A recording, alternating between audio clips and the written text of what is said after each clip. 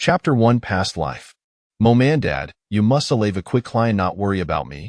Yijin ran waystraped on the experimental bed. Herbo die completely exed, revealing the jogged scar santhiups of her left arm right leg. Gazing gather parents outside the door, a profound sins of helplessness engulfed Harris has struggled futilely against their restraints. After the apocalypse set ascended, a select few evolved with extraordinary abilities, prompting the government's military research institute to capture individuals for experimentation, under the guise of enhancing the evolution officers. Ordinary citizens, of course, readily support this initiative, even going so far as to write letters to the military, informing them of the presence of these gifted individuals. By a stroke of fortune, Yijin ran develop while abilities in art handwater, yet she had remained discreet, avoiding the attention of the military. However, during an unexpected incident, she revealed her formidable powers while rescuing Sui Xiaobei. With only the 12 Tim present, Sui Xiaobei fervently assured that they were friends, and given that Yijinren had saved her life, she would never betray her. Yet, unbeknownst to them, a letter had swiftly found its way into the Research Institute's mailbox. After her reveal, Yijinren was captured by the military and confined to a laboratory where blood was drawn and flesh was sliced. As the research failed to uncover the reasons behind the evolution of abilities, the head of the lab, Ouyang Bowen, personally severed oni off Yijinren's limbs. When Yijinren regained consciousness, Ouyang Bowen informed her that would Hinyalpha month, the other limb would follow suit, and if that proved unfeasible, her internal organs would be extracted. In that moment, Yijinren realized she was the clutchy so faderangep psychopath. With the number of evolved individuals multiplying outside, many began to form their own resistance against the military's experiments, leading high-ranking officials within the base to abandon the project. What Shethot Hud Bereskin Lyservid Toprovo Koyang Bowen further, intensifying Iskral experiments, leaving Gaul the captured evolved individuals, except for Jinran, dead. Had it not been for the impending zombie apocalypse, the base might know they've been able to withstand the collapse, and as Ouyang Bowen had ominously stated, Shwood have been left with all her limbs severed, arrogance extracted, and eventually discarded among the zombies. Alof thighs wast hangstowy so colleged friend, the so-called bestie, Sui Xiaobei. Outside the laboratory, a horde of zombies amassed a tonin doff the corridor, separated by a glass door. Through the glass, one could see the grotesque figures relentlessly pounding against it, as thought they would burst through it in a moment to devour Sprintswool. All the researchers should long since they evacuated, leaving alive the ephemeral Yanthados and Orso Zombies outside the glass door. The intransito Yijin Ranchum Barrett being securely locked. Ouyang Bowen had intentionally placed Yesperance inside because at the base shyest authority for bay death transportation of a disabled specimen on the aircraft. After all, why the volvid individuals scattered everywhere, it was deemed unnecessary to ost a scarcer source in Amory experiment. Following the instructions and he letter from Ouyang Bowen, Yesperance arrived at the entrance of Yijinren chamber. Through the glass door, they could faintly see their daughter, Wick brought Timus ends off relief. 3 years should passed since Yijinren's capture, and her parent Shad spent a day in anguish of her fate. Although they had food and shelter, their sent their own powerlessness in rescuing their daughter. Now, seeing her before them, they felt that if only they could open the door, their family would be reunited. Yes father found the intercom button on the Duran precedite, his gaze fixed on his daughter lying on the root he laboratoris glass. Ran, don't be afraid. Momandad reherito save you. Upon hearing her father's voice, Agadandwiri, Yijinren turned in disbelief towards the door. When she saw her parents standing there, tears instantly welled up in her eyes. No, Dad, Mom, please, leave, don't worry about 'em. The zombie horde is coming, and in my condition, I can't escape. It's all right. Ran, don't be frightened. Wemistrunity is family, no matter what. Yes, father flipped Thelist Padjeeved he letter on Lato find instructions thathiki lay within a display case and he left thal. That display case did not require Kaido open, but a left thal ways infested with a dozen zombies. These zombies, having seen Yesperance, begin to converge the glass door, incessantly pounding against it. Some, with severed limbs, even resorted ramming their heads against the glass. Before long, the glass door was smeared with Thebla Doftune dead. Meanwhile, the corridor tremaine deral isolent, as Ouyang Bowen had indicated the tight led to the main control room, where an automatic helicopter waited, capably facilitating its escape. Yijin ran wished for her parents to flee without concern for her, but Thirsa Lut lie refused to abandon her. Asher parents strategized on how to retrieve Thiki from the zombies. Yijin ran couldn'tly watch helpless lie from Thik's perimentaltable. Her heart fled with loath infert Hosu Ho had betrayed Heron for a Yang Bowen. Horiv led in tormenting Hirvanide his dire moment. Thruff Thintercum, the voice of her parents simparta Thegram reality thafist. Yijin understood the tight ways impossible to let theme scapial and her parents swood Navir leave her to confront Thombi alone. When she'd been captured, her parent Shad fell tutor la powerless, andish pateth their survival against numerous dangers. They had never sis Tari for Thyre and la daughter. Now, having finally seen her, they were confronted with the horrifying really fair condition, and it felt as if their hearts were being wrenched from us. Oldman, Wimit not serve a viatode, Yesmo Thursade, gazing gat the horde of zombies before them. It was impossible to deny her fear. Asher hands trembled, yet she still gripped the she had taken from the fire cabinet with determination, evoking pity and lucres. After Yijin Rant's abduction, Yez father had to care for his wife and manage their sustenance. Had been in missions, even fasting zombies, and now, with the axe firmly in hand, Hito took a deep breath. Went the door opens, stay close behind him, and don't panic. If him bitten, you must flee at once. Yez father understood that should have fall, his wife would stand a chance against the zombie alone, and thus cautioned her. But Yez mother shook her head. Wary family alive together ordia tagather. Hearing her resolute declaration, Yez father nedter, grasping her hand and kissing ja tenderly. You are indeed me wife, sharing mispirit. Tears streamed uncontrollably from Yijin Ran's eyes. He exerted her strength to shout, towards the door. Dad, Mom, please, go. Yether parents appeared oblivious. Their eyes fixate don the glass door. Yes Fatherno dead to his wife, who took a few steps back. Header Neto say something, Butu pon meeting her determined edges, he gritted his teeth and pressed the button to open the glass door. As Theodore swung upon, Yes Father swung the aches, swift lit dispatching 5 zombies, while Yesmo Thur followed suit, taking down 12. In that moment, the zombies, though initially fearsome, revealed themselves to best luggis hand clumsy, their mouths fitted with dental appliances and their fingers encased coverings. In a time, the couple lad cleared the hall off zombies. Wait, these zombie ceremony experimental subjects, they lack aggression, amp the laboratory doors locked. There shouldn't be no other zombies inside. Something feels off. Quickly, grab the key and save ran.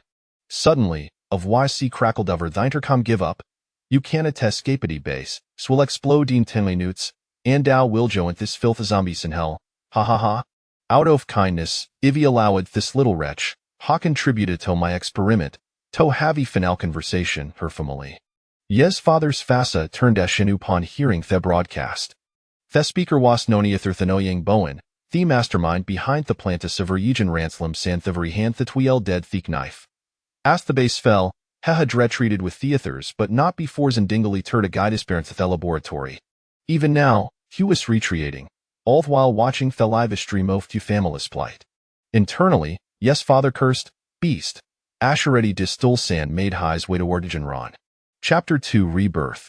Yesmotherapin Theodore, Herias felling upon her daughter, Barry and battered and thieved, and tears his triumph down, controllably. Finding ga itlub Kotni Arbi, Shedra Petitover Yijin Ron. My poor child, im so sorry your father and diera late. Yes father entered, Hishi Arthi of Yashev held his daughter in snare upon the bed, tear swelling in his eyes but refusing tofel. Turning to a row wolf buttons nearby, has studied theme intently until Heffinally locate Tethiana thought would release her from air bonds. Hegather Dejin ran into his arm Sandra shed towards Thixit alongside yes mother. Finally, the family managed to board the helicopter, but the intercom suddenly began his countdown. 1 minute remaining until full disinfection, 60, 59, 58. Hearing the announcement, Yesmo Thurd grew anxious. What is full disinfection? This base is rigged with 20-ton SOF explosives. Once overrun by zombies, the explosives will ignite, ensuring that neither Thun dead nor the living will survive at this disinfection. Yijin ran recalled overhearing Oyang Bowen speak off thighs wily int he laboratory. Father, 1 minute is insufficient to flay the base. Upon hearing the countdown from the broadcast, Yijin ran realized that their family had no means of survival. Yet, Her father remained unwilling to surrender hope. Momandad im sorcery. I tis me fault thought he war suffering. If I had not been so gullible, if I had not been captured, ya would not have perished here while trying to save him. I apologize. Yijin ran ways engulfed in a profound sins of guilt. Oh, foolish daughter, how cold your mother ran to blame you? Ya will forever be our treasure. Dear, itis our failing the tweakud, natra. Ifinly I cold start over before Yijin rang could finish her thought. The explosion commenced, consuming the family with a neat fiery grasp. If given Thechin Sido Beganenu, I wouldn't sure ya would no tinger such suffering on me behalf. Momandad, I am Trelizery itis the daughter hoys at fault. If I were strong enough, I cold protect you, sparing you from chingish. Ifinly I cold Havina Thurchins. At that moment, a jade pendant appeared around Yijinran's neck, a family heirloom taken from murdering her capturite he laboratory. From within the pendant teemanate de al fulvois, tinged with a hint of fatigue. That was close, fortunately, the masters will wash strong enough to awaken me, I almost failed to save you. Sunlight filtered through a sorner of tea curtain, casting gigant low whooping Yijinran's face, while it has chirping goth birds outside a cacophony. The sound of tea birds seemed to rouse Jinran from sleep, herdrosiais fluttering opinionla to be momentarily blinded Bethessan light. After a brief moment of dizziness, Shezatu prite, rubbing Hirias with the bacco fair hand dangent lipidings. Before Erlea dormitora thought felt both foreign and familiar it was, the small room she had drawn to outside of Shull in her previous life. After a moment of friction, she already leaped from her bedan back the curtain. Gazing down at the bustling crowd below on the occasion alpacing cars, Yijinran wasted Kanak. Whatty shappening? Didn't it de? In a flurry, she located her phone, struggling several times downlock it, almost forgetting her password with Othetale. Finding the contactable father in her address book, she dialed. Asked the familiar ringing echo in her ears, her heart raced. Please answer, father. Please answer. Yijin ransolently pleaded, feeling Gaz thoughtinternity passage in Shafir styled. Hello? Ran, what a surprise to receive your call. Upon hearing her father's familiar voice, Yijin Ran steers flowed uncontrollably, reminiscent of Pearl's escaping thirstering. Detecting the sound of her subs, her father's stone shifted to enough concern. Why are you outcrying, Ran? Has I been bothering you? I told out Hatmanus and trustworthy. Hiwei was Yijin Ran's new boyfriend, a prominent figure at school. Coming from a wealthy family, Hesser Vidas the president of Hess student council, performed well academically, and had a dent appearance, albeit sometimes frugal. Yet, Yijin Ran dismissed his stinginess as a flaw. During the apocalypse, he remained at school, rallying students to undo until government forces arrived. Eventually, heaven sure out establish a base, but this demeanor increasingly tyrannical, displaying extreme cruelty no ton towards enemious subordinates. In her previous life, before being captured in he laboratory, Yijin Ran had interacted with Hiwei. At the time, Hehadel really begun a relationship with a Shul's beauty, Fumeqian, yet still suffered a kindless connection with her. Taking a deep breath to steady herself, Yijin Ran finally spoke into the phone. Note at all, father. I simply have interternedo mainsel emis you both dearly. I fi missus, come back. The new year is approaching, on day nearly your turn, lovely. Your Motheranda will prepare delicious. In her previous life, went the virus spreading country D, country Z received the news prompt Lion Institute to blockade of imports and exports, isolating the infected population immediately. However, foreign nations disrupt their efforts, occasionally zinding infected individual Sinto's territory. After enduring for 5 months, Thesum beaverus evolved, becoming more insidai using each transmission, shifting from blood-borne to fluid-borne, and with a significantly shortened incubation period. The fierce twavio of infected individuals managed to spread the virus rapidly in country, the Hayden countered the primal strain, and a prior measure had been taken to counter it. However, countries wasel radioarived virus propagation, and the original strain had a control of bleperiodof nearly 20 minutes. If contained and eliminated within that time frame, there would been a threat. Yet, to prevent public panic, the news continued to broadcast reports of illness without disclosing the nature of the zombie virus, subtly advising the population how to respond. Yijin Ran conversed with her father for a while along a runteler Mother's voice chimed in theatherant. Hoisin Theline? It's Ran. Shisei Shemith, poor child was just crying. Thefo Nuis then handed Averto Ujinran's mother. Ran, I fiu missus, come back. Don't be sad. Yijin Ranglan seedeth her fini calendaran noteth that new year was still over a month away. In her previous life, she had returned the mellet do a to partim work, and by the time, the zombie evera shadel reedy began to spread. Shed sided to advise Hermother to stock upon supplies. Mom, Ijis Sawanu's report stating that Japan's coastline I sever lipoluded. Should stock upon food supplies a longer coast. It was prudent not to divulge the impending apocalypse directly, fearing Hermother might not believe her. However, since her family reside in a coastal area, she felt justified in suggesting that they prepare for potent ocean pollution. In the past, whenever such news, her family would fill their basements with provisions. Oh, I hadn't feared off this. How cold to have a miss it? Her mother, perplexed, considered her daughter's words seriously. It must have he overlooked Tatnos. If he had seen it, he would have gone out by supplies earlier. He'll take the family van out short light to stock up. Great. Also, let's inform the villagers to prepare well. They should stock upon more than just salt and rice when he'd tagatherundergut. In previous instance of such news, the family tended to hortzel tandrice, Stapleson heard it. However, with the apocalypse eloming, while salt and rice scoot sustain life, they would not suffice for cooking during outdoor missions. Dry food would be more practical. The news also mentioned that there will be extensive power outages for maintenance soon.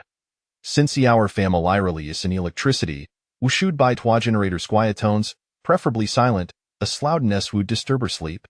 Of course, Ran, if I find it difficult to agis theory is shown, come back to work after graduation, regardless of Thessalary.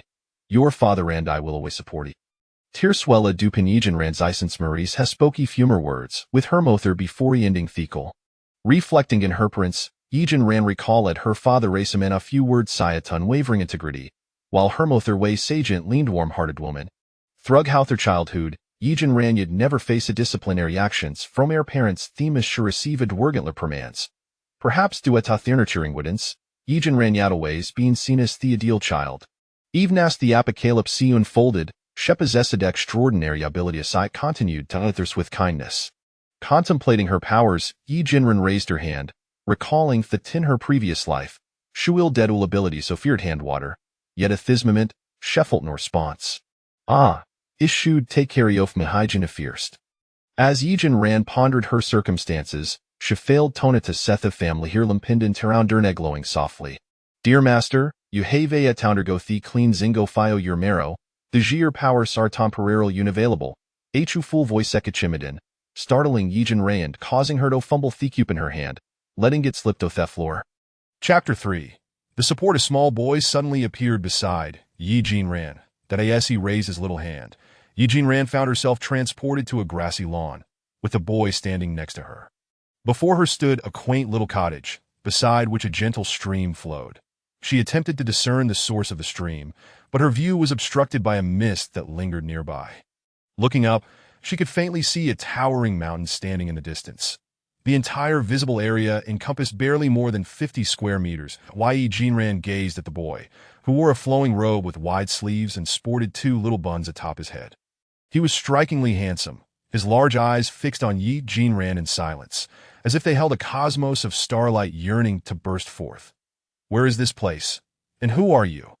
Before she could finish her inquiry, the starlight in the boy's eyes suddenly spilled forth, and he wailed as he leaped into Yi Jinran's embrace. Whoa, my little master! Thankfully you woke me. Had you waited any longer, I would not have been able to save you. Sensing the boy's sorrow, Yi Jinran gently stroked his back. But do not cry. Speak slowly. You have saved me, after all. Upon uttering those words, Yi Jinran paused in disbelief. You saved me, looking down at the small figure in her arms, and then surveying her surroundings. She realized that her sudden arrival here was undeniably strange, and this place was clearly not near her dormitory. As the boy's sobs grew more frantic, comfort seemed futile, and she opted to change the subject. What did you just call me? Little master. The boy nestled in her arms nodded in affirmation. Yes, you are my little master, but I am still quite unclear about what is happening. Can you explain it to me? Yi Jinran asked, while continuing to soothe the boy. After a moment, he gently pushed her away, signaling that he was ready to explain, and wiped his tears with his sleeve before speaking. Your ancestors included a cultivator who, before ascending, foresaw a great calamity befalling their descendants, potentially leading to their lineage's end. Due to certain circumstances, they could not ascertain which generation would be affected. Thus, they created a realm within a jade pendant and bound a small mountain spirit to it, merging the two over time. This mountain spirit is the boy before you. The cultivator did not name him at the time, but later generations, recognizing that the mountain was both a guardian of the Yi family and its essence, named him Kaoshan Support Mountain. The realm exists because of the mountain, and the mountain can only exist within this realm, rendering them inseparable. However, as time wore on, spiritual energy in the world waned, and cultivators became increasingly rare. The Yi family ceased their cultivation, leaving no one to communicate with Kaoshan. Existing alone in this world, with no one to converse with, Kaoshan became profoundly lonely over the millennia. To avoid succumbing to despair, he fell into a deep slumber, inadvertently sealing himself away in dreams that Yi Jinran couldn't help but chuckle at this. But upon meeting Kaoshan's mournful gaze, she stifled her laughter. Then I shall call you Kaoshan from now on. It flows more smoothly than Support Mountain. The boy nodded in agreement. Did I ask this realm accessible only to us? Yi Jinran inquired, glancing around the open space. For now, yes, but little master, you can also place valuable items within this realm. He replied, taking her hand and leading her to the cottage.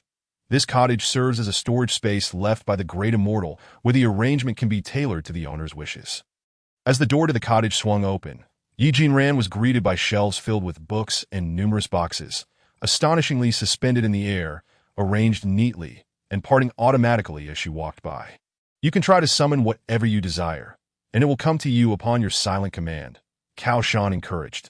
Following his instruction, Yi Jinran focused on a box, silently urging it to come forth. Remarkably, it floated toward her and opened its lid. Yi Jinran stared in astonishment at the gleaming, golden treasures inside. Did I ask this gold? She exclaimed.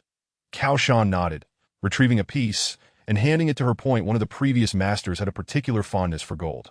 Hence the collection. Such extravagance. Yi Jinran mused that in her past life, while currency had lost its value, other commodities had emerged for trade.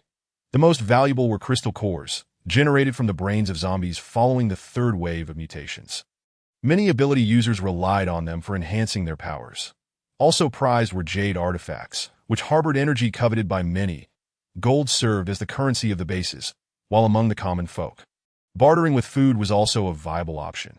However, in a post-apocalyptic world rife with wandering bands of marauders, if one lacked a secure space, their food supplies would inevitably be seized. With a secure realm, one could avoid danger. As the saying goes, innocent men bear the burden of possessing treasures that in such tumultuous times. Only the strong could safeguard their resources and protect their families. Otherwise, they would be subjected to bullying. As Yi Jinran pondered these thoughts, her expression involuntarily morphed into one of sadness. Little master, do not be disheartened, Kaoshan suddenly exclaimed, embracing her and mimicking her earlier comforting gesture by gently patting her back. Although he was not tall enough to reach higher than her waist, Yi Jinran felt deeply touched. Bending down, she affectionately ruffled Kaoshan's fluffy little head, contemplating the collection of resources.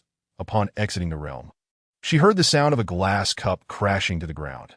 Due to its angle, it bounced back up only to shatter again. Kaoshan swiftly caught the cup just before it hit the ground. Yi Jinran was momentarily dazed, suddenly recalling that this was the cup she had dropped in fright earlier.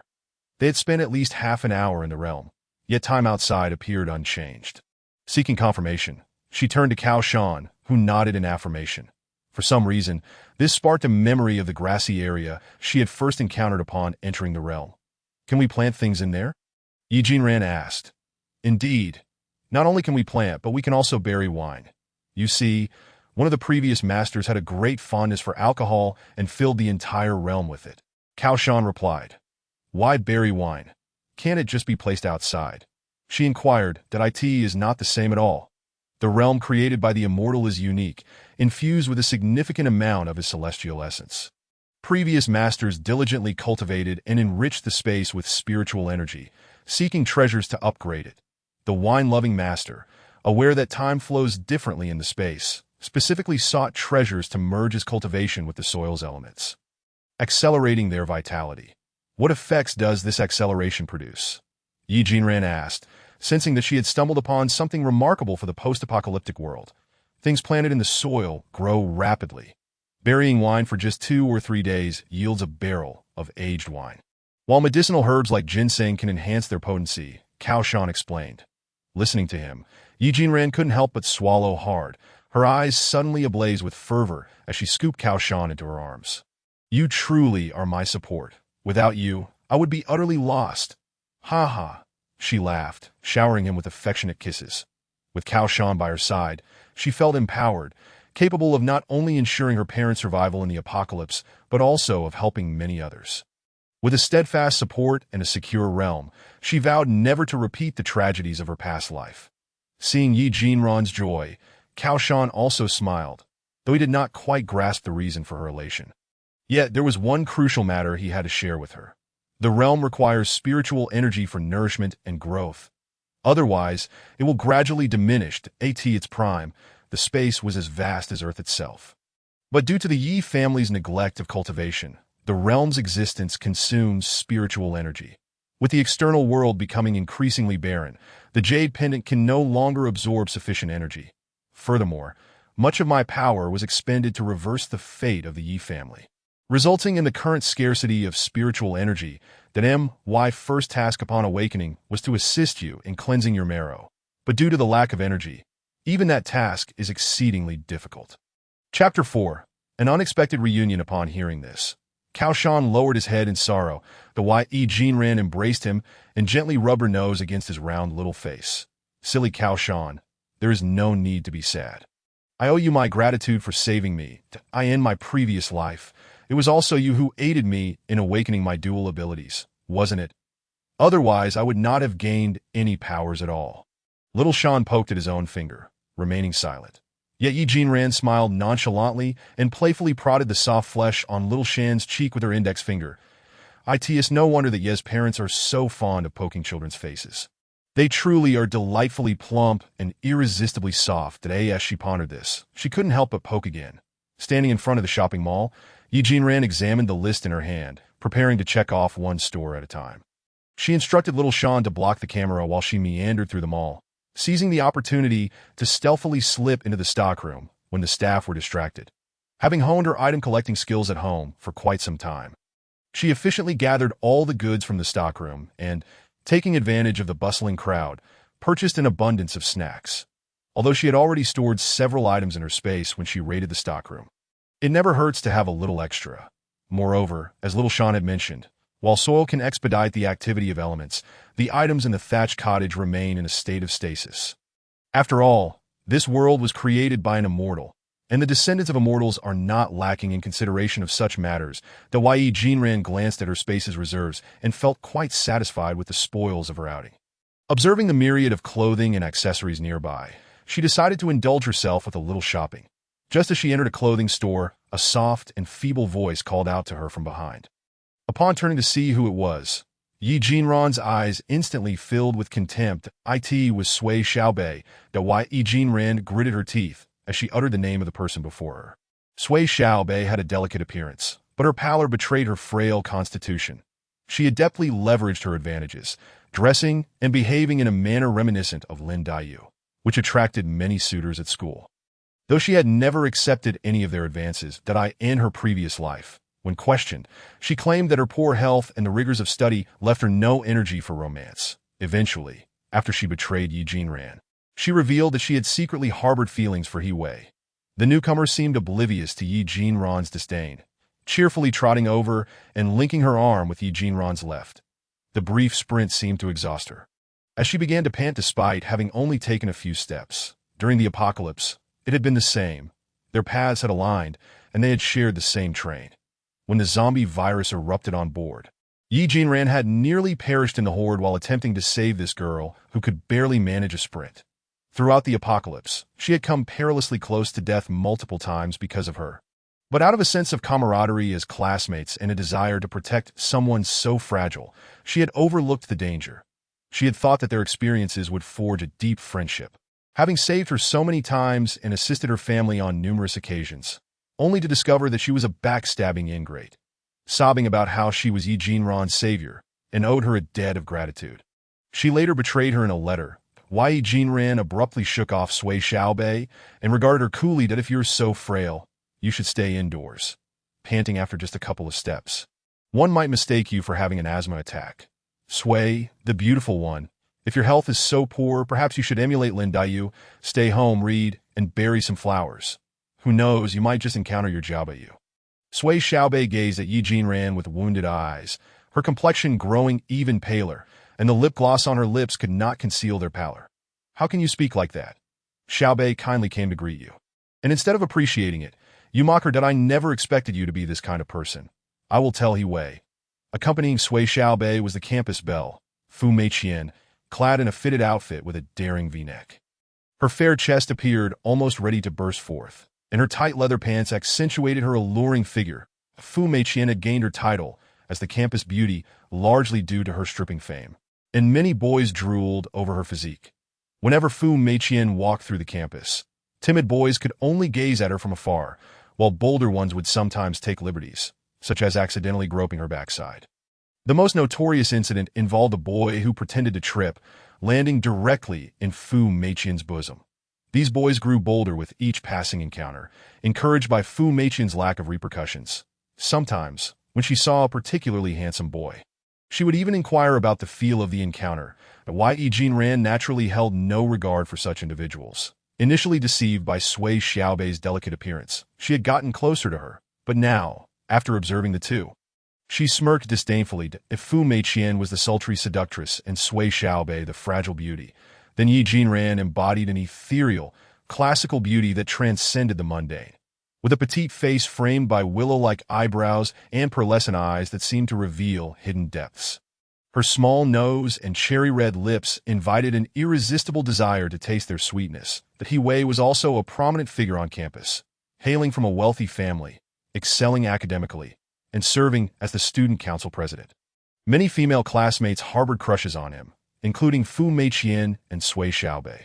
When He Wei was with Yi Jinran, many girls' hearts shattered, yet they felt inferior to Yi Jinran, sparing her their ire. Only Fu Meiqian and Sui Xiaobei, one a vixen and the other a fragile beauty, dared to harbor resentment. Amused by the ridiculousness of the two before her, Yi Jinran did not intend to engage in further conversation, especially with the apocalypse looming. Without her assistance, Sui Xiaobei might very well perish on the train, DAS for Fu Meiqian. In her previous life, she had relied on her looks and figure among the wanderers, only to suffer a tragic fate due to illness. Yi Jinran had already foreseen the fates awaiting these two. Despite her hatred for Sui Xiaobei, she could not bring herself to commit any extreme acts. She contemplated allowing them to fend for themselves.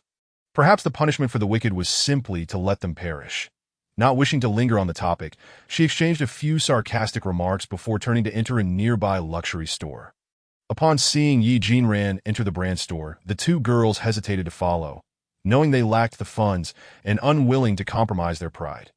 Humph, that shameless girl, flaunting He Wei's money everywhere, Fu Meiqian remarked with a tinge of bitterness as she gazed at Yi Jinran's retreating figure.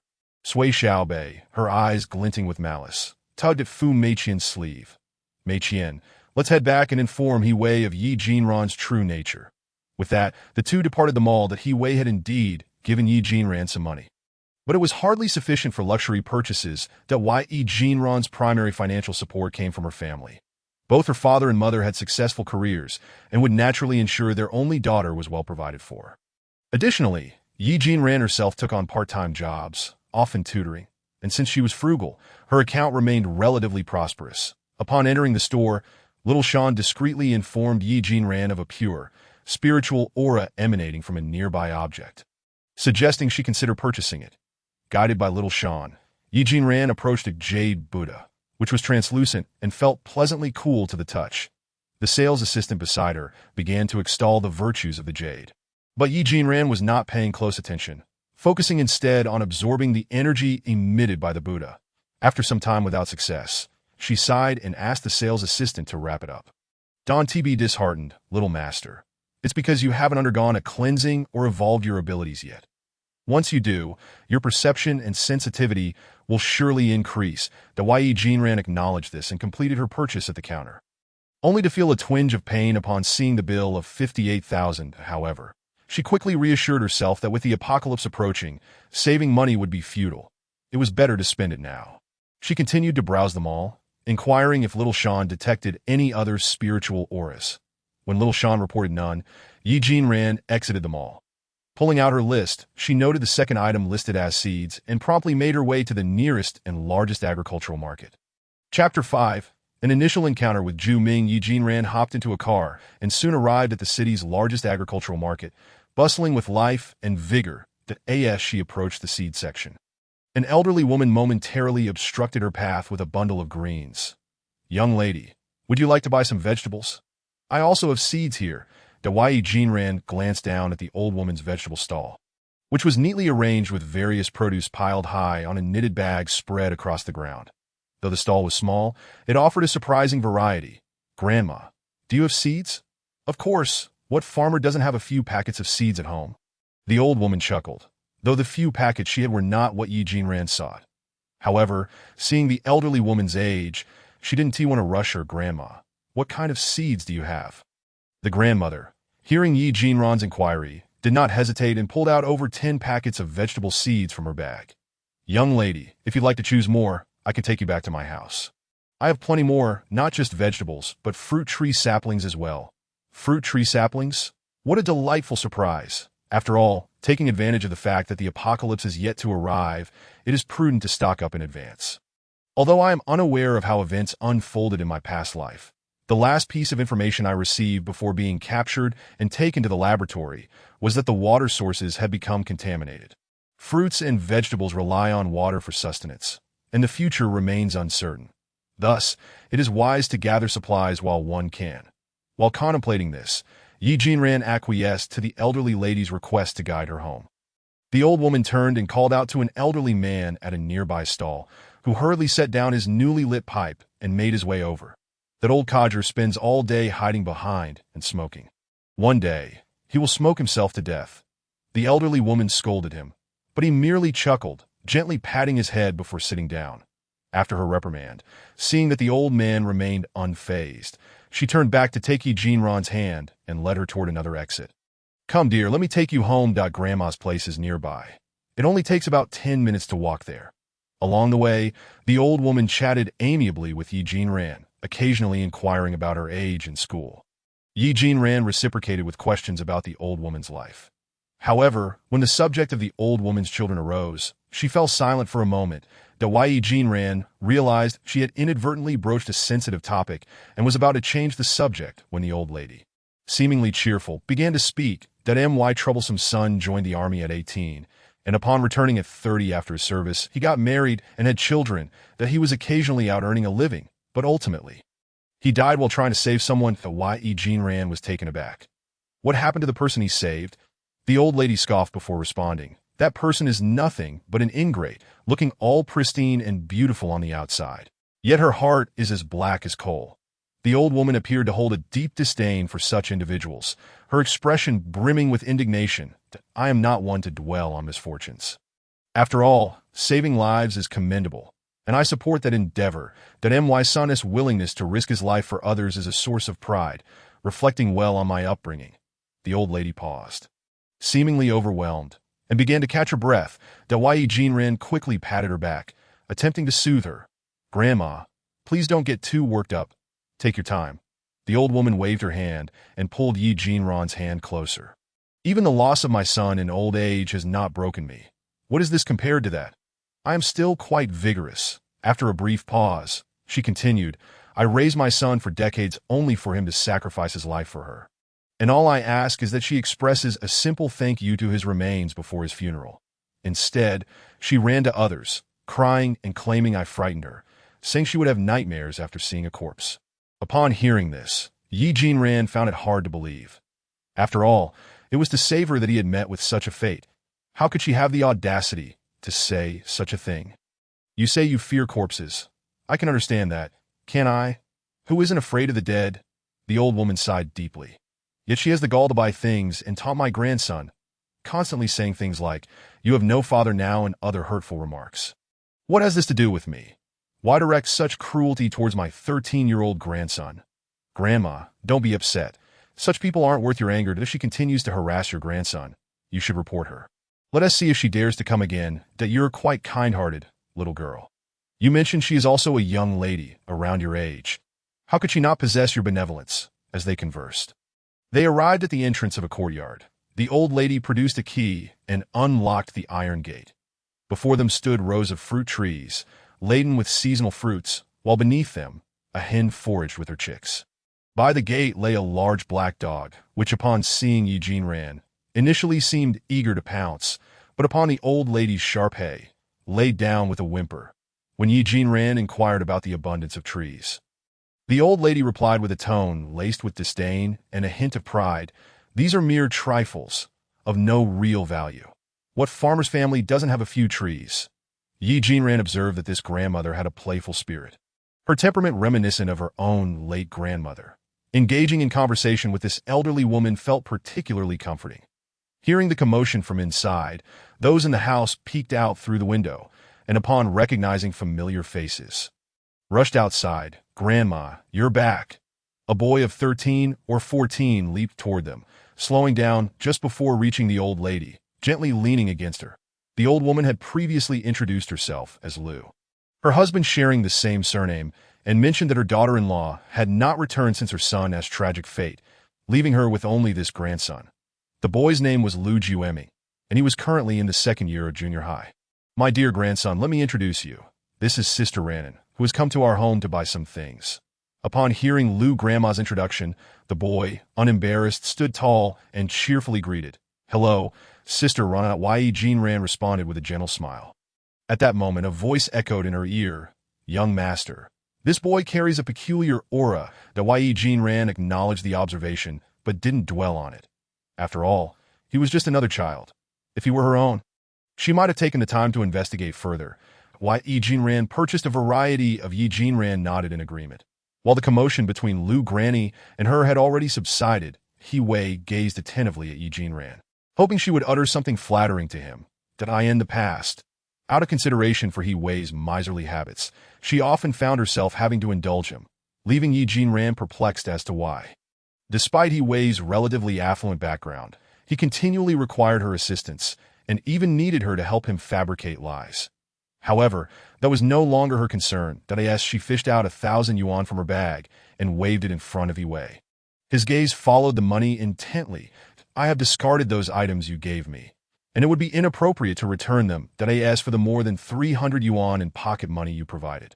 I shall return it to you in double, though we are officially breaking up now." After stating this, Eugene Rand tossed the money toward He Wei, who snatched it the moment it moved in his direction. Once he counted it thoroughly, He Wei stuffed the money into his bag and suddenly knelt before Eugene Rand, exclaiming, Rand, please don't break up with me. I truly love you."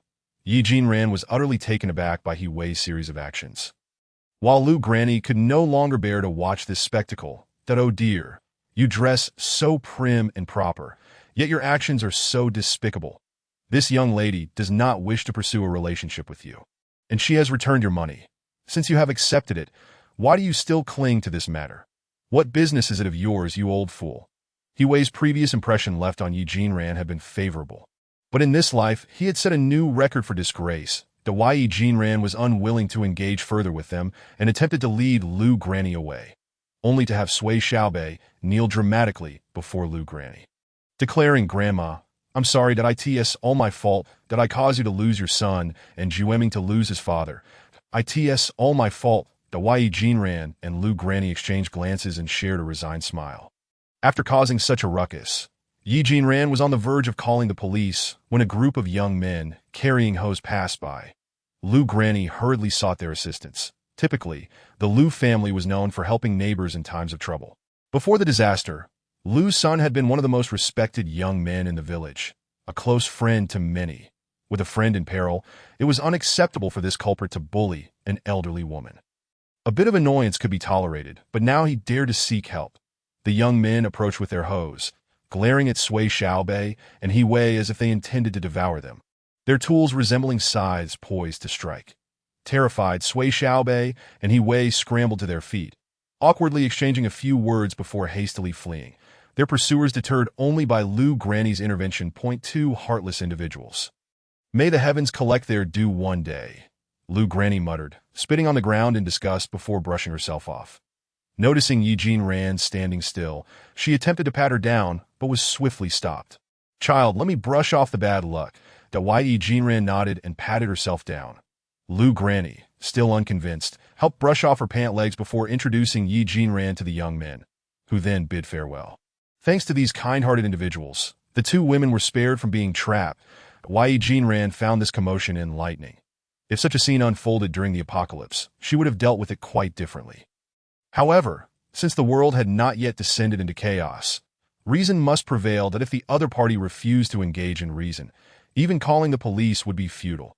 After bidding farewell at the farmer's market, Yi Jinran suggested that she and Lu Granny exchange phone numbers for future communication. After parting ways, Yi Jinran purchased some young animals and animal feed. While waiting for a bus, she unexpectedly discovered a route leading to grain storage. Some claimed that the grain storage was merely a place name without any grain, but Yi Jinran was curious and wished to explore, hoping for a stroke of luck, as in her previous life. Searching for supplies at the grain storage often yielded unexpected treasures. Upon arriving outside the grain storage, Yi Jinran hesitated at the sight of the security guard. How could she enter and gather supplies? Little master, don't forget me when necessary, Xiao Shan suddenly whispered in her ear, startling Yi Jinran. She moved to a nearby corner and quietly inquired if Xiao Shan had a solution, only to find Xiao Shan chuckling, indicating that he could easily pass through walls and become invisible to gather supplies. Although my true form resides in the jade pendant space, my avatar can roam freely. Otherwise, how do you think I just blocked the camera? Yi Jinran fell silent for a moment, believing that Xiao Shan had used magic to obstruct it. After a brief pause, Xiao Shan sighed, Little master, you're quite amusing that I'll head in first. Just don't stray too far.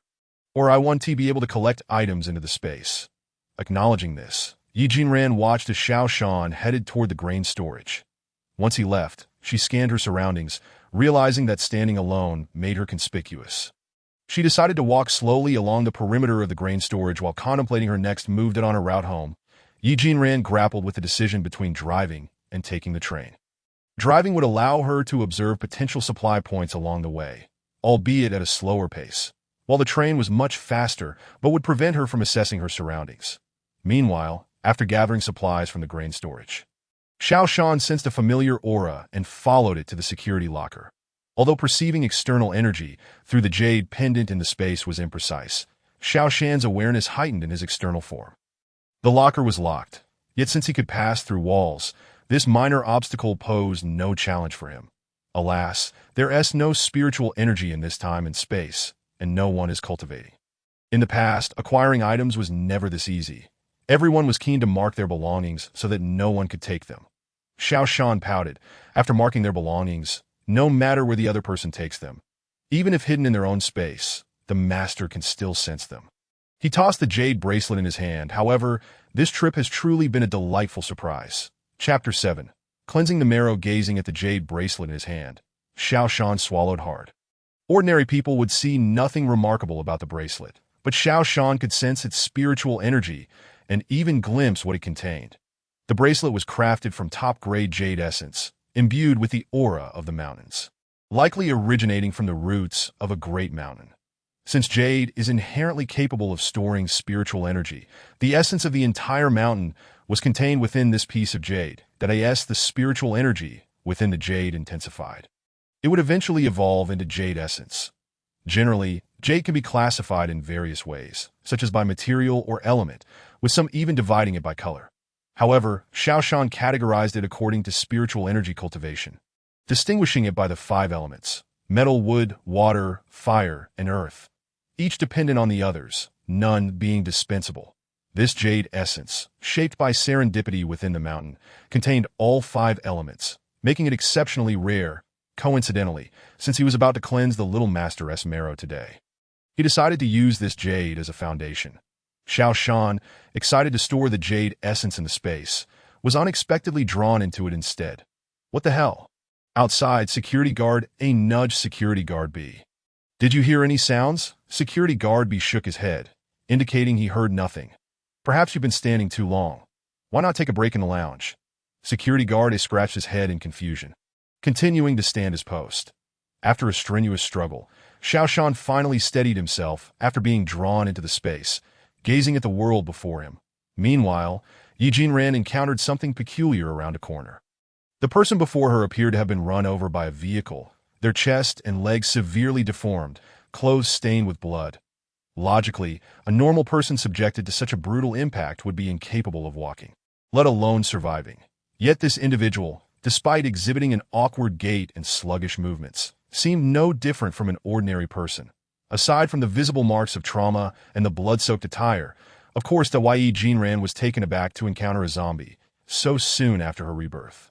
In her previous life, the onset of zombification should not have occurred so early.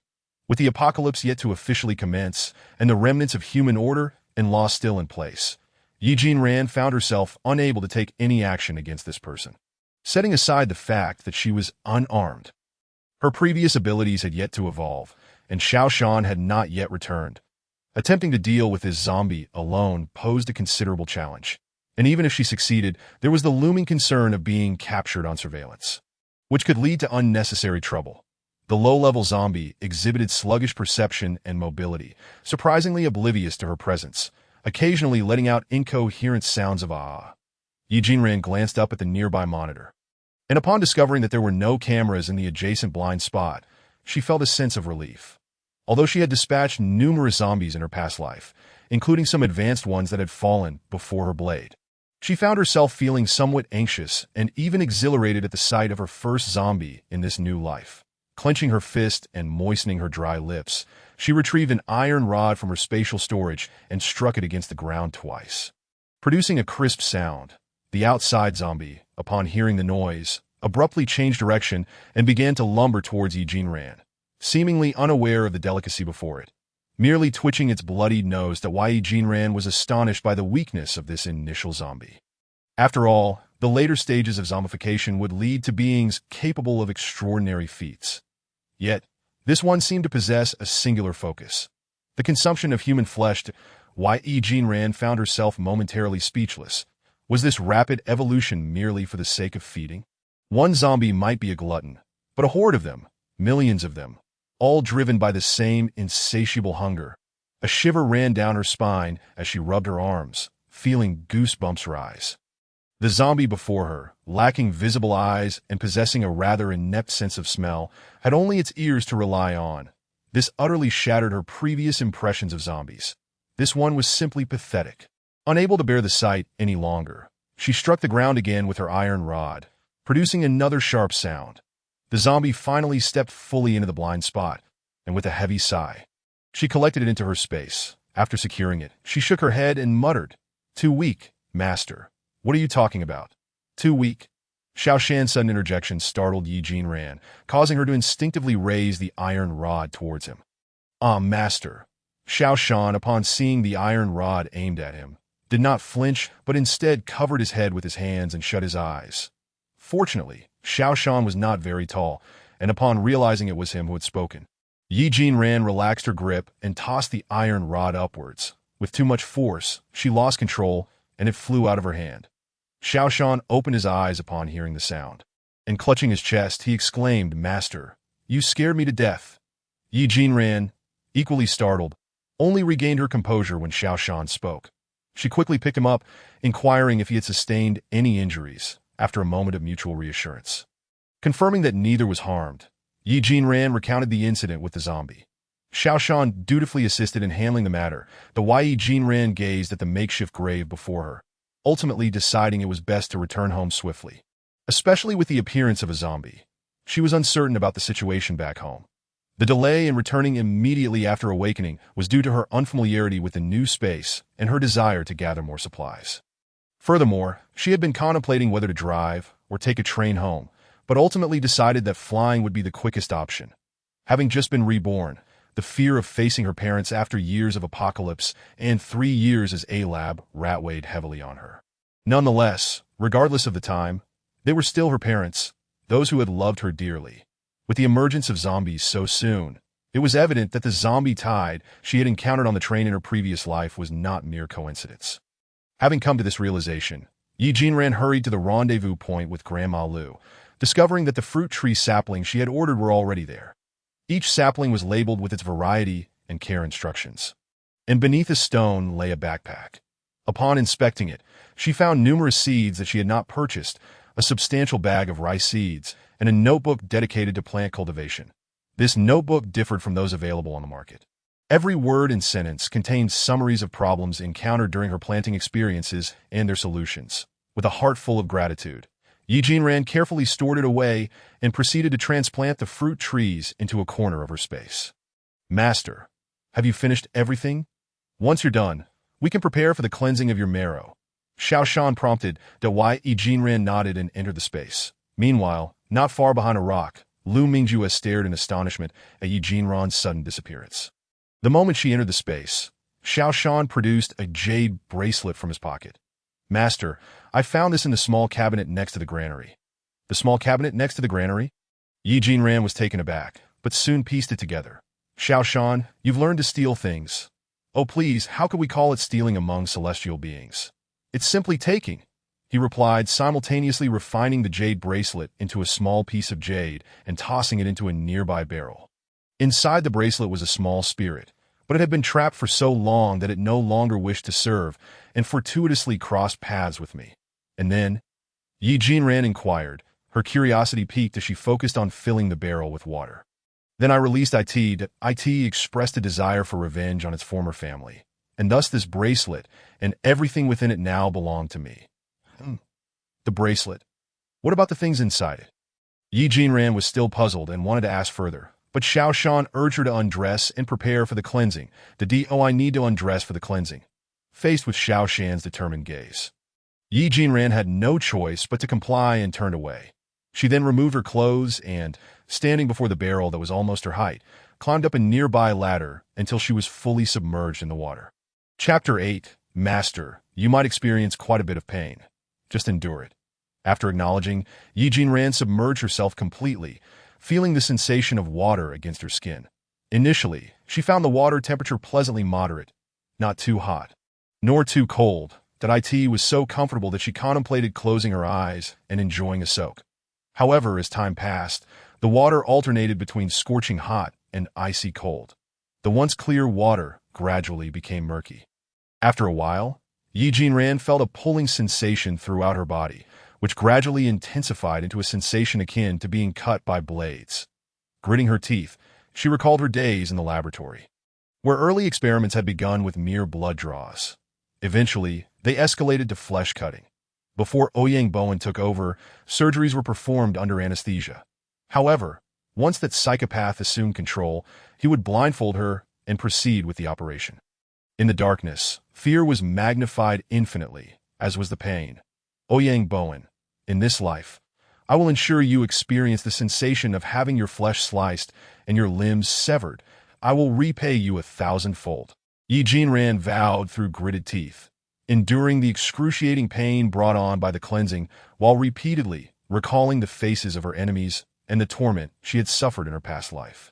Ultimately, she could bear it no longer and fainted. Master, Master, wake up! Yi Jinran blinked her hazy eyes open, gazing at Xiao Shan before her, and pressed her temples, asking, What happened? You just fainted, Master, but no worries. The cleansing went very smoothly. Yi Jinran sat up, realizing she was lying in the stream within her space. Looking down, she noticed that important areas were covered by flowers and plants. Master, you must see this water. The external spiritual energy is thin. And since no one practices cultivation, they eat whatever they want, resulting in blockages in the meridians throughout their bodies. Just look at how much filth is stored in your body. Yi Jinran followed closely to the side of the recently cleansed barrel, while Xiao Shan, due to his stature, could only stand atop a ladder. For Yi Jinran, a mere tilt of her head sufficed. As she gazed into the barrel, she noticed that the water had lost its former clarity. Now transformed into a murky substance, to be precise, it was no longer water. It had turned dark and was topped with a thick layer of greasy residue. Having initially distanced herself, she had not caught a whiff of the odor.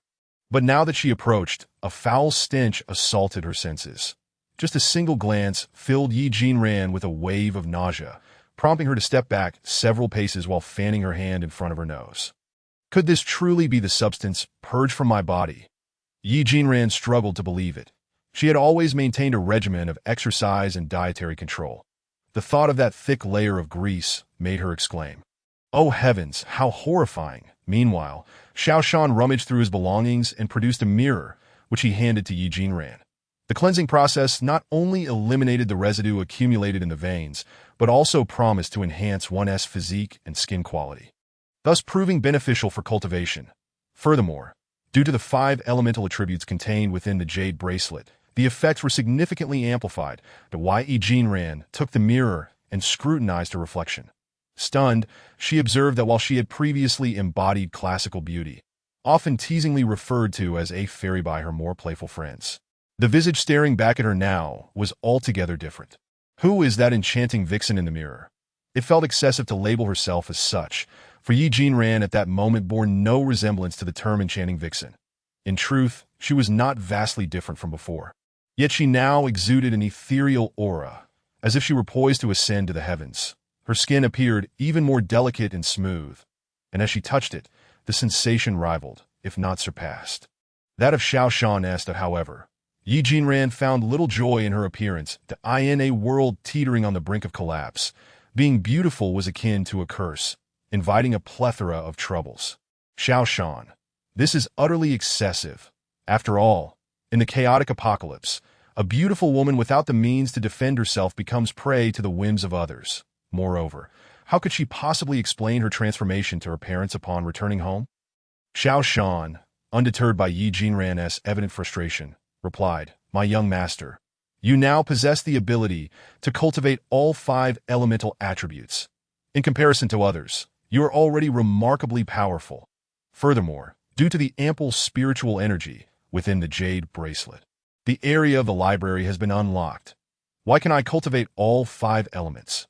Yi Jinran questioned, intrigued, for in her previous life, she had only ever heard of individuals possessing 2 attributes at most, herself included. The notion of suddenly acquiring 5 attributes was both strange and unexpected. She had thought regaining her former abilities would suffice, yet here she was, endowed with all 5 elements at once. What treasures lay within the library? Yi Jinran was bombarded with queries, and Xiao Shan patiently elucidated each one that the presence of all 5 elements was due to the jade bracelet fortuitously containing them. The library housed numerous tomes, but its rules dictated that upon entry, the books would select which ones the master would study. Beyond the main hall, the library also featured a secondary chamber containing all the renowned texts from across the land, which the master could augment according to personal preference. Upon hearing the phrase according to preference, Yi Jinran recalled the peculiar hobbies of her ancestors that Xiao Shan had previously mentioned. It seemed her lineage had entertained a variety of eccentric interests. As if confirming her thoughts, Xiao Shan began to recount. One of our past masters had an extraordinary fascination with the dynamics between men and women, collecting an array of illustrations and texts on the subject. He even authored works in this domain. Should my young master wish to peruse them, I could assist in locating them. Xiao Shan's words. Yi Jinran felt her face twitch involuntarily as she noticed him rolling up his sleeves. Prepared to fetch the books, she hastily waved her hands in refusal of his generous offer. Instead, she inspected her reflection in the mirror once more, stretched her limbs, and experimented with the elemental powers. Feeling quite pleased, she was about to share her thoughts on the space with Xiao Shan when he insisted she soak in the creek once more, despite the excruciating nature of the cleansing process, which filled her with dread at the thought of re-experiencing it. Yi Jinran did not falter. She gritted her teeth and reclined in the water once more to her surprise. This time it was not painful. Instead, the creek was infused with numerous comforting substances that as she reached out, it seemed those elements were equally fond of her, gradually flowing into her body in increasing volumes, that if the previous cleansing had felt like a painful extraction of sinew, this sensation was one of liberation, as if long-held burdens were being shed, allowing her pores to breathe freely. The substances that evoked a sense of familiarity began to enter her body through her open pores. In her tranquil state, everything moved along its designated path. Unbeknownst to her, Yi Jinran absorbed a considerable amount, gradually feeling a sense of saturation within her body. Xiao Shan remained vigilantly by her side, ensuring her safety. Eventually, he declared, "It is enough now." Yi Jinran rose, inhaling the air brimming with spiritual energy, as a map of the space began to materialize in her mind, piece by piece, like a jigsaw puzzle. Instinctively, she organized the items and resources stored within the space. When she finally opened her eyes again, the thatched cottage had transformed into a charming two-story villa, complete with a basement. The supplies were neatly categorized in the basement, according to their types. The library had evolved into a circular structure with the main hall at its center, surrounded by the secondary chamber. The surrounding fruit trees and land had also been systematically divided, with animals assigned their own designated areas. A sign was erected in the center for items yet to be collected, facilitating future classification. My young master is truly remarkable. After the cleansing, your abilities have surged, and you've organized the space so beautifully. Xiao Shan is thoroughly impressed. Within the words of Xiao Shan, Yi Jinran also came to realize that her abilities had indeed enhanced, and her space had undergone an upgrade. This time, no other structures had been unlocked. The land had merely doubled in size. Xiao Shan felt a tinge of disappointment, yet Yi Jinran was filled with a profound sense of satisfaction. The villa had been constructed with 2 stories, leaving 5 rooms, designated for Xiao Shan and her family for the remaining room. Yi Jinran had an inexplicable feeling that someone would soon occupy it. Chapter 9. The boy on the airplane. Once Yi Jinran had organized the matters concerning her space and meticulously categorized the inferior items on her collection list. She exited the space. Meanwhile, Lu Jueming, concealed behind a stone, blinked in disbelief at the reappearance of Yi Jinran, rubbing his eyes in astonishment. After Yi Jinran had walked away, he hurried back home. Xiao Shan noticed Lu Jueming's every movement. The jade pendant's perceptive abilities had significantly improved following Yi Jinran's cleansing. Xiao Shan could distinctly sense Lu Jueming's anxious emotions, but with the enhancement of her perception, she also discerned the essence emanating from his weight. The aura of the healer bore no malice. It only sought to save. Such individuals were rare in this world, often oblivious to their own nature.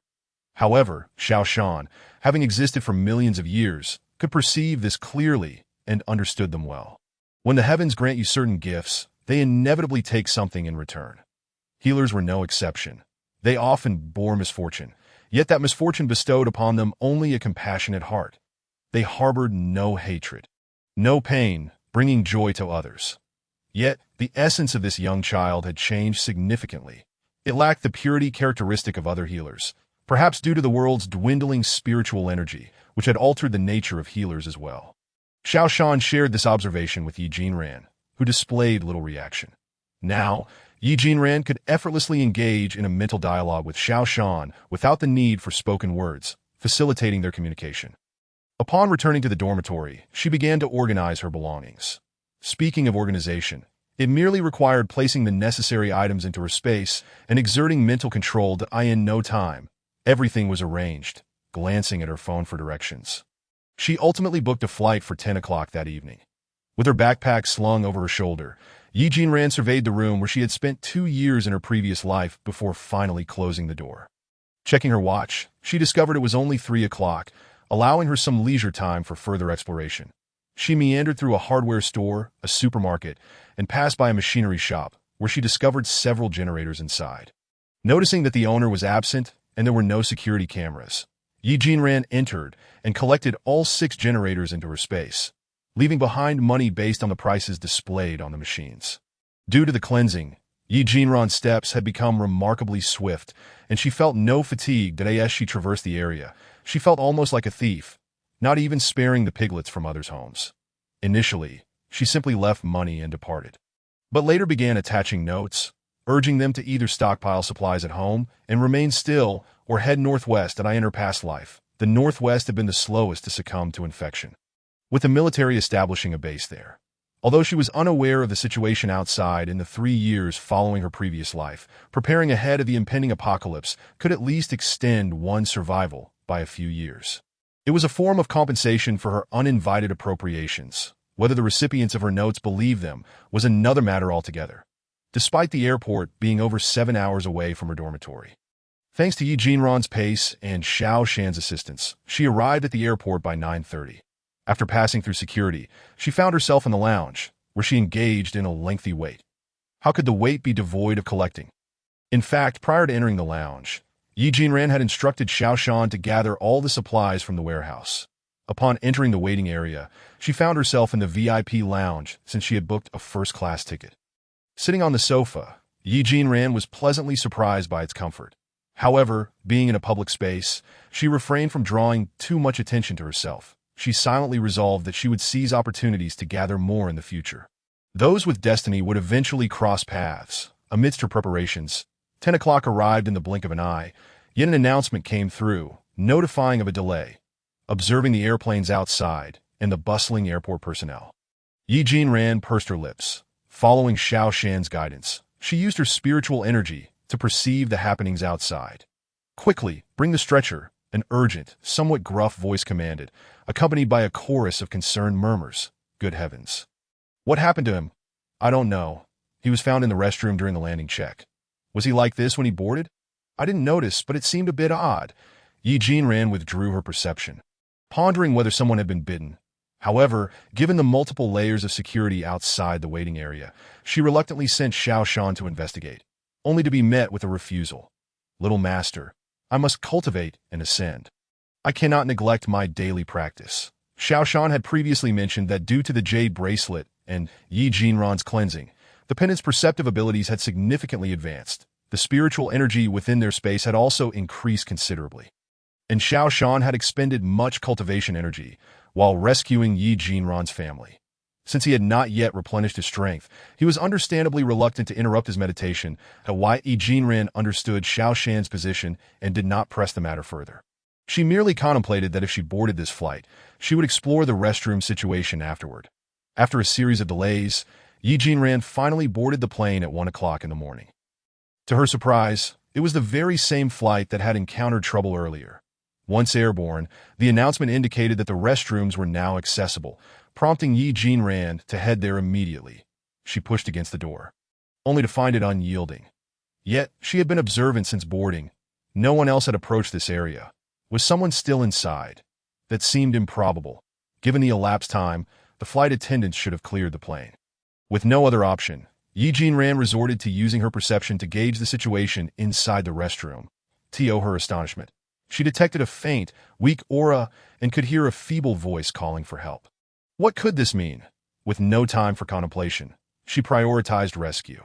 Holding her breath, Yi Jinran concentrated her energy to unlock the restroom door, revealing a figure huddled in the corner, estimating the person to be around 16 or 17 years old. Yi Jinran noticed they were covered in blood. Using her perception, she scanned their body and discovered several bite marks and numerous scratches. The nature of these wounds assured her that no zombies had appeared recently. Nor had anyone been bitten, except for the conversation she had sensed in the waiting area, which had occurred over 2 hours prior. The person in the corner noticed the door opening, and their helpless eyes met Yi Jinran's. A hand that had been resting at their side was raised, and they weakly uttered, "Help me to endure such bites, and yet retain human rationality," pleading for assistance. Could it be they had not been bitten by a zombie? Yi Jinran communicated mentally with Xiao Shan that it was a zombie bite, but this young boy's essence is peculiar. Xiao Shan replied after a moment of silence, "Little master, why not bring him into the space? He is on the verge of transformation." Upon hearing Xiao Shan's words, Yi Jinran fell into contemplation as she gazed at the boy before her. Although his features were obscured, his hairstyle and the desperate tone of his voice indicated he was indeed a boy. The individual who had just been carried away must have had some connection to him. Yet, now was not the time to ponder such matters. "Excuse me, miss, can you hurry up? I'm waiting here." A woman approached, noticing Yi Jinran standing idly outside the restroom. With no other choice, Yi Jinran spoke up to expedite matters. Apologies. I was lost in thought, fully aware that the boy could not be discovered by others. She entered the restroom, turned and locked the door behind her. Gently, she gathered the young boy into her space and instructed Xiao Shan to place him in a room on the first floor. After surveying the bloodstains in the restroom, she summoned her elemental powers, using her water abilities to cleanse the area thoroughly. After finishing her business and ensuring everything was spotless, she infused the restroom with a floral scent from her space to mask the lingering stench of blood before finally stepping outside. The woman waiting outside appeared increasingly impatient, casting an exasperated glance at Yi Jinran. Did you take so long because you were giving birth in there? Yi Jinran could only smile helplessly as she walked to her seat and sat down. Chapter 10. Arrival Home. The cabin was filled with a rumbling noise, interrupted occasionally by jolts. Due to the late hour and the prolonged wait for the flight, many passengers had succumbed to slumber. Yi Jinran, however, reclined on the exclusive VIP sofa, gazing at the sky outside. Such a starry expanse was invisible from the ground. The stars appeared so close, shining with an extraordinary brilliance, both in the sky and on the ground. The lights of airplanes flickered intermittently on such a night. It was more apt to say one was watching the airplane's signal lights rather than the stars, for the signal lights were indeed far more luminous. Within the confines of the space, Xiaoshan had fed the boy a mixture of the remaining jade bracelet fragments from Yi Jinran's previous cleansing, blended with stream water. Yet, this did not avert the boy's mutation. He transformed into a zombie. Strangely, this zombie seemed utterly oblivious. Swaying aimlessly in the space, he showed no inclination to bite anyone, merely pointing at the stream and uttering incoherent sounds. Xiaoshan found it peculiar and offered the boy a bowl of water. The boy, appearing parched, gulped the water down in one breath. It was as if he had just realized that the water was drinkable, and he leaned over the stream, slurping it eagerly as he drank. The pallid hue of his skin gradually returned to a more vibrant color. This was evolution. Xiaoshan wished to share this revelation with Yi Jinran. However, after a long day of fatigue, she had succumbed to sleep amidst the aircraft's roar. Oh well, I shall inform my little master later. Meanwhile, in Yi Jinran's dream, she found herself bound to an operating table, utterly immobilized, while Ouyang Bowen, clad in surgical garb and wearing a mask, wielded a gleaming scalpel that glinted ominously under the lights. You think you can escape? Startled, Yi Jinran jolted awake. The plane had already landed, and the sweet voice of the flight attendant resonated through the cabin, the lights illuminating the space, pulling Yi Jinran back to reality. Reflecting on her recent nightmare, she shook her head, attempting to dismiss Ouyang Bowen's haunting words from her mind. Grabbing her backpack, she joined the long queue to disembark. As she stepped outside, the runway was bathed in sunlight. Yi Jinran glanced at her watch. It was already 8 in the morning. She contemplated calling her parents but hesitated, fearing they might rush to pick her up. Perhaps it would be better to surprise them. Since she had not checked in any luggage, there was no need to collect anything. Upon exiting the main gate, chaos erupted at the baggage claim area behind her. Someone had hidden inside a suitcase. And when the bewildered individual opened it, they were met with a gruesome sight. Onlookers paused, momentarily captivated by the bizarre scene of a person concealed within a suitcase, but once they noticed the bloodied figure, panic ensued, and they scattered. Nearby, a police officer immediately rushed toward the commotion. Observing the person in the suitcase still clinging on, he drew his firearm and aimed it at the individual. I command you to cease immediately, or I will fire. As all eyes were fixated on the person within the suitcase, the bitten individual began to convulse, their skin transforming into a ghastly pallor. When they opened their eyes again, they appeared clouded, a milky whiteness overtaking their gaze. Their gaze fell upon the left leg of the police officer, standing just an arm's length away. In a fit of convulsions, they lunged forward and sank their teeth into the officer's leg. The one bitten has begun to bite. Some in the crowd, startled, shrieked in alarm, hastily fleeing the scene. In agony from the bite, the officer aimed his gun at the assailant and fired. Bang!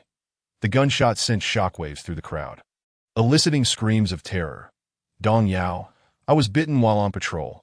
I had no choice but to shoot, the officer communicated over the radio. But on the other end, silence reigned. Dong Yao, do you hear me? He persisted, pressing the talk button in desperation. As he spoke, his body began to convulse violently. Suddenly, the seated officer stood up in a grotesque manner, his arms stretching backward as his torso bent unnaturally. At an extreme angle, he slowly rotated back to face the crowd, the sound of cracking bones accompanying his movements. The radio emitted similar cracking noises before descending into an eerie silence. Unaware of the unfolding chaos behind her, Yi Jinran remained oblivious, for the airport was situated on the outskirts, distant from the city. The airport, neither overcrowded nor deserted, was not a place for her to loiter. She hailed a taxi and, after providing her address, began discussing the situation of the boy in the space with Xiaoshan. upon learning that the boy had successfully evolved into a normal skin tone after drinking the stream water. Yi Jinran felt a twinge of surprise. Yet her eyes remained clouded with uncertainty. She nodded in acknowledgement, but fell silent, her gaze fixed on the scenery retreating outside the window, prompting memories of her past. Yi Jinran recalled her father driving her to school, the car laden with supplies prepared by her mother. He was a father adept at communicating with his children, recounting tales of his own school days and offering advice on what to be mindful of during her time at school. Their journey was filled with lively banter until they reached their destination. Upon arrival, he helped her organize her belongings, radiating joy, though Yi Jinran sensed the reluctance in her father's heart, having attended school nearby all her life. She had never been far from her parents' watchful eyes. The journey to school felt more like a farewell, laden with their love and concern. As Yi Jinran reminisced about her parents, the driver abruptly slammed on the brakes, jolting her back to the present. What was going on with that person? Is he unwell? Seated in the back, Yi Jinran couldn't see clearly past the front seat and craned her neck to look, only to find someone standing in front of the car, blocking the way.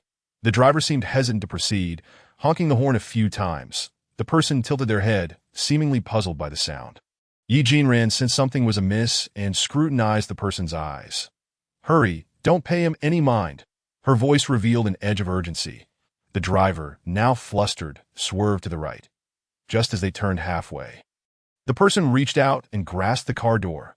The driver's window was only partially rolled down, and the individual seized the opening with one hand while the other attempted to grab the driver's head. However, the driver had already shifted away, raising the window.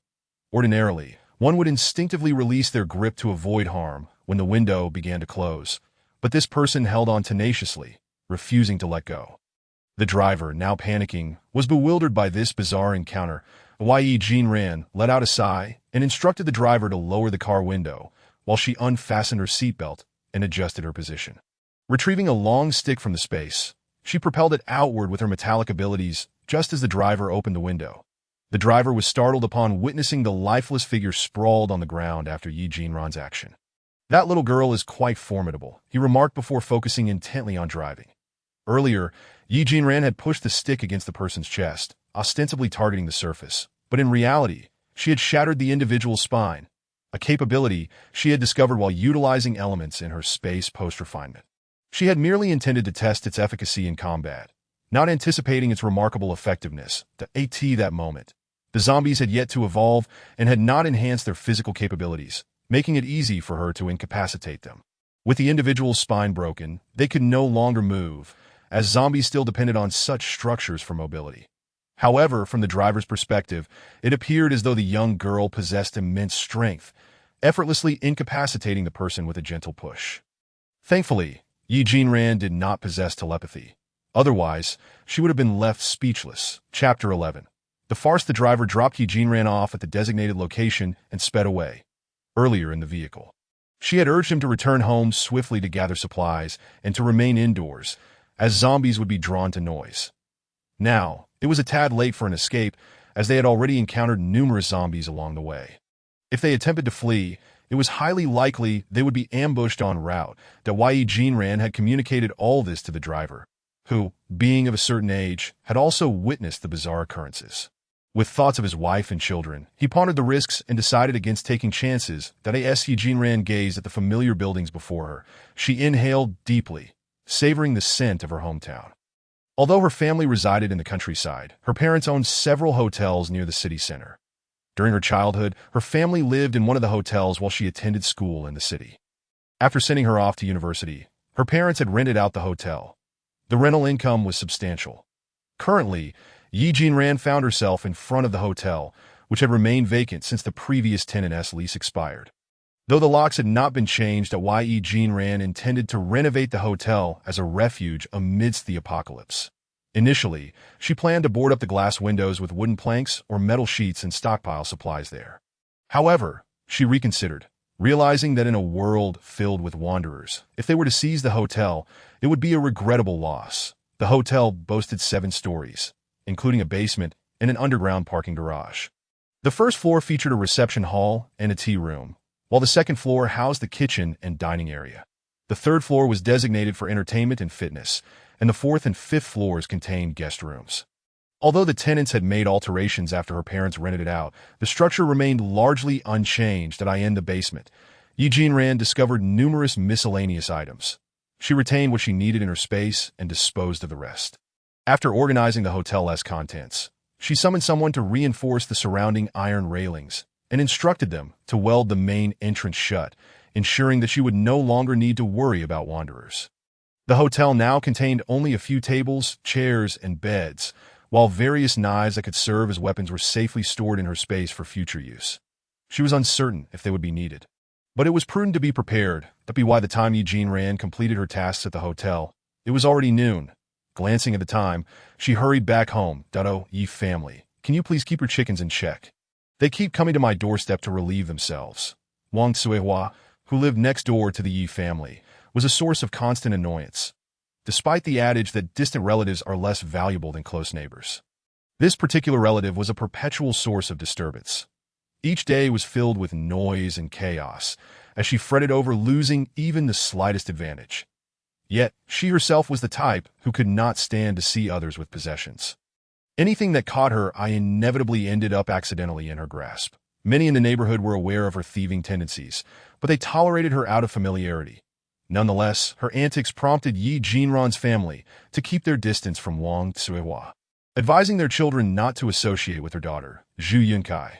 That wretched widow, always causing a ruckus. It's infuriating. Yi Jinran's mother slammed the iron basin onto the table, unable to continue picking vegetables, and rolled up her sleeves. Preparing to confront Wang Suihua. What is the point in arguing with such a person? If a dog barks at you, would you bark back? Yi Jinran's father, who was cooking in the kitchen, poked his head out to say to her, "Hey, you old man, how dare you give me orders? You've really crossed the line." Yi Jinran's mother shot him a glare, causing him to cower, and he could only offer an explanation that "I just wanted you to hurry up with the vegetables. The meal is almost ready, and we need to eat and head out sooner. You just want to go out and play cards, don't you?" She retorted, her voice laced with irritation. Meanwhile, outside, Wang Suihua shouted at the top of her lungs, rubbing her hand while wailing, "Oh no, someone is hitting me!" Bullying a widow and her child. How can this be tolerated? I might as well die. Kaiyun, your mother is being bullied while you hide inside. The one provoking her was none other than Yi Jinran, who had just arrived home. Hearing Wang Suihua shouting from a distance, she paid her no mind and continued towards her house, while Wang Suihua plotted to catch the chicken running around, murmuring about making soup from it to soothe her throat for tomorrow's tirades. What an insufferable harpy, Yi Jinran thought as she walked past Wang Suihua. The latter, upon seeing Yi Jinran, momentarily felt intimidated, perceiving her as a celestial being. Yet, upon closer inspection, she recognized her as the daughter of the Yi family. The realization struck Wang Suihua like a thunderbolt. She was envious of how much more beautiful Yi Jinran had become, especially when her own daughter had failed to gain admission to university and had to seek employment in the city. Complaining about the hard work in desperation, they had implored the Yi family for a job, only for her daughter to disgrace herself with a stranger. The individual in question was inconsequential, but the fact that it involved a member of the Yi family only fueled her anger. This incident had transpired after Yi Jinran had gone to university, and her parents had kept it from her. Seeing Yi Jinran's beauty, Wang Suihua felt a surge of envy and rage. In a fit of madness, she seized a bamboo stick, claiming to target the chicken, while actually aiming it at Yi Jinran's face. Although the stick appeared lightweight and slender, it could inflict considerable pain. Yi Jinran, having undergone refinement and practical training, easily evaded Wang Suihua's swift strike, countering with a shove that sent Wang Suihua stumbling, followed by a retaliatory slap that left her speechless. "You dare strike my mother? I'll have you pay for this." Zhu Kaiyun, who had been watching from inside the house, rushed out with a kitchen knife, seemingly intent on taking on Yi Jinran. Dressed in a revealing camisole with a plunging neckline, her appearance drew the attention of onlookers. However, they were swiftly yanked back by their own mothers, who disapproved of the spectacle. Upon seeing Zhu Kaiyun brandishing a knife, Yi Jinran wasted no time in disarming her, flinging the weapon against the door of Wang Suihua's home. Zhu Kaiyun, taken aback by Yi Jinran's swift actions, instinctively stepped back, her bravado fading. Finally, Yi Jinran's mother, unable to suppress her curiosity, stepped outside. only to be met with the sight of someone wielding a knife against her daughter. The shock nearly caused her to choke, but she managed to catch her breath just in time. "What are you doing? Why are you messing with the dog? Come back for dinner." She had no desire for her daughter to become entangled with the two women next door and called Yi Jinran back home. Complying, Yi Jinran glanced back at the now sitting Wang Cuihua, only to be overwhelmed by an unpleasant odor, realizing that the woman had soiled herself in fright. With a disgusted expression, Yi Jinran turned and made her way back home. As soon as Yi Jinran entered the house and closed the door, Wang Cuihua urged her daughter to help her up, only to find Zhu Kaiyun unmoving, which ignited her fury. "You worthless girl. How dare you not help your mother up?" Chapter 12. A family reunion. Zhu Kaiyun finally came to her senses and trembled as she reached out her hand. However, she did not anticipate that the fright she had just experienced had drained her strength. And with a forceful pull, Wang Cuihua brought Zhu Kaiyun crashing to the ground. Chun Mama, who was leading her child home, quickly covered her son's eyes upon seeing Zhu Kaiyun's revealing black lace pants from the fall. "Goodness, what a calamity. Seeing this scene, I fear I might develop a sty," she thought, shaking her head as she promptly turned to take another route. "Mom, why are you covering my eyes?" the little boy questioned, oblivious to the situation, tugging at his mother's hand only to give up due to his lack of strength. "There's a big monster ahead. Mommy is covering your eyes, so you want to be scared," she fabricated, merely wanting to keep her son occupied for the moment. To her surprise, the little boy became excited and insisted on seeing what the monster looked like. Frustrated, she gave him a swift slap, and he fell silent.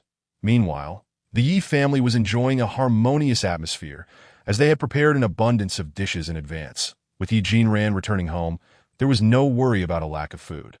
Sitting down with Yi mother, they chatted as they cleaned vegetables while Yi father occasionally peeked outside, hastening his movements to why Yi Jinran gazed at her parents, a smile gracing her lips. Before arriving home, she had pondered how to explain her appearance and the apocalypse to her father and mother. Yet, now that she was truly with them, she realized her parents were unconcerned about how their daughter had changed. They only cared whether she was eating well, staying warm, and living happily for the apocalypse. Yi Jinran glanced at the resources stored in her space. These provisions were sufficient for the Yi family to live comfortably for a lifetime, observing her parents leading such a leisurely existence. Yi Jinran felt reluctant to disrupt the tranquility. Although this peace would not last long with the impending apocalypse, she hoped it would bring her parents joy for a little while longer. "Why didn't you give us a heads up? You rushed in here so hastily," Yi father remarked as he brought the last dish to the table, his tone tinged with mild reproach but predominantly joy. Just as Yi Jinran began to speak, Yi mother interrupted her. "You old fool. Our daughter missed us and returned. Why must everything be about you?" Yi mother grumbled, serving Yi Jinran a chicken leg. "Your father has been excessively controlling lately. Just ignore him and eat more." Yi father opened his mouth, glancing at his wife, yet remained silent. Yi Jinran chuckled at the amusing dynamics between her parents. Their interactions were peculiar. Yi father was a man of his word outside, but at home, he was a capable husband, proficient in cooking and cleaning. Yi mother, outwardly gentle and virtuous, often engaged in debates with Yi father at home. In the past, Yi Jinran had not understood why her parents interacted this way. But later she realized that everyone is different, and so are the ways of love and compromise in relationships. Despite the oddity of their interaction, there was no doubt that they were deeply in love. Otherwise, Yi mother would not heed Yi father's words, nor would he become irritated by her comments. "Young master, when will I be able to greet them?" Xiao Shan expressed his grievances to Yi Jinran in the space. Yi Jinran planned to discuss the apocalypse and the space with her parents in a few days, which left Xiao Shan feeling neglected and aggrieved. "I'm still just a baby," he pouted. "Don't worry, I'll introduce you in due time," Yi Jinran reassured him, then turned her attention to the boy's situation. After changing into clean clothes and taking a shower, the boy revealed his true appearance. His facial features were chiseled, with striking eyebrows framing enchanting phoenix eyes, a prominent nose, and thin lips that exuded a chilling aura. Tall and slender, he wore a long robe left by the previous owner of the space, concealing his chest and abdomen, though Yi Jinran knew well of the muscular build beneath. However, Xiao Shan had yet to discern the peculiar aura surrounding this individual. Yi Jinran allowed him to roam freely in the space.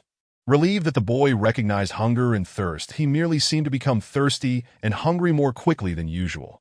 Fortunately, this was beneficial, as it prevented the uncontrolled production of fruits and animals within the space. Initially drawn by the boy's strange aura and the fact that he had been bitten by a zombie, which now rendered him a zombie himself, Eugene Rand had interacted with him and found he lacked the typical characteristics of a common zombie. Instead, he was more human-like, possibly due to the virus affecting his brain, leaving him with childlike traits. After spending time with Xiao Shan, he even began to act spoiled, clinging to Eugene Rand and refusing to let go.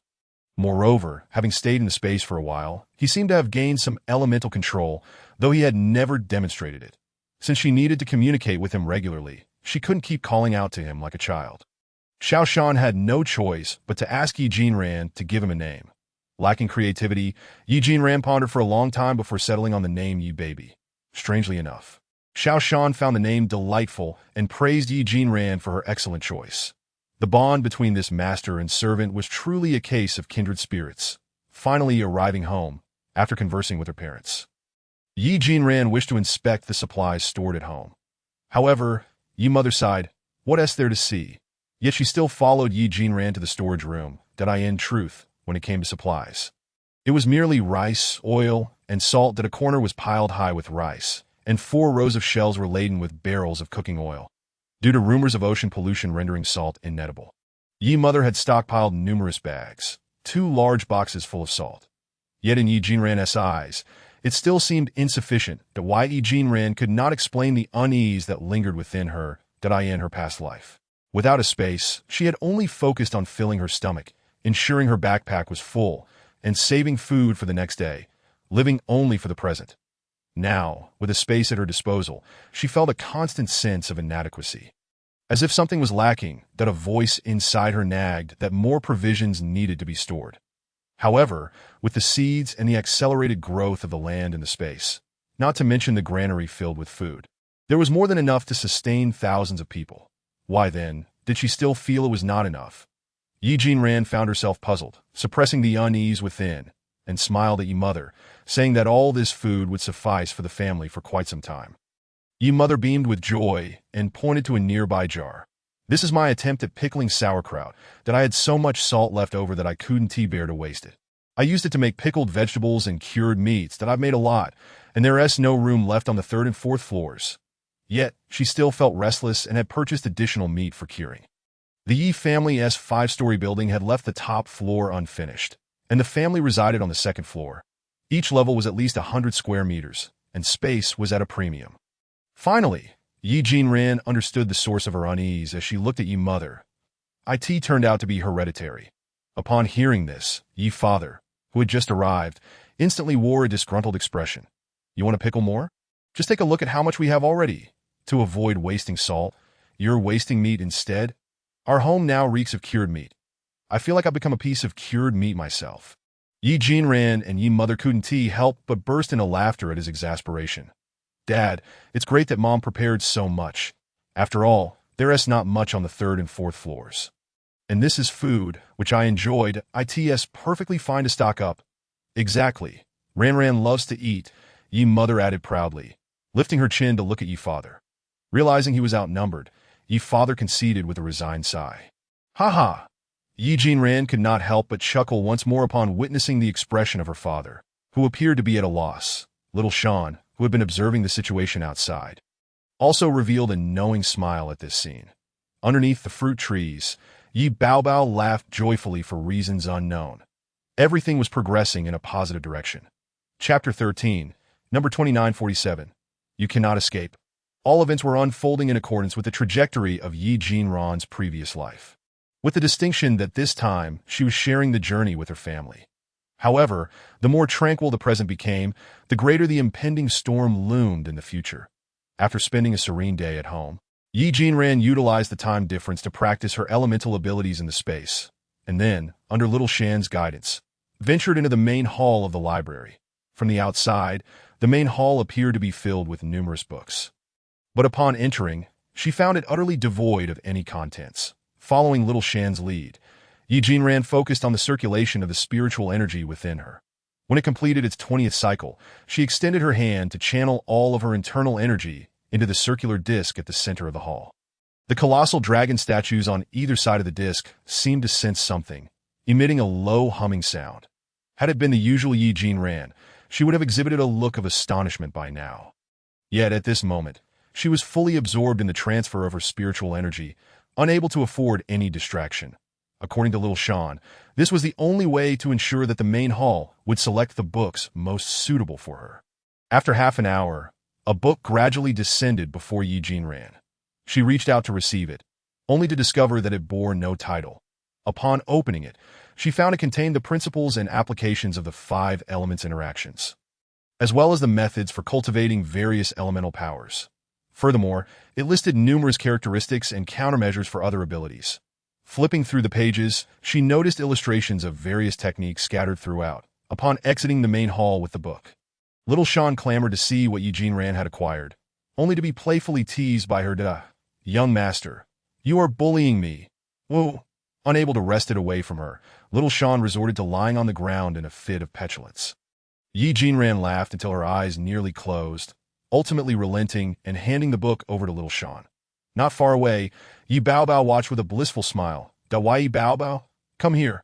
Now, Yi Baobao recognized that Yi Baobao was a name directed at him, and he could comprehend some simple commands that he trotted over, and Yi Jinran regarded the boy standing before her, nearly her own height. She extended her hand, and obediently, Yi Baobao offered his palms. Why Yi Jinran placed 5 or 6 pieces of chocolate into his hands, then utilized the mental energy techniques from the book to neatly unwrap them. Yi Baobao gazed at the chocolates in confusion, unsure of their nature, that he was quite the handsome lad. Yet here he stood looking as innocently perplexed as a child unacquainted with the world. Yi Jinran took 2 pieces from his palm, consumed one herself, and then handed another to Little Sean. The chocolates had been brought back by Yi Mother during her outing, and a considerable quantity had been set aside for Yi Jinran. Wow, this is delicious, Little Sean exclaimed, chewing eagerly. Young master, do you have any more? I want some. Are you still going to scold me for eating recklessly? Little Sean had constantly nagged Yi Jinran about what was permissible to consume, citing impurities and unclean substances, both before and after her spiritual cleansing. Yet now he was eagerly indulging, prompting a smirk from Yi Jinran. Young master, you are mocking me, but this is genuinely delicious. Please give me another. Little Sean discerned the teasing nature in Yi Jinran's smile, yet the allure of the chocolates was too enticing. He ceased his reading and began to tug at Yi Jinran's sleeve, playfully pleading that Yi Baobao observed the unfolding scene, then lowered his gaze to the chocolates in his hands, promptly popping them all into his mouth without hesitation. Little Sean, catching sight of Yi Baobao's actions, leaned closer for a better look at what Yi Baobao had yet to chew, his mouth agape for Little Sean to see. Wow, young master, you're biased. You gave him so many. Although Yi Baobao did not quite understand what made the dark morsels so delectable, the smiles of those around him rendered the taste sweeter than the purest stream water. This was the 4th day since Yi Jinran had returned home. Following her suggestion, a tall wall had been erected, supplemented with sturdy iron gates. Some friends of Yi Father and Yi Mother had been enticed to enclose their yards in a buy-one-get-one-free manner. Meanwhile, Wang Tsohua and her daughter sought to build a wall as well, but were unwilling to pay the price, leading the construction workers to harbor some discontent towards them. Zhu Kaiyan attempted to leverage her modest beauty for a discount, but was driven away from the construction site due to Wang Tsuewa's interference. Perhaps disheartened by this setback, she had not shown her face in days that in contrast, Yi Mother was busy as if she had discovered a new world, planting flowers here and vegetables there. Previously, without a wall and with a restless neighbor, she had been limited to gardening on the balcony that Yi Mother had expressed. It's much more convenient than the balcony that Yi Jinran's plans had come to fruition, and she merely smiled in agreement. That AS for Wang Tsuewa. Yi Jinran recalled that in her previous life, she had sought refuge with a local band of drifters due to Zhu Caiyun's influence. Beyond that, the details were hazy. After all, they were not of significant concern to her. And Yi Jinran chose not to expend energy on them, that in the face of an impending apocalypse. Focusing on her own survival was already a considerable challenge, let alone caring for Yi Father and Yi Mother. Although it is often said that greater abilities bring greater responsibilities, those who lack gratitude need not be burdened by such responsibilities. Regardless of others' opinions, This was the principle Yi Jinran steadfastly adhered to. Having undergone a spiritual cleansing, she indeed felt transformed, akin to a celestial being. Yet she found herself incapable of embodying the archetypal savior narrative that moment, the three members of the Yi family sat before the television. Watching the daily news broadcast, suddenly, an urgent news report interrupted the program. Recently, a series of incidents involving individuals biting one another have occurred across various locations, with victims exhibiting similar symptoms post-bite. Experts suspect this disease may be transmitted through saliva. Now, we turn to Dr. Ouyang Bowen for further explanation. Yi Jinran held her breath upon seeing the familiar face on the screen. She recalled that in her previous life, no such news had been broadcast at this time, nor had Dr. Ouyang Bowen ever reported on anything of the sort. Could she have misremembered? After all, she had been reborn for several days, and the unfolding events bore a striking resemblance to her former life. On the television, Dr. Ouyang Bowen began to elucidate the principles of the virus. This virus would induce death, followed by a revival that would not restore the human aspects of the brain, but merely the brainstem, allowing the body to move. The reanimated form would act solely on instinct, a mere husk of flesh devoid of humanity. It could be a bacterium, virus, parasite, or fungus as foretold by the Mayans. The catastrophe we now face is indeed apocalyptic. Previously, interviewees who spoke in such a manner would have been cut off, yet now they were permitted to speak freely, indicating that the situation had escalated to an uncontrollable state. The broadcast transitioned to live feeds from various locations, showing individuals who had been bitten, dying, and then rising to bite others, spreading the infection. Gradually, the streets became teeming with the afflicted, and despite attempts at resistance, those bitten rose again, seemingly impervious to their injuries. Yi mother appeared to be frightened, while Yi father embraced her to offer comfort. The broadcast shifted to footage of Yi Jinran returning from the airport, depicting a scene where a person in a box bit another individual. Referred to as when the police arrived to intervene, bit the leg of an officer who had fallen to the ground, in the face of ineffective warnings. The officer shot only to succumb to the infection himself. As the officer sought help, it became evident that the headquarters had already fallen to the virus. Following this, the microphone returned to Dr. Ouyang Bowen. Dear viewers, you have just witnessed the unfolding events as previously stated. Those infected with the virus are in fact deceased. The ones who rise again are what we refer to as zombies. The only way to eliminate them is Dr. Ouyang Bowen pointed to his own head. Everyone, take heed of your own safety. Dr. Ouyang Bowen leaned against the table as he spoke. And by the way, number 2947, did you think you could escape? Yi Jinran's eyes widened in terror, fixated on Dr. Ouyang Bowen's face with an intense gaze. Number 2947 was the identification assigned to her when she had been captured. Chapter 14. Confession. Yi Jinran had lost interest in the remainder of the broadcast. Dr. Ouyang Bowen's words were all too clear. He too had been reborn. Her own rebirth was a consequence of little Shan's presence, but what had led to his revival? In a state of shock, Yi Jinran bid farewell to her parents and ascended the stairs, entering the space at the corner of the staircase. Little Shan had also heard the live broadcast, but was unaware of who number 2947 was. When Yi Jinran revealed that 2947 was indeed her, Little Shan was so startled that he could barely hold onto his book. Number 2947 is you, young master. Does that mean he has also been reborn? Yi Jinran nodded slightly. The situation had become far more challenging than before. Had she been the sole one to be reborn, she could have followed the steps of her past life gradually as the apocalypse approached. In her previous life, it was the third month of the apocalypse when the government forces began their search for surviving citizens to lead them to the isolation base, a journey that took over 2 months. After spending a considerable time on the outskirts of the isolation zone, she eventually joined a search team, embarking on daily missions. She spent a year with another group before encountering Sui Xiaobei. Sui Xiaobei had fortuitously been assigned to the same team, but unexpectedly, after over a year of working together, he betrayed her. Ultimately, she was captured and taken to the camp in Beijing, where she remained for 3 years. At this moment, Yi Jinran's mind was a whirlwind of confusion. With the government forces on the hunt for survivors, she could not afford to remain inactive, especially since she knew from her previous life that the zombie tide would soon follow. Venturing alone towards the isolation zone posed too many dangers, and excessive attacks might prematurely reveal her location. Little Master, you need not fear. His rebirth may simply be a consequence of other parts of your past life's body being with him. It is merely a coincidence that he has been reborn, Xiaoshan reassured her. Little master, have you forgotten that you have me now? Xiaoshan discerned the fear lurking within Yi Jinran, a result of her prolonged torment. Though she claimed not to be afraid, a sense of unease still lingered within her. Little Bao, sensing Yi Jinran's anxiety, unexpectedly reached out to embrace her. Xiaoshan looked up in astonishment at Little Bao. Hug, don't cry. Despite feeling a bit embarrassed, Yi Jinran found herself comforted by Little Bao, who earnestly patted her back while uttering soothing words. Though the pats were rather forceful, nearly knocking the breath out of her. She quickly utilized her earth-based ability to petrify her back, thankful that Little Bao's touch had not yet improved and remained unaware of the strength behind those pats.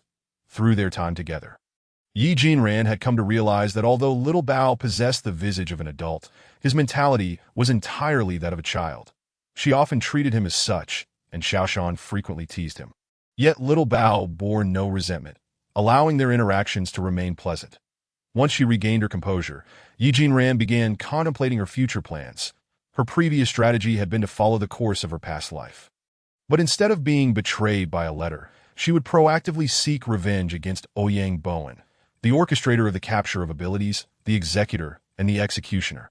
However, since he too had been reborn, she knew she could not approach him as she had in her past life. Yi Jinran was aware that he was not only a madman but also a genius, adept at exploiting every available resource for his gain. She had witnessed too many capable ability users fail to save themselves or even take their own lives in her previous life.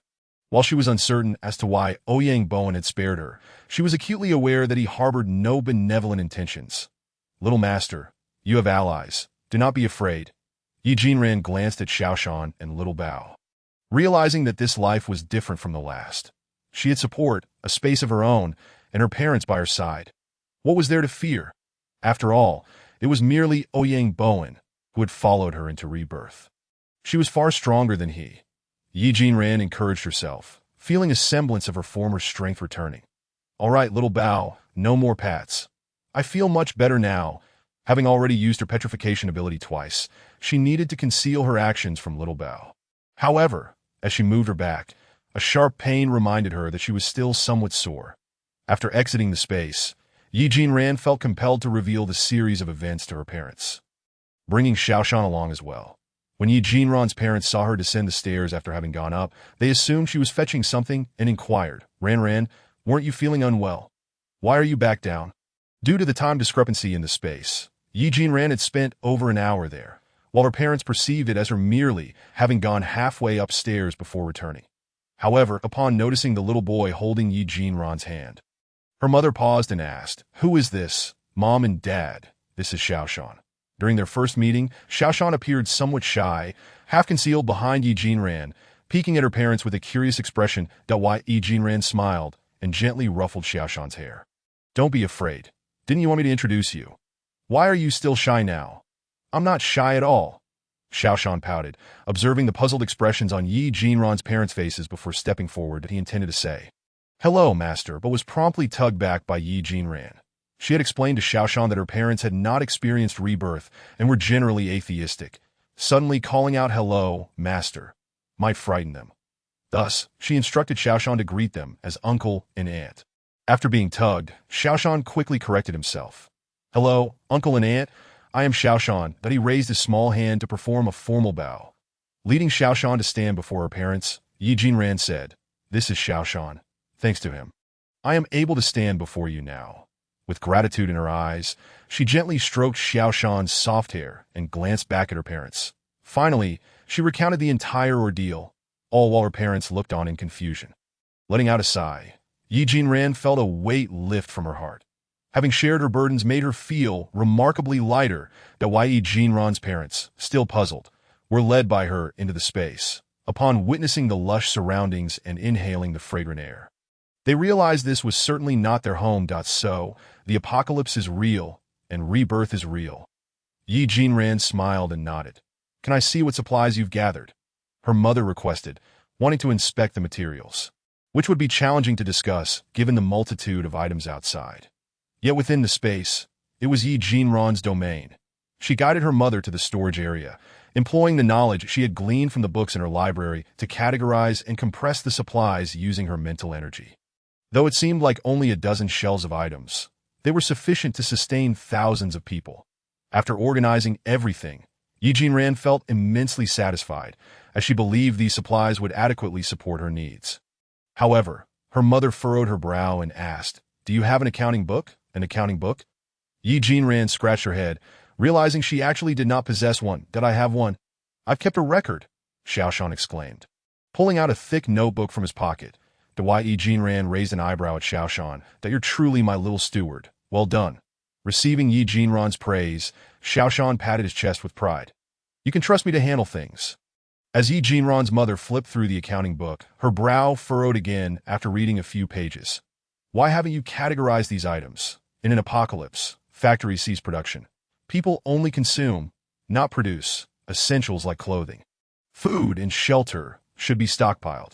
If you don't label them clearly, won't it be a hassle to find things later?" Yijin Ran and Xiaoshan exchanged glances, and Xiaoshan's round eyes darted around. "Aunt, how would you suggest we label them? Since this notebook is nearly full, I could rewrite it." Unexpectedly, Yijin Ran's mother widened her eyes, appearing quite displeased. "You won't be the one rewriting it. I've been in business for many years. This little task can be handled by me."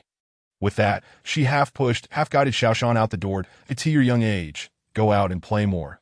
Don't just bury yourself in work." Once Xiaoshan was outside, only Yijin Ran and her mother remained. "Come, let me teach you how to do it." As her mother wrote, she explained various details and key points to Yijin Ran. The air in the space was infused with rich, spiritual energy. Xiaoshan mentioned that although Yijin Ran's parents were older and their meridians were completely blocked, preventing them from undergoing any cleansing, spending time in the space would be greatly beneficial. The most apparent advantage was that they wouldn't feel fatigued there. Yijin Ran recalled how her mother had experienced health issues due to excessive fatigue while helping her father establish a business. Yet now, seeing her mother vibrant and full of energy brought Yijin Ran immense joy, reminiscent of her childhood when her mother had taught her to do her homework in a similar manner. By the time the mother-daughter duo had organized the accounts, everything was clear and comprehensible. After learning that the space could accelerate land growth without the need for food storage, Yijin Ran's mother was exceedingly pleased, but still included it in the accounts. "If this storage area is accessible only to us, then there's no need to overly detail the accounts. After all, we both understand that adding too much will only confuse your memory." The Mu did not classify other miscellaneous items extensively. Instead, she created a designated section for them measured in boxes, intended for the peculiar belongings of the Yi family's ancestors. The supplies necessary for survival in the apocalypse were meticulously categorized by Yi Mu into grains, vegetables, fruits, and meats, each sorted distinctly. The entire account was clear and comprehensible. Yijin Ran scrutinized the figures in the records and realized that there was ample food, a place to sleep, but a lack of clothing, gasoline, and even some defensive weapons. Given that the deranged individual was intent on capturing her, it was conceivable that he might seek information about her abilities. Thus, it would be prudent to utilize weapons, such as knives, for combat, thereby obscuring her whereabouts from him. Mu's words resonated with clarity. Indeed, amidst the chaos of the apocalypse, who would possess the leisure to assist him in his search? At most, they could describe her characteristics, and he would come looking.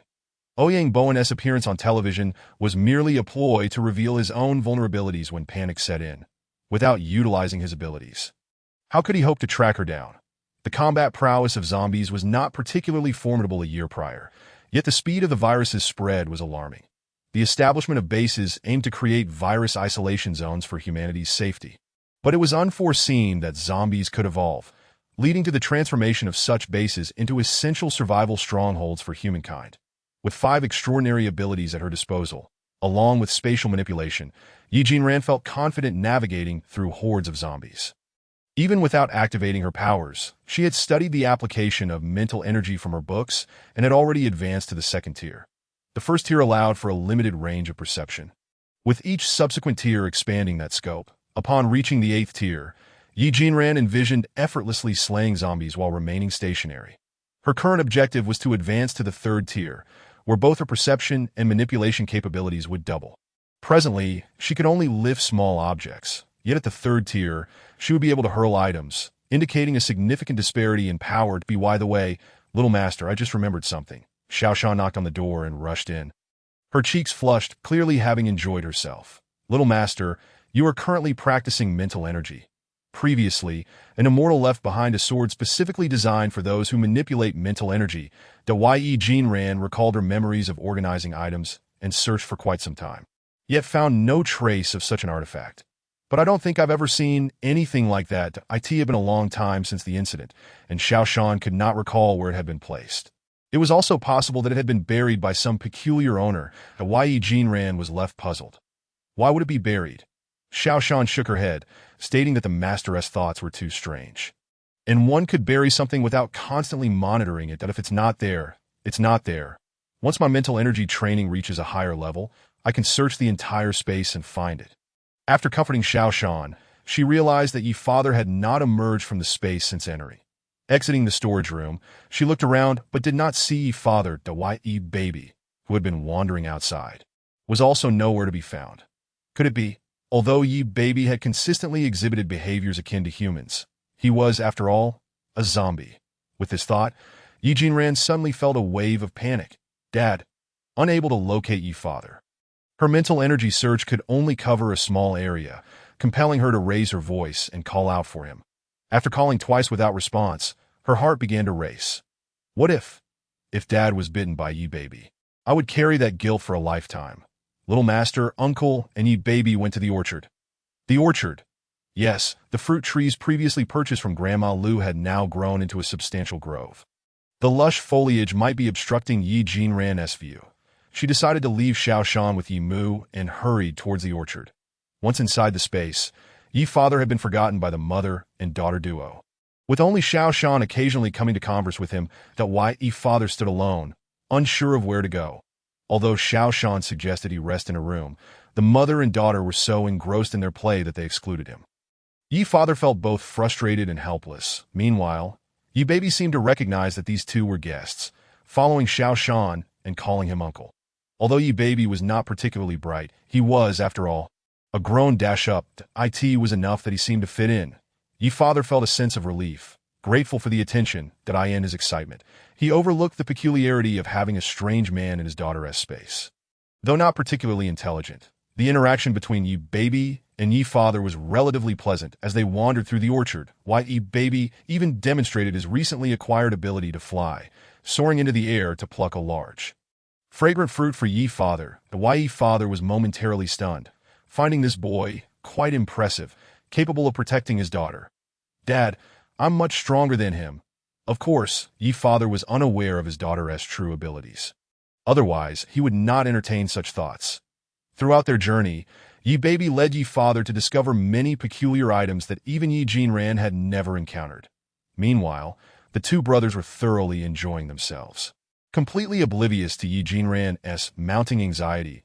At present, Yi Baby was digging for something beneath an apple tree when Yi Jinran arrived, observing her father and the child playing in the dirt like toddlers. She couldn't help but facepalm with exasperation. Dad, didn't you hear me calling you for so long?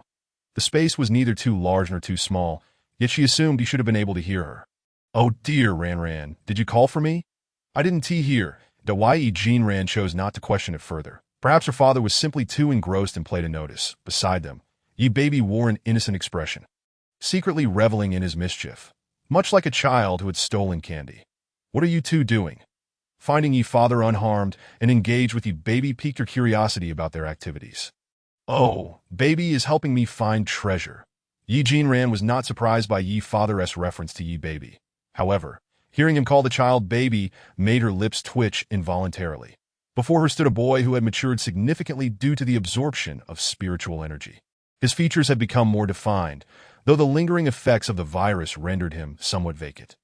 Yet, when he wore a neutral expression, he resembled a man deep in thought, a rather handsome one at that. Yi Jinran silently acknowledged this well-founded assessment. Chapter 16. Yi Baby became upset upon seeing Yi Jinran. Yi Baby appeared even more exhilarated, quickening his movements while exclaiming, "Treasure! Treasure!" just moments after Yi Jinran had rated Yi Baby's appearance highly. She now beheld the sight of the boy crouched in the dirt, his body smeared with mud, grinning vacantly.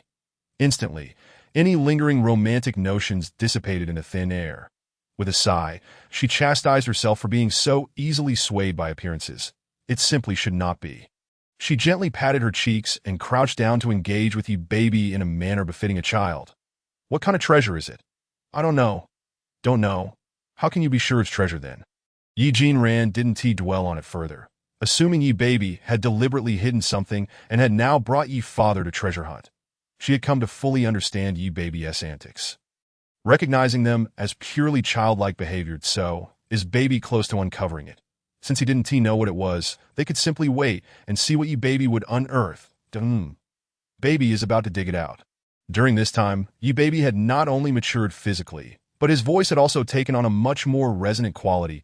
That it was still pleasant, of course, but only after shedding some of its childishness did it become truly melodious. Moreover, when Yi Baby spoke softly, his voice exuded an enchanting timbre. Yi Jinran recalled the incident when Yi Baby accidentally damaged the fencing around the chicken coop, causing the chickens to scatter. That time. She had scolded him thoroughly, only for Yi Baby to mimic Xiao Shan's behavior, tugging at her sleeve with his head lowered, apologizing in a small, pitiful voice. I'm sorry. It was a moment that had melted Yi Jinran's heart. At that instant, her mind was consumed with a singular thought. That wretched little imp.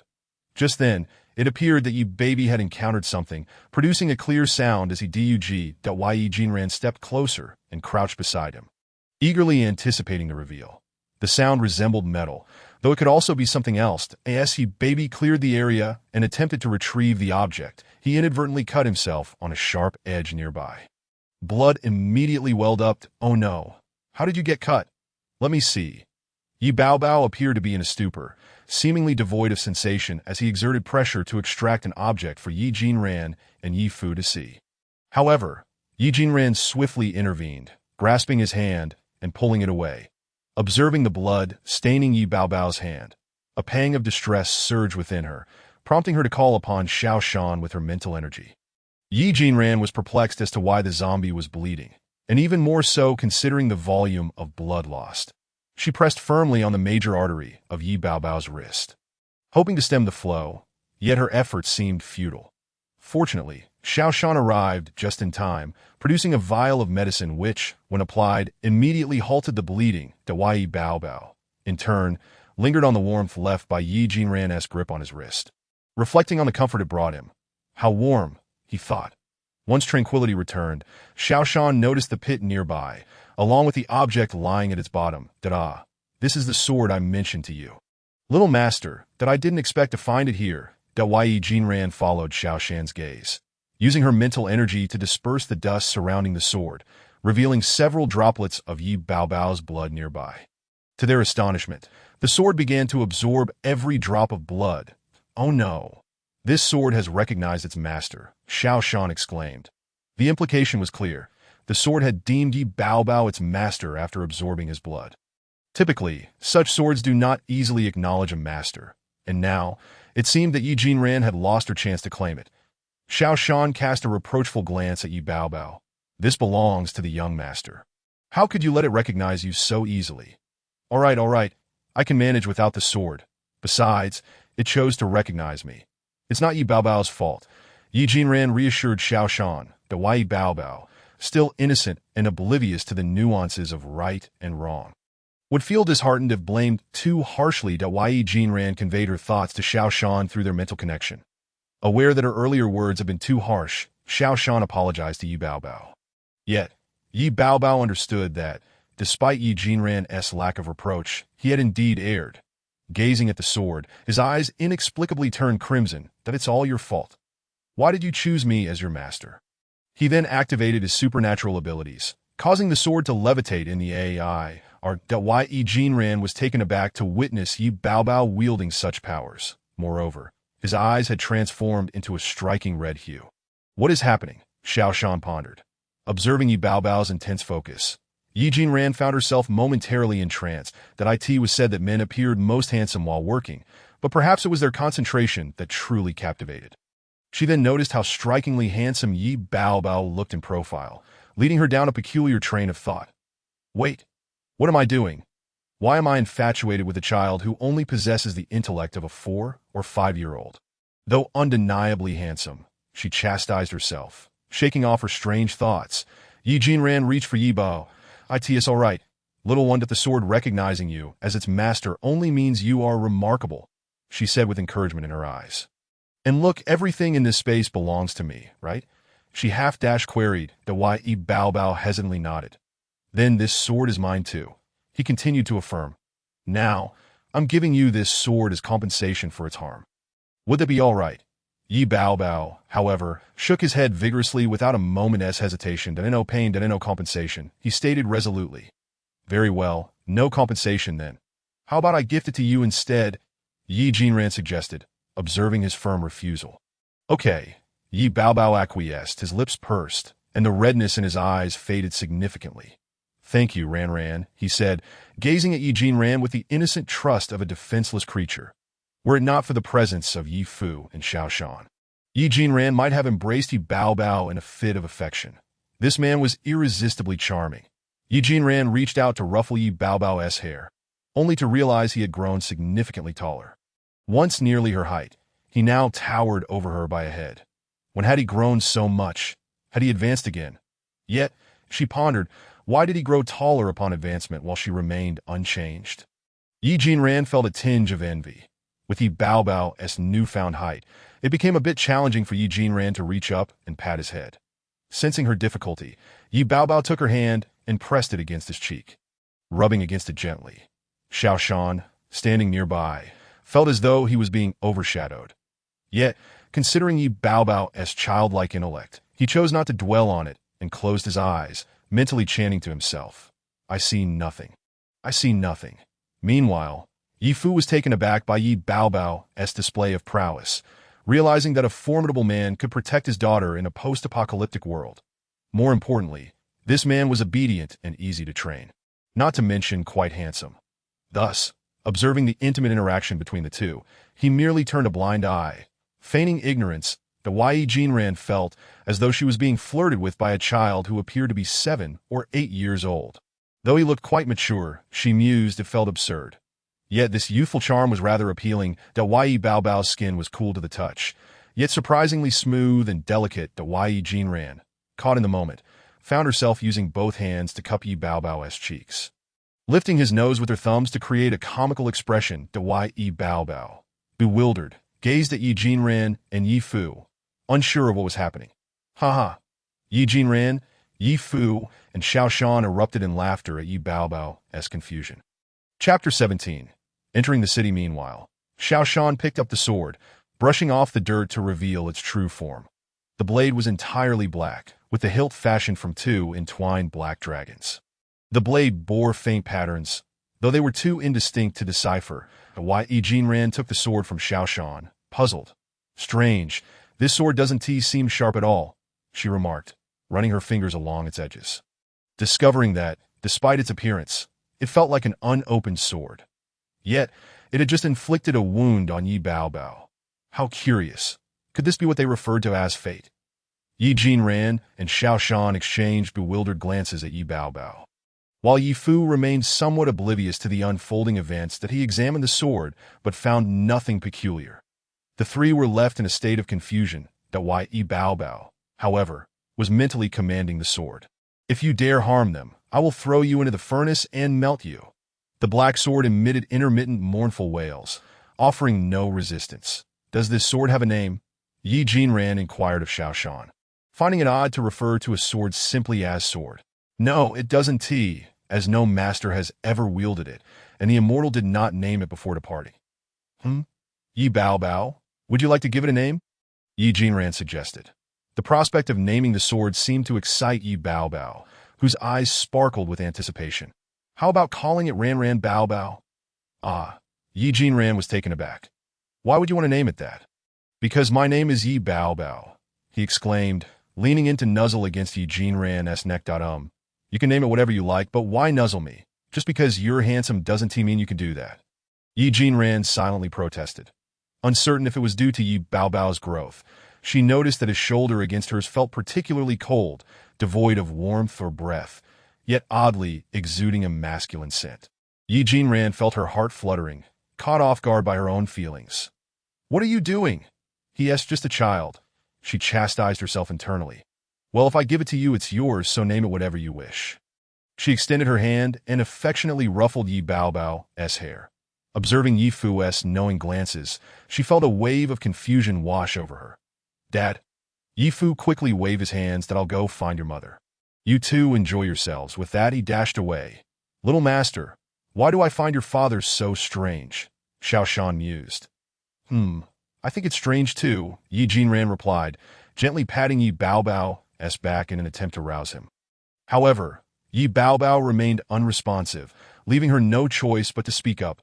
All right, let us head back. Yi Baobao, you need to get up. Don't you realize how cold you are?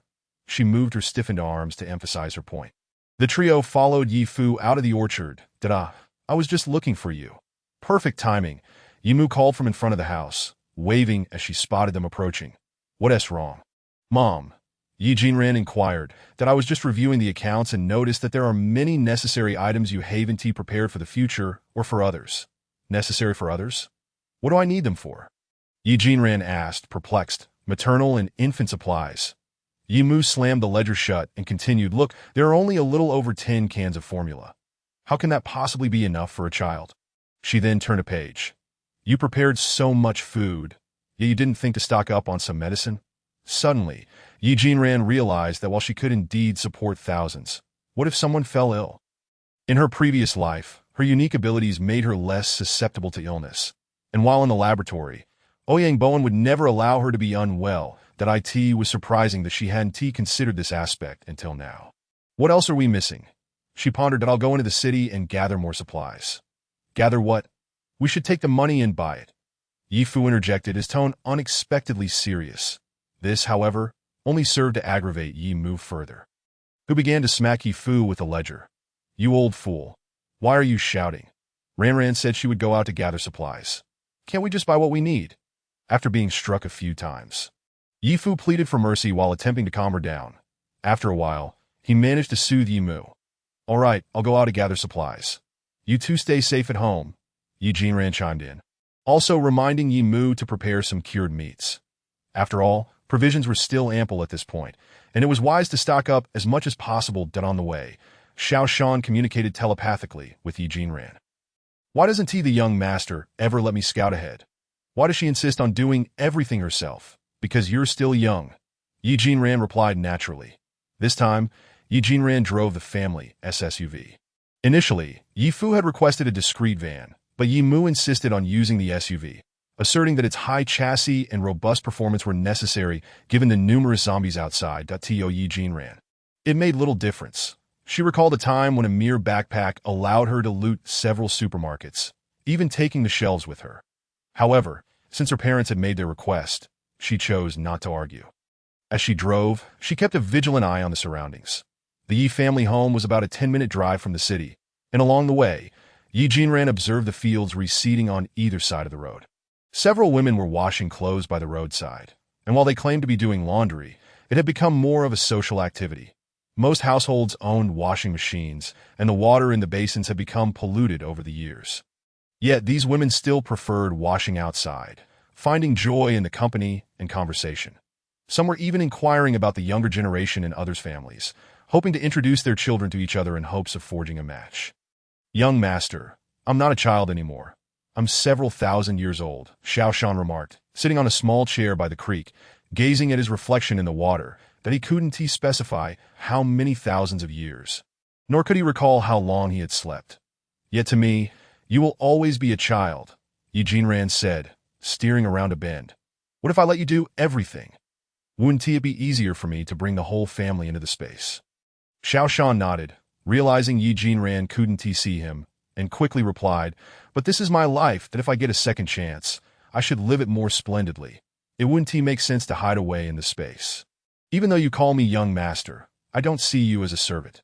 Xiao Shan, although the Yi family claims you are a protector, the title alone reveals your status. Doesn't it? Xiao Shan fell silent. Despite the kindness shown by previous masters, there had always been an undertone of command, and he had unwittingly become their servant, a household attendant of the Yi family. Xiao Shan. To me, you are like a younger brother, that I'm very fortunate to have met you. and I am grateful for your saving my family. Yi Jinran had expressed this sentiment many times before. Yet Xiao Shan remained deeply touched each time. Young master. Xiao Shan recalled the words of the immortal, who had predicted that his descendants would face difficulties. The immortal had promised him a cultivation space and eternal existence, which he had already received. According to the agreement, he was to ensure the safety of the immortal's descendant throughout this life. Yet, Xiao Shan felt that such a master was worthy of his lifelong loyalty.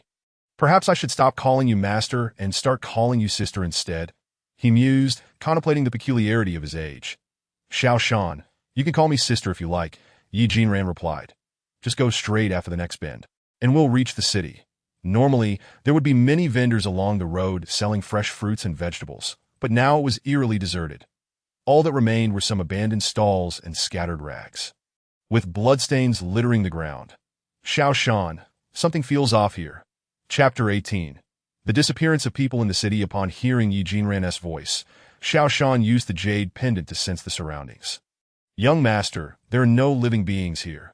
The absence of living beings indicated that there were neither humans nor zombies present. It was strange. With bloodstains around, there should have been zombies or at least some bodies left behind. Yet now there was an unsettling emptiness. As they drove further, Yi Jinran noticed that the usually bustling streets were now desolate, with numerous vehicles having collided. But where had all the people gone? Xiao Shan, come out, Yi Jinran called, inviting him to help sense the surroundings, as her spiritual energy level was not high, and prolonged use could lead to fatigue. Xiao Shan nodded. Outside, his sensing ability could double, preventing the young master from falling into danger. Moreover, Yi Jinran had approached him with a request, and he would never refuse. So Yi Jinran parked the car by the roadside, turning to glance at Xiao Shan in the passenger seat, who shook his head indicating that he sensed nothing. Though the people were gone, the street cameras were still operational, and he couldn't easily use his powers. Continuing their drive, they turned left and arrived at a gas station. Yi Jinran instructed Xiao Shan to keep watch while she entered. As she approached the service booth, she activated her spiritual energy to sense the area. Strangely, she still detected no presence. Skeptical, she called out, "Is anyone here?" Yet still, there was nothing. She was now able to sense the presence of zombies. If she had misjudged earlier, her voice should have startled any nearby zombies. There was no one, no zombies either. As usual, she covered the cameras and proceeded to loot the service station.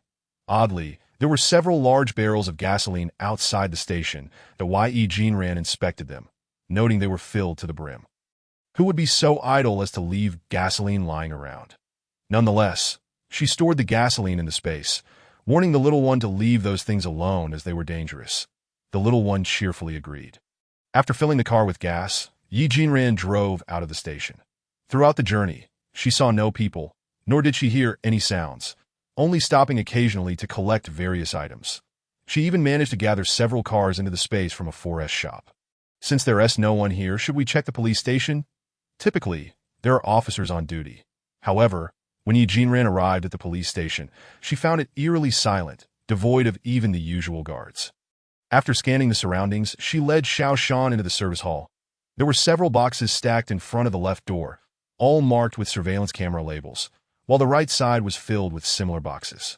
The service hall was empty, yet strangely, all the doors were wide open. Because the doors were open, Yi Jinran wandered through the police station as if it were her own home, even discovering the armory. Gazing at the room filled with firearms, Yi Jinran felt puzzled. The armory had clearly been left ajar in haste. What urgency could have led to the disappearance of all the police officers? Upon exiting the police station, she discreetly instructed Xiao Shan, who nodded and became invisible before stepping out of the sea. Yi Jinran had her sights set on the supplies left behind at the police station. The surveillance cameras could be installed outside her home for constant monitoring of the vicinity, and the infrared cameras would capture many details. There were also firearms and riot gear. Yi Jinran believed these items could greatly assist ordinary people in protecting themselves during the apocalypse. Due to Xiao Shan's absence, Yi Jinran didn't dare to venture too far and instead took a different street to continue her search for supplies. The city was enveloped in an eerie silence. As she pushed open the door to a department store, she was nearly blinded by a cascade of flour that fell from above. Quickly, she used her water-based abilities to create a protective barrier. But despite her swift actions, she still ended up covered in flour. Before her stood a man wielding a watermelon knife, and Yi Jinran silently chided herself for her carelessness in entering without sensing the area first. "Who are you?" A man brandishing a watermelon knife confronted Yi Jinran, while a small girl cowered in the corner. "I came to the city to buy supplies. Where are the others?" After hearing Yi Jinran's response, the man abruptly pulled her inside and shut the door. Earlier that morning, there had been numerous incidents of people being bitten in the city, and many had fallen victim to those attacks. "What about those individuals? Whether dead or alive, there must be some moving entities, right? They've all been taken away." The man set down the watermelon knife and attempted to move a large freezer nearby to barricade the door. Observing his struggle, Yi Jinran stepped forward to assist him. "Who possesses the capability to capture so many people?" "I have no idea. They were all masked and donned in white attire, several hundred of them. Perhaps the entire street was filled with their presence. They seemed quite experienced in dealing with those matters, capturing everyone within half an hour." The masked individuals in white suddenly reminded Yi Jinran of the personnel from the Virus Research Institute. In her previous life, the government had established 5 bases: survivors, activists, hopefuls, isolators, and preventers. The preventers were always dressed in such a manner, and during her time in the laboratory, she had encountered 2 individuals emerging from the preventers, perpetually masked and clad in white. This explained much. When the virus began to spread in Z country, it was the preventers who managed the situation. However, for reasons unknown, they eventually lost control, and the outbreak escalated. Yet, why had the preventers seemingly vanished afterward? Yi Jinran was left with numerous questions. It seemed the only way to find answers was to investigate the preventers in the future. What of the others on the street? The man shook his head. "Perhaps they are hiding at home. I cannot say for certain. However, some who were bitten are running about that I fear those individuals might suddenly emerge to attack. Thus, I have chosen to stay here with my daughter." After a moment of silence, Xiao Shan began to communicate telepathically, informing Yi Jinran of his return, that Yi Jinran acknowledged with a soft hum, inquiring if there were any living beings nearby. Xiao Shan closed his eyes and surveyed the area. "Yes, there are some, but they are all upstairs. Can you go check on them?" Xiao Shan did not respond, yet Yi Jinran understood he had already ascended to investigate. There were many matters that would expose her if she ventured out herself. But Xiao Shan could pass through walls undetected that in many situations.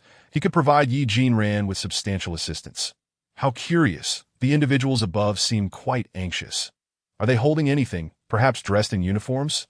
Yi Jinran suddenly pondered if it might be an ambush. However, Xiao Shan's subsequent words alleviated her concerns. Some are wielding kitchen knives, while others have spatulas.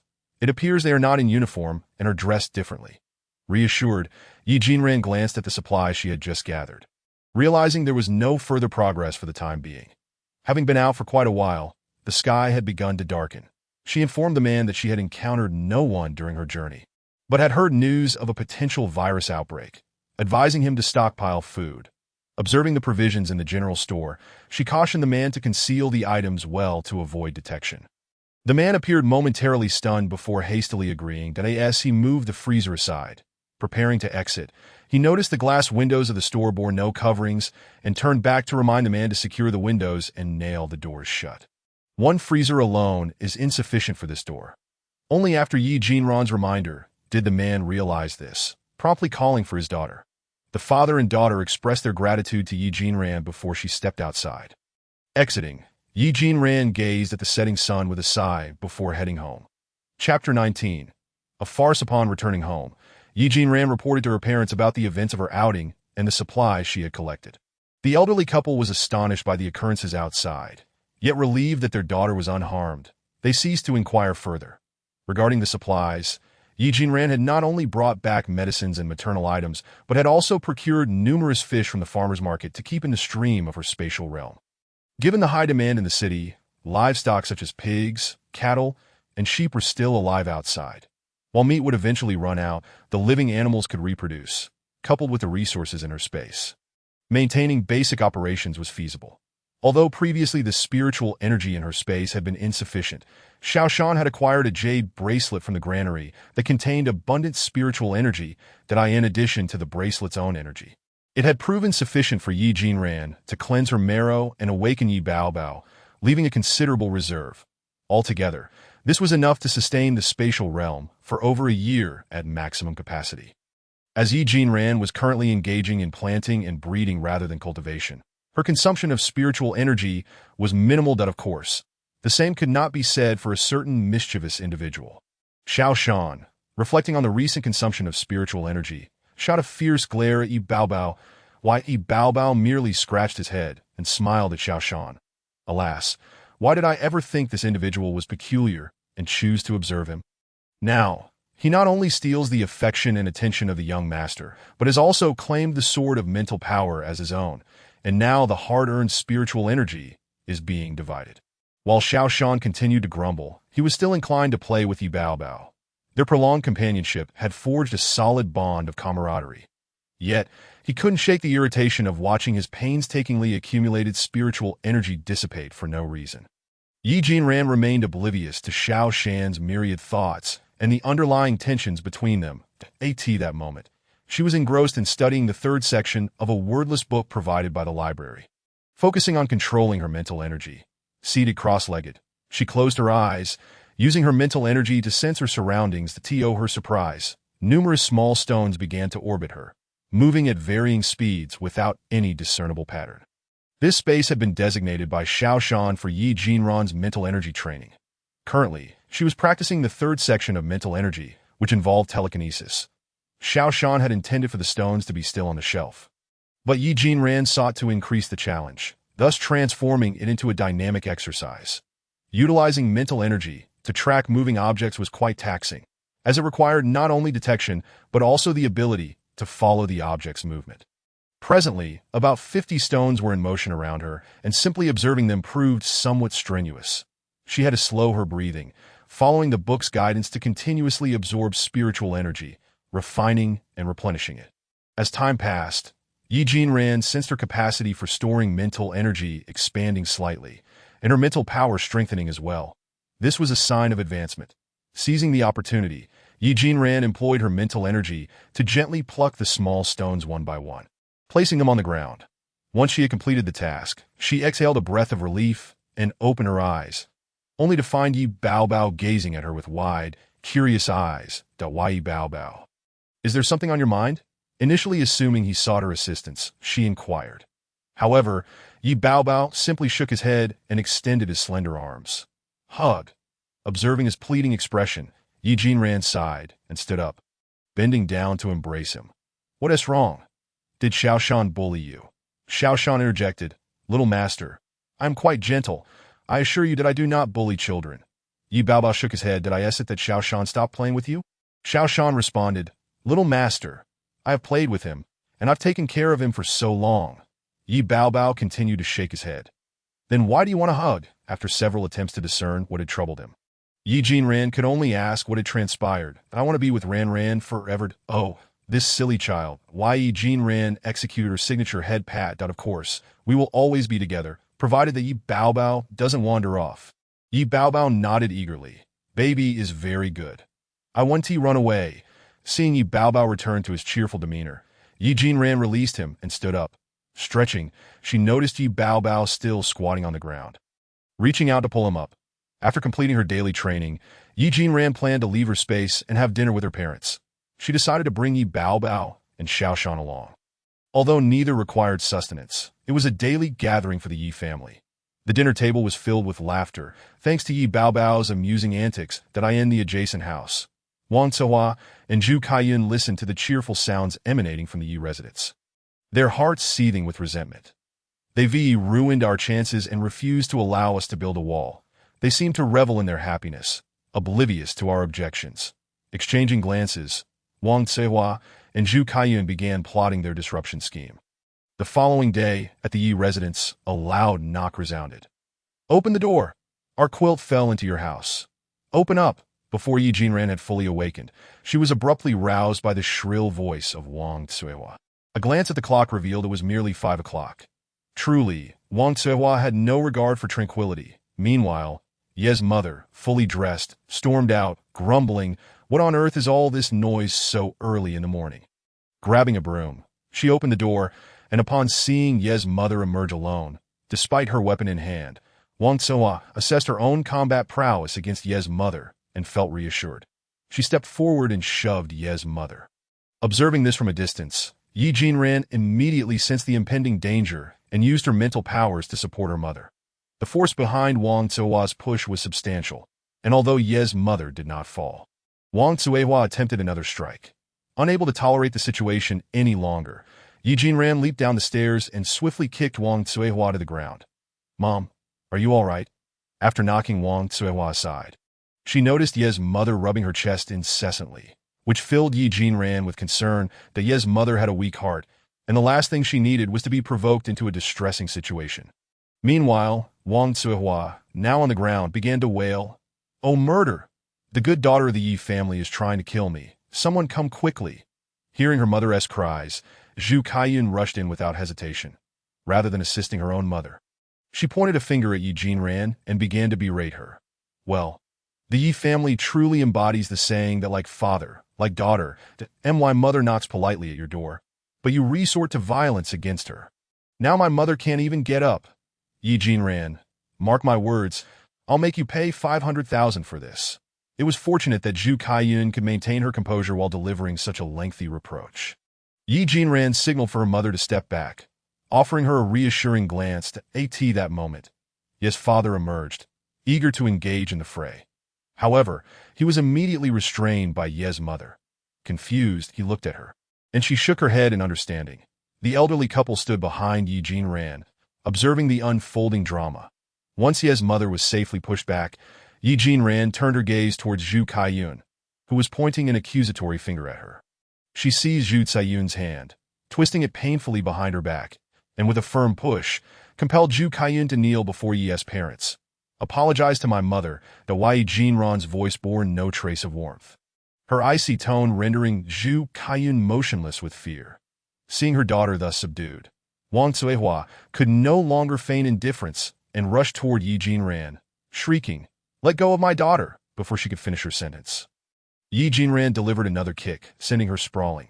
"Apologize to my mother. And you too," Yi Jinran commanded Zhu Kaiyun, glancing back at the fallen Wang Zuohua.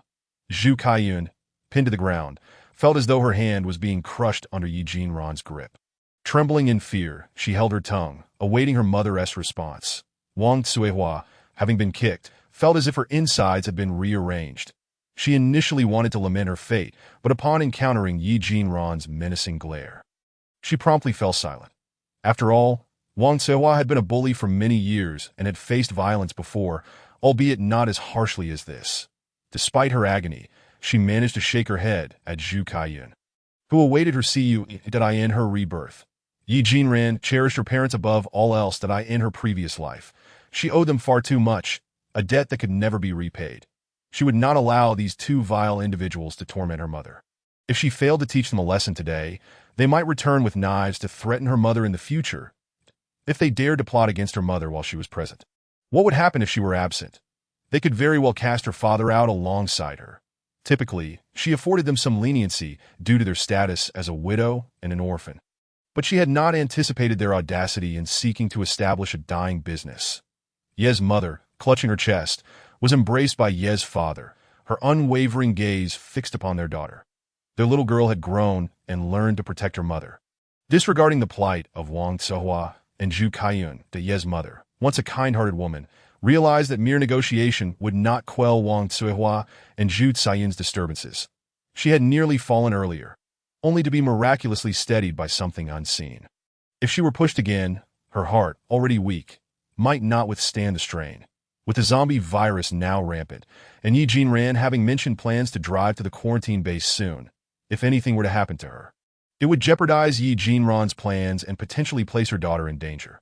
Overwhelmed by anxiety, Ye's mother gripped Ye's father's hand tightly, attempting to dispel her fears that Yi Jinran, growing increasingly frustrated by Zhu Kaiyun and Wang Zuohua's refusal to apologize, exerted more pressure. Zhu Kaiyun felt as though her hand might shatter under Yi Jinran's grip. Unable to endure the pain any longer, she finally cried for mercy. "Jinran, please let me go. I was wrong. I won't do it again." Wang Zuohua, witnessing her daughter's disgraceful capitulation, could not help but scold. "You ungrateful girl. How could you be so spineless? Your mother is being assaulted, and you're begging for mercy."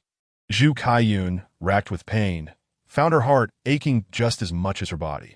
She had merely failed her college entrance exam, yet her mother had locked her out. Meanwhile, the Yi family celebrated within, their home filled with laughter, while she was denied even a glass of water. Despite changing jobs numerous times, Wang Tsuehua always complained about the low wages and long distances that in truth, she simply wanted to keep Zhu Kaiyun close. Later pushing her toward a job at the Yi family hotel, promising higher pay and less distance. Yet, Wang Tsuehua had turned into a madam, openly selling her daughter. Zhu Kaiyun had never harbored resentment towards her mother for this treatment, as her father had died to save her, and her mother had once been gentle. Before the exams, Wang Tsuehua had always been kind. How had it come to this? As Zhu Kaiyun gazed at her mother, who now hurled insults at her, tears streamed down her face. Yet upon witnessing the unmistakable anger in Wang Tsuehua's eyes, she fought to hold back her emotions, looking at Ye's mother, who silently observed her daughter with unwavering support. Zhu Kaiyun felt a flicker of warmth. Outside, a crowd began to gather, drawn by the commotion that Ye's mother remained fixed on her daughter, her gaze steadfast and devoid of doubt. This look, Zhu Kaiyun realized, was one she had never received from Wang Tsuehua, who had always looked down on her since childhood. Lost in her thoughts, Zhu Kaiyun could no longer contain her tears. Already kneeling, she bowed her head to the ground, crying out, "Ye family mother, I'm sorry." Wang Tsuehua, witnessing her daughter's pitiful submission, gasped in disbelief, eyes wide as she clutched a broom left behind by Ye's mother, ready to strike Zhu Kaiyun. Seeing Zhu Kaiyun bowing in apology, Yi Jinran eased her grip. But when she noticed Wang Tsuehua's persistence, she dodged the broom and retaliated with a surge of her metal abilities, striking Wang Tsuehua with a reinforced broomstick. Wang Tsuehua was sent reeling, blood spilling from her mouth as she collapsed. Unable to rise, "Mom," Zhu Kaiyun exclaimed, rushing to her mother's side, concern etched across her face. Yet despite her condition, Wang Tsuehua managed to slap Zhu Kaiyun across the face. Stunned, Zhu Kaiyun stared at her mother in disbelief. Wang Tsuehua spat a mix of blood and phlegm at Zhu Kaiyun, exclaiming, "You wretched girl!" Covering her face, Zhu Kaiyun stood, bewildered by the rage that replaced the gentle warmth she once knew in her mother. Is this truly the same woman who once looked at me with kindness? She pondered, but found no answer. Yi Jinran, observing the growing rift between mother and daughter, chose not to intervene, her arms crossed over her chest as she quietly watched. Unexpectedly, Zhu Kaiyun shot a defiant glance at Wang Tsuehua, then kicked her before bolting for the exit. The crowd murmured in surprise, for Wang Tsuehua had never imagined her obedient daughter would dare to strike her. "How dare you, you wretched girl!" Wang Tsuehua seethed, glaring at Yi Jinran, "that if you have the courage, kill me today. If you don't, as long as I breathe, your family will never know peace." Yi Jinran remained unfazed. Zhu Kaiyun had already offered her apologies, and the relationship between the mother and daughter had soured. There was no need for her to take such drastic measures against Wang Tsuehua, so she handed a few hundred yuan to the onlookers, asking them to escort Wang Tsuehua back home. Meanwhile, Zhu Kaiyun fled back to her residence. Yi Jinran glanced back, tossing the blanket that Wang Tsuehua and her daughter had deliberately thrown at her doorstep.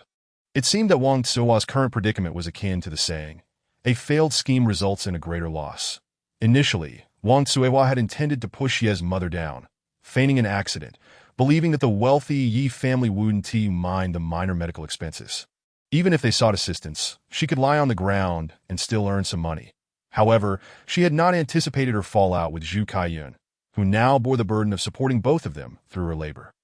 With their relationship in tatters, Wang Tsuehua, now injured and needing rest, would find Zhu Kaiyun's willingness to care for her dependent on her mood. As the farce concluded, Ye's father embraced Ye's mother and returned indoors.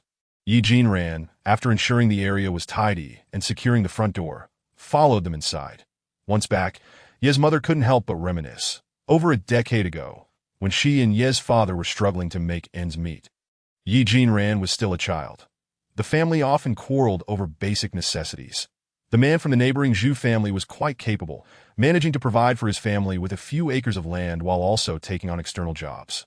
Back then, Wang Tsuehua had been amiable, and their families had shared joyful moments, even providing food to the Yi family during their dire straits. Who would have thought it would come to this? Alas, the unpredictability of life.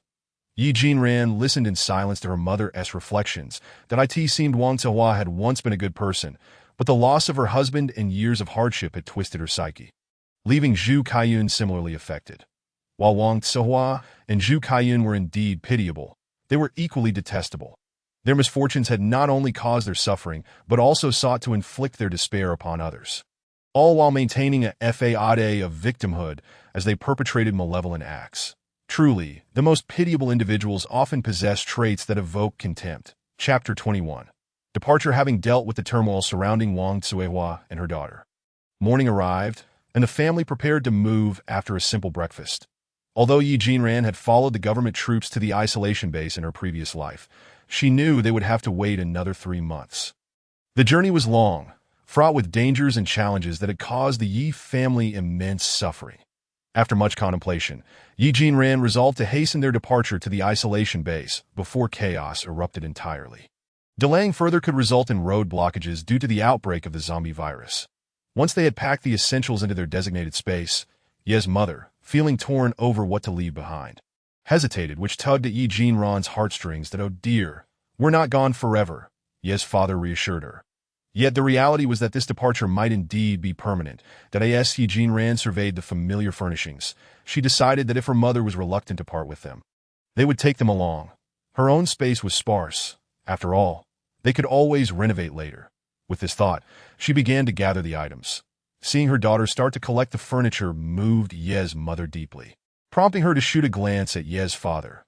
Realizing that her daughter truly cared for her, Ye's father, feeling somewhat neglected, lamented how, since their daughter's return, he had become an afterthought.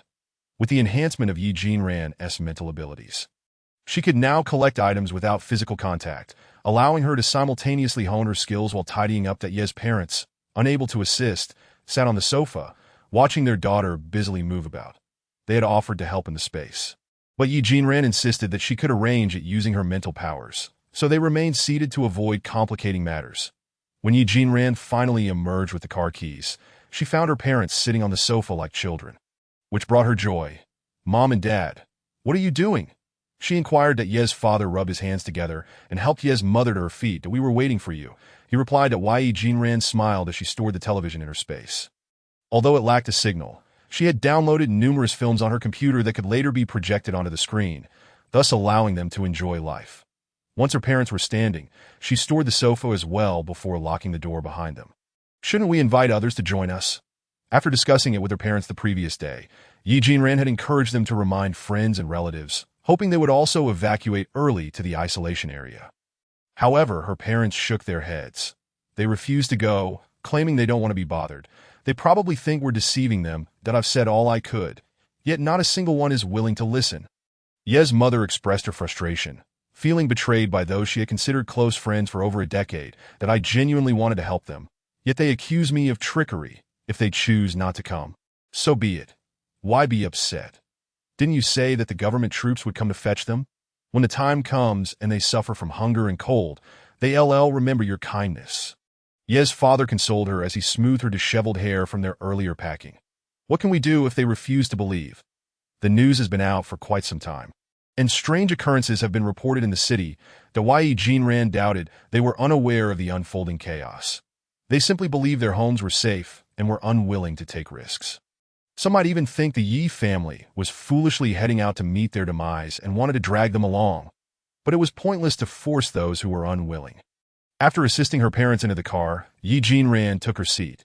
They drove out of the city where Ye's parents had spent their entire lives, despite the presence of incidents involving attacks and accidents along the way. The road was eerily devoid of zombies, perhaps due to the ongoing efforts of the preemptive forces. Yi Jinran relished the current sense of safety, feeling as though they were not fleeing, but rather embarking on a road trip together. They shared a quick meal in the car before continuing their journey. Since Ye's mother suffered from severe motion sickness, Yi Jinran was careful not to drive too fast by the end of the day. They had only covered a third of their route. That night, they rested in their space before resuming their journey. Ye's mother felt unwell due to her motion sickness, so Yi Jinran summoned Xiao Shan to keep her company. It was unclear whether it was the spiritual energy Xiao Shan provided or simply the presence of company, but Ye's mother's symptoms eased significantly. Darkness enveloped the sky, the road became increasingly desolate despite the streetlights, and they encountered several vehicles along the way. However, after passing a fork in the road, they found themselves in an area devoid of any cars and lacking any light source aside from the street lamps. The only sound was the rumble of Yi Jinran's vehicle. "Little master, this feels peculiar," Xiao Shan remarked. That Yi Jinran nodded in agreement. It was indeed strange, no cars, no sounds. After driving a little further, the streetlights suddenly went out. Yi Jinran promptly switched on the high beams, only to see a figure standing ahead. Using her mental powers, she sensed it was a zombie, causing Ye's mother to pale in fear. She couldn't simply drive straight into it. Her mother would be terrified that in a moment of crisis, Xiao Shan raised a hand and collected the zombie into her space. Once Yi Jinran successfully maneuvered past, Xiao Shan tossed the zombie out of the vehicle. The zombie, suddenly transported into the space, found itself face to face with Yi Bao, who was also a zombie.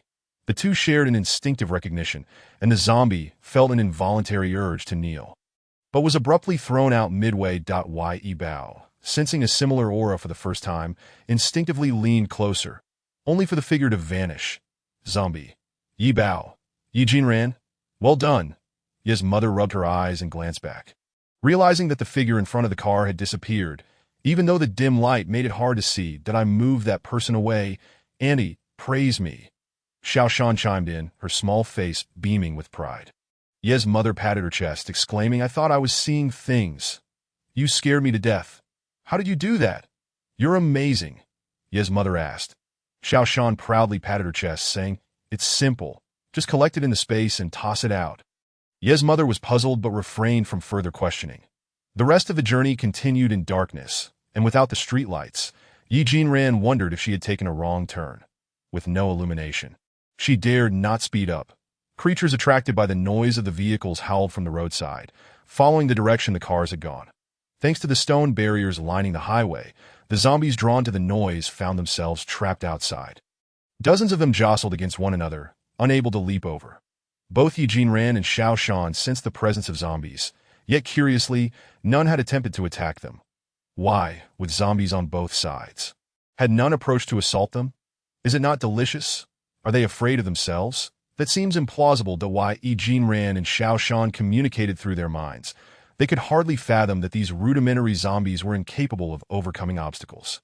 Some, in their stupidity, merely turned their heads in sync with the sounds, their eyes wide and filled with white, gazing helplessly at the vehicles as they moved away, unsure of what to do. The quicker among them could manage to run a few steps towards the sound of the car, while the slower ones lost the sound after a couple of steps and remained ensnared in confusion. Their only commonality lay in the guttural roars they emitted, biding their time for the virus to evolve, patiently waiting to devour the surviving humans once transformed. Meanwhile, Yi Jinran's family traversed through them, carrying the hope of life, heading towards the isolationist base to take a significant step into their apocalyptic journey. Chapter 22. The isolationist base. After 2 days and a night of travel, the family finally arrived at the outskirts of the isolationist base. Strangely, there were not many people in sight. The towering walls stretched endlessly. Although the crowd was sparse at the moment, Yi Jinran understood that this base, established by the largest government in the south, enforced the most stringent filtering procedures amidst the apocalypse. Within its confines lay nearly a dozen quarantine zones. Surrounded by 5 isolation belts, the residential area boasted the capacity to accommodate 300,000 people, not including the many quarantine zones beyond that in her previous life, when Yi Jinran had managed to reach this place with the military after enduring countless hardships. The quarantine zones were already overflowing with people. For safety, the isolationists had closed their gates entirely, with soldiers perched on the walls, aiming their sniper rifles at the crowd. Should even one individual exhibit unusual behavior, the surrounding populace would be purged. The outer area was a sea of humanity, frequently erupting into cries as individuals were shot down. After reaching the perimeter in her past life, Yi Jinran and her family had waited outside the walls for a full 5 days, surviving on little more than water and military-issued biscuits. Due to the long queues and the overwhelming number of people, many feared venturing out, worried they might not return, thus resorting to addressing their physiological needs on the spot. The air was thick with the stench of sweat and human waste, making it particularly unbearable. Among the throng were some elite individuals and members of the upper class, who, despite their disdain, had to endure the smell to survive. With so many people crammed together, various incidents inevitably occurred, including unwanted attention directed towards women that in her previous life. Yi Jinran had also been subjected to unwelcome advances while waiting in line, an experience that had thoroughly disgusted her. Yet, surrounded by strangers, she had no idea who to blame or how to react, fearing to inform her father and mother lest they become angry. Reflecting on her past helplessness, Yi Jinran gazed at the sparsely populated isolationist base beyond the gate and drove straight toward it. "Stop the vehicle, everyone exit for inspection," a person at the gate shouted through a megaphone. "Stop the car, all passengers disembark for inspection, and open the trunk," the individual at the gate repeated, his tone revealing a lack of familiarity with the procedure. Yi Jinran recognized him. In her previous life, he had been responsible for announcing at the city gate. Back then, he had expertly managed the rhythm of the lines and the discipline of the crowd, using the megaphone to chastise those who took advantage of the chaos to loot. While she could not recall his exact words, one phrase had resonated deeply. "Everyone is here fleeing for their lives." Having found a glimmer of hope, if you cannot maintain order, that is one thing, but scoundrels still disrupt the line, stealing and robbing, and even taking the opportunity to harass young girls. If I could, I would wish for you scum to perish. In the apocalypse, far too many had lost friends and family. Some had descended into despair, living in a daze, while others managed to pull themselves together and strive for survival. Those who harmed the hopes of others for their selfish gains truly deserve to perish. Once Yi Jinran and her family confirmed their identities, the small gate at the bottom of the wall swung open, revealing the security kiosk inside. In her previous life, they had to undergo blood tests and spend 2 to 3 days in the quarantine area, which consisted of small cages constructed from iron frames, one for each individual to facilitate control over potential zombie transformations. Now, however, identity verification was conducted via identification cards, followed by selecting a residential area and paying a deposit to gain entry. Of course, there would also be a health inspection to check for bite marks prior to moving in. After paying a hefty fee for their accommodation, Yi Jinran's family settled into the northern section of the isolationist base. According to Yi Jinran's recollections from her past life, there were 5 entrances to the base, but only one exit located to the north. This was also the reason why the isolationists maintained such stringent control over the filtering process. If even a single individual entered carrying the zombie virus, the entire city would suffer the consequences. Most refugees had come alongside the military and typically entered through the western and southern entrances, leaving the northern route less frequented. Perhaps the crowds in the north had been evacuated to survivor bases. In her previous life, there were hardly any individuals in the northern part of the isolationist base. Yi Jinran had discovered this when she joined a search team, as the exit was situated in the northern section. Legend had it that a vast granary lay beneath the isolationist base, with its size matching that of the base above. Many had attempted to dig beneath their feet, enticed by the tales, but none succeeded. Eventually, a new rule was established. Anyone who damaged the base's structures, including walls, floors, or buildings, would be expelled. This effectively curbed the reckless actions of those driven by desperation. Some undeterred individuals still attempted to dig, oblivious to the fact that the base was rife with informants, as reporting could lead to a share of the reported individual's supplies. Regardless of the granary's size, the sheer number of people would eventually deplete its resources, prompting the base to establish a task board as the population grew. Individuals could select tasks independently or in groups. In her previous life, Yi Jinran had encountered members of the search team at the task area. Recalling those individuals warmed her heart. She had merely been an ordinary girl at the time, and the team leader had taken her in out of pity. Several members possessed special abilities, often completing tasks ahead of schedule or exceeding expectations. The base had rewarded the team members, and Yi Jinran had managed to relocate from the perilous outer area of the base due to her arrival. The first area was only 3 iron fences away from the isolation belt, and as the population swelled, even those fences could barely contain the people, let alone the zombies. The second area, however, was fortified by a thick wall. Although the living conditions were not significantly better than those in the first area, the presence of a barrier provided a sense of security. Later, the Survivor Laboratory issued a directive to capture those with abilities, leading to the abduction of many. Nearly all the ability users from her team were taken. During one mission, the team leader was bitten by a suddenly appearing zombie and, unable to continue, transferred his position to Yi Jinran.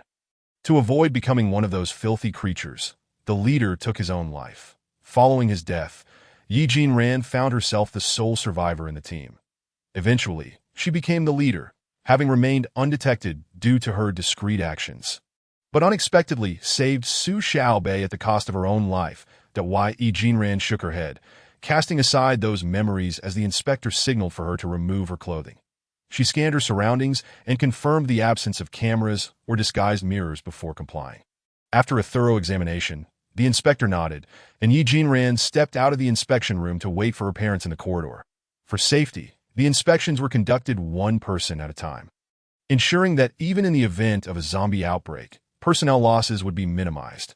Recalling the previous life when the survivors had issued orders to capture ability users, the isolationists had been the most vehement in their resistance.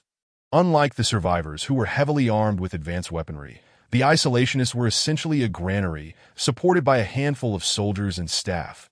The establishment of the task board stemmed from the leaders realizing that individuals had evolved abilities, empowering them to protect themselves, thus allowing them to venture out on tasks. Moreover, the task teams had signed death contracts prior to the issuance of the capture orders that a significant portion of the base relied on these task teams for sustenance. And capturing them would effectively sever the lifeline of the isolationists. The soldiers venturing out on searches had suffered heavy losses, leaving the remainder to maintain order within the base. With so many people mingling within the base, only those who emerged from the military could command respect, as they exuded an aura of danger. They would not concern themselves with individual identities. They followed orders without hesitation. In contrast, the militia, while capable of performing security duties, lacked the intimidating presence. The isolationist base was overwhelmed with people. After passing through the inspections, the family reclaimed their vehicle, and Yi father inquired about the necessity of the substantial payment during the inspection. In truth, Yi Jinran's family had been puzzled by the fee. In the apocalypse, money held little value, yet they were required to pay so much. What purpose did this money serve? To burn for warmth? Yi Jinran could not comprehend. Some nations had yet to experience the outbreak of the virus, and the base was trading with other countries while taking advantage of the time gap. Chapter 23.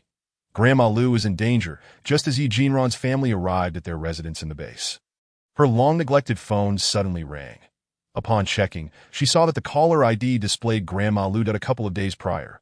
While at home, Yi Jinran had informed Grandma Lu of her intention to come to the isolation base.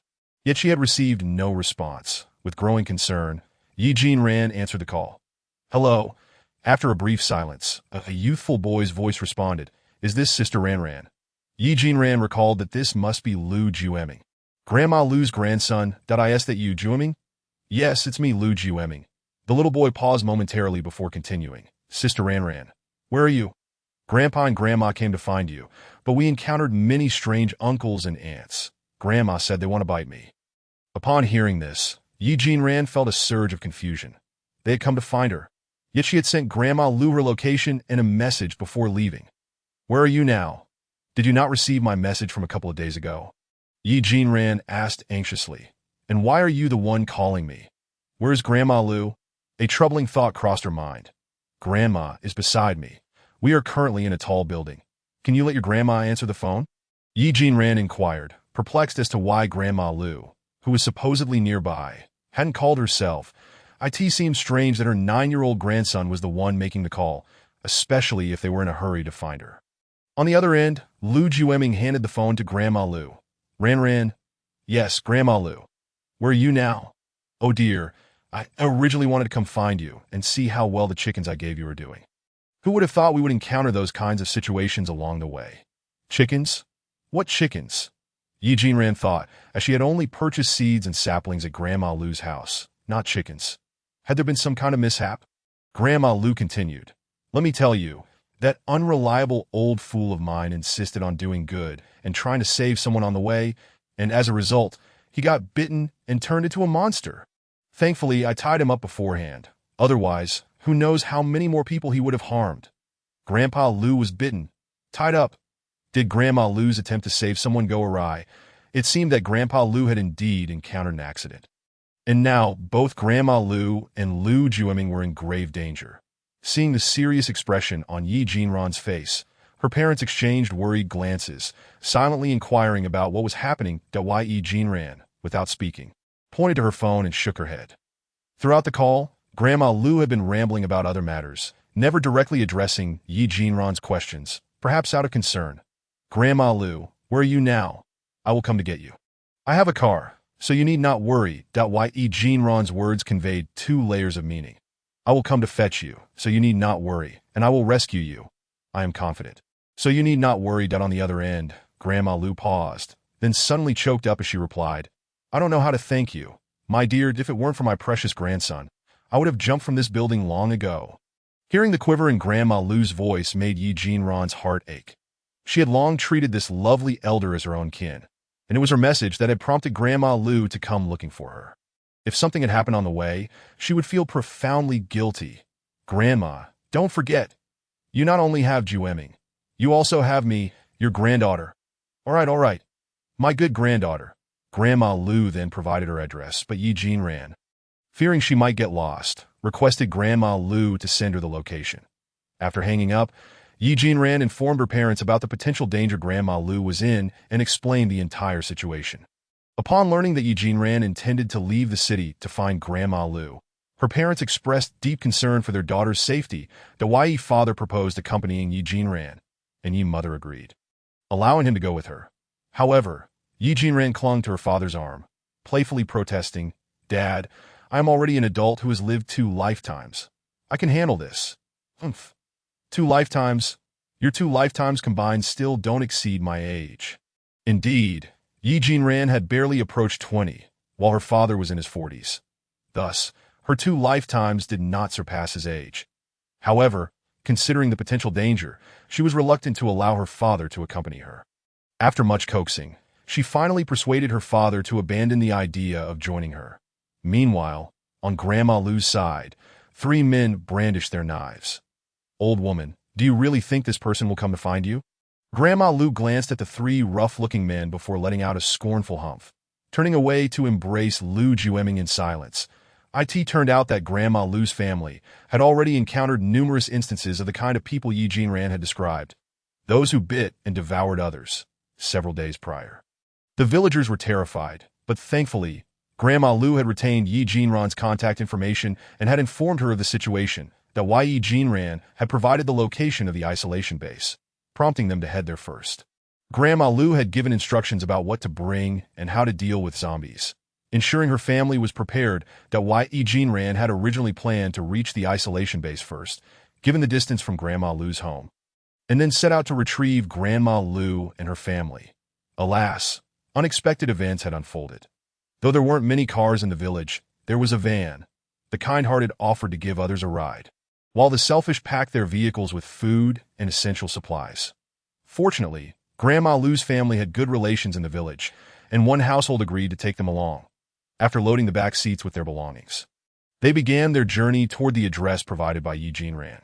Along the way, they encountered several dangerous situations, but thanks to the presence of several young villagers and the precautions Yi Jinran had taught them, they managed to avoid harm.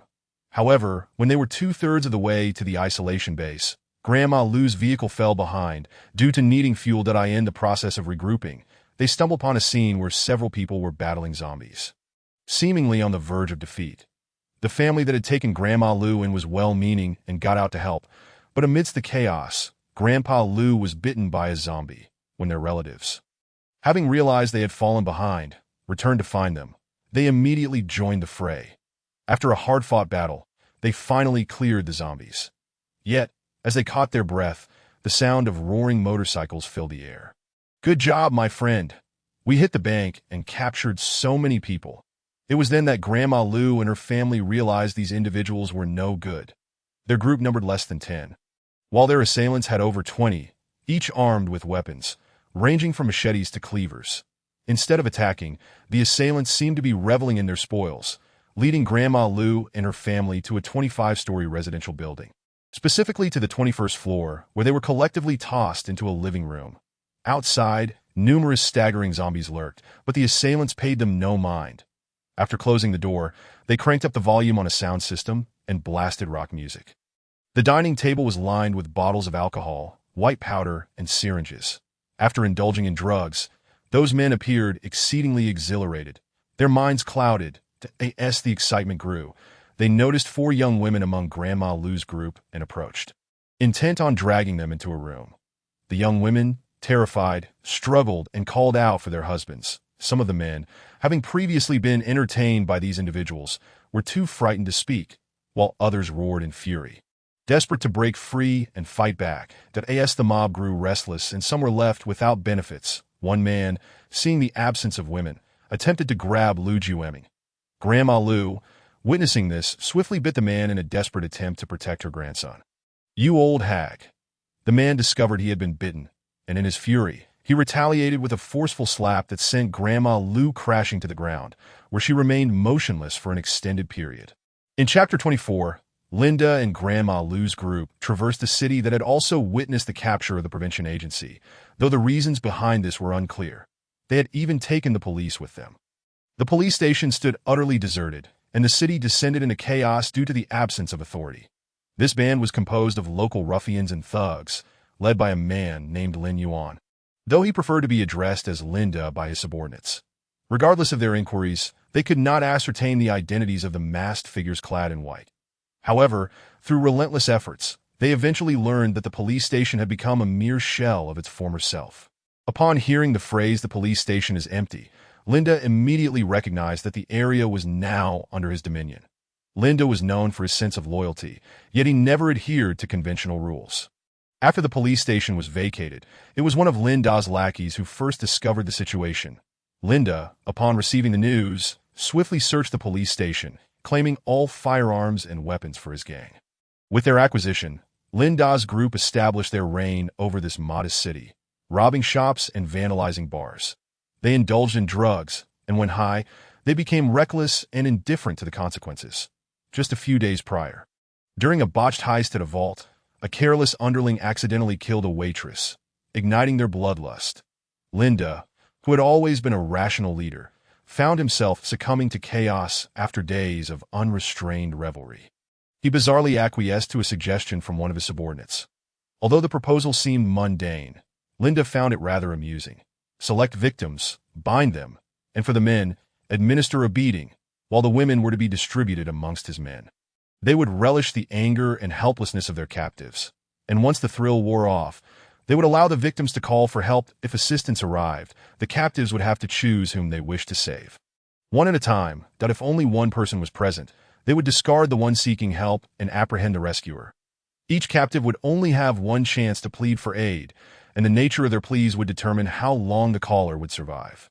If the plea contained words like save, request, or help, any relatives of the caller would either be thrown from the building or fed to the zombies. Those without family would have their hands bound and thumbs suspended from a tree. If none of these words were uttered, and the captives remained silent, they could live for 2 days alongside their families in relative safety. Linda reveled in this newfound power over the fates of others. The last time they wandered about, they spotted a building with a single illuminated apartment, which they decided to invade. The light was on because the residents were attempting to attract the attention of the police or others for rescue, unaware that it would lead to their encounter with this band of reapers. After days of loitering, the gang had also devised methods for dealing with zombies. Armed with sharp machetes, they mercilessly beheaded the sluggish undead, fully aware that this would not entirely eliminate them. Even in decapitation, the zombies remained alive, their mouths occasionally gaping as if to scream, despite having no throats. This helpless motion might be the last vestige of their defiance. The area had become a haven for mosquitoes and flies, which the gang occasionally swatted away but otherwise ignored. They piled the severed heads together before summoning the elevator and selecting a floor. When they knocked on the door, they were met by a couple. The couple, upon seeing the intimidating group through the peephole, quickly locked the door. They had friends in the city and had been hiding in their home since chaos erupted. After contacting their surviving friends, they learned of the zombies outside, but remained oblivious to the gang's heroic deeds. When the gang saw that no one answered, they forcibly pried the lock and stormed in. After subduing the couple, they began their twisted game. Once the couple understood the rules, they exchanged glances. The man requested to make a phone call, while the woman looked at him with trust and affection. However, when the call connected, The man immediately revealed that he was bound and implored his friend for rescue. Linda, observing the wife's transition from trust to disbelief and finally to rage, clapped his hands in amusement. Birds of a feather flock together. When disaster strikes, they scatter. After saying good 3 times, Linda seized the man by the collar and dragged him to the balcony.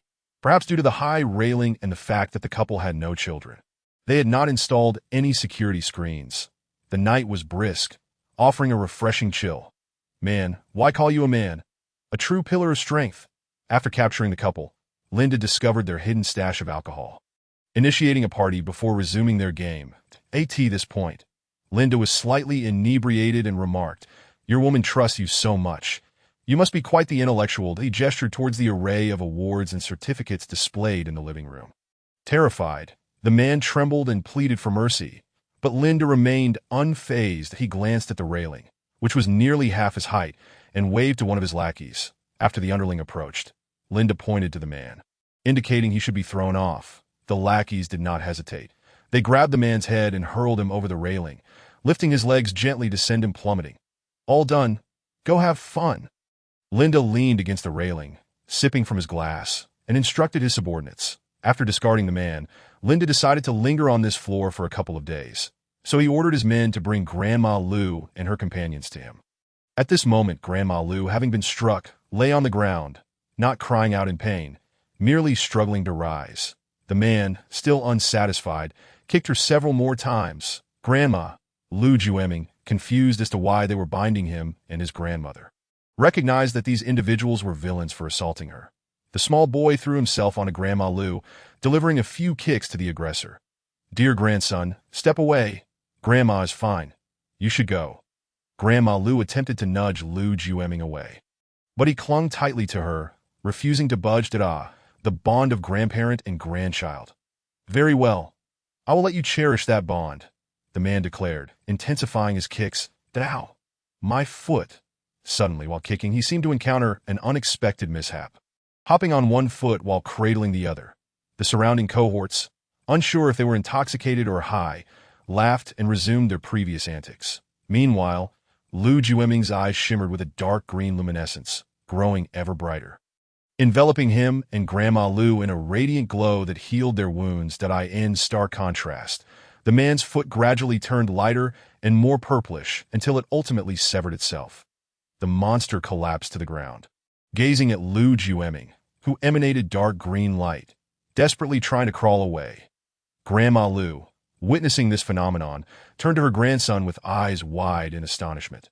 Just then, Linda entered, his eyes alight with excitement. Could this be the legendary supernatural power?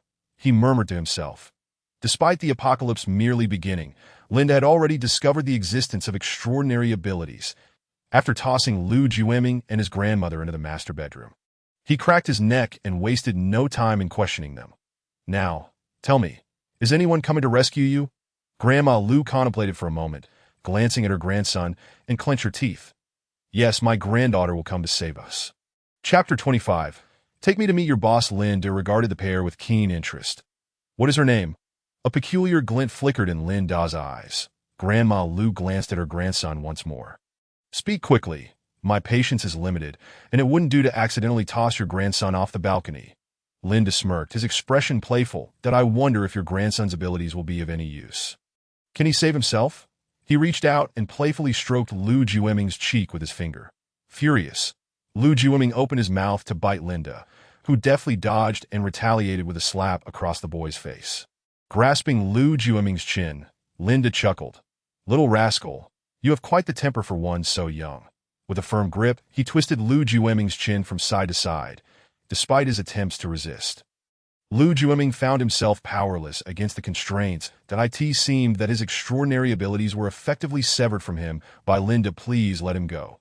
He is but a child. My granddaughter will come for us," Lou's grandmother implored, her heart aching at the sight of her grandson's distress. Pleading desperately with Linda, "What is her name?"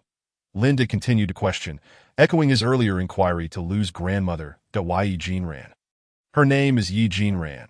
Upon receiving the answer, Linda's face brightened instantly, releasing Lou Jueming from his grasp. "This was far too easy. I never anticipated that Linda, would ascend so swiftly, he exclaimed. Laughter spilling from his lips as he strode out of the bedroom, leaving Lu's grandmother and Lu Jueming together.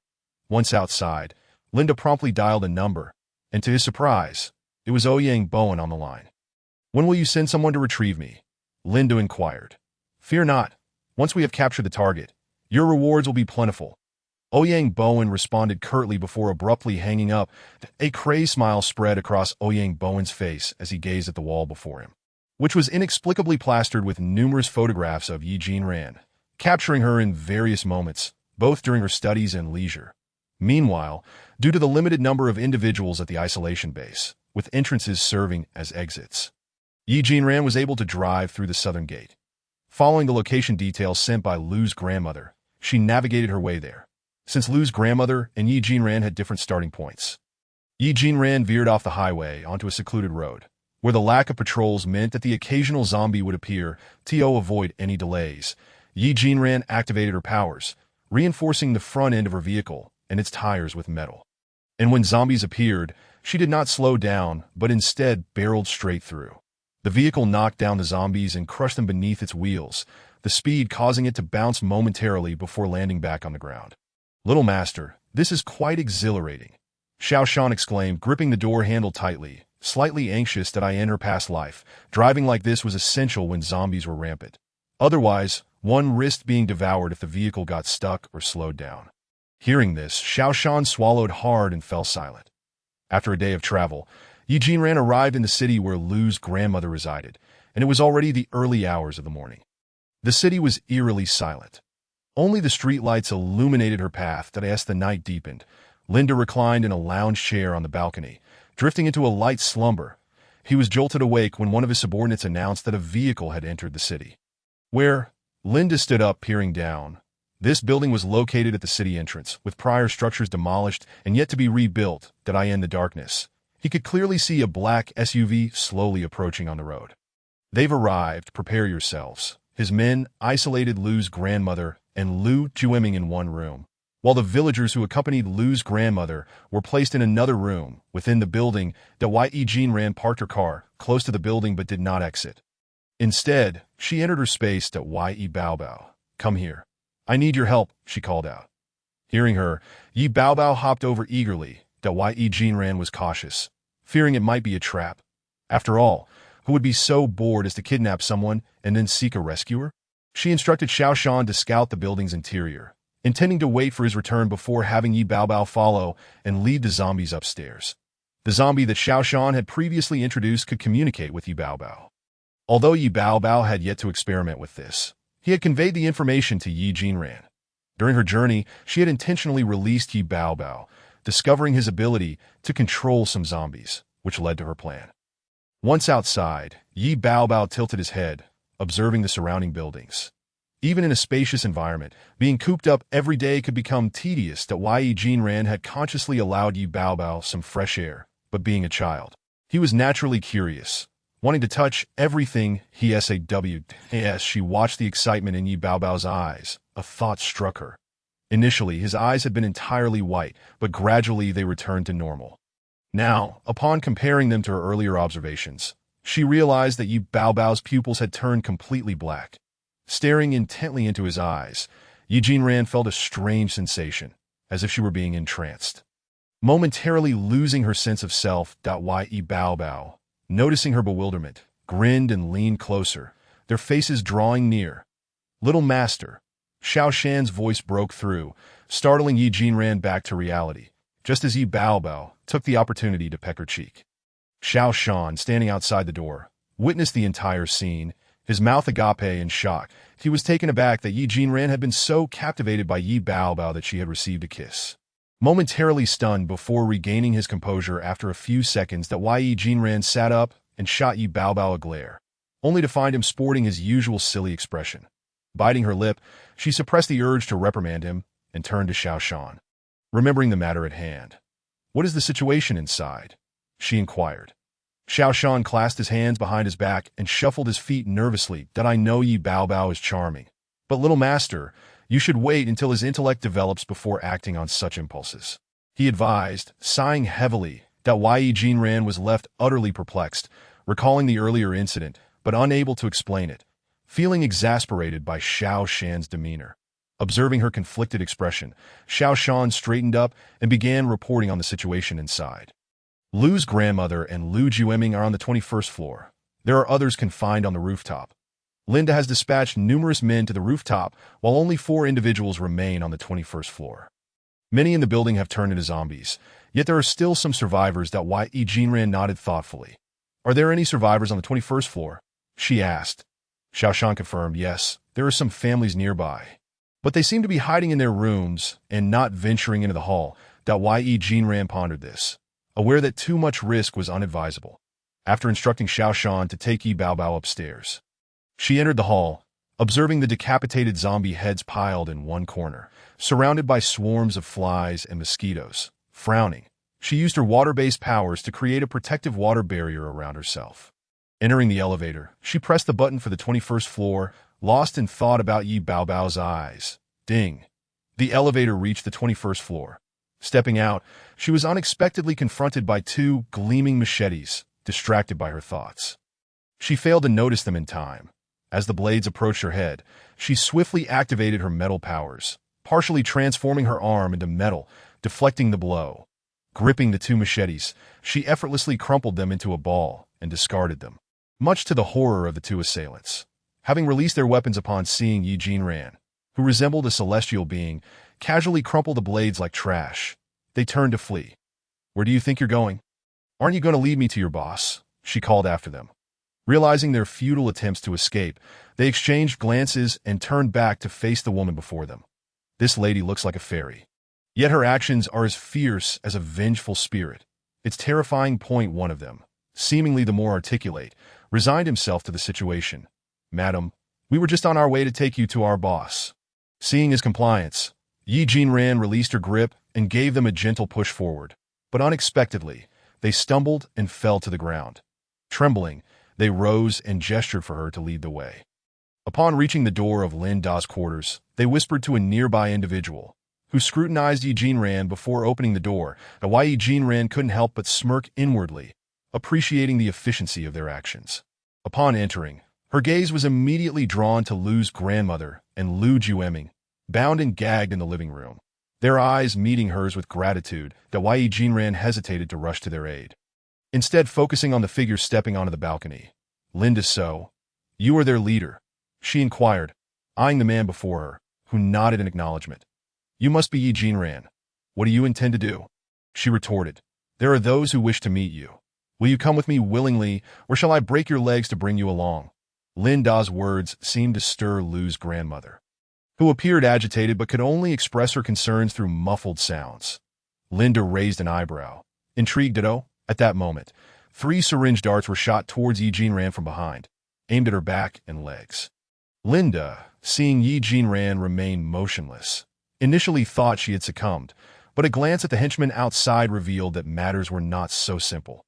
The 2 outside, believing they had stealthily administered the anesthetic, were nearly convinced of their success. However, to their astonishment, the syringes fell to the ground just half a centimeter away from Yi Jinran.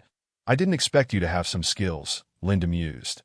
Waiting for a moment, when Yi Jinran did not collapse, he realized the anesthetic had either missed or proved ineffective. Yet the expressions of the incompetents outside indicated something had indeed gone awry. Did your little underling not mention it? I am a celestial being. As a celestial, how could I lack any means of self-defense? The person guiding them at the elevator had leaned towards his accomplice and whispered, this person is a fairy descended from heaven, possessing protective magic.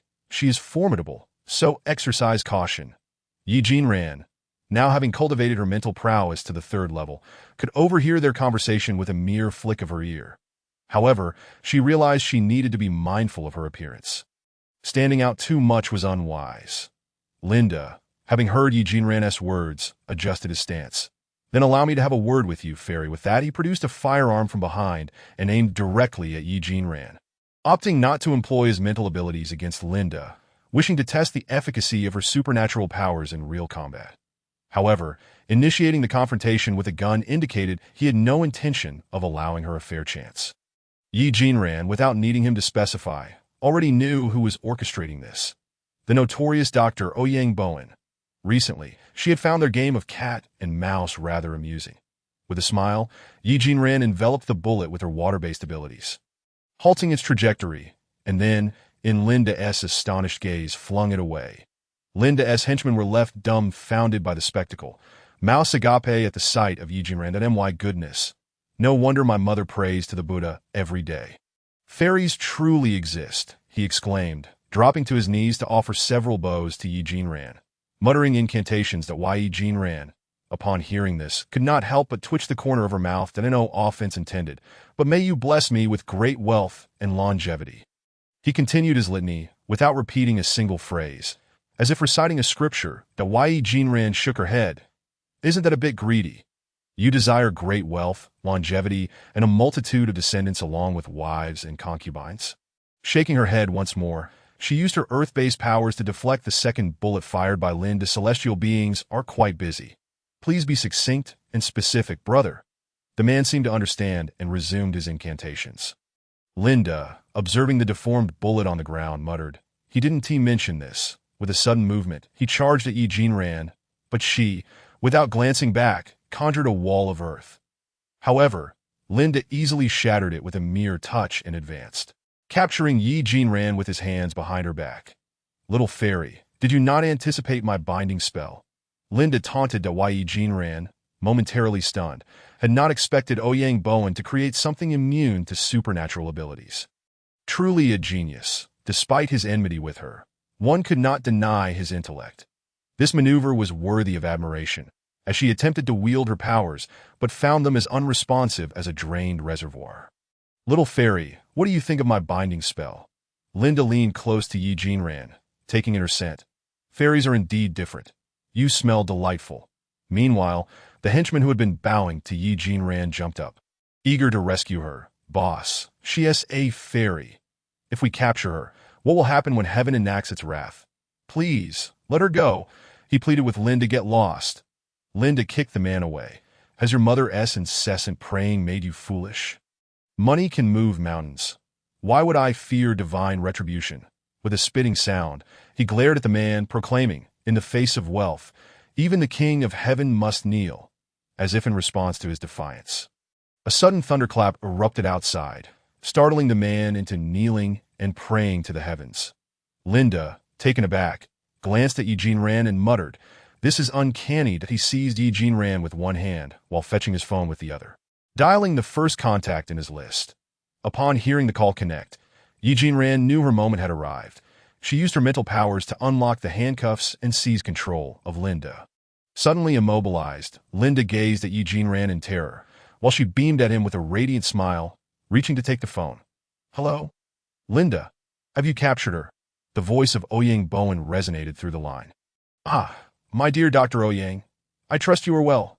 "Yi Jinran, are you surprised to hear my voice? I thought you had sent someone to apprehend me, yet your tone suggests otherwise." That Yi Jinran smirked as she conversed with Ouyang Bowen, though the hatred in her eyes was unmistakable. "That my beloved 2947, how could I bear to let you suffer alone out there? I wish to have you by my side again." Ouyang Bowen's voice was soft and affectionate, leading one to believe they were merely flirting. "I would rather not. Following you has truly been a source of fear and hardship for me." Yi Jinran retorted sarcastically, "Do you think escaping will suffice? I captured you in a past life. I can do so again in this one. Let us see if you can evade me." Ouyang Bowen's tone shifted to a menacing one, filled with determination. "Oh, my dear Dr. Ouyang, how could you speak to me in such a manner? It truly hurts my feelings. If I become upset, I might just blow up your lair." Yi Jinran feigned a sweet tone, all the while plotting to rend him limb from limb. "My dear, I shall await your arrival." Ouyang Bowen replied in his gentle tone before abruptly ending the call. Yi Jinran listened to the dial tone with a light sigh.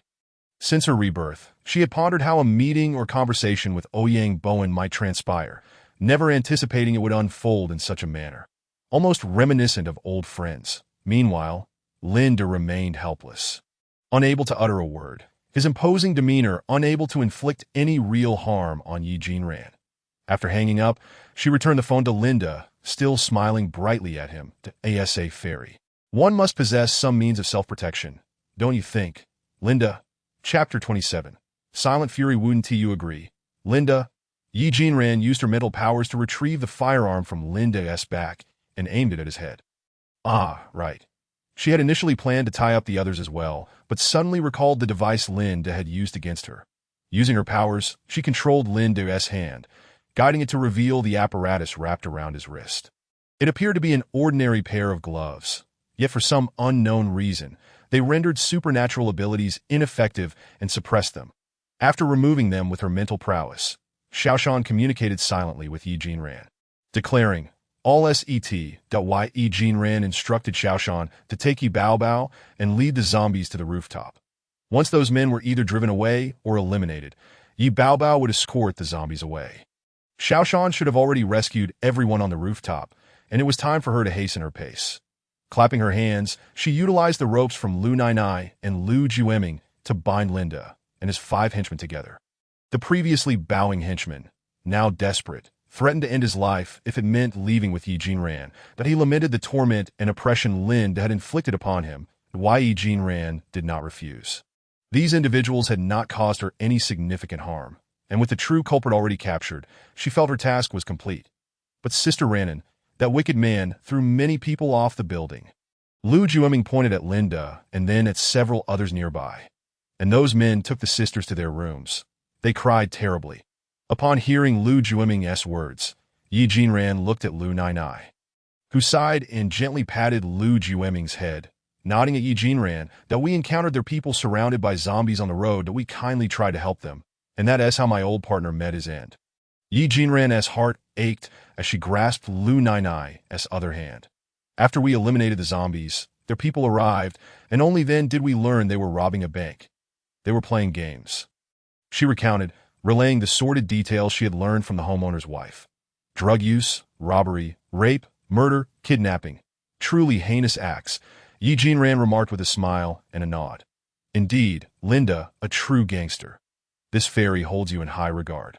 Then, glancing at the firearm placed on the table, its serial number clearly visible, an impressive find from the police station, Yi Jinran initially contemplated sparing the lives of the individuals before her.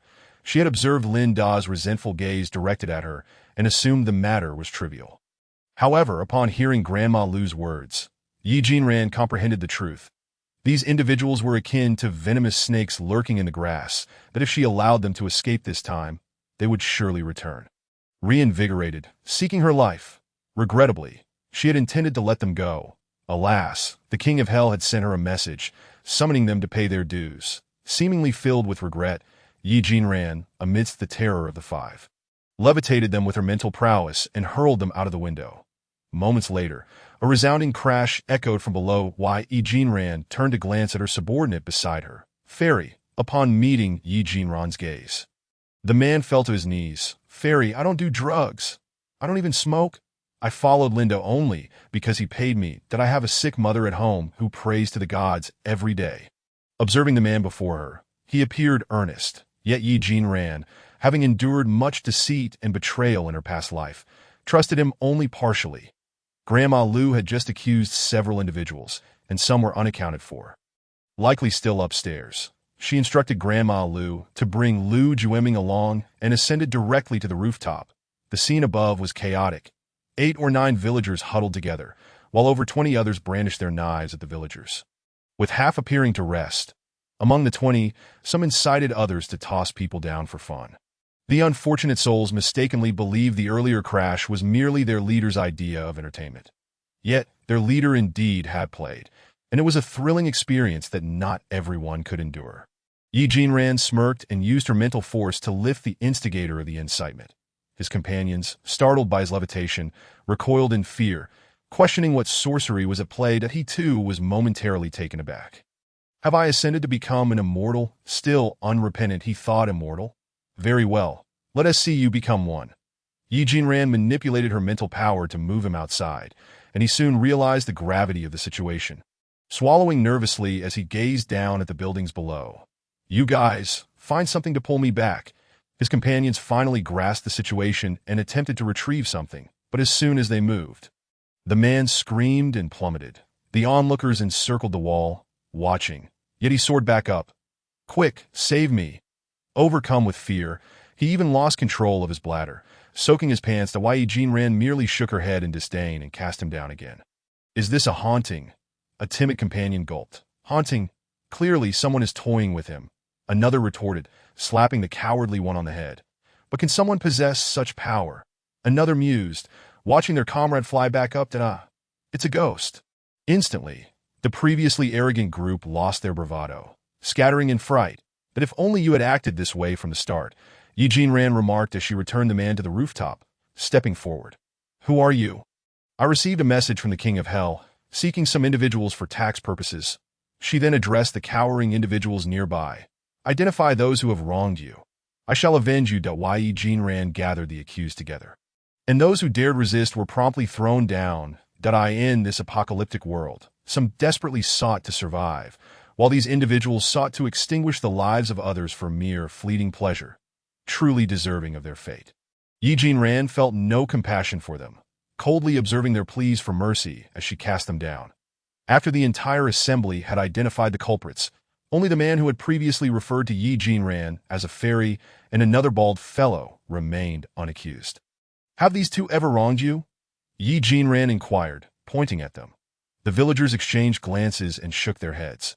However, the wife from the 21st floor household rushed out, pointing at the bald man, accusing him of rape. Yi Jinran prepared to act with her mental force, but the bald man scoffed. What would I, a woman, want with you? The bald figure was surprisingly androgynous, revealing herself to be a girl. I have cancer. And my boyfriend works with Linda. Many at the hospital have turned into zombies.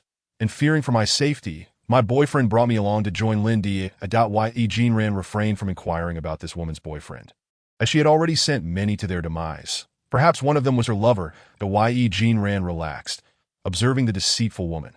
The villagers began to form unfavorable opinions of her as well. The woman's lies unraveled swiftly, her colorful expression eliciting laughter. Those from Lu family village, follow me, Yi Jinran commanded, turning to descend. Halfway down, she glanced back at Lin Da's lackey, the bald girl, and the woman beside her. You may join me if you wish. The lackey nearly leaped in joy. Fairy, can you wait a moment? I need to drive home and fetch my ailing mother. Remembering to bring his sick mother along showed a sense of filial piety. And Yi Jinran nodded. She turned to the bald girl. As for you, I shall not wait, and I'm terminally ill. I have little time left. The woman nearby sneered. Join you? Huh. Just escaped the tiger's den, and now I'm to enter the wolf's lair? Forget it.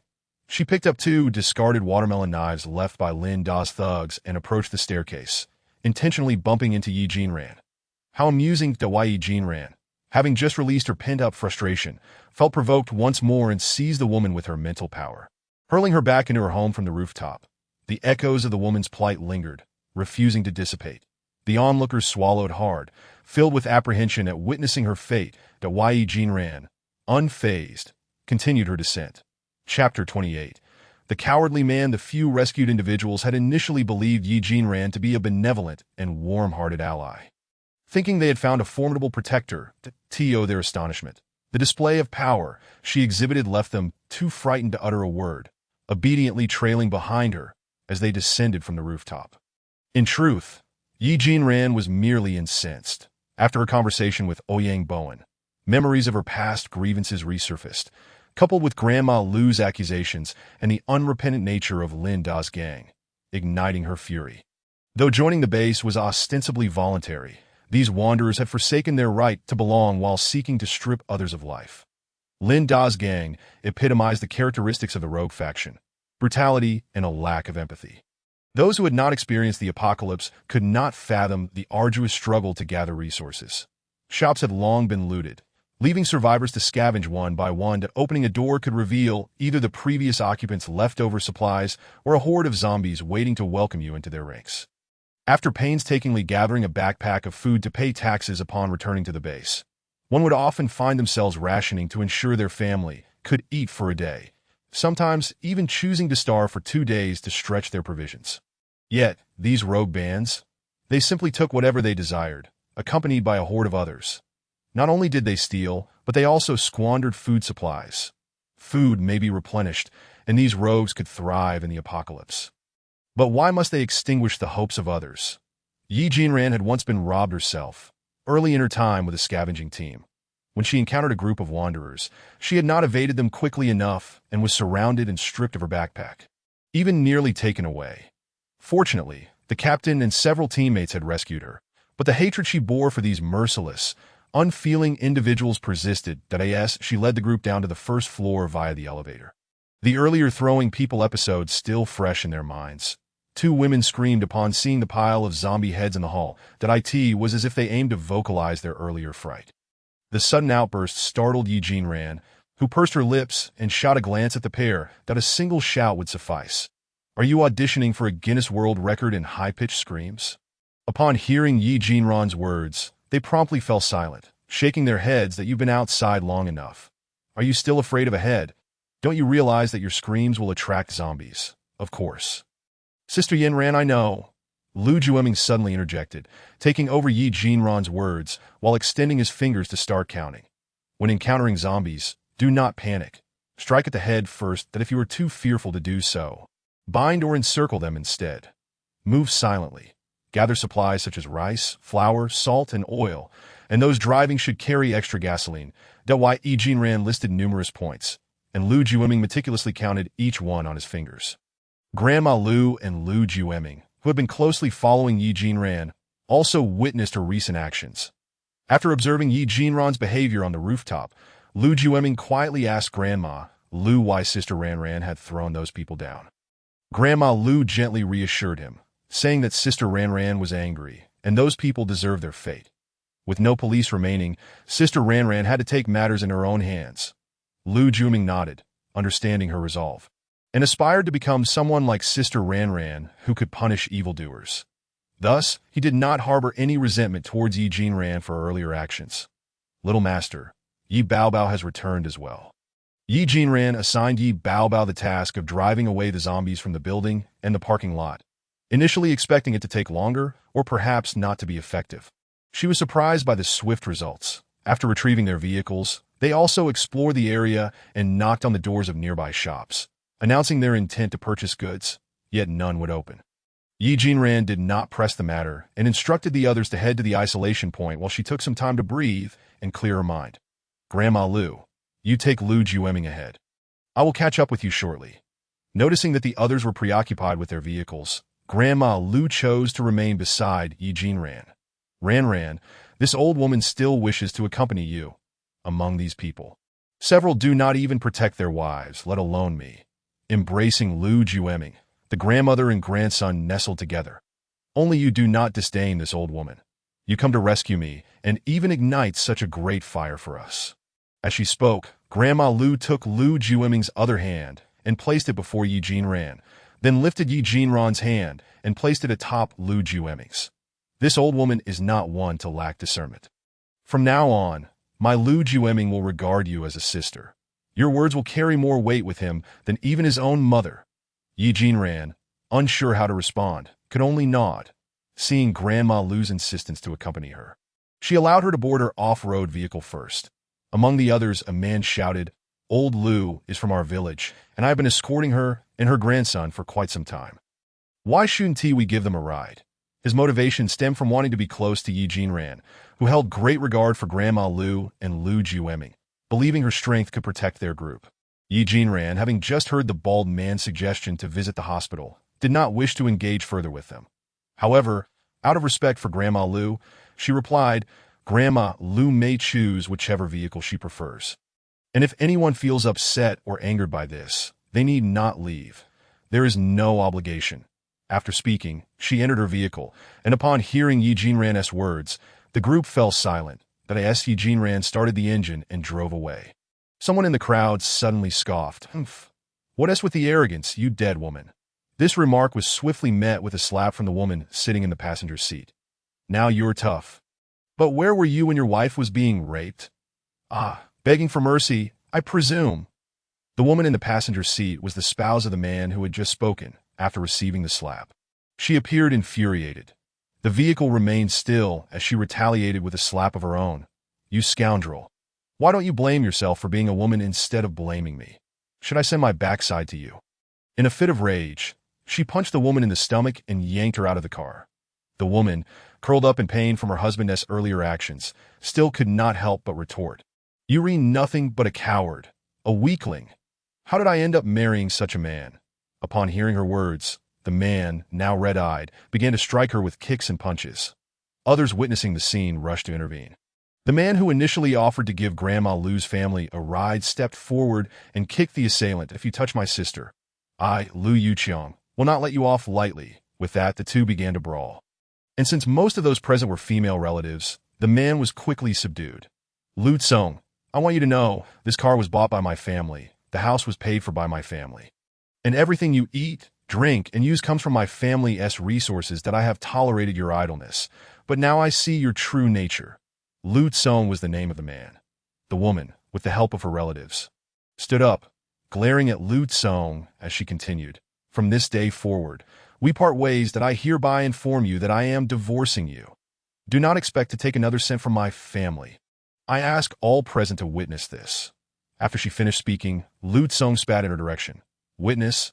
They're all your family. What kind of witness is that? Witness that you, a promiscuous woman, were thoroughly satisfied by someone else and are now dumping your husband? Hearing Lu Tsong's retort, Lu Yuqiang kicked him twice in anger. The woman stepped forward and held her brother back, casting a cold glance at Lu Kong. I can drive as well, but this is my vehicle. So please exit. Go wherever you wish. Upon hearing her words, Lu Tsong glared at her. You want me dead, don't you? Huh? He sneered. Lu Yuqiang, also a husband, felt deep sorrow for not having protected his wife. Seeing his sister in distress, he returned to his vehicle to comfort his wife, bringing her along with him. Sister, is it all right if I take my wife with you? The woman nodded that it would be far better for the two women to chat than for him to remain a rough man. Silent and inept at conversation, Lu Yuqiang thought. Chapter 29. Lu Jueming's concealed abilities. The commotion eventually subsided, while Yi Jinran finally arrived at the hospital. Using her mental powers, she sensed that there were very few people inside. Likely due to the preventers having cleared the area, Yi Jinran was uncertain about the intentions of these preventers. With zombies captured and the police taken away, even the hospital had been emptied. Yi Jinran instructed Grandma Lu and Lu Jueming to remain silent in the vehicle and, after a moment's thought, decided to lock the doors. Upon entering the hospital, she first headed to the outpatient department. Her purpose for visiting was to search for medical equipment, as the hospital boasted the most comprehensive and advanced diagnostic tools. After gathering the outpatient equipment, Yi Jinran passed by the pharmacy and, pondering for a moment, decided to enter. The pharmacy was well organized, with medications categorized by Eastern and Western medicine, featuring numerous shelves and cabinets. As Yi Jinran ventured deeper, a small zombie suddenly leaped out from behind a nearby shelf. Hearing the noise, she swiftly turned to confront it, utilizing her abilities to metallize her arm to deflect the zombie's initial strike. However, the small zombie, taking advantage of its low stature, skillfully circled around her, preparing to attack her from behind. Realizing the creature's intent, Yi Jinran quickly pivoted to face it. After a brief exchange of blows, she felt a surge of alarm. The apocalypse had only just begun, yet this little zombie was already formidable. Given time, it would surely become a significant threat. Motivated by this realization, she hastened her movements. Channeling both her abilities and mental strength, Yi Jinran attempted to exert control over the small zombie using her mental powers, but it appeared utterly unaffected, energetically bouncing around to assault her. What is happening? Yi Jinran inquired of Xiaoshan. It seems there is some artifact on it preventing control. Xiaoshan replied, perceiving the external situation through the jade pendant, that it's far too agile. My mental powers are ineffective against it, and my abilities cannot contain it. Just as the small zombie launched another round of attacks, Yi Jinran braced herself to meet it once more. Little Master, the inability to control it with mental powers is due to the object it possesses, which we cannot perceive. However, you can immobilize its movements by manifesting a blade of mental energy to strike at it.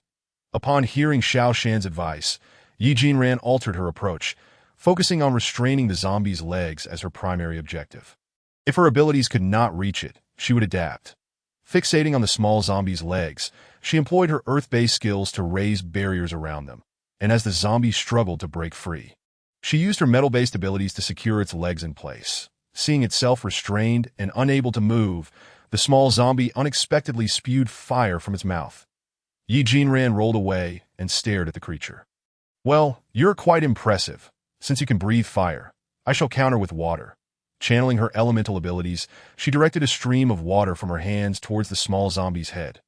Ah! The small zombie emitted a deep, guttural roar, thrashing even more violently, attempting to unleash fire, only to ingest a mouthful of water instead.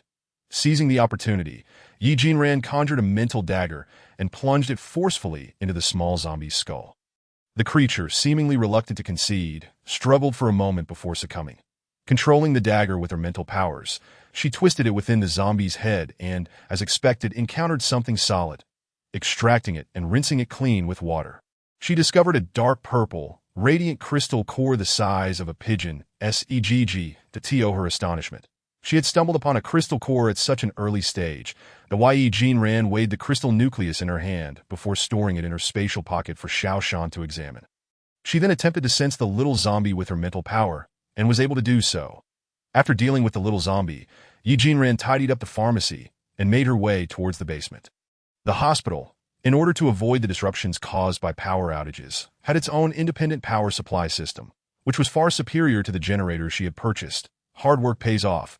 Her efforts in using mental power throughout the hospital finally led her to the power room. After collecting all the power-generating devices into her spatial pocket, Yi Jinran turned to exit the hospital. However, after searching outside for a long time, she could not locate her off-road vehicle, nor could she sense it with her mental power. Currently, Yi Jinran's mental perception range was approximately the size of half the hospital, yet she distinctly remembered parking the car at the entrance. Taking a couple of steps further, she surprisingly sensed that the vehicle was right beside her. Yi Jinran extended her hand to feel with her mental power, but found nothing. First, she encountered a little zombie she could not sense, and now a car she could sense but not touch. Yi Jinran began to doubt her abilities. Xiao Shan, what is going on? Xiao Shan, equally perplexed, scratched his head, uncertain of his own capabilities. With no other option, Yi Jinran called out to the car, Jueming. Miraculously, the vehicle slowly materialized before her. Could this be Lu Jueming's extraordinary power? Upon seeing the car appear, Yi Jinran hurried to the driver's seat, starting the vehicle and glancing at Lu Jueming through the rearview mirror. What just happened? Lu Granny looked at Yi Jinran with confusion. This is something I just discovered. I wanted to test it out. Lu Jueming replied that it turned out that Lu Jueming had awakened his extraordinary ability when Lu Granny was attacked. This peculiar power allowed him to rebound injuries sustained by himself or his companions, even doubling the effect that he had discovered this ability during the assault. While waiting earlier, Lu Jueming noticed that other individuals had entered the hospital, fearing that he and Lu Granny might be captured again. Suddenly, the outside of the car darkened, rendering those people unable to see them. The longer they remained hidden, the darker it became, until they could no longer see outside. Therefore, when Yi Jinran exited the car earlier, she had to call out for it to appear. Yi Jinran understood. Jueming, this is a good thing. It means you can protect Granny now. She recognized Lu Jueming's unease. Some individuals feel powerful upon gaining extraordinary abilities, while others may perceive themselves as monsters. Lu Jueming, though still young and lively, had grown sensitive following the death of his father and abandonment by his mother. Lu Granny, momentarily taken aback, glanced at Yi Jinran and then at Lu Jueming. Although she did not fully comprehend the situation, having lived for several decades allowed her to grasp its significance. Lu Granny grasped Lu Jueming's small hand and said, Thank you, my dear Jueming, for knowing to protect Granny. All my efforts were not in vain. She then gave Lu Jueming a big kiss. Lu Jueming, taken aback by Lu Granny's affection, blushed and murmured his thanks. As the sky began to brighten and visibility improved, Yi Jinran turned on some soft music. The grandmother and grandson, having endured several days of tension, soon drifted into a gentle slumber amidst the vehicle's bumps and the soothing melodies. Observing the peaceful faces of the duo, Yi Jinran felt a wave of tranquility wash over her. After refueling at a service station, she planned to gather supplies to fill the trunk. The service area was strewn with dismembered bodies, suggesting that it had been several days since the carnage occurred. Some severed limbs were already crawling with white maggots, and the blood on the ground had turned a dark crimson. The scene was too harrowing. Yi Jinran utilized her metal-based extraordinary ability to block the car windows to prevent the grandmother and grandson from being startled upon waking. While fueling, she took advantage of the lack of onlookers to fill the tanks of the vehicles she had previously scavenged from the dealership, ensuring her current vehicle was also topped off. After all, gasoline is a non-renewable resource, and with everything at a standstill, it would only dwindle further. Stowing away rice and oil from the service station into her trunk, she placed 2 bags of supplies in the passenger seat. When she returned to the vehicle, she found that the grandmother and grandson had not awakened from the commotion, relieved by her quiet movements. Yi Jinran drove towards the isolation base.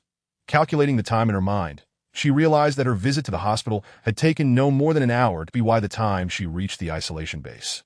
The villagers from Lu Granny's hometown would already be undergoing their entry examinations. Pondering this, she quickened her pace that on the highway, the zombies appeared much more agile than the last time she had passed through. Some zombies seemed to realize that if they climbed over the wall before them, they could access the highway, scrambling upwards with determination. Others, upon noticing this, joined in the frantic ascent. Chapter 30. Returning home, when Yi Jinran arrived outside the isolation base, she discovered a queue had already formed outside, and the guards at the city gate had become much more adept at maintaining order. As a resident of the city, and having contributed a significant portion of her savings to the base as a security deposit upon entering. Yi Jinran's situation was somewhat unique. Moreover, few had entered the city, and those who had rarely left, except for Yi Jinran, who sought to exit and had communicated with the guards at the city gate prior to her departure. Stepping out of the car to present her resident ID at the security booth, she was unexpectedly recognized by the guard. "Oh, it's you back so soon? Quickly go in for your inspection, then head home." "Yes, I also brought back some supplies. Where should I put them?" Yi Jinran inquired. The guard, amiable, showed no signs of withholding. "What did you bring? Is it in the car?" "Yes. How about this? You all go inside first. I'll move your car to the wall. Once you finish your inspection, you can drive it away." Nodding in agreement, Yi Jinran turned to assist Lu Granny and Lu Jueming out of the vehicle. The guard called for someone to clear a path for them. "Who is she? On what grounds does she cut in line?" "Exactly. My family has elderly and children too. Waiting this long is bad enough without someone cutting ahead." "Aren't you supposed to be a government agency? Aren't you public servants? Why the preferential treatment?" The crowd, having waited for some time, grew increasingly agitated upon seeing the base send someone to clear a path for Yi Jinran and her companions. They stood up, blocking her way. "That I've paid taxes for years, and now you still want me to pay? Have you all gone mad for money?" A woman in a fitted suit and high heels shouted at the person leading Yi Jinran, her hand pointing accusingly. "Exactly." Others chimed in support. Meanwhile, the villagers from Lu's home, who had been sitting nearby, recognized Yi Jinran and Lu Granny amidst the commotion. Joining in the fray, Lu Yuqiang, sitting in the back, awkwardly mouthed an apology to Yi Jinran. In truth, Yi Jinran had already noticed the villagers from Lu's home when she exited the vehicle to visit the security booth. Seeing Lu Yuqiang apologize, she felt he was someone worth befriending and nodded gently in acknowledgement. The man responsible for maintaining order at the city gate, witnessing this scene, immediately took to the loudspeaker to restore discipline. "Everyone, form a proper line. Don't crowd together." However, the crowd seemed deaf to his words, continuing to encircle Yi Jinran and her group, their remarks becoming increasingly harsh. "What is the matter? Is she your wife or child? Why are you protecting her so fiercely?" Perhaps due to the prolonged wait, the external security personnel had not treated them kindly, and seizing the opportunity, they sought to vent their frustrations. The external guards, armed for safety, were lenient compared to what would have occurred in the past. They chose to show restraint, that if you don't form a line, you'll all be waiting outside for another 2 days. The gate personnel threatened. The crowd began to waver, exchanging glances, and some began to disperse, although a few stubborn individuals remained. Nevertheless, a path was eventually cleared, and if you don't want to stay, there are plenty of others who do. Original residents come first. Noticing that there were still individuals causing disturbances around Yi Jinran, the gate personnel frowned in disapproval. Chong, find someone to throw these individuals out. Moments later, a group emerged from behind the gate, easily subduing the troublemakers and tossing them to the back of the line.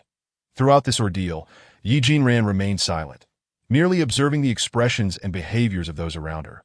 She looked at Lu Granny, whose eyes were filled with helplessness, while Lu Jueming remained unperturbed. Having paid her dues previously and now returning with a plethora of supplies, Yi Jinran felt justified in not having to pay again.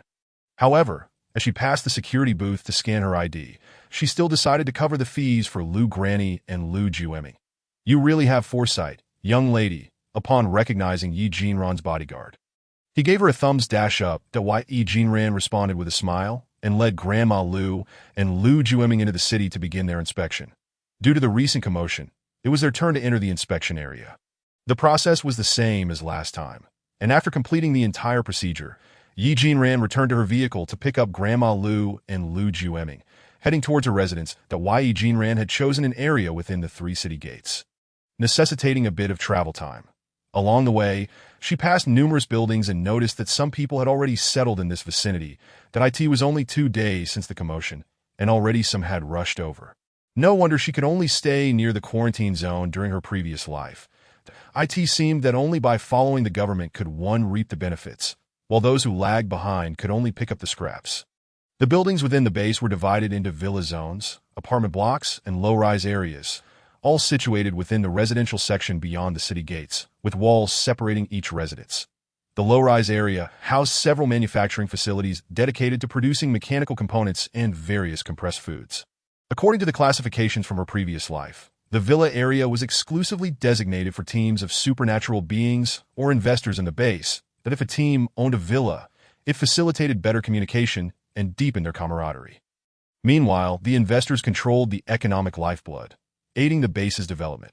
Compared to the apartment blocks, villas offered enhanced convenience for team activities and interactions, with floors ranging from 2 to 5, generally following a similar layout. The first floor contained a kitchen, restroom, and living area as communal spaces, while the upper floors primarily consisted of bedrooms, with 6 rooms and a small kitchen, meeting room, and restroom on each level, when room availability was tight. The base would mix teams to maximize the use of the accommodations. This time, upon entering the base, Yi Jinran specifically requested a 2-story villa, which comprised a total of 7 rooms. After settling her family in, she planned to bring Grandma Lu and Lu Juemi over, allowing Yi Baobao and Xiaoshan to join them. Thus, her family would be comfortable, even in times of housing scarcity. Moreover, these 2-story villas were remnants of the original area, free from construction flaws. The base repurposed the vacant spaces in the villa area into multi-story apartment buildings, increasing the number of available rooms by several hundred, but this clearly illustrated that equality was merely a word. In all other aspects, those who worked harder, grew stronger, and possessed wealth were afforded better treatment. Yi Jinran parked her vehicle in front of her building, and upon hearing the commotion, her parents came downstairs to greet her. Ran is back, her mother exclaimed from the staircase, while her father emerged from the kitchen, wiping his hands. Just in time, I'm cooking. Let Grandma Lu have a taste of my cooking. Yi Jinran had introduced Grandma Lu and Lu Juemi to her parents before leaving. And upon seeing Yi Jinran accompanied by an elder and a youth, they immediately recognized them. Grandma Lu smiled in acknowledgement, while her mother approached Lu Juemi with enthusiasm, half embracing him. Duh, this must be Juemi. How adorable!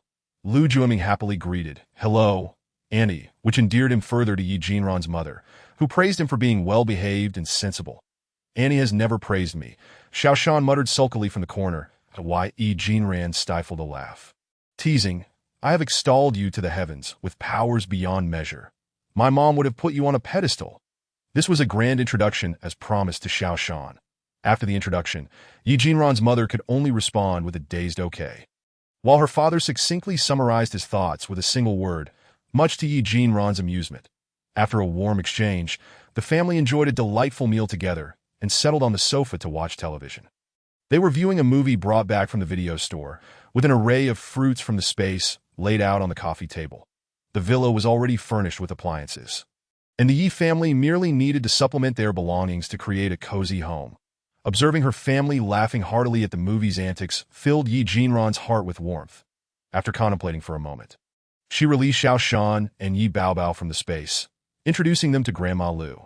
Under Yi Jinran's encouragement, Xiaoshan and Lu Juemi quickly bonded, and Yi Jinran watched with a smile as they played with toys on the carpet. It struck Yi Jinran that they were indeed still children, prompting her to reflect on her own heart and remember that in her previous life, even as an adult, she had retained a childlike spirit. Back then, she had dreamt of finding a stable 9-to-5 job near home and taking road trips during holidays. However, she never had the chance to graduate before the apocalypse began, leading to a desperate flight from her hometown. With streets littered with abandoned vehicles and the remnants of humanity, not to mention the lurking zombies that could spring forth from anywhere. The journey had been exhilarating, and had she been given another chance, she would have relished the adventure, though it would come with pain. Even now, with her supernatural abilities, mental prowess, and spatial advantages, Yi Jinran remained cautious, realizing that she could not afford to grow complacent. She needed to be 10 times more vigilant than in her past life. After her family had settled in and familiarized themselves with the base's environment, Yi Jinran formed a task team with Lu Jiweming and sent an invitation to Lu Yuqiang. However, after 2 days, she had yet to receive a response that Yi Jinran eventually ceased waiting, while Lu Yuqiang found himself in a difficult and awkward situation. After entering the base with his wife and sister, his sister had dropped them off at their residence before departing, leaving only a note stating "Don't look for me," that he anxiously searched for his sister, but received no news. While he was pleased to receive Yi Jinran's invitation, he was unable to focus on responding at that moment. One morning, Yi Jinran's parents simultaneously fell ill and lost consciousness. The sudden onset of the illness was alarming, and Yi Jinran, witnessing her once vibrant parents now lying motionless in bed, felt a wave of dizziness wash over her. She sat vigilantly at their bedside, her heart filled with confusion as she gazed at their tightly shut eyes and pale lips. What was happening to them? Had they contracted a virus? When she inquired with Xiao Shan, he too was at a loss. Failing to discern the source of the problem, even with his mental scanning abilities, Yi Jinran remained by her parents' sides, as if the heavens had collapsed upon her. She refused to eat or drink, causing Grandma Lu and the others to worry. For the past few days, Grandma Lu had taken charge of cooking, occasionally bringing congee for Yi Jinran's parents and trying to persuade her to eat something. Yet, Yi Jinran seemed deaf to their concerns. Her parents had been in a comatose state for 3 days. Food could not be swallowed, and water could only be dabbed on their lips with a cotton swab. She frequently turned them over to prevent bed sores, and thanks to her abilities, she was spared much of the burden. However, seeing her parents in such a dire state pained her deeply that if her parents could not eat, she could not either. If they could not drink, she would forgo it as well. Sustained by the life force of her space, she managed to stay upright, though she had grown increasingly haggard. Xiao Shan was equally anxious, and Yi Baobao could not play. She sat beside Yi Jinran daily, hoping to alleviate even a fraction of her worries that on the 3rd day, Grandma Lu brought Lu Jiweming to visit Yi Jinran's parents. Previously, she had refrained from exposing Lu Jiweming to the potential contagion, as Yi Jinran had objected to him coming upstairs. However, seeing Yi Jinran's drastic deterioration over the last 3 days, Grandma Lu, feeling heartbroken, decided to let Lu Jiweming come up to keep Yi Jinran company, hoping that his presence might lift her spirits. After all, children are healing angels. Upon seeing Lu Jiweming, Xiao Shan suddenly recalled Lu Jiweming's identity as a healer and suggested that they allow him to assess Yi Jinran's parents' condition. It was only then that Yi Jinran noticed Lu Jiweming, encouraging him to hold her father's hand. Lu Jiweming seemed to sense something, closing his eyes to focus. After a long while, he opened his eyes and exhaled a breath of stale air. Uncle and Auntie are fine. They seem to have developed a new substance within their bodies. Once this substance matures, they will awaken to a new substance. Yi Jinran pondered Lu Jiweming's words, recalling that in her past life, a few months later, many had inexplicably fallen into comas, only to awaken with newfound supernatural abilities. Her parents had experienced this phenomenon far earlier than expected, which was why she had not connected the dots. It appeared her parents were on the verge of acquiring supernatural powers. Realizing this, Yi Jinran grasped her mother's hand firmly, urging Mom, "You must wake up soon." 3 days had passed, and Yi Jinran had just awoken from her slumber. Sensing a gentle touch in her hand, prompting her to fully awaken, observing her mother's eyelids fluttering, Yi Jinran realized that her mother was on the verge of waking. She had been vigilantly monitoring her mother's condition, while her father had already opened his eyes, glancing at Yi Jinran with a look of confusion. "Jinran, why are you sitting here awake? I doubt your mother would want you to be worried like this. You might frighten her." Yi Jinran's father spoke with a tone tinged with reproach and a hint of jealousy, a tone he reserved for moments when Yi Jinran was concerned for her mother or assisting her. Upon hearing her father's familiar voice and tone, Yi Jinran could no longer hold back her tears that, "Oh dear, I was just chiding you a bit. Why do you look so aggrieved? Stop crying, her father. Noticing her tears, hurriedly sat up and reached for tissues to wipe her eyes.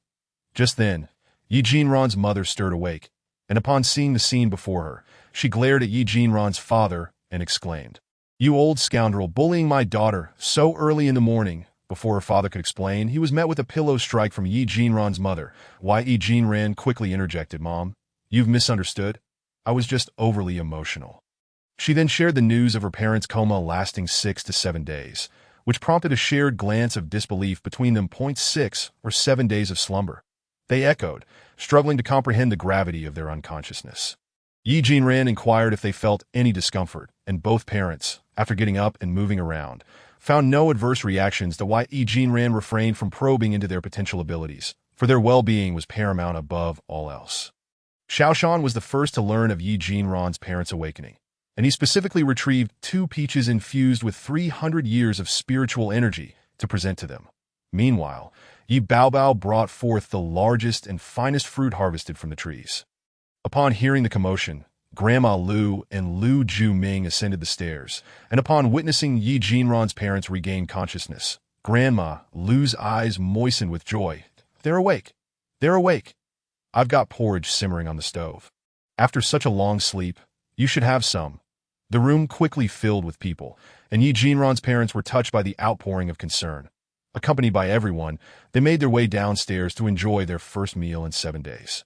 "I can hardly believe I slept for 7 days, but as soon as I tasted food, it became evident that I almost suspect I was a starving ghost in my past life," Yi Jinran's father remarked, wiping his mouth and filling his bowl with more porridge. "That I feel the same way. I'm famished," Yi Jinran's mother agreed. Grandma Lu, beaming with delight, urged them to eat slowly, promising to cook more if needed. "Ah," Yi Jinran's parents joyfully replied. Chapter 32. Earth and Wood abilities. Seeing the contented smiles on her parents' faces, Yi Jinran felt a slight sense of relief. After all, they had been bedridden for 7 days without food or water, and she had been concerned about potential after effects. However, it seemed her parents were in good health, relishing their meal. Once breakfast concluded, Yi Jinran assisted Grandma Lu in washing the dishes and tidying up, before joining her parents on the sofa.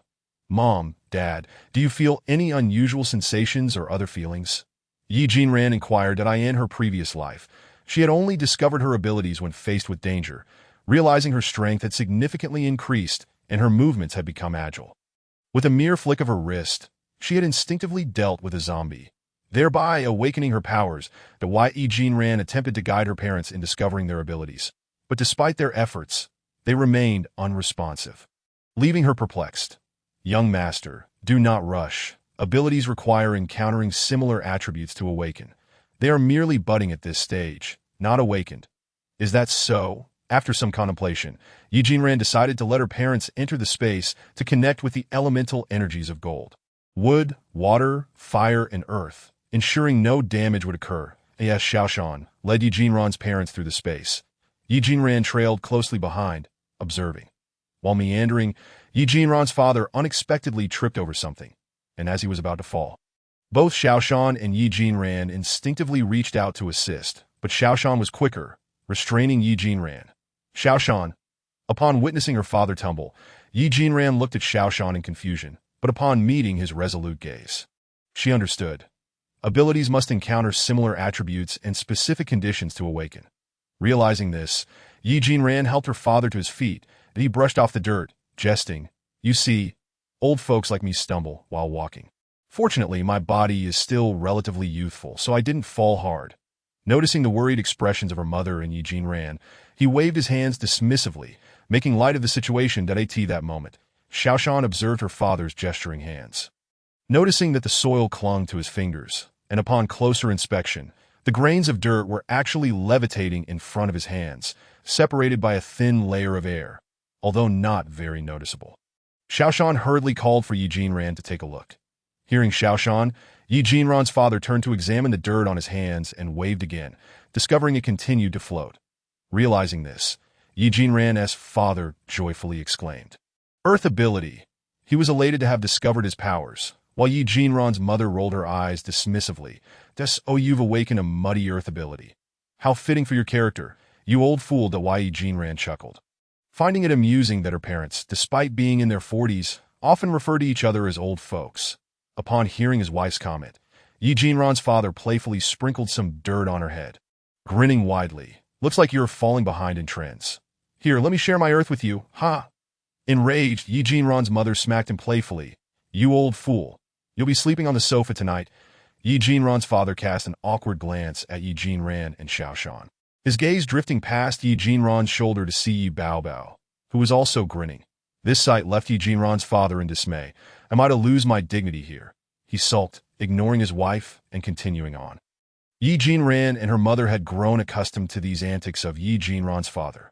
They knew that he would soon recover, so the mother and daughter shared a knowing smile as they held hands, watching him walk ahead.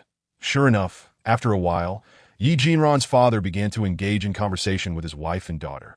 Tell me, what abilities do you possess, my dear wife? After all this time, you haven't shown any signs. As he turned around, Yi Jinran's mother and Yi Jinran had yet to hide their smiles, and the moment he faced them, their radiant expressions caught his attention to why Yi Jinran's father suddenly fell silent, his face displaying a mix of sorrow and mock indignation. That I'm still upset. You two can't just laugh without comforting me. Yi Jinran's mother and Yi Jinran, upon seeing his pouty face, couldn't help but laugh again. Ha, Dad, you're so amusing, Yi Jinran said. One hand supported her mother while the other dabbed at the tears of laughter in her eyes. Dawai Jinran's mother was equally doubled over in mirth. Your father is a real joy. You know that. Amidst the laughter, Xiaoshan, who had been holding back his laughter, finally burst out as he heard Yi Jinran's mother. Ha! Yi Jinran's father, noticing Xiaoshan's laughter, turned with a feigned look of sorrow. Not you too. Can't you show me some respect as an elder? Ha! Yi Jinran's mother had spent a considerable time in the garden, ultimately discovering her own ability, wood manipulation. She could rejuvenate plants and increase fruit yield, which brought Yi Jinran immense joy. Her mother had always had a penchant for nurturing flowers and plants, and now it seemed her passion had blossomed into her ability. Look at you laughing at me. We're not so different, you know. Ha! I'm the earth that crumbles, and you're the radiant green. As Yi Jinran's father chuckled, he caught sight of his wife's half-smiling, half-annoyed expression and halted his words. The moment he noticed the glint of menace in her eyes, he broke out in a cold sweat. Oh no, I've dug my own grave. There's no washing this away. Yi Jinran recognized that her father had misspoken, observing her mother's furious expression, and couldn't help but feel anxious for him. Xiaoshan, meanwhile, looked on in confusion, unable to comprehend why the previously jovial atmosphere had turned so tense. To why Yi Baobao, ever the innocent, continued to smile foolishly, blissfully unaware of the tension, his gaze fixated on Yi Jinran. By the way, we can take uncle and aunt to the library to choose some books now. Suddenly, Xiaoshan had a moment of clarity, and Yi Jinran also recalled something, quickly leading Yi father and Yi mother into the main hall of the library. They are based on their attributes. 2 books on earth and what abilities were provided. And due to Yi mother's unique power, an additional book on cultivation techniques was gifted to her. This was truly unexpected. Yi mother, delighted with her 2 books, flaunted them in front of Yi father, who, in a fit of frustration, contemplated re-entering the library for another book, only to be intercepted by Yi Jinran and Xiaoshan. In fact, the secondary hall also housed a plethora of books, and after a brief search, Yi Jinran and Xiaoshan managed to unearth several volumes related to earth abilities. Both earth and wood abilities were auxiliary in nature, lacking significant lethality. They could only hinder an enemy's movements. And it was only after reaching a higher level of ability that one could accompany Yi Jinran on missions to procure supplies. Upon realizing this, Yi father and Yi mother promptly entered a state of practice, determined not to hinder their daughter's progress. Observing her parents immersed in their training, Yi Jinran resumed her cultivation of spiritual power, understanding that only by strengthening her mental faculties could she achieve long-range lethality and ensure her own safety. Noticing Yi Jinran beginning her training, Yi Baobao found a nearby spot, crossed his legs, and began to meditate in a rather impressive manner, all of which Xiaoshan observed keenly. To why Yi Baobao seemed to be undergoing some transformation. Xiaoshan pondered this, but, having slept for too long, found his intellect faltering and could not pinpoint what had changed. He shook his head and returned to his own practice. Chapter 33. Lu Gui in the Past. Yi father and Yi mother often lost track of time while in the space, their schedules delayed by various matters. When they finally checked the clock, they merely assumed their memories had faded and never considered the existence of a time discrepancy. This oversight was largely Yi Jinran's fault for not having explained it thoroughly at the outset. And later she simply forgot to mention it, having been preoccupied with introducing Xiao Shan and disclosing her reincarnation without emphasizing the concept of time dilation. Now, a conundrum arose that why Yi Jinran and her companions had been engaged in endless cultivation within the space, and had it not been for Yi Father and Yi Mother breaking through to the second tier, they would have continued indefinitely, aware of the need for 3 to 4 times the effort to advance from the second to the third tier. Yi Father and Yi Mother pressed on with their training. Yi Jinran opened her eyes, channeling her energy, and Xiao Shan, upon seeing the bright spark in her eyes, instantly recognized her joyous mood, realizing she had successfully transitioned from the third to the fourth tier. Previously, Yi Jinran had utilized her mental projection ability, exclusive to the fourth tier, in the hospital, where she had barely reached the third tier and managed to conjure a dagger to successfully eliminate a minor zombie, depleting a significant amount of her spiritual energy. However, this experience had also illuminated a shortcut to enhancing her spiritual power. She needed to constantly challenge the limits of her mental usage. Over the course of her training, whenever she found a moment of respite, she would instinctively engage in energy regulation to strengthen her spiritual faculties. During the days when Yi Father and Yi Mother were bedridden, she would subconsciously employ her mental abilities to ensure her cultivation did not fall behind. Achieving the fourth tier signified that in this apocalyptic world, she had outpaced the vast majority of ability users. Even Ouyang Bowen would not have anticipated her current strength, despite his surveillance and informants being able to track her down and discover her reincarnated status and newfound powers. Yet, what did that matter? Yi Jinran's spiritual prowess was now sufficient to guarantee her safety within a certain radius. Even 2 minor zombies like those from the hospital would pose no challenge for her now. Xiao Shan, feeling elated for Yi Jinran, stretched out his arms in request for a HUG to why Yi Jinran picked him up, and he showered her with affectionate kisses that "You're amazing, truly remarkable." Xiao Shan had come to understand a profound truth. Flattery knows no bounds. And witnessing Yi Jinran's extraordinary performance compelled him to praise her with all his might. Meanwhile, Yi Baobao, having completed his own energy regulation, opened his eyes to reveal a surprising crimson hue, which reverted to its normal color the moment Yi Jinran glanced his way. Yi Baobao had grown into a young man. If one were unaware of his zombie identity, they would never suspect his true nature based solely on appearances. "Hug," he said, noticing Yi Jinran looking at him, and imitated Xiao Shan's signature gesture by extending his arms toward her. Sighing, Yi Jinran shook her head, set Xiao Shan down, and approached Yi Baobao to embrace him. "I shouldn't have bothered with you. You stole my Xiao Shan." As she spoke, Xiao Shan, in a fit of playful anger, began throwing small stones at Yi Baobao's head, though Yi Jinran could hardly contain her laughter, as Xiao Shan aimed to toss the stones. They soared nearly 20 centimeters above Yi Baobao's head, a signature move he executed when vexed. The intention was merely to scare Yi Baobao, yet it had never succeeded to Yi Baobao, much like he trusted Yi Jinran. Also placed his faith in Xiao Shan, fully aware that regardless of the latter's frustrations, they were now family and would not harm him. Having completed their training, it was time to venture out for a meal. They had no idea how much time had passed, pondering whether the base might reclaim their home if they lingered too long. Yi Mother, now standing, declared it was time to eat. Yi Jinran, still processing the situation, nodded and led her parents back home. Xiao Shan, tilting his head, gazed at the spot they had departed from, sensing something amiss, yet unable to articulate what it was. Upon returning home, Yi Mother immediately began preparing ingredients for their meal, prompting Grandma Lu to descend from the second floor. "Weren't we just eating? Are you hungry again? Let me handle it.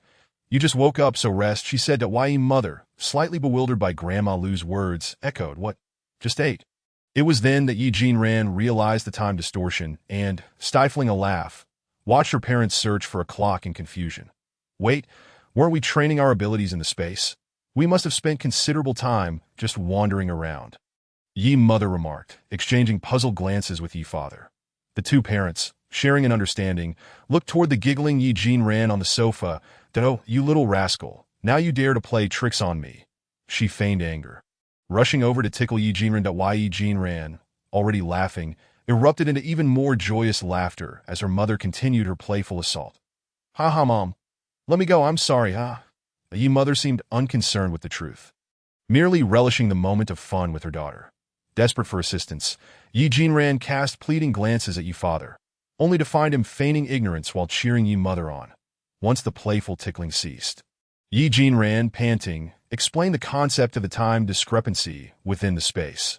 Due to the accelerated time in the space, not only did the Yi family members experience growth in their physical selves, but it also meant that Grandma Lu and Lu Jueming could not enter, that if Grandma Lu were to enter, she would age rapidly, while Lu Jueming would experience accelerated growth. That Yi mother grasped the implications of Yi Jinran's words, to which Yi Jinran nodded in affirmation. This was precisely why Yi Jinran had refrained from bringing Grandma Lu and Lu Jueming into the space. She feared they might not be able to exit. The space, rich in spiritual energy, would indeed be more beneficial for Grandma Lu's health and allow Lu Jueming to better cultivate his abilities. Alas, she lamented. But what about Yi Baobao? He is merely called Yi Baobao. He is not truly one of our family. Upon hearing Yi mother's question, Yi father wore a knowing smile. Ah, the affairs of children, best left unspoken as a woman who had given birth to a daughter. Yi mother could not bear the thought of her child suffering, shooting an annoyed glance at Yi father. Years of marriage had cultivated a silent understanding between them. A mere glance conveyed volumes. And at that moment, Yi mother was not jesting, prompting Yi father to fall silent. That I'm uncertain of the reasons. Perhaps it's because he drank the same spiritual energy while recovering in the space? Yi Jinran responded that I've inquired with Xiaoshan about this, but he too remains clueless. Xiaoshan, despite his millennia of existence, had regressed in his cultivation and forgotten many things due to prolonged slumber. Yi mother sighed upon hearing her daughter's explanation. It's all right for him to stay in the space. I'm just concerned about you facing any disadvantages. After all, from the perspective of someone who had experienced it. Yi Baobao, despite his intellectual limitations, was quite handsome. Sometimes, simply being good-looking could captivate a girl's heart. With her daughter still so young, she cast a loving glance at her, wishing to spend more time with her and hoping she wouldn't marry off too soon. Just as the family was sharing their heartfelt conversations, the doorbell rang. Miss Yi Jinran at home. The base leaders request your presence. Yi father and Yi mother exchanged anxious glances. Unsolicited attention often harbored ulterior motives. Yi Jinran tightened her grip on her mother's hand, offering a reassuring smile. Mom, it's all right. They likely just wish to discuss something with me. After soothing her parents, she opened the door. Standing before her was a man in military uniform. Yet one whom Yi Jinran recognized all too well from her previous life. That he was Lu Guoyi, the leader of the search team that had once guided her family out of dire straits. Upon seeing him, a sense of relief washed over her, for he was a man of integrity and a commander worthy of admiration. Chapter 34. Joining the search team, the man outside, taken aback for a moment upon seeing Yi Jinran, had not anticipated that she would possess such an ethereal beauty. However, recalling his mission, he extended a formal salute. Hello, may I inquire if you are Miss Yi Jinran? With a smile, Yi Jinran replied, gazing at the upright man with a square jaw. In her previous life, despite enduring countless hardships to return home, her family had lived in constant fear due to the impending apocalypse. Fortunately, the government had established search teams, and the one tasked with locating survivors in her area was led by Lu Guoyi. At that time, the zombies had undergone their third evolution, with many developing supernatural abilities, and a massive wave of undead was sweeping through. Many military units had abandoned their duty to assist civilians in favor of self-preservation. Yet Lu Guoyi had steadfastly ensured the safe passage of Yi Jinran and several others to the outskirts of the quarantine base. Though the area was crowded, it granted them a glimmer of hope for survival. The lord of the quarantine base, along with the military leaders, invite you to join the search team, he stated. Why me? Yi Jinran queried, puzzled. She had not revealed her abilities and considered herself merely a vulnerable woman. Why would they extend an invitation to her specifically? Because you are one of the first citizens of the base, and you have ventured outside, successfully returning with both people and supplies. The leadership believes your presence would benefit our operations. Although I am somewhat reluctant to place you in danger, given your apparent frailty, it would require considerable effort on our part to ensure your safety. Lu Guoyi was as straightforward as ever. never one to beat around the bush. Behind the door, Yi Jinran's parents listened to his evaluation of their daughter, unsure whether to feel anger or gratitude, relieved that her disguise had not been uncovered. However, they felt a pang of indignation at Lu Guoyi's remark about her weakness. "Are there any benefits for my family or myself if I join the search team?" Yi Jinran inquired, knowing well that there were no advantages to be had. In her past life, these search teams were composed of active-duty soldiers, and rescuing survivors was merely part of their duty, transitioning to base defense duties as soon as they escorted them to safety. She had heard from members of Lu Guoyi's team that he had been unable to return home due to his commitments. Tragically, his wife and child had perished during the catastrophe. Had he reached home sooner, they might have been spared. Subsequently, he had been forced to witness what had become of them and, in his grief, had taken their lives himself. One of his team members later remarked that ever since, Lu Guoyi had ceased to smile and had become reckless in his battles against the undead. At this moment, Lu Guoyi's wife and child had likely not yet met their fate, and perhaps he could bring them to safety, thus repaying the kindness he had once shown her family in her previous life. Upon asking about potential benefits, the serious man before her paused, contemplating before responding. "None, brother. Are you married?" Yi Jinran suddenly asked, her gaze fixed on Lu Guoyi, batting her eyelashes playfully. Seeing Yi Jinran, an ethereal beauty, display such an expression sent a shiver down Lu Guoyi's spine, though it was not out of lewdness. "Are you cold?" she inquired, noticing his reaction. Yi Jinran had meant to ask about his marital status in hopes of broaching the subject of rescuing his family, but Lu Guoyi misconstrued her intent. Realizing the weather had indeed cooled, Yi Jinran examined her surroundings. Though the temperature had dropped, they were in the south, and donning an extra layer should suffice until winter fully set in. Upon hearing Yi Jinran's question and observing her innocent confusion, Lu Guoyi hastily denied. "Not cold at all. Then are you married?" Yi Jinran pressed, her eyes wide with curiosity. Lu Guoyi hesitated, attempting to decipher her motives, but ultimately answered honestly. "I am married. Do you have children?" She continued, her large eyes fixed on him. This time, not only Lu Guoyi but also Yi Jinran's parents were perplexed. "Surely not," her father whispered to her mother, observing the tall, righteous man standing before them, whose square jaw epitomized authority without anger.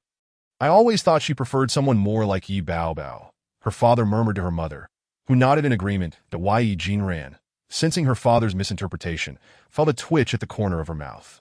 Did her father truly misunderstand her intentions?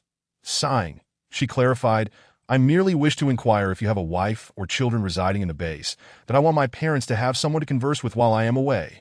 Realization dawned on Lu Guoyi, while Yi Jinran's parents sighed in relief, relieved that he was indeed married, that if their daughter truly favored him, it would have been disheartening. However, they were fortunate that he had a daughter. A true comfort for her parents, who gazed at Yi Jinran with affection. Yet, Yi Jinran couldn't shake the feeling of an ominous chill creeping up her spine. What is happening? Is it getting colder? She wondered, glancing back only to find her parents stealthily peering from behind the door. They responded with broad smiles, while her father pretended to wipe away tears, nodding at Yi Jinran. Seeing her father's expression, Yi Jinran froze, then turned to her mother, who appeared equally troubled. "Mom, Dad, what's wrong? If you're still tired, you should go back to sleep. Why are you looking at me, as if you just witnessed something shocking?" Yi Jinran's normally sharp mind momentarily faltered. "What is going on today?" Lu Guoyi, relieved by Yi Jinran's words, replied, "They are still at home, planning to come in a few days to join us." "Why wait a few days? Why not bring them over now? Besides, the mission could commence at any moment. It would be safer to have them here sooner," Yi Jinran insisted. She understood that family was the backbone of these soldiers. A source of strength that if their families were in peril, they would be far less effective in combat, burdened by the psychological weight of their loved one's safety. "Miss Yi, have you decided to join the search team?" Lu Guoyi inquired again, his tone serious after a moment of silence. "Yes, I agree to join, but I must first ensure my parents' safety," Yi Jinran replied firmly, locking eyes with Lu Guoyi. "Why can't you comprehend this?" Yi Jinran continued, her gaze imploring. "Your approval of my decision would make this endeavor more effective. You understand? Tomorrow at 9 o'clock, there will be a meeting at the Central Command to discuss the search plan. Please attend punctually." With a salute, he turned to leave. Yi Jinran called out to him, but he hastily retreated, almost as if fleeing. "Why are you running? I won't bite, she exclaimed, stamping her foot in frustration as she shut the door behind her. Explaining to her perplexed parents why she was so concerned about Lu Guoyi's family. Upon learning the circumstances, Yi Jinran's father slammed his hand on his thigh. We must help him bring his wife and child here. Anyone his team can assist should be brought in. I am a person who values gratitude, he declared, standing with fervor. Calm down, her mother scolded, glaring at her husband. Sit down and speak properly. Meanwhile, Lu Nai and Lu Juemi, sensing the situation, joined the discussion about how to rescue the families of the search team members. Chapter 35. The eve of the meeting in her previous life, these team members had risked their lives to save them. Though such events may not recur in this lifetime, their families might not be as fortunate, Yi Jinran resolutely stated to her parents. Therefore, I must assist in bringing their families here. They protected us. Now we must protect their families. Her father, moved by her words, began to clap, exclaiming, Well said. Let us go together. Yi Jinran shook her head. No, Mom and Dad, I must inform you that this time, I will go alone. The more people there are, the larger the target, making it easier to expose our intentions. As the moment approaches for the zombies to undergo their first evolution, their abilities in climbing, jumping, and speed will significantly enhance. Soon, the zombies on either side will make their presence felt. I could find a way to escape alone. At worst, I would reveal my powers, given my current level of mental strength. Even if captured by Ouyang Bowen, I would possess means to flee. However, if my parents were targeted, it would become a grave loss. Yi Jinran made the decision to place her parents in the isolation base, knowing that it had only one exit. While alternative exits could be created, when the flood of disaster victims surged into the isolation base, it would become a death trap. Those inside would be unable to escape, and those outside would be barred from entry. The leaders of the isolation base intended precisely this. With granaries underground and factories above, the zombies could be held at bay for at least half a month. Meanwhile, I could discreetly lead a small team to scavenge for food. Ensuring the survival of many. Yi Jinran's strategy was to not only keep the zombies at bay, but also to prevent Ouyang Bowen from breaching the walls.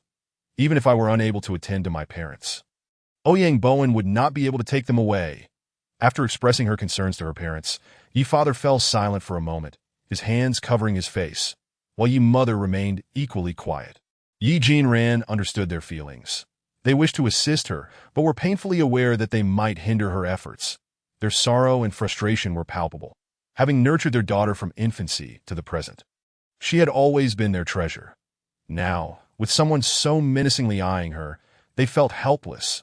An incredibly frustrating situation. Yi mother gently stroked Yi father's back, realizing that their daughter had grown up and knew what needed to be done, and that she had her own plans. Yi father could only acquiesce, while Grandma Lu observed Yi Jinran with concern, remaining silent, yet serving an abundance of dishes for dinner. The family enjoyed a hearty meal, and Yi Jinran gave Grandma Lu a thumbs up in appreciation. The following morning, Yi father and Yi mother rose early to prepare breakfast for Yi Jinran, only to discover that Grandma Lu had already started cooking porridge by the time they reached downstairs. Lu, we thought we were early, but you beat us to it, Yi father remarked. Noticing Grandma Lu in the kitchen, he gently nudged Yi mother to the living room to watch television while he donned an apron to assist Grandma Lu. It's just that I'm getting older and can't sleep much. I wake up at dawn. Grandma Lu chuckled that I've made a mushroom and chicken porridge for Ran. It should be just right when she comes down. Grandma Lu beamed with pride, having previously enchanted Yi father with her culinary skills. Yi father, eager to learn, had attempted to replicate her dish, but found it lacking in flavor. Perhaps it's because I've lived long enough to have tasted more salt than you have, Grandma Lu explained, eliciting laughter from Yi father, who waved his hands in denial. Once Yi Jinran had completed her morning routine, she descended the stairs to find her mother in the living room. Mom. You're up. As they conversed, Grandma Lu called out to Yi Jinran from the kitchen, inviting her to breakfast. After waking Lu Juemi, the family gathered around the table for a warm meal before sending Yi Jinran off. Did sister go to rescue that big brother's family? Lu Juemi asked while helping Yi mother with the dishes, glancing up at Grandma Lu, who was being restrained by Yi father. Grandma, you should sit down. Juemi can wash the dishes, and I can help too. Yi mother noticed Lu Juemi's obedience and exchanged a knowing glance with Grandma Lu. You're quite the well-behaved one, Juemi. Grandma, you should rest. It's not like I'm forbidding you from working. Yi mother remarked with a smile, giving Lu Jueming a kiss on the forehead. Lu Jueming looked up at Yi mother with innocent eyes. So, is Ran going to pick up the big brother's family? Yes. Once sister brings them back, she can join the team to rescue others. Can I go out to save people too? Lu Jueming asked. Wide-eyed. Not yet. You're still too young. You can go when you grow up. Lu Jueming nodded, somewhat understanding but still puzzled about how old one needed to be. He had many questions, but recalling that children's inquiries were often deemed bothersome by adults. He chose to remain silent. Meanwhile, Yi Jinran had arrived at the city center, which was cordoned off by iron railings, enclosing the area where the base leaders and military personnel worked and resided. As she approached the entrance, she was called out by Lu Guoyi, who, as always, was impeccably dressed in military attire, his expression stern yet fierce. That I thought I'd have to wait for you a while longer. I am surprised you arrived so early. The distance from Yi Jinran's residence to the city center was about half an hour, but as a superhuman, she was naturally quicker than most. That I woke up early. So I arrived early, she replied. Good morning, Sergeant. The two sentries saluted Lu Guoyi, who returned the gesture with a serious demeanor. The two walked in silence, with Lu Guoyi leading Yi Jinran to the conference room, where he took a seat beside her. It appeared that the others had not yet arrived, leaving the room rather empty, with only Yi Jinran and Lu Guoyi present. It's still early. They'll be here in about 10 minutes. Lu Guoyi explained, glancing around the vacant room. Yi Jinran nodded in understanding, remaining quiet. Before long, the atmosphere outside began to bustle, accompanied by the sounds of heated debate. That I told you. She's just a little girl. How can you let her go out? No way. If something happens to her, how will I explain it to her parents? A deep, resonant voice boomed, clearly belonging to someone with a strong sense of justice. The other voice was softer and more refined. I'll have Lu Guoyi protect her, and she has agreed to it. Why are you so worked up? For the sake of the base and all these people. It's worth it. Hey, I'm telling you, Wang, you're playing with lives here. This isn't just another training simulation. With the virus situation so dire, even a fully equipped Special Forces soldier might not survive against that many zombies. The tension escalated, and as Yi Jinran approached the conference room door, she caught a glance of the two men just as one of them kicked the door open, meeting her in Lu Guoyi's eyes. This is our captain, Wu Dagua. Lu Guoyi introduced Wu Dagua, not expecting Yi Jinran to arrive so early, offered her an awkward yet polite smile, turning to the other man with a hint of embarrassment. This is all your fault. You made me look bad. The other man, equally flustered, merely smiled sheepishly. Once they settled in, the meeting began with introductions. Including Yi Jinran and Lu Guoyi, there were only 8 individuals present. The introductions were straightforward. The leader of the base was Wang Rongwei, the man Wu Dagua had referred to as Old Wang earlier. The head of base security was Wu Dagua. The first platoon leader was Lu Guoyi. The second platoon leader was Qian Jishuan. The regional management inspector was Pan Lan.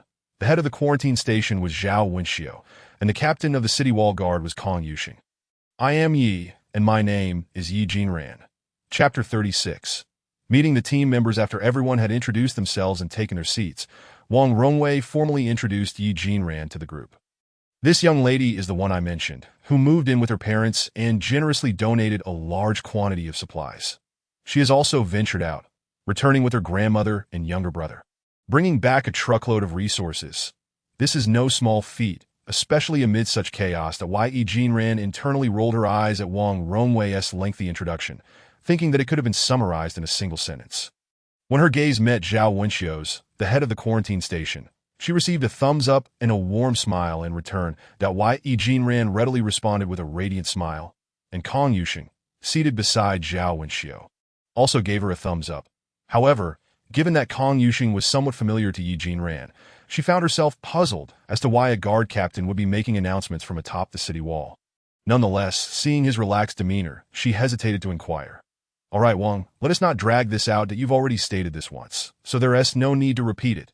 Seated beside Wang Rongwei, Wu Dagua could no longer contain himself and audaciously interrupted Wang's discourse.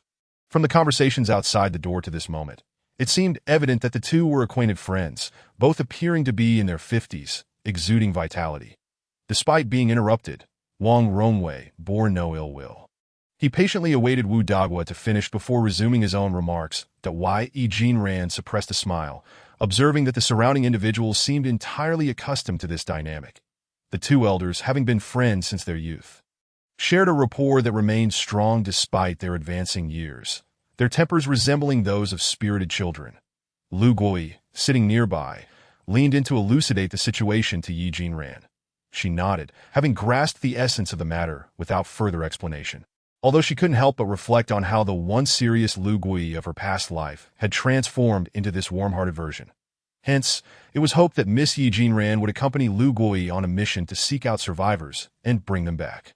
Should circumstances permit during their passage through Y City, they would also collect supplies from the granary. All right, it seems Old One has run out of things to say, Wu Dagwa remarked, rising to beckon Yi Jinran. Come, young lady, let me take you to select your bodyguard. Lu Gui, why are you still sitting there? Get up. As Wu Dagwa approached and noticed Lu Gui still seated, he shot him a stern glance. Lu Gui seemed momentarily taken aback, but instinctively stood to salute, exclaiming yes. Oh my, old Wu, your soldiers are something else. At my age, I can hardly handle the fright. Can you keep it down a bit? Wang Rongwei appeared genuinely startled by Lu Gui's outburst. Yet Yi Jinran recognized it as merely a jest from the old man, given the spacious conference room occupied by only a handful of people. Indeed, Lu Gui's authoritative tone was quite intimidating, evoking a sense of awe. Such instinctive obedience was truly commendable that Wu Dagwa led Lu Gui and Yi Jinran out of the conference room. Come, young lady, you must have felt stifled in there. Let me treat you. Upon exiting the hall, Wu Dagwa suddenly called Yi Jinran forward, retrieving several pieces of chocolate from his pocket and offering them to her. My daughter says you girls love these. She insists that when under pressure or feeling down, a piece can work wonders. That I'm not sure of its efficacy, but I brought some for you. This search mission is merely to have you guide us. Don't feel burdened. Our team consists of fine soldiers, no cowards among them. They will ensure your safety. Yi Jinran accepted the chocolate from Wu Dagwa, nodding her gratitude. She was well aware that Wu Dagwa's subordinates were indeed commendable soldiers. Having witnessed too many flee in the face of zombies or for various reasons, Lu Gui, after the loss of his family, continued to lead, guiding Yi Jinran and others step by step to safety even when their vehicle broke down.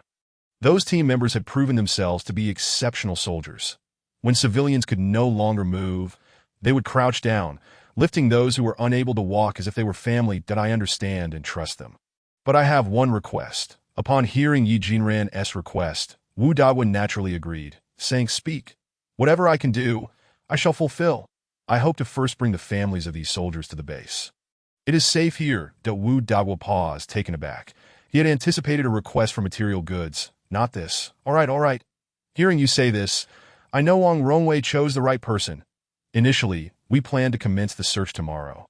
But due to a change in tasks, we will regroup in the morning and set out in the afternoon. Lu Gui, Wu Dagwa called out with palpable excitement. Here, there's a change in plans. Immediately prepare your team for the afternoon mission to retrieve their families. Yes, Lu Gui straightened and saluted Ditto, and make sure to have a hearty lunch. We wouldn't want you collapsing while carrying your wife. Wu Dagwa chuckled, and Yi Jinran couldn't help but smile at his words, while Lu Gui responded affirmatively with a laugh. With Wu Dagwa occupied with other matters, they parted ways at a crossroads. With Lu Gui leading Yi Jinran to meet their team members. The primary aim was to familiarize Lu Gui's squad with Yi Jinran, as she would be joining them on their mission. And it was essential that they recognize the individual they were tasked with protecting down on the training ground. Soldiers were diligently practicing, beads of sweat glistening under the sun. Form a line. Upon entering, Lu Gui took a step forward and shouted across at another group performing push-ups. The entire team scrambled to their feet and swiftly adjusted their positions, standing at attention, eyes fixed forward. 58 seconds. You've improved. With that speed, the second squad would laugh at you.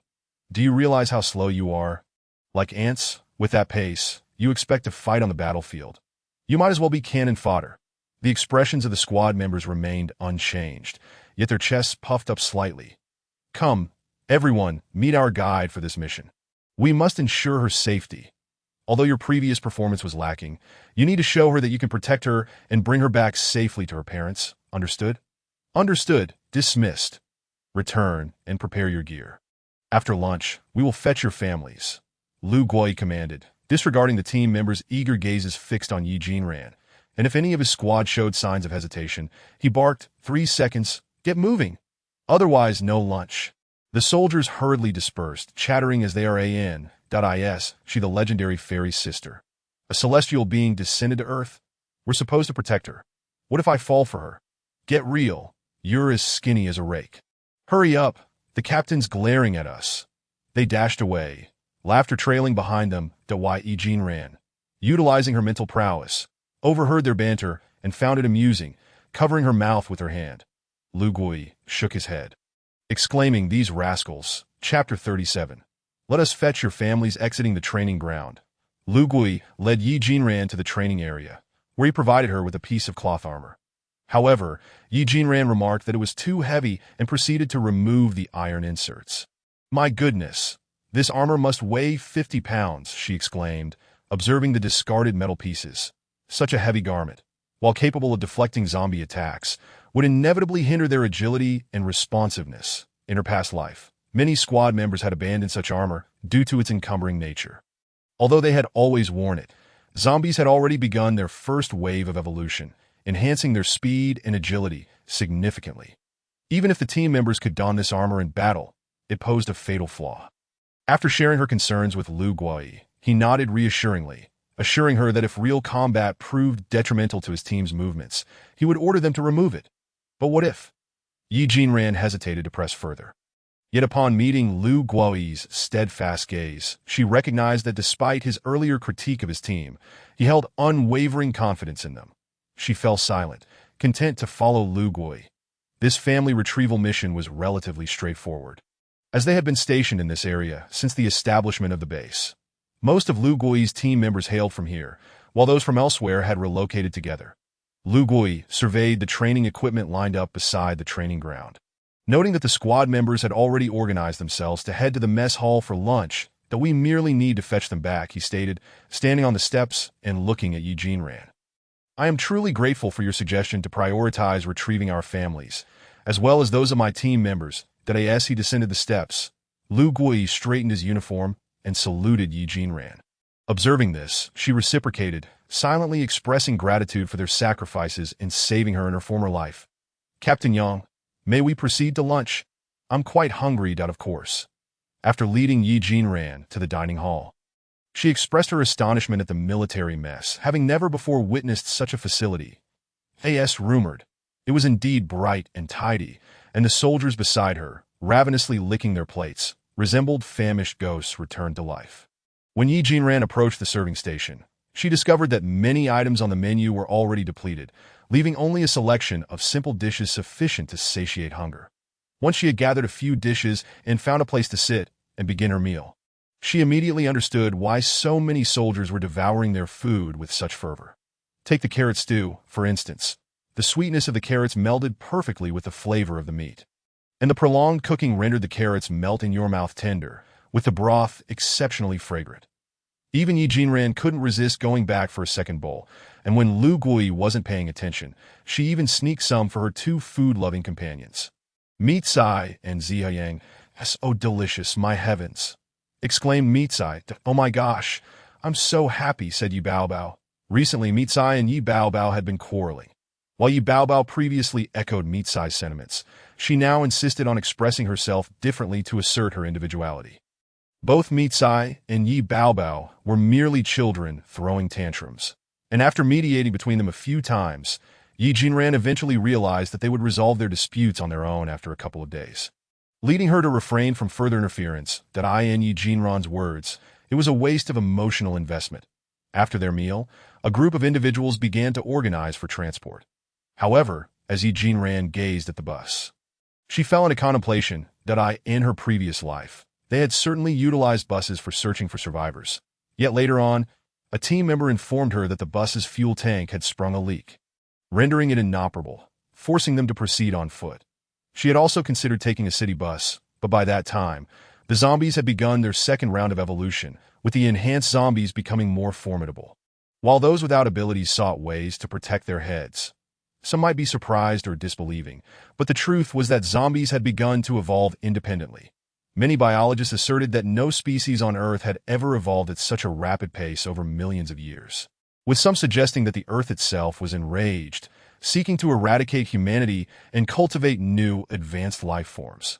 Yet, the very entities capable of wiping out humanity were those created by humans themselves, a rather ironic circumstance. According to intelligence reports, the external zombies had begun to evolve and grow stronger, presenting a situation starkly different from their previous outings. Thus, utmost caution was imperative. Yes, 2 buses, each with 7 individuals, communicated via radio. Lu Gui relayed precautions over the radio, the resonant voices of the soldiers echoing through the equipment. This time we are heading to City F, where we were previously stationed and where the families of our squad are located. However, the sole danger lies in the fact that the highway to City F has been overrun by zombies and is severely congested. We will need to take a detour through City Y. City Y. City Y is the most prosperous city in the south, its granary being the closest and most richly stocked to the quarantined area. When Wang Rongwei first assumed leadership of the quarantine base, he had negotiated with the mayor of City Y to relocate the granary there, but the mayor had firmly rejected the proposal and even filed a complaint against Wang Rongwei. After the apocalypse struck, the mayor of City Y perished during an outing, and due to the collapse of governmental institutions, many rules have become mere formalities. Wang Rongwei aimed to seize this opportunity to stockpile supplies in the quarantine base. If the assertions of the National Advanced Biological Research Institute were indeed accurate, with widespread viral infections crippling agriculture and livestock industries, many people would be confined to this small base, and even if they tightened their belts, survival beyond 6 months would be improbable. The matter of food reserves had long been a source of concern for Wang Rongwei. However, Yi Jinran recalled that in her past life, the outbreak of the zombie virus in City Y had been the most catastrophic, as the city's high population density facilitated the rapid spread of the virus during a holiday when tens of thousands were on the streets. Many sought to escape, but found themselves trapped behind human walls. The viral outbreak in City Y commenced just 2 days prior. Once the living were gone, the zombies would chase after sounds. By the 3rd evolution, they would begin to migrate, much like migratory birds. They would head north in summer and gather their forces to move south in winter. The horde of zombies would sweep through like locusts, leaving no trace of life in their wake, with all living creatures perishing beneath the onslaught of the zombie tide, often before anyone could even take a bite. Yet, the most pressing concern remained the multitude of fresh zombies in City Y. As the Preventers Base ceased capturing these mutated zombies, allowing many to roam freely, seeking to bolster their ranks. After sharing her concerns with Lu Gui, he fell silent for a moment before surprisingly agreeing with Yi Jinran's perspective. This has been a topic of discussion between the captain and me, as we have squandered our best opportunity to retrieve our families. The routes were set just a few days ago. Who could have predicted such a massive viral disaster? Indeed, who could have foreseen the sudden eruption of such a catastrophic virus? Who knows why so many ventured out while the virus spread so severely? Yi Jinran pondered, reflecting on those who had harbored a sense of false security, realizing they were no different from the tens of thousands now outside. Chapter 38. Zombies on the highway, as the vehicle slowly began to move amidst Yi Jinran's contemplation. Survivors had already queued at the southern gate, effectively blocking the road. The rescue team's vehicles circumvented the base through the northern exit, refueling en route to City Y to retrieve their families before proceeding to the eastern gate.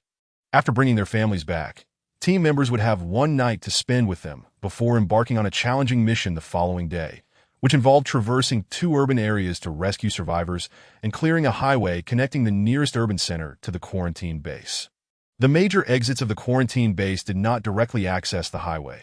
Rather, they required a detour to reach the road, thereby minimizing the risk of attracting large hordes of zombies. However, to re-enter the quarantine base, they must access the highway, as alternative routes would necessitate passing through various city districts. Although the highway too posed dangers, it was considerably safer than the urban areas. While it may have seemed safe for 1 or 2 individuals to think this way, when everyone shared the same mindset, any deviation from the rules could lead to disaster. The horde of zombies pursued the vehicles, while the highway became choked with traffic. Those who perished on the highway would, upon reanimation, find their way to the outskirts of the quarantine base, but the sentinels of the city wall would detect them beforehand. The guards were equipped with fine sniper rifles, tasked with ensuring the outer perimeter's safety, preventing any zombies from breaching the quarantine base's secure zone. The zombies that were felled would be cleared every 3 days, either buried or incinerated. Jean Ran, seated in the swaying vehicle, utilized her mental acuity to survey the surrounding area. The outermost perimeter of the quarantine base was lined with dense woods, signaling that their group had exited the base's safe zone.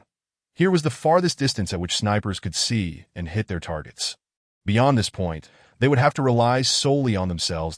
Jean Ran continued to probe the woods. During her time in the laboratory in her past life, she had overheard medical personnel discussing how zombies had become stronger and more intelligent after their evolution, even giving rise to the concept of zombie kings, capable of commanding millions of zombies. In her previous life, the zombies had consumed all edible resources within the city, yet remained perpetually hungry. After becoming more cunning, the zombie king had chanced upon propaganda from the quarantine base, memorized its location, and dispatched several lesser zombies, all of whom perished. Undeterred, the zombie king commanded 1 million zombies to conceal themselves within these woods, ready to transform the quarantine base into a zombie city under the cover of night. That confrontation starkly illustrated the intelligence and might of the zombies, leading to widespread despair. Many chose to end their lives before the zombie horde even arrived. We are taking the route from City Y, where the population density is lower, utilizing the vehicle's momentum to break through. It may be quite bumpy. If you find it unbearable, feel free to draw the curtains. Jean Ran occupied the front row by the window, seated alongside Lu Gui. Just as they exited the perimeter of the quarantine base, Lu Gui began discussing potential unforeseen incidents. However, Jean Ran's primary concern was the zombies, blocked from ascending the highway by barriers on either side, as any damage to the vehicle's wheels or fuel tank could result in disaster. But haven't the zombies already begun their first evolution? Jean Ran turned to Lu Gui, inquiring how they intended to address the zombies on the highway. We cannot fire our weapons. The zombies will follow the sound. This is the base's outskirts. We cannot take that risk. Lu Gui seemed to have misunderstood Jean Ran's question, thinking she was implying that the sheer number of zombies would obstruct the bus's passage. Thus, they could not shoot. Jean Ran was momentarily taken aback by Lu Gui's seemingly irrelevant response. But after a moment, she realized that, "So you mean we have to get out of the vehicle?" Lu Gui nodded. "Though we lack firearms, we do possess daggers. These soldiers are well versed in various skills. Once we disembark, we will secure the doors, and you will be quite safe inside the vehicle." Fearing for Jean Ran's safety, Lu Gui offered her gentle reassurances. That moment, Xiao Shan interjected, "Little master, there are survivors 500 meters ahead, but they are accompanied by a massive horde of zombies." Thanks to Jean Ran's enhanced mental acuity, her jade pendant now allowed her to perceive a broader range than before. What in the world? Jean Ran, who had been vigilantly observing her surroundings rather than focusing ahead, was startled by her sudden mental probe. Over a dozen vehicles were present, trailed by a dark mass of zombies. Such an intense encounter, right after emerging? Perhaps one of the vehicles had emitted an excessively loud roar, attracting the horde. These vehicles were flooring the gas pedal, desperately attempting to escape the oncoming zombies, yet more and more undead were surging out from the roadside. Ultimately, these individuals found themselves trapped in the middle of the chaos. Lu Gui, having witnessed the situation unfolding ahead, readied himself for battle. He shouted to the rear and then retrieved his walkie-talkie. Team 2. Team 2, do you copy? A substantial horde of zombies is ahead. Prepare for combat. Copy that, copy that. The soldiers' expressions turned grave. Lu Gui, seeing the ominous throng before him, wore a serious countenance. There were merely 12 of them. Firing weapons would significantly reduce their firepower, and with survivors amidst the zombies, they could not risk ramming their vehicle, as they might find themselves blocked midway. After reporting the situation to the base using his communication equipment, Lu Gui sighed upon observing the zombies ahead. "You stay up here and do not move," he instructed, drawing the curtain aside that if things go awry, drive back to find help to retrieve our bodies. Jean Ran nodded. "I won't. I believe in you all. Stop the vehicle. All teams, stand up and disembark." Yes, Jean Ran instinctively rose to her feet. They could have retreated to regroup or search for reinforcements, but upon seeing the survivors ahead, they knew they could not abandon them. The sight of the vast horde of zombies ahead made Jean Ran feel a twinge of fear, yet these 12 soldiers stood resolute. They were determined to fight, to rescue the survivors, and to clear a path, for today they aimed to reunite with their families. The 12 soldiers showed no fear, no tears. They disembarked without hesitation, securing the vehicle doors behind them, with not a single one looking back.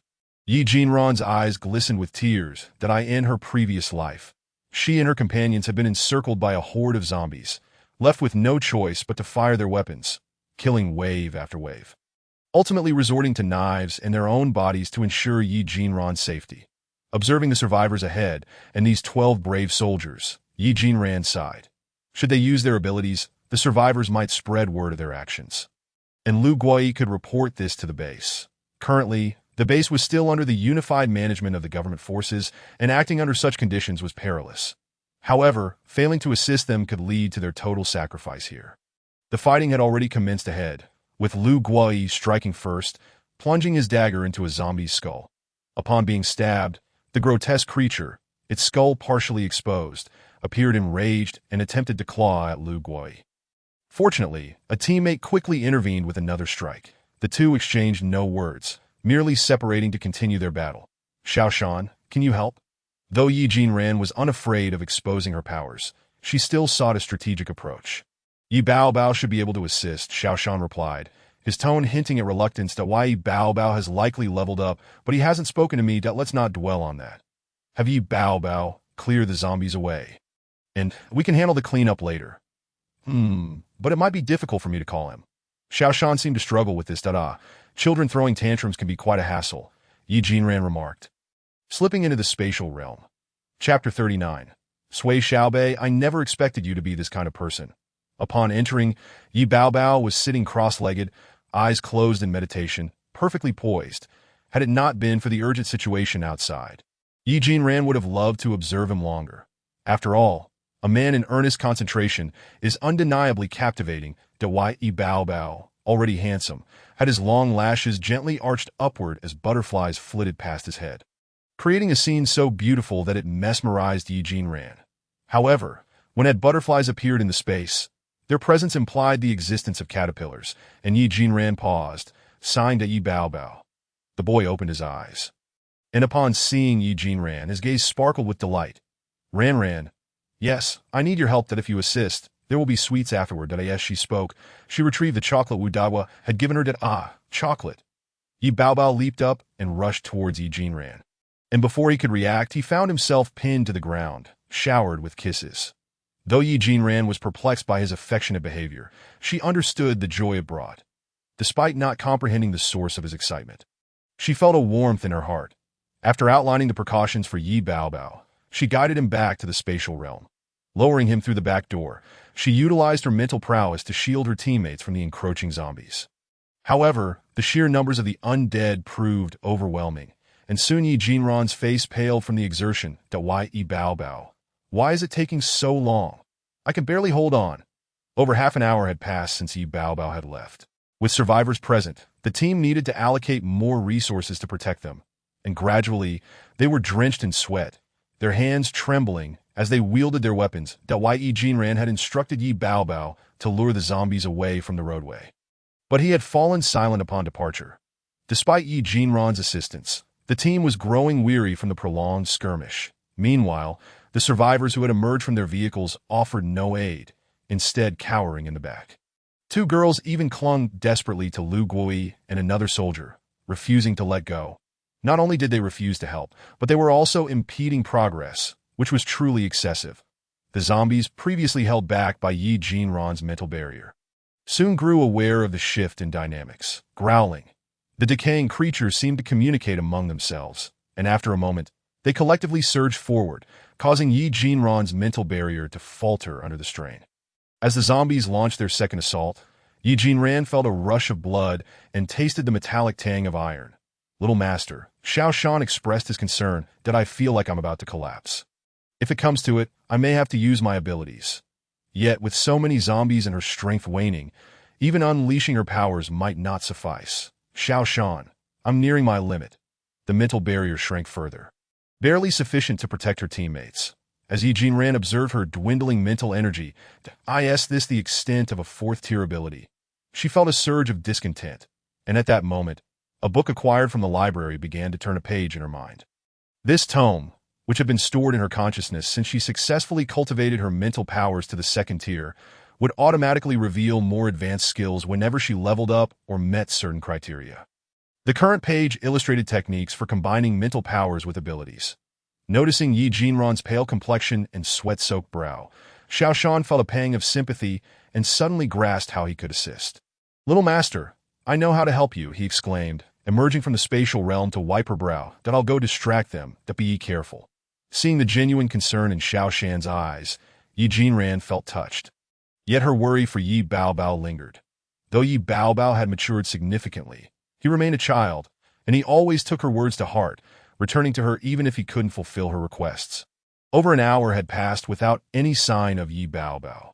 After sending Xiao Shan off, Yi Jinran slipped back into the spatial realm to practice the new techniques from the book. Fortunately, the time within the spatial realm did not align with that of the outside world, granting her ample opportunity to study. After a brief period of reading and practicing, Yi Jinran drank from the stream in the space to replenish her stamina before re-emerging in the bus. Because she had spent a moment in the spatial realm, the mental barrier had momentarily collapsed. Though brief, it was enough for the zombies to breach the defenses. Metal element. Yi Jinran held a particular fondness for the metal element.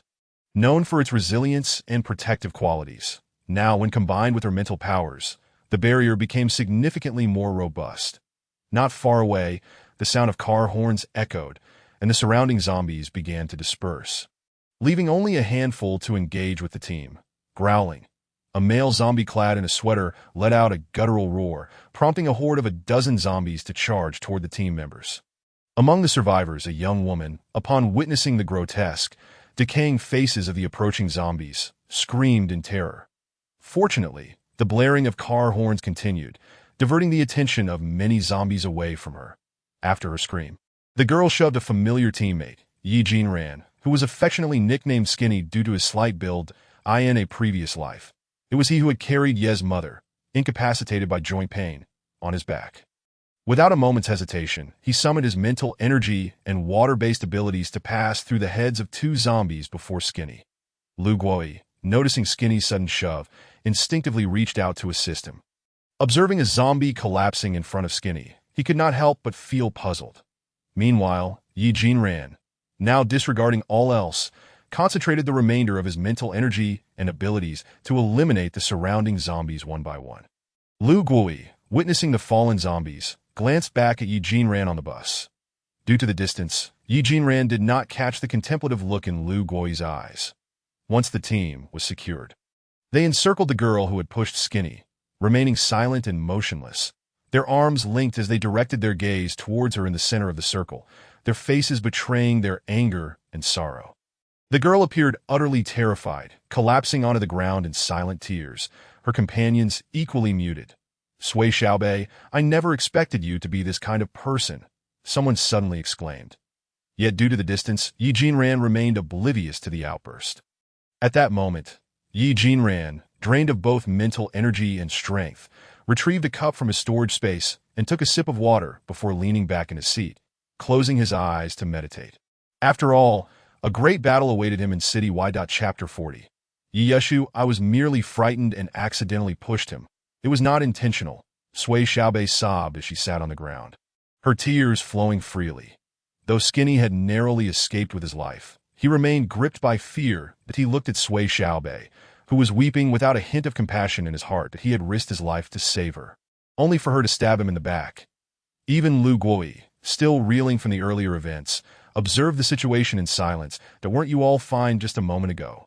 Why the sudden uproar? Xiaobei has apologized. What more do you want?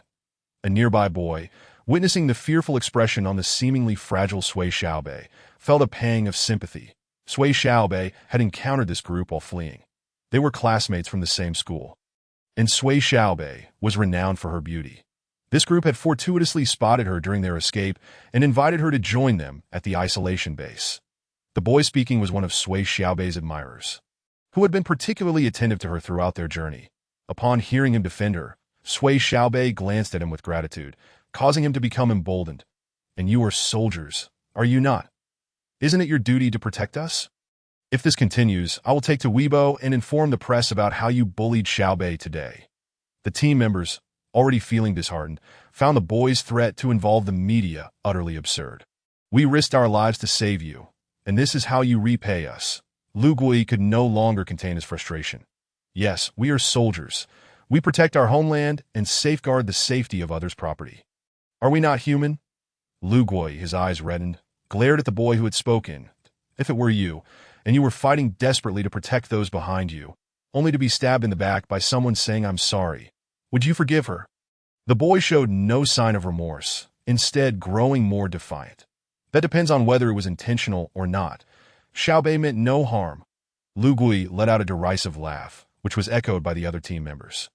All right, everyone, board the bus. Yes, Lu Gui led the team onto the bus, feeling a mix of resentment and anger, yet powerless to change their fate. Will you not escort us even a little? What if we encounter danger again? Who will protect us? The boy grabbed the last team member, shouting loudly.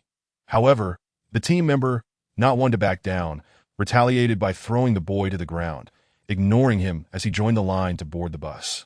Watching as the two buses pulled away from their side, the remaining survivors dared not voice their anger, but had plenty to say about Sui Xiaobei and the boy.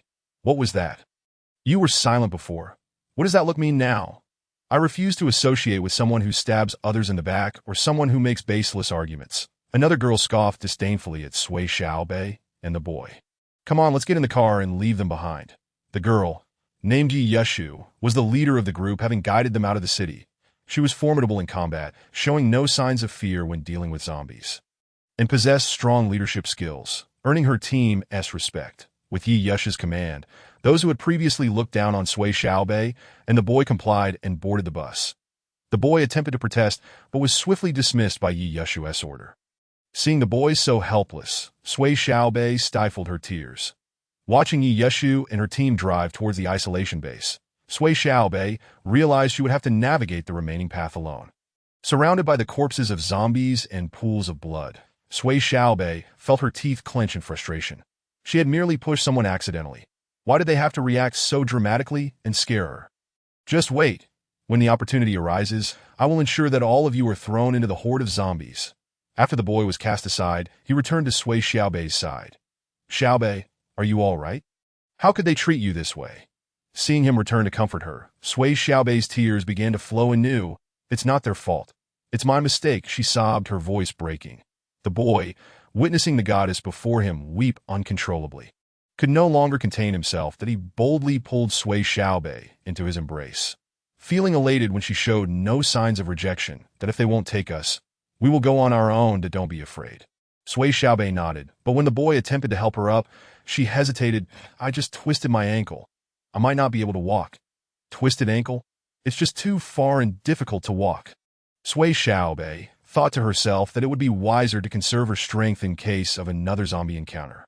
Fortunately, the boy was too lost in the joy of holding his goddess to question her further, and he effortlessly lifted Sui Xiaobei into his arms as he beheld her blushing face nestled against him. He felt a surge of happiness. Meanwhile, Yi Yeshu and her group arrived at the isolation base, only to be met with a long queue that filled her with despair. Such a long line, and with the time it takes to enter, we want to get in for at least 3 days. Yi Yeshu conferred with her team, noting that while the isolation base was safe, the outside world was anything but. Sister Yi, what should we do now? We will follow your lead. We are armed and have ample supplies. Why don't we head north to find a less populated area to establish our own base? One member suggested. But we are so few. How can we set up a base? Another questioned. Our advantage is that we are few and do not consume much in terms of resources, allowing us to survive for a long time. As for the base, it will depend on what we can find. If we discover a village, we can fortify the perimeter with fences and reinforce it with concrete. That if it's a building, we should find a high structure, clear it out, and seal the entrances on the first and second floors, using a retractable ladder for access. After considering Yi Yeshu's words, the group found her reasoning sound and voiced their agreement. Others nearby overheard and approached to inquire further. Before long, Yi Yeshu's team had grown from 10 to over 30 members, all of whom came equipped with vehicles.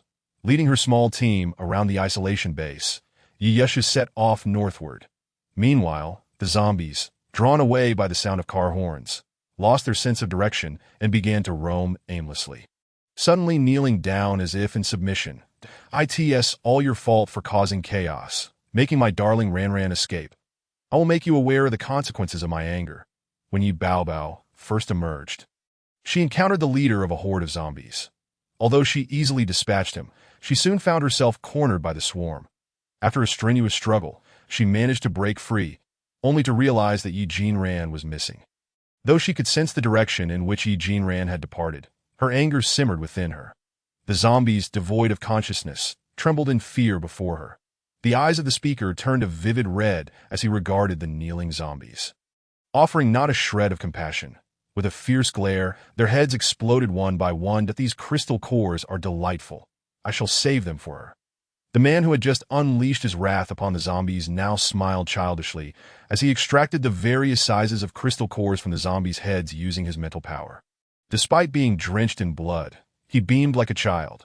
Once he sensed the direction of Yi Jinran, Yi Bao followed, leaving behind a sea of zombie corpses. Chapter 41. The Zombie King? After exhausting her last vestiges of mental energy, Yi Jinran began her cultivation. Fatigued from depleting both her mental strength and physical energy, she appeared utterly exhausted. "Thank you," she murmured, her eyes still closed, yet she could hear the footsteps of her teammates and feel the vehicle swaying. As the sound of the door closing echoed, Lu Gui took his seat, casting a glance at the pale-faced Yi Jinran beside him. While an ordinary person might perceive the girl as merely frightened, he recalled Wu Dao's warning not to underestimate her. She had successfully brought her entire family from their home, navigating the dangers to reach the city safely, that if the first instance had been mere chance. The second was a testament to her capabilities that a young girl, single-handedly retrieving an elder and a child amidst the rampant virus, while also transporting a vehicle full of supplies. She possessed both strength and intellect. Though Lu Gui appeared to be a brutish figure, he possessed a keen sensitivity within that he distinctly felt the disparity between the number of zombies before combat commenced and the overwhelming horde that surged forth during the fray. With hundreds of zombies rushing at them like earlier, Lu Gui felt a semblance of confidence. Despite their claim of facing hundreds alone, protecting survivors amidst the chaos remained an arduous task. After all, zombies not only transmitted infection through bites, but could also transform victims through mere contact. Aware of this peril, he found it difficult to relax. Eventually, he sensed an invisible barrier between himself and the zombies, initially dismissing it as an illusion. Yet his teammates corroborated the peculiar phenomenon. These zombies could not reach them. The sight of zombies collapsing without apparent cause left both him and the survivors puzzled. Turning to observe Yi Jinran, who seemed utterly fatigued despite having done nothing, Lu Gui suddenly understood the situation, yet he could not articulate it. Once on the bus, he inquired about injuries and, upon confirming everyone's safety, instructed the driver to continue. Restless, he finally expressed his gratitude to Yi Jinran, who, believing her actions had gone unnoticed, was taken aback by his acknowledgement. "What?" Yi Jinran opened her eyes, bewildered by Lu Gui's gratitude. He gazed at her with resolute eyes, and although she attempted to maintain her composure, the intensity of his gaze unnerved her. Reluctantly, she admitted, "I do not know what happened," seeing her reluctance to elaborate. Lu Gui turned away, communicating via radio to the team to take a break before leaning back and closing his eyes, though Yi Jinran mentally calculated the distance to city wideout with just over an hour remaining. It was indeed time for a brief respite. She closed her eyes to continue channeling her spiritual energy for cultivation. However, she noted with concern that Xiaoshan had yet to return. Yi Jinran found it strange. The telepathic connection with Xiaoshan would sever beyond 500 meters. Xiaoshan had mentioned that her current lack of mental strength was the reason, promising that once her cultivation level increased, he would be readily accessible. Yet, they still hadn't returned, leaving her uncertain of where to search for them. After an hour of jostling, they finally glimpsed the welcome sign for City Y. "Captain, we have arrived at City Y." A team member, spotting the city sign, called out to Lu Gui. As the vehicle came to a stop, Lu Gui realized they had reached their destination. Hearing the driver's announcement, he opened his eyes to behold the welcome sign in the distance. He retrieved his radio device, announcing, "Brothers, we have arrived at City Y. Yes," came the enthusiastic replies. The number of zombies within the city far exceeded those encountered earlier. "Are you afraid?" Lu Gui's voice boomed with confidence. "Not afraid. The chorus of voices from the team melded with the radio, creating a powerful resonance. After a sufficient break, the driver switched places as per their predetermined order that a team member rose from the back seat, saluting Lu Gui before taking the driver's position. After exchanging salutes, the driver relinquished his seat, passing by Lu Gui, who acknowledged him before the driver settled into a seat in the back. Casting a lingering glance at Yi Jinran. You see, it is not only I who feels the need to thank you. My team believes the same, Lu Gui remarked as the bus set in motion once more. Addressing Yi Jinran, she remained silent, gazing intently ahead. Having already opened her eyes, Yi Jinran noted that she had managed to accumulate 1/5 of her mental energy after the recent exertion. The external environment proved less effective for cultivation compared to her spatial realm. Though she could enter the latter, a brief gap in time hindered her efforts. Unable to explain the peculiarities of that moment, she gradually channeled her spiritual energy for absorption. As spiritual energy is intangible, she could only transfer it in small increments, proving insufficient for her cultivation needs. Little Master, Xiaoshan, having ensured the zombies had been drawn away, hurried back to Yi Jinran. However, he seemed to encounter an invisible barrier, complicating his path. After making several loops, Xiaoshan realized he was being obstructed by someone's mental power. Given the distance, their telepathic communication was ineffective, and he had to muster all his strength to break the barrier before pursuing Yi Jinran. Little Master, whoa. Xiaoshan finally returned to the space, appearing despondent. Yi Jinran, utilizing her mental energy, controlled the stream of water to clean Xiaoshan's face. To be good. When we return, we shall deal with those who misbehave. MMHM, Xiaoshan nodded vigorously. But who would be so idle? Yi Jinran pondered, perplexed. Meanwhile, Yi Baobao sneezed several times, causing the surrounding zombies to tremble in fright. Observing the approaching horde, Yi Baobao nodded approvingly. Yes, this is how it should be, orderly and unified. All of you should come and clear the way for my Ranran. That is the proper conduct of a good zombie. However, as the bus ventured deeper into City Y, not a single zombie was in sight, nor was there any noise. The only remnants were severed limbs, darkened bloodstains, and charred buildings. Lu Gui turned to Yi Jinran, who was utilizing her dwindling mental energy to scan the vicinity, yet found nothing. Noticing Lu Gui's gaze upon her, she quickly averted her own. Don't look at me. I have no idea what is happening. Lu Gui nodded, returning his attention to the road ahead. What is going on? Yi Jinran couldn't help but inquire of Xiaoshan. Having just returned to the space, Xiaoshan was busy consuming fruit and water to hasten the absorption of spiritual energy. That I know who it is, Xiaoshan declared, taking a hearty bite of the fruit, his cheeks bulging like a little hamster. Yi Baobao is waiting for you to return, Yi Jinran heard Xiaoshan exclaim, and though she couldn't fully discern his words, the mention of Yi Baobao assured her that the entity had not strayed far. However, the ability to command zombies, cultivate supernatural powers, and possess consciousness to disguise oneself was concerning. In her past life, Yi Jinran had heard of only one type of zombie that met such criteria, the Zombie King.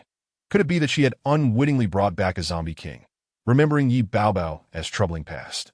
Yi Jinran shook her head and rubbed her temples. She recalled that Zombie Kings were typically ruthless, cold-hearted monsters, infamous for their slaughter.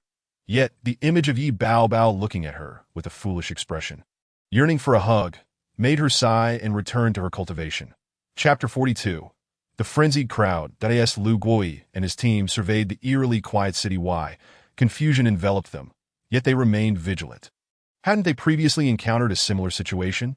Yi Jinran had mentioned the collective capture of zombies within the city. That was during the Preventers Base operations, where they captured experimental subjects while simultaneously containing the virus.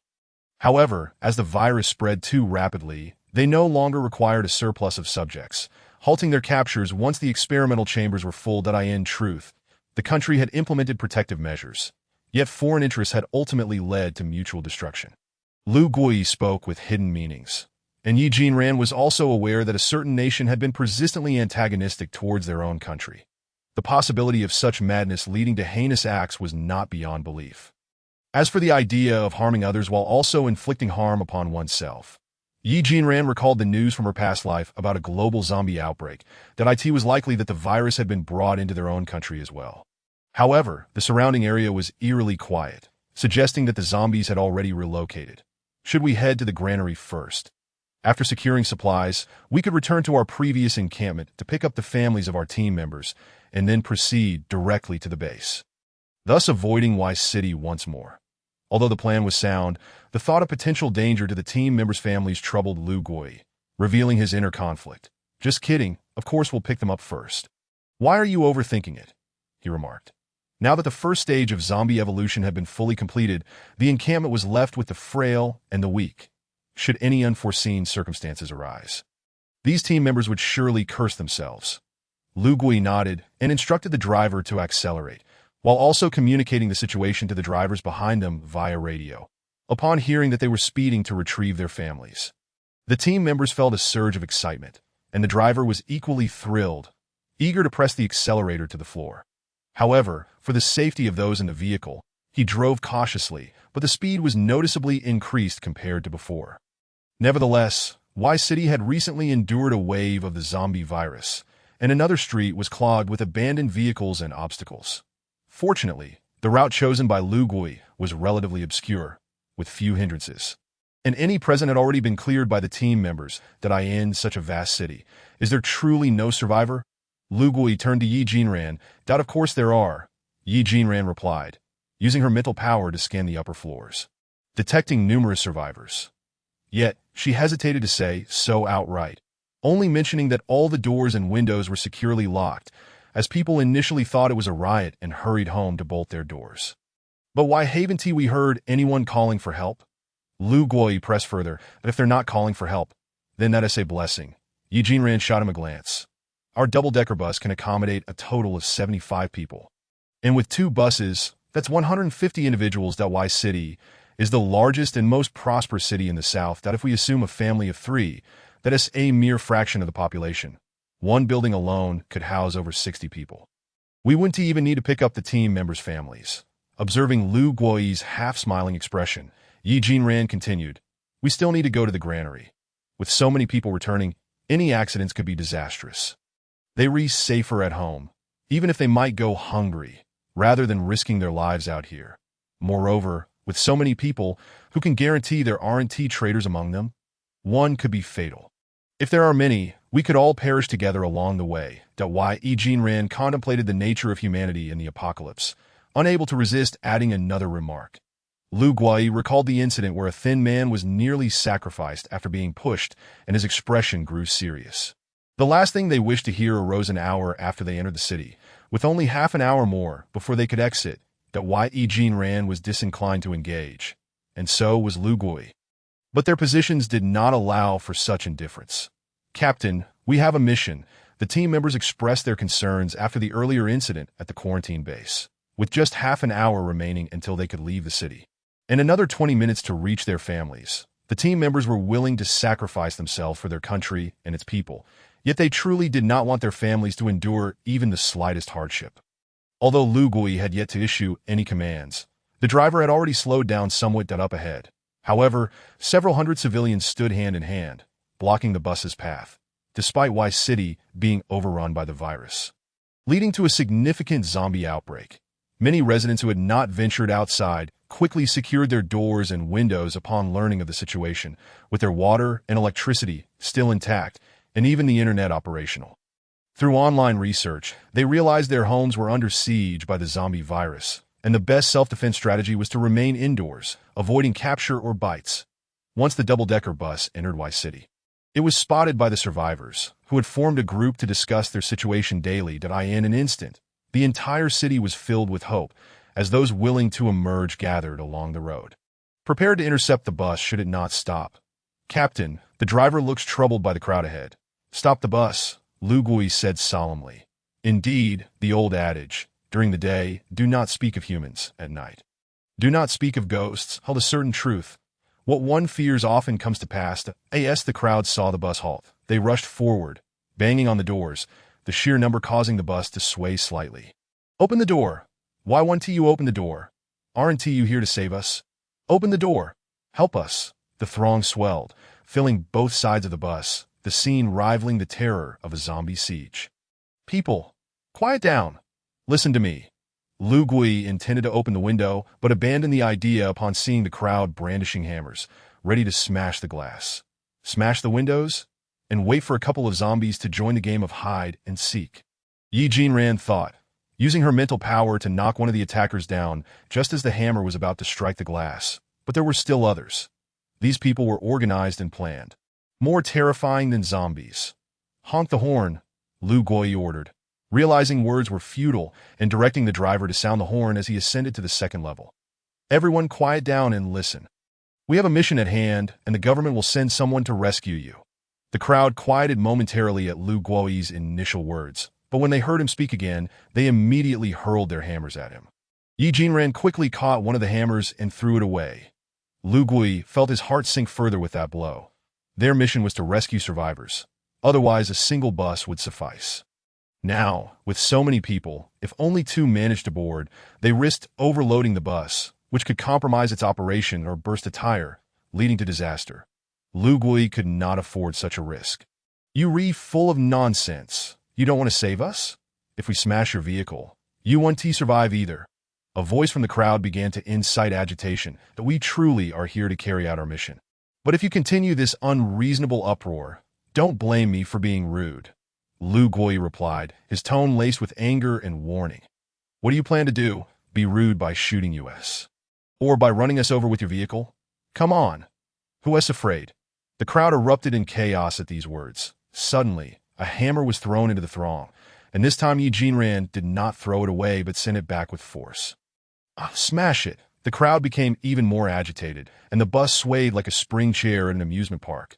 Lu Guoyi refused to give up on persuasion. These people were more terrifying than the zombies. Meanwhile, Yi Jinran utilized elemental protection to stabilize both buses, using her mental power to send back any projectiles hurled at them, grateful that her mental energy had restored sufficiently to practice its agility. Chapter 43. Finally departing as time quietly slipped by, Lu Guoyi observed the untouched buses and the wailing crowd, understanding that this was all thanks to Yi Jinran's assistance. She had continually supported him since the perimeter of the base. Why wouldn't he acknowledge it? Lu Guoyi pondered. Perhaps her abilities were so unique that she feared exposure and being taken to a laboratory for experimentation, but he could understand that. Yet this was the second time Yi Jinran had aided his team. Unless absolutely necessary, he would never speak of it. Turning to the team members seated behind him, he noticed they all sat upright, eyes fixed ahead, yet he knew they shared his chilling realization of who had been aiding them. On our return, do we understand what to say and what not to say? Absolutely. The team members replied with unwavering confidence. Hearing Lu Guoyi's inquiry and their resolute response, Yi Jinran felt her efforts had not been in vain. I feel this bus is quite sinister. How can it withstand such blows and even retaliate? It's Chinese manufacturing. You know that, some voices from the crowd questioned, but they were quickly silenced by the quality of the vehicle. Yi Jinran glanced at the time. They had set off at 12 o'clock, spent an hour and a half at the base perimeter, and would take 2 hours for the journey, after retrieving their families. They still needed to head to the granary for supplies and then return, estimating they would arrive near midnight. That it was now nearly 5 o'clock, and with winter approaching, darkness fell swiftly after picking up their families. They would likely be returning in complete darkness, where the zombies possessed heightened abilities compared to during the day. Moreover, they were uncertain about the situation at the granary. Nighttime battles were significantly more challenging than those during the day. Shaoshan, is he Bao Bao still nearby? Yi Jinran mused, observing that the zombies in Y City had not yet returned. And for the first time, she considered summoning the zombies to silence the crowd that he is nearby. I'll go call him over. Came the response that as soon as Yi Jinran spoke. Shaoshan understood her intent, but Yi Jinran nodded, indicating that it was preferable to bring them along. She cast a sympathetic glance at the crowd surrounding the bus. The zombies were about to arrive, yet they still lingered. The cacophony outside was overwhelming, muffling her voice behind the glass, but Lu Guoyi heard her clearly. The zombies are coming? He asked, astonished. Yi Jinran nodded in affirmation. How do you know? Lu Guoyi questioned, somewhat incredulous. It's a feeling, she replied, tilting her chin slightly. They've been making noise for too long. They should return by now. If Yi Jinran were to speak her mind, she would say that the refusal to open the door signified a lack of hope, and it would be wiser to seize the opportunity to head to a supermarket or department store to gather supplies and await the collective rescue from the government forces. Lu Gui glanced at Yi Jinran and then at the throng outside, swiftly climbing to the second level. The zombies are coming. Scatter, hurry. Are you trying to lure us away to make it easier for you to drive? Let me tell you, as long as I'm here, you won't escape today.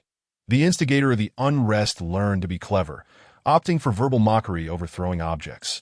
Your noise is too loud. Do you realize you've attracted all the zombies? Since we're all destined to die, you might as well accompany us. Despite the fact that the quarantine base was just a couple of hours away by car, Yi Jinran found it hard to believe that not a single vehicle or motorcycle could be found among so many people. With an abundance of electric scooters on the streets, riding one would have taken them directly to the base's entrance. It was frustrating to have invested so much effort in blocking Lu Gui and the others. Before Lu Gui could speak again, chaos erupted in the back. The zombies had returned, and Yi Baobao followed Xiao Shan back into the space. You all did splendidly. Each of you deserves 2 candies, she remarked, relieved that Wu Dagua had provided ample rewards to distribute. The crowd began to stir. Impatience with these people faded, but with the impending arrival of the zombies, they instinctively rose. Can you help them? Lu Gui looked at Yi Jinran, but she shook her head. These zombies are only first tier, slow-moving, that if they hurry home, they'll be fine. Yet seeing the crowd, who would rather perish than abandon 2 others, left Yi Jinran feeling helpless. It seems these people are beyond reason. They fear nothing, not even zombies. They could tear them apart with their bare hands. Yi Jinran couldn't help but scoff at the scene outside. Lu Gui glanced back at her. Don't look at me. If you open the door, they'll all come in, bringing the zombies along. Trust me, they wouldn't hesitate to throw you out to fend off the zombies. Since you refuse to open the door, are you not even considering saving us? Open the door. Open up. The relentless banging from outside continued, and Lu Gui's wavering resolve solidified. He thought of his wife waiting for him at home, his son yearning for his embrace, and all the families of his teammates, that he couldn't let a moment of impulsiveness ruin their futures. It wasn't worth sacrificing for these selfish, short-sighted individuals' drive. However, a considerable crowd still surrounded the front of the vehicle. Drive, Yi Jinran urged. You can proceed. It won't harm him. Lu Gui shot her a surprised and distrustful glance. That I only wish to protect my family. Oh, please, refrain from questioning why I didn't act sooner or why I won't shield them, he replied. Lu Gui nodded in understanding, sitting firmly in his seat as he relayed the same command to the rear bus via radio. The bus roared to life, startling the crowd ahead. Many timid souls instinctively stepped aside, while some defiant individuals even lay down. As the bus rolled past, it felt akin to traversing a steep incline. The driver momentarily eased off the throttle before pressing down hard, causing the bus to jolt slightly due to the gradient. Yi Jinran utilized her mental powers along with her metallic and earth-based abilities to create a slight incline, allowing the bus to circumvent the crowd. As for how they would interpret this, she was uncertain. Yet as the bus nearly rolled over people, Yi Jinran constructed a slope, while Xiao Shan discreetly guided the individuals in a different direction, making it seem as if they had fortuitously fallen in a spot the vehicle couldn't reach. Xiao Shan, splendid work. I can't believe I overlooked that tactic in my rage. Yet witnessing the still crazed crowd, Yi Jinran took a deep breath, feeling at a loss. The space, growing increasingly attuned to Yi Jinran, began to shift in response to her state. Noticing the withered flowers nearby, Yi Baobao's eyes turned crimson. These wretched people. All I want is for Ran to be happy. Why can't you allow that? She contemplated commanding the zombie horde to raze this place to the ground, but hesitated, fearing it might upset Yi Jinran. If discovered, she might never be forgiven. She knelt, gently touching the wilted flower. If only Ran could be joyful. If you're unhappy, so am I. I'm not unhappy. I'm just deeply saddened, Yi Jinran's heart replied. Without the constraints of morality or law, when the boundaries of humanity are breached, what distinguishes humans from beasts? In this apocalypse, Yi Jinran sighed, realizing that the dawn of this new era continued to challenge her understanding. What could these people not accomplish? The backdrop alongside the bus receded steadily, with Lu Gui and his teammates failing to glance back. Those individuals had hurled every insult imaginable at the bus, and upon spotting the lone woman aboard, they unleashed a torrent of vile remarks, only further igniting the ire of the soldiers. Given the zombies' sluggish pace, they could easily escape or even turn back to subdue them, yet they remained fixated on fleeing. Did each person wish to be the scapegoat, sacrificing themselves to save others? We too have families. We are someone's sons, someone's husbands. Do we deserve to perish? Watching the streets shrink behind them, Lu Guai and his team harbored concerns. Would these people manage to escape?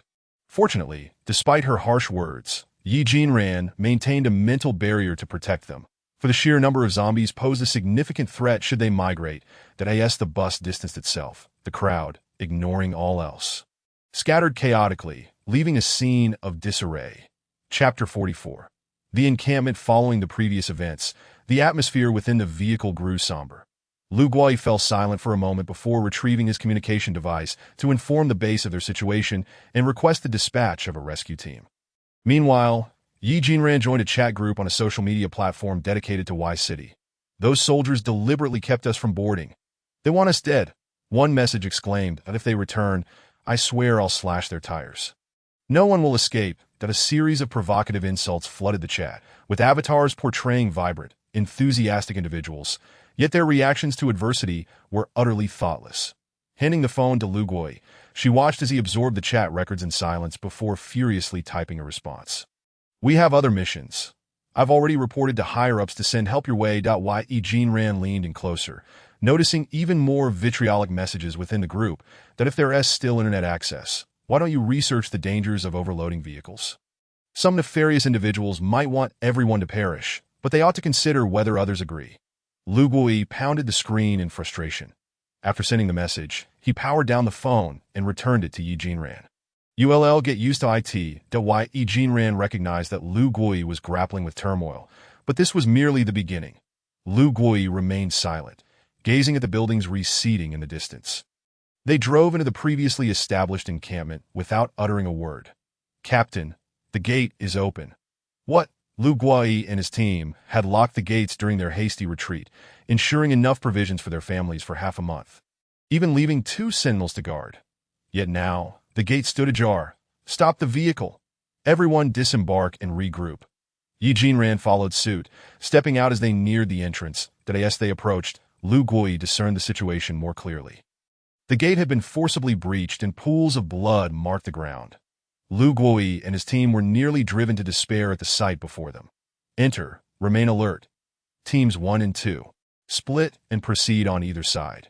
Lu Guai swiftly issued commands for his team to enter. Yi Jinran scanned the base with her mental powers, discovering that the presence of the living and the zombies was distinctly divided on either side of the compound. What is happening here?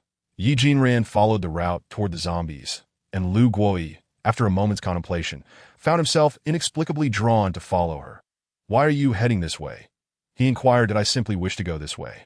In a previous life, Lu Guai had been a man of few words. Now his curiosity seemed to overflow. Yi Jinran felt a bit embarrassed. Lu Guai, sensing the awkwardness, felt compelled to follow her. Intrigued by her enigmatic nature, she seemed to possess an unusual power that drew attention. Perhaps it was her peculiar abilities, Lu Guai thought as he shook his head. This area is the chicken coop. Due to the restrictions on frequent entry and exit from the base, chickens and pigs were raised for self-sufficiency. However, when Lu Guai opened the door, he was taken aback. This was no chicken coop. Behind the iron cage were a number of zombies. Is this what your troops have taken to raising? Yi Jinran was equally stunned, wondering if they had resorted to keeping zombies for entertainment out of sheer boredom. The zombies in the cage, upon seeing Lu Guai and Yi Jinran, suddenly went wild, thrashing against the cage with fervent desperation. Fortunately, the quality of the cage constructed by the troops appeared to be quite sturdy, exhibiting only minor tremors without any further signs of failure. Are there any familiar faces among them? The underlying implication being whether there were any family members of the troops or other personnel present. Lu Guai scrutinized the scene carefully. As the zombies were mostly bloodied and disfigured, he focused intently for quite some time. Seemingly incensed by Lu Guai's examination, the zombies began to emit furious roars. No, Lu Guai replied, shaking his head. Just then his radio crackled to life. Captain, the family members are all safe that I understand. Where are you located? Lu Guai glanced at Yi Jinran and gestured towards the door. That we are at the cafeteria. Come over immediately and inform the others to assemble. Understood. After ending the call, Lu Guai firmly closed the door. It's likely that the family members have secured themselves. We will find out soon enough. After shutting the door, Lu Guoyi quickly walked ahead to catch up with Yi Jirun. To get from the chicken coop to the cafeteria, they had to traverse an open area. Since it was winter, the wind carried a slight chill, and the entire base was eerily quiet. Although there were a few fallen leaves on the ground, it was apparent that the area had been tidied up. It seemed the families were relatively safe. Rest assured, my team members are not prone to gossip, Lu Guoyi remarked suddenly as he walked ahead. That I know, and you have reiterated that many times, Yi Jirun replied. After a brief exchange, silence fell between them. Upon arriving at the cafeteria entrance, they spotted a small boy dashing towards them. Daddy! The boy, clad in a miniature military coat and appearing to be around 5 years old, rushed into Lu Guoyi's arms. Oh dear, Xiao Huai's grown plump. The boy wrapped his little arms around Lu Guoyi's neck, exclaiming, Daddy, I missed you so much. A woman accompanying the boy stood at the entrance of the cafeteria, looking at Lu Guoyi with a gentle expression. When she noticed Yi Jirun behind him, she paused momentarily, but still managed to nod politely and smile at Yi Jirun. Yi Jirun recognized that this must be Lu Guoyi's wife. Lu Guoyi, upon seeing the woman, promptly stepped forward to take her hand and introduced Yi Jirun. Let me introduce you. This is Yi Jirun, our guide for the search team. We owe her our gratitude. Without her assistance, we might have been trapped along the way. Miss Yi, this is my wife, Tang Wenjun. After the introductions, Lu Guoyi carried his son into the cafeteria, where team members were engaged in heartfelt conversations with their long-lost families. The base had initially consisted of a single company, and Yi Jirun had presumed there would only be a few family members from their small team. She was surprised to find the entire cafeteria bustling with people. Counting the tables, there were approximately 150 individuals present. I always believed it was just your team's families. It seems that not only did Lu Guoyi suffer the loss of his wife and child, but how many soldiers must be heartbroken for so many people? We did not clarify this before our departure. The families had already packed their belongings, and some members who could not fit helped organize the rest. Seeing that everything was ready, Lu Guoyi, holding his son in one arm, pulled out the radio with the other hand. The families are safe. We can let the vehicles in. Be cautious. Lu Guoyi decided to leave 2 team members, who were temporarily serving as bus drivers, stationed outside. Received. Gather your belongings and line up outside. Lu Guoyi called to the families. By the way, did you see anyone by the chicken coop when you came in? A family member suddenly inquired. I did, but why were those zombies all in the chicken coop? Oh dear, Anwang's chickens flew out and were caught and eaten by those creatures. Thank goodness for our 2 sentry comrades. It turned out that the outer gate had been rammed open by vehicles from Y City, and the occupants had all turned into zombies. For some unknown reason, they were not attacking people, but were instead chasing after chickens. The sentries understood that these were zombies. However, the families were oblivious. Many military families consisted of elderly individuals, and fearing they might be frightened, the 2 sentries cooperatively herded the zombies into the chicken coop. However, concerned about any potential stragglers, the sentries had gathered the families to remain in the inner courtyard. The outer gate had yet to be addressed due to the lack of tools, leaving it ajar. Upon hearing this, Yi Jirun felt fortunate. They had arrived just in time. That moment, the bus arrived amidst the commotion, pulling up to the open space in front of the cafeteria. The team members assisted in loading the belongings onto the bus. And one by one, the families boarded. After both buses were filled, they switched drivers once again. Lu Guoyi, noticing Yi Jirun's puzzled expression, explained, the base has both large trucks and off-road vehicles. He retrieved several radios from the equipment room and drove out 3 large trucks and 2 off-road vehicles from the parking lot. Once Lu Guoyi and the team members had calibrated the radios, they set off, with the 2 off-road vehicles leading the way, followed closely by the buses, and finally the 3 large trucks heading toward the grain depot in Y City. Chapter 45. Too slow, however. This route was not the same as the one they had just traversed. The previous path was the shortest from the base to the outpost. The grain depot was located on the outskirts of Y City. And this time Lu Guoyi's convoy would need to take a detour around the perimeter of Y City. The entire journey would take approximately 3 hours. Yi Jirun glanced at her watch. It was already 5:30 in the afternoon, and dusk was beginning to settle. At a junction, the off-road vehicles and buses took the previous route, while the 3 large trucks opted for a different path. Lu Guoyi and Yi Jirun were seated in the first bus leading the way. What if they encountered that group again on the return trip?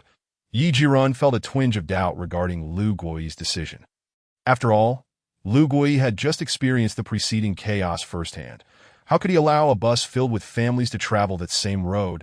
The off-road vehicles were armed, and the bus would be taking the highway detour, not traveling too far. Moreover, the base should be sending reinforcements soon. Now understanding, Yi Jirun ceased her inquiries and closed her eyes to continue honing her mental fortitude. The disparity between the large trucks and the buses was akin to the difference between heaven and earth. Despite the return of zombies in Y City, as Lu Gui drove over one after another, the large truck only experienced slight jolts, akin to traversing a speed bump. Lu Gui remained focused, crushing zombies beneath the wheels, while Yi Jirun's phone buzzed incessantly due to an influx of messages. Distracted from her concentration, Yi Jirun pulled out her phone to check the survival group chat for Y City. The bus has returned, but it is already full. Can we lay down mats in the storage compartment to accommodate more passengers? Yi Jirun shook her head, bemused. Have these people lost their minds? Are they not afraid of being suffocated? Let us go. Let us stop them.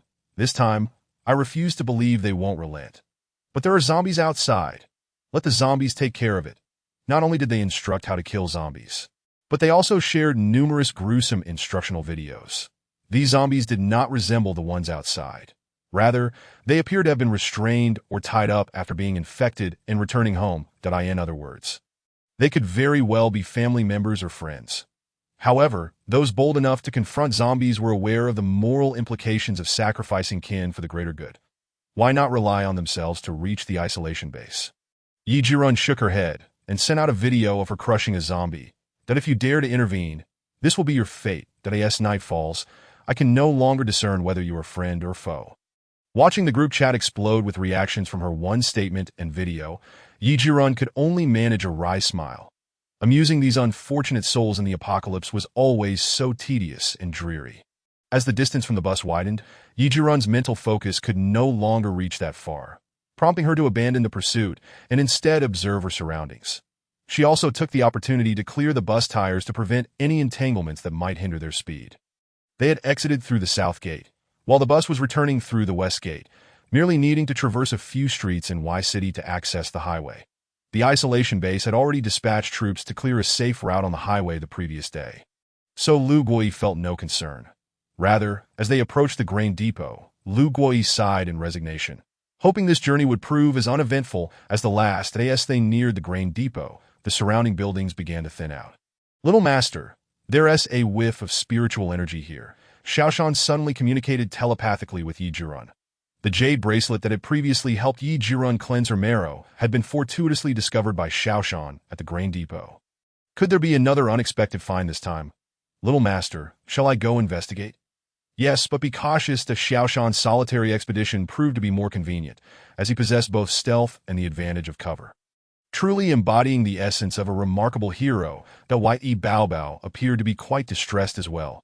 Yet Yi Jinran, fearing that the two might become embroiled in conflict, refrained from releasing Yi Baobao.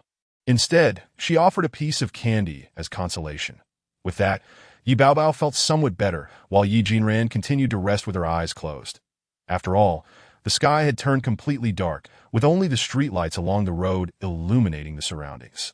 Beyond the reach of mental prowess, the visibility diminished significantly, rendering it impossible to discern what lay beside the road. That we have arrived, she exclaimed, producing a walkie-talkie to communicate with the two team members trailing behind.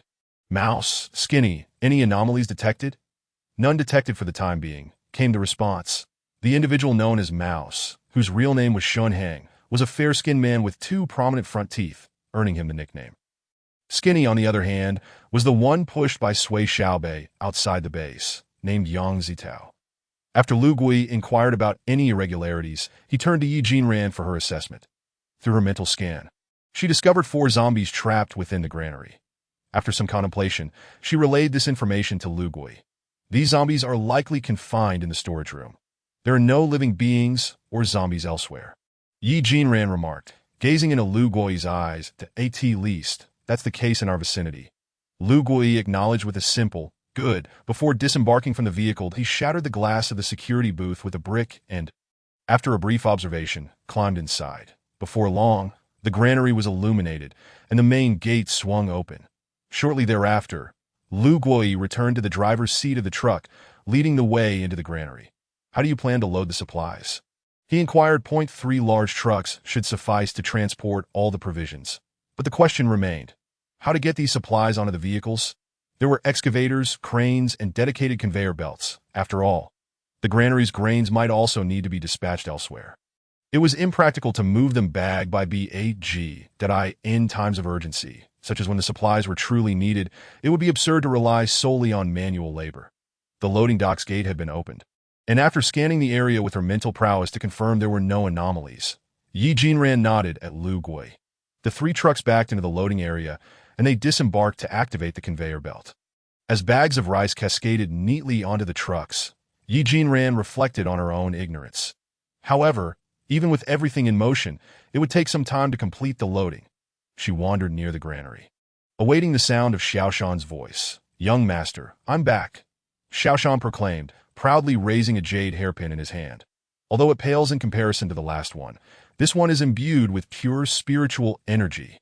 "That's wonderful," Yi Jinran said, ruffling Xiaoshan's little head. "However, on my way back, I noticed many zombies beginning to gather." "Gathering?" Yi Jinran echoed, her brow furrowed. "Zombies gathering?" Xiaoshan nodded. The gathering of zombies signified only one thing. They were preparing for a small-scale sweep. It seemed some zombies had already reached the 3rd stage, granting them the ability to command others.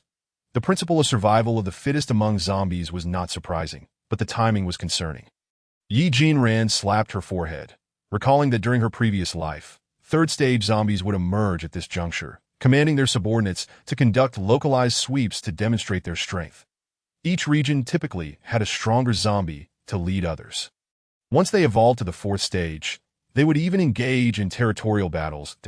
Present, the granary lay on the outskirts, and though secluded, Yi Jinran was uncertain if any 3rd-stage zombies resided nearby. She inquired further about Xiaoshan's reported distance, discovering it was a mere kilometer from the granary. Observing the loading progress, she realized they had barely begun. At this pace, we won't finish in time to escape. Yi Jinran sighed in exasperation. Was it truly so difficult to conceal one's abilities? After sending Xiaoshan back to the space, Yi Jinran entered the loading area and shut off the conveyor belt. The roar of machinery drowned out her voice. "Is something wrong?" Lu Gui asked, puzzled by her actions. "This is taking too long. Where's the entrance to the warehouse?" But this is significantly faster than manual labor. The delay mainly stems from the need to adjust the angles to stack the rice bags neatly. Lu Gui attempted to explain, but Yi Jinran interrupted again, asking, "How do we get into the warehouse?" Lu Gui pointed to a small door at the conveyor belts. Yi Jinran, not one to hesitate, nodded and proceeded in that direction. "Captain," Mouse interjected, somewhat perplexed, but Lu Gui waved him off. "Let's first assess the situation." Chapter 46. 2 3rd-stage zombies. Mouse noticed Lu Gui had spoken, and although he was dissatisfied with Yi Jinran's approach, he followed Lu Gui and waited in silence. Upon opening the door, Yi Jinran was taken aback by the sheer volume of grain within the warehouse. 3 large trucks would not suffice to transport it all. Yet, time was of the essence, and she summoned her mental energy to gather everything within the warehouse. With a squeak, a nest of mice was also drawn in. Xiaoshan, engrossed in a book within the space, was startled by the sudden appearance of the rodents, almost dropping his book. "Young master." Upon seeing Xiaoshan's reaction, Yi Baobao laughed so hard she doubled over. Several thousand years old. "You're still afraid of mice," Yi Jinran said, exasperated, and released the mice back into the open. The startled rodents fled in various directions, but as they scurried away, one was caught by a zombie with nothing but bones for legs, which stepped on its tail.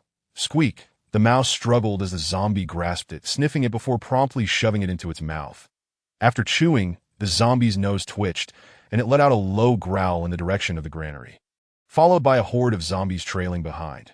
Lu Gui, witnessing Yi Jinran emerge empty-handed, was about to inquire when she interrupted with urgency. "Get in the vehicle, drive, and hurry." "But our mission isn't complete," Mouse protested, unable to tolerate Yi Jinran's nonsensical urgency. However, after several incidents, Lu Gui had retained a degree of trust in Yi Jinran, stopping Mouse from speaking further. "The zombie army is approaching," Yi Jinran stated, having sensed their presence within her mental range, indicating they were not far off. "But what should we do now?" Mouse asked, still reluctant. "Let's get in the vehicle first." Reluctantly, Mouse glanced back at the conveyor belt, sighed, and boarded the truck.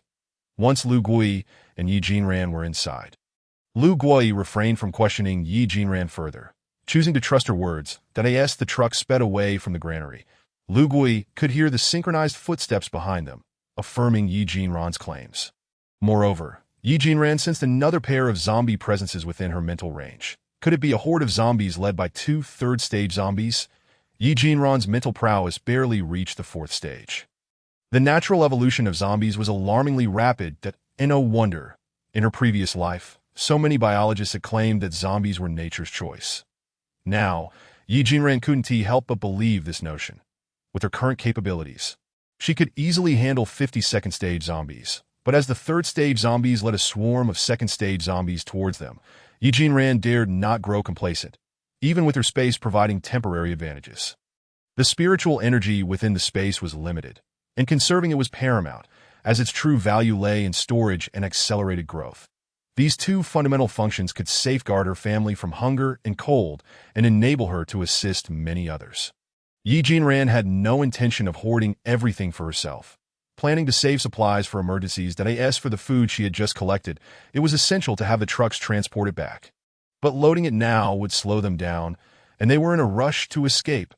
As the zombie leaders observed the truck's rapid departure with discontent, one launched a basketball-sized fireball that struck the ground before the truck, creating a crater without hitting the vehicle.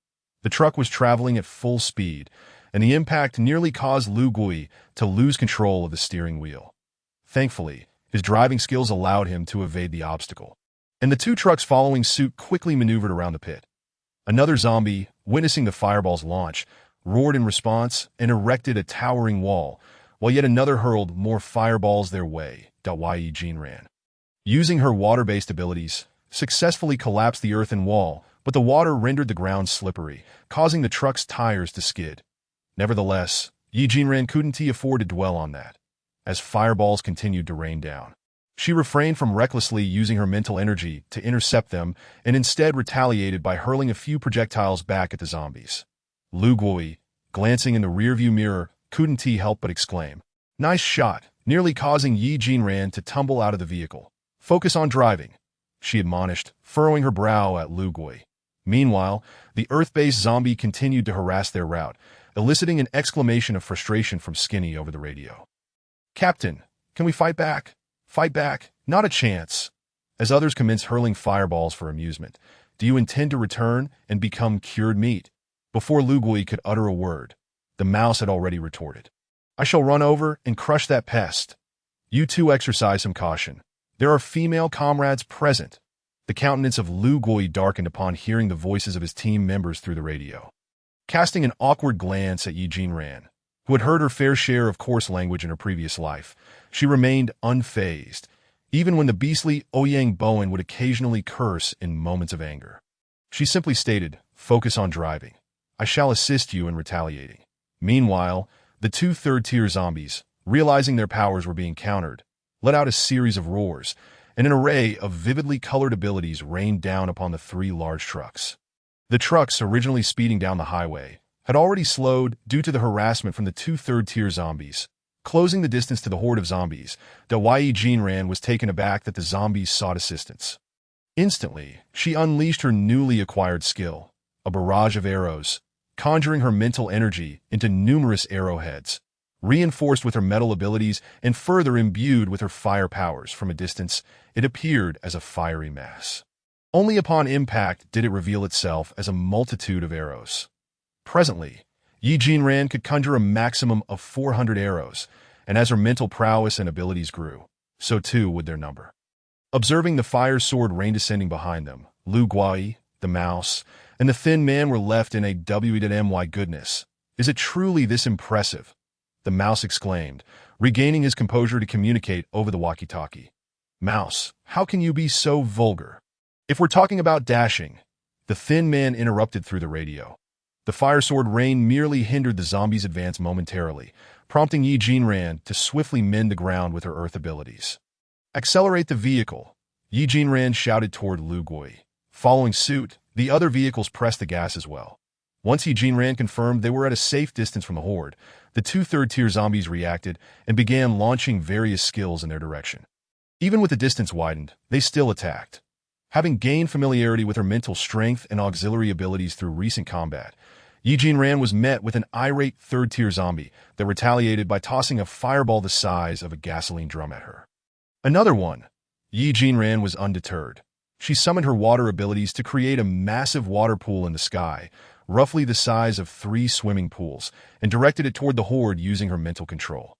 Watching the zombies being swept away by the deluge, Lu Guai and his companions stood agape. Wow, a man-made waterfall. Lu Guai swallowed hard, glancing at the woman beside him. Meanwhile, the mouse and the thin man continued to laud Yi Jinran over the radio. My goodness. Miss Yi, you're no longer merely resembling a celestial being. You've descended to Earth to undergo tribulations. Indeed, that fireball, this waterfall, impressive indeed. Ahem. Observing the mouse and thin man's endless praises, Lu Guai deliberately cleared his throat, and the radio fell silent. Once assured of their safety, Lu Guai expressed his gratitude to Yi Jinran. Miss Yi, you have aided us once more. Twice. Lu Guai regarded Yi Jinran with confusion. Have I not filled your request for provisions? What? The walkie-talkie, lacking a push-to-talk button, allowed the mouse and thin man to overhear Yi Jinran's words, prompting them to stop and exit the vehicle to investigate, upon discovering the 3 trucks brimming with supplies. The thin man and mouse nearly sank to their knees before Yi Jinran. My goodness. Chapter 47. The underground granary of the isolation base. Am I hallucinating? The mouse questioned, only to be sharply pinched by the thin man on the arm. It hurts. It hurts. This is no illusion. The mouse sprang up, turning to Yi Jinran beside Lu Guai. Miss Yi, you shall henceforth be my #1 idol. In my heart, your status surpasses even that of my captain. Seeing Shunhang so swiftly showering flattery, the thin man hurriedly approached to push Shunhang back. I too. Lu Guai, witnessing the thin man's obsequiousness, felt a surge of irritation and slapped him on the forehead. What do you mean, I too? Get back in the vehicle and drive. Our task is not complete until the supplies are transported back to the base. Despite receiving a slap, the thin man did not temper his smile. Instead, he rubbed his sore head and grinned at Lu Guai. Captain, no wonder the base insisted we take Miss Yi along. With her presence, our mission will undoubtedly be flawlessly executed. She is merely here as a guide. You are meant to protect her. What are you thinking? Stand at attention. Lu Guai barked at the thin man, then noticed the mouse's relaxed demeanor. You two stand at attention. Yes, sir. The 2 soldiers promptly stood erect, their expressions turning serious. That I must emphasize. This matter shall not be disclosed once we return. It must remain within the team. Understood. Upon witnessing the puzzled expressions of the mouse and thin man, Lu Guai shot them a fierce glare. Understood. If the captain forbids it, we shall comply, Sai. The thin man and mouse, cowed by Lu Guai's glare, lost half their bravado. Missy has assisted us numerous times since leaving the base and even saved us. Thin man, do you think you would have survived out there if someone hadn't intervened? That zombie was right before you. Are you not aware of this? Lu Guai and the thin man exchanged glances, acknowledging that Yi Jinran had initially refrained from revealing her abilities. However, now that she had exposed them to save them, they must safeguard this secret for her. That why Yi Jinran has saved us. We must be grateful. Lu Guai continued, with the mouse nodding in agreement, while the thin man still looked perplexed. But Captain, I isn't it a good thing that Miss Yi possesses such remarkable abilities? A good thing? With the zombie virus spreading so aggressively. Do you think the Jingzhong base would respond favorably to Miss Yi and her family if they were to discover this? Anyone bitten or scratched by a zombie, even with a slightly delayed infection, would be taken to the laboratory for experimentation. What do you think would happen to Miss Yi? The thin man was rendered speechless, having only considered Yi Jinran's impressive prowess without contemplating the implications. Once he grasped the reality, he saluted Yi Jinran with gratitude and then added an apology. Thank you for saving me, and I'm sorry that it nearly led to your exposure. Yi Jinran understood the thin man's sentiments, smiling as she urged them to board the vehicle and return to the base. Due to the mission taking 5 hours longer than planned, when Lu Guai and the others finally drove the large truck to the base gate, it was already 1 a.m. It seemed the departure time for tomorrow would also be adjusted. Originally set for 9 a.m, it was likely to change due to the delay. Upon entering the city, they were required to disembark for inspection and provide identification. The loudspeaker at the city gates suddenly blared. Search team leader Lu Gui. Lu Gui shouted back toward the city gate. His voice amplified in the stillness of the night. That as the gate slowly opened, Yi Jinran suddenly recalled another team. How do your squads communicate? We also use phones, but we were too busy driving to check. Speaking, Lu Gui pulled out his phone from behind, and upon illuminating the screen, the smile on his face froze. Captain, we are trapped on the Y City Highway. The message timestamp was 2 hours ago. Coinciding with the moment Lu Gui and his team encountered the third-tier zombies that I had not realized earlier. The zombie leaders have begun to mobilize and sweep through, making it inevitable for that bus to encounter a horde. The message was sent 2 hours ago. Please inquire about their current status. We need to enter the base before heading over. Lu Gui swallowed his sorrow and handed the phone to Yi Jinran, then steered the large truck steadily into the base. Yi Jinran took the phone, sending a message to the sender inquiring about their situation, but there was no response until Lu Gui parked the vehicle in the underground garage. Yi Jinran hesitated to make a call. Should the recipient's phone ring, it might attract zombies. No reply. Yi Jinran gazed at the open underground passage. Is this the granary of the isolation base? Indeed, the granary's location is quite concealed, but it is indeed beneath the base. After Lu Gui entered the base and completed the inspection, he drove the vehicle into a modest underground garage. Equipped with surveillance and anti-collision barriers, manned by over a dozen soldiers, upon entering the garage, Lu Gui did not meander, but proceeded straight for 50 meters before disembarking, knocking on a nearby pillar and kicking a stone stake twice. After a moment, he saluted the wall directly ahead before reboarding the vehicle. Once Lu Gui settled into his seat, the wall before them began to rise slowly, and after driving in, a stone slab suddenly elevated, revealing a ramp. Due to the isolation base's excessive food reserves, a deep excavation had been made beneath to prevent chaos in the event of a disturbance. Yi Jinran nodded in agreement, recognizing that such crucial matters warranted deeper investigation. After proceeding for another 3 minutes, they reached the flat ground, where Lu Gui handed over the bus to another team. The 4 of them then boarded a sightseeing vehicle that took them to an elevator entrance, which upon exiting, led them directly to the heart of the base. Following this journey through the granary, Yi Jinran found herself in awe of the designers and builders of the isolationist base. Previously, she had heard rumors about a vast food storage area within the base, which she had regarded with skepticism. However, the reality was indeed staggering. The scale of the actual base and its warehouses was immense. The elevator indicated there were 5 levels, encompassing a significant portion of the underground storage area of the isolationist base. 5 levels. What a concept! The grain stored in the granary was essential for sustaining the entire base, which explained why the isolationists had been stockpiling food, ultimately amassing enough to nourish hundreds of thousands of people. Lao Shu and Shouzi had just learned about the situation of another team, their expressions reflecting a hint of despondency and anxiety. Don't fret. We will set off to find them shortly, Lu Gui reassured as he patted Lao Shu and Shouzi on the shoulder, but he then turned to glance at Yi Jinran, and upon seeing her nod, he felt a sense of reassurance that their endeavor would yield results. At that moment, Yi Jinran's phone, which he had been holding, began to vibrate. It was a call from Lu Gui's phone. The caller ID displayed Jo Sun. Yi Jinran quickly handed the phone to Lu Gui. It's Jo Sun, Shouzi remarked with a hint of excitement, yet remained silent, watching Lu Gui take the call. The surrounding silence made the voice from the phone exceedingly clear. Hello? Can you hear me? How is the situation on your end? The cautious voice inquired from the other end that we encountered a large horde of zombies blocking our path, that we had no choice but to turn back to Y City and are currently hiding in a shopping mall's parking lot. The families are safe. The man on the other end hesitated. What's wrong? What happened? Upon hearing the word but, both Shouzi and Lao Shu held their breath. Feng Yuza and Lu Jian have sacrificed themselves. They covered our retreat. The man's voice broke as he spoke. They had joined this team together, trained together, and fought side by side.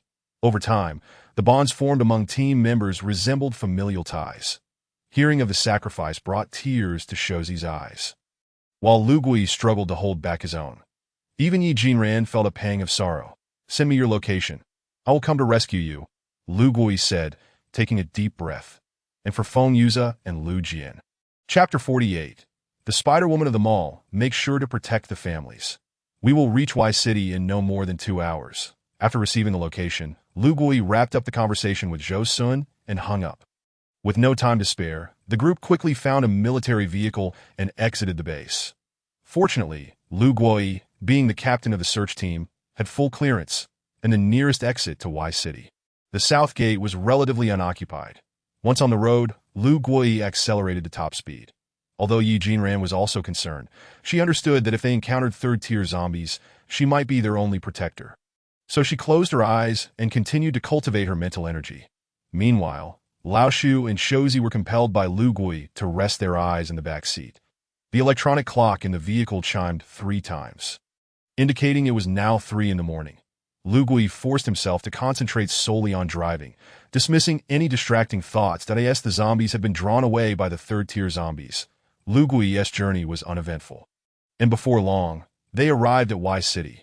The aftermath of the zombie horde left Y City looking even more desolate than during their previous visit. Faint lights flickered from the residential buildings, perhaps a signal for help from the survivors. However, the search team still had not completed their mission of safely returning the families to the base. "Captain, have we arrived?" Shozi asked, his eyes fluttering open to the bleak surroundings. Illuminated by streetlights that cast an air of despair, bloodstains, severed limbs, and belongings abandoned in haste littered the streets, painting the city in a grim hue, with the stench of decay permeating the air. "We've just entered Y City. It will take some time to reach Zhou Sun and the others, so you can catch a few more moments of rest." No, I was startled awake after just a moment of dozing. I can only truly sleep in my own bed back at the base. Lu Gui did not press the matter further, merely nodding in acknowledgement as he focused on driving. Soon, they arrived at their designated location, and Lu Gui called out to Yi Jinran. While in a state of cultivation, Yi Jinran was not asleep. She was aware of her surroundings, but preferred not to be distracted. After all, she could perceive what was happening through her mental energy without the need to open her eyes. Now, as she opened her eyes to gaze at the shopping mall before her, she sensed an unusual presence. Little Mountain? Yi Jinran, adhering to the fact that Little Mountain was a living encyclopedia, promptly inquired about the unfamiliar sensations. Although Little Mountain could answer some questions, there were others he too found perplexing. Nonetheless, he provided Yi Jinran with many accurate responses that it must be a species mutation. She concluded, expanding the range of her mental energy to pinpoint the source. There was indeed a living presence, emanating from a large spider. And these bundles hanging in the basement, are they the rescue team members and their families? Yi Jinran speculated. Indeed, after Zhou Sun and Lu Gui had concluded their call, they relayed the news that Lu Gui would come to rescue them, that in their moment of joy. However, they failed to notice the dark figures encircling the convoy from all directions. "What is that?" someone from the families exclaimed, having spotted a small spider nearby, which they promptly squashed at. So many spiders. Some of the women among the families, terrified of spiders, jumped 3 feet high, stifling their screams to avoid attracting zombies. "Why aren't you screaming anymore? I prefer to hear your cries before you meet your demise." A sultry female voice echoed from atop the parking structure as the group directed their lights upwards. They finally discerned the source of the voice. A strikingly beautiful woman clad in a revealing outfit. Ignoring the spider legs below her, many male onlookers were captivated. Meanwhile, they realized that the woman possessed 8 slender spider legs, causing some timid female family members to faint on the spot, while the elderly murmured the word monster, to their astonishment. The spider above showed no anger, but instead laughed joyfully. "Haha, monster, I like that." As she spoke, the spider's abdomen exuded silk, and she gracefully descended. The soldiers, meanwhile, had readied their weapons, prepared to fire upon the spider. "Think you can shoot me? You'd better check if you have the capability." She taunted, ensnaring one of the team members in a web. The remaining team members, seeing the spider act first, did not hesitate to open fire. Although they were not sharpshooters, their skills were nonetheless exceptional. But to their astonishment, the Spider-Woman remained unscathed. "The government forces are no better. No wonder they have been reluctant to send help," she mocked, using her spider legs to manipulate the web, causing bullets to rain down on the heads of those below. "It's no wonder you can't even protect yourselves," she continued, effortlessly climbing down to the ground, brushing her hair back as she gazed at the team members. "Look at you, all muscled up from daily training. Care to spend a delightful night with me?" Having realized that the Spider-Woman's silk was impervious to bullets, the team hesitated to fire again.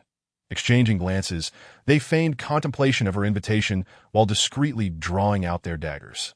Just as the Spider-Woman was about to speak again, the team sprang into action. "Spider-Woman!" they shouted, causing her to pale in fright, yet she chuckled at their victorious expressions. "You are quite adorably foolish," she remarked as webs began to ensnare the team members, wrapping them tightly. The Spider-Woman then used her silk to hoist them up to the ceiling. "Since you refuse to comply, you shall remain here to contemplate," she declared.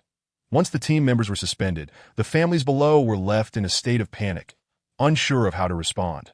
The Spider-Woman, observing the defenseless individuals, commanded her minions to ensnare them in webs, hoisting them alongside the team members. After the Spider-Woman departed, the team members began to converse amongst themselves. Fortunately, the silk merely restricted their movement, allowing them to speak. "What shall we do?" The captain said he would come for us. "But how can we inform him of our current predicament?" one of them lamented. "Now that this unexpected situation has arisen, we can only do our best and wait for the captain to rescue us." "Quiet!" Unexpectedly, the voice of the Spider-Woman echoed from the side, and the team members were reluctant to engage directly, as the mere presence of the Spider-Woman instilled a sense of fear within them. Her formidable abilities could easily annihilate them. Bullets could not penetrate her web, and even knives that pierced her flesh were swiftly countered. The team members had no choice but to concede defeat, hoping that the captain could subdue the Spider-Woman and lead them to safety. However, the captain's chances of victory seemed slim. Fortunately, the team members had undergone regular training, and the inverted position did not cause them much discomfort. Though some of the older family members were struggling to cope, that I, with my aging bones, might very well meet my end here. The team members, unable to offer more than words of comfort, silently prayed for the captain to triumph over the Spider-Woman. "Captain, we are counting on you." Meanwhile, outside the mall, Lu Guoyi sneezed, glancing at Yi Jinran beside him. "Miss Yi, I implore you, we are relying on you." Yi Jinran nodded, activating her mental powers to scan and trace the entire mall. Chapter 49. What is this creature? Young Master, the weapons employed by such mutated beings are often those they are familiar with, making them quite difficult to deal with. When people find themselves without tools in the face of beasts, their only option for survival is to flee. Yi Jinran understood this. But what had the search team and their families encountered? Perhaps I should call Zhou Sun to inquire about their situation. Contemplating briefly, she decided to make the call. Aren't they in the underground parking lot? Can't we simply drive down to find them? The thin man questioned, puzzled. There are unidentified presences within the mall. They could be zombies or even more terrifying creatures. Moreover, if we rush in recklessly, what if a horde of zombies awaits us? We are here to rescue people. In her past life, Yi Jinran had little direct contact with the search team members. Although they were protectors and she was a protected one, communication between the two parties was sparse. With the constant threat of encountering zombies on the road, they dared not make much noise. Silently following the group, just one day into this ordeal, the thin man's image of the taciturn soldier in Yi Jinran's mind shattered, replaced by a comical persona. "Listen to Miss Yi. Don't make foolish suggestions," Lu Guoyi stated gravely. The thin man, feeling embarrassed, rubbed his nose and ceased to speak, while the mouse nearby saw the thin man's demeanor and could not help but mock him. "Thin man, how is it that you, an elite, can utter such brainless remarks?" The members of the search team were all exceptional soldiers selected from military competitions, each one an elite. The thin man let out a huff, preparing to retort against the mouse. Lu Guoyi, however, furrowed his brow and glanced in the rearview mirror. The mouse noticed and quickly waved at the thin man, directing his gaze forward. The thin man, momentarily taken aback by the mouse's behavior, quickly understood and straightened his posture. Yi Jinran found the scene somewhat amusing. It was curious how Lu Guoyi's frown could instill such fear in the mouse and the thin man. Nevertheless, after using her mental powers to scan the basement, Yi Jinran sensed numerous life forms, yet detected no other unusual presences. Could it be that they were driven away by zombies? Yi Jinran pondered. "Let's proceed. I no longer sense anything strange." Hearing Yi Jinran's words, Lu Guoyi started the vehicle and drove towards the underground garage down on the top floor of the mall. An enchanting woman observed the situation below. Upon seeing the car enter the underground garage, She revealed a captivating smile that a gentle breeze tousled her hair, and the sweat from her earlier exertions mingled with the air, emanating an alluring fragrance that if one were to overlook her large spider abdomen, her 8 slender legs, and the naked man lying on the ground, everything would appear as beautiful as a painting. However, this scene had transformed into a horror film, and when the woman spoke, it became even more chilling. Alas, I do not desire this, but after mating, a spider must consume the male to as she spoke. Her front legs scratched the ground.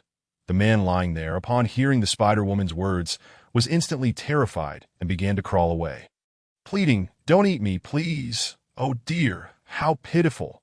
But aren't you men always proclaiming your devotion in bed, claiming you'd live and die for me? Why then, when asked to die for me now, are you so reluctant?" The man shook his head vigorously as he crawled backward, gazing at the beautiful woman with a spider's body as if he were staring at a devil. The woman smiled at him, causing him to panic and attempt to leap toward the wall. The mall had 7 floors, yet he preferred to commit suicide rather than be devoured by her. Enraged, the spider-woman thrust one of her legs directly through the man's chest. The man, in disbelief, looked at the spider leg protruding from his chest. "You wretched Black Widow, Black Widow." "Haha, I like that," she laughed, raising another leg to pierce through the man's back, directly impaling his heart. The man struggled once before losing his breath.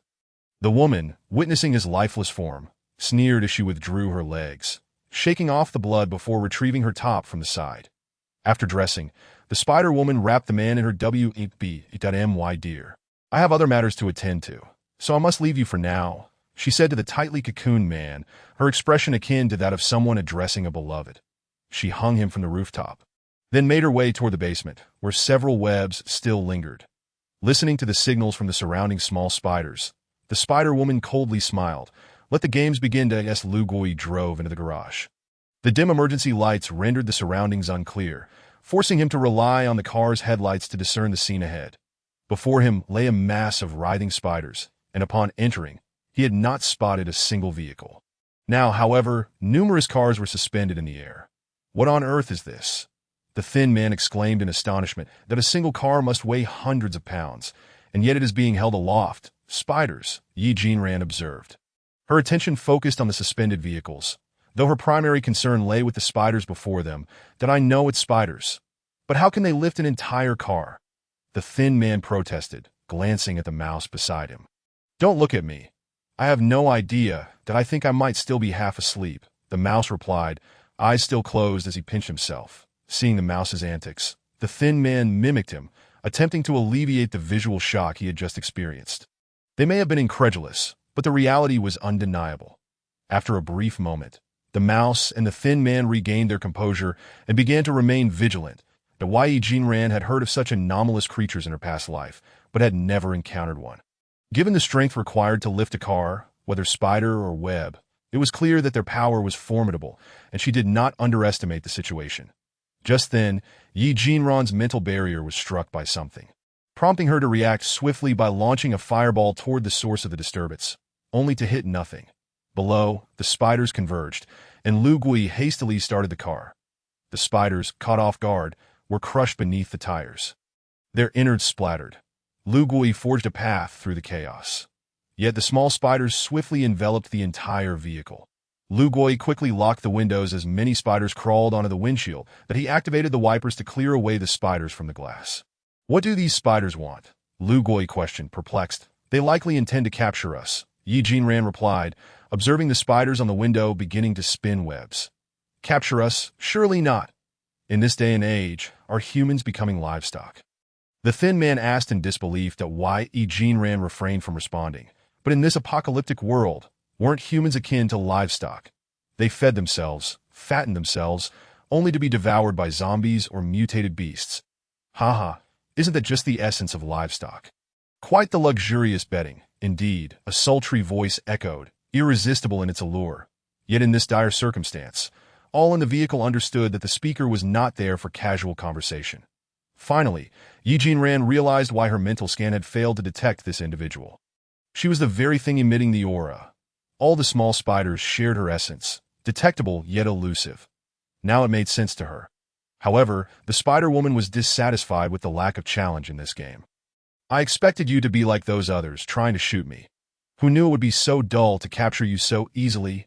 With a sigh, her voice was melodious and captivating, but as the Spider-Woman emerged before the car, even the Thin Man and the Mouse, let alone Lu Guoyi and Yi Jinran, could not help but change their expressions.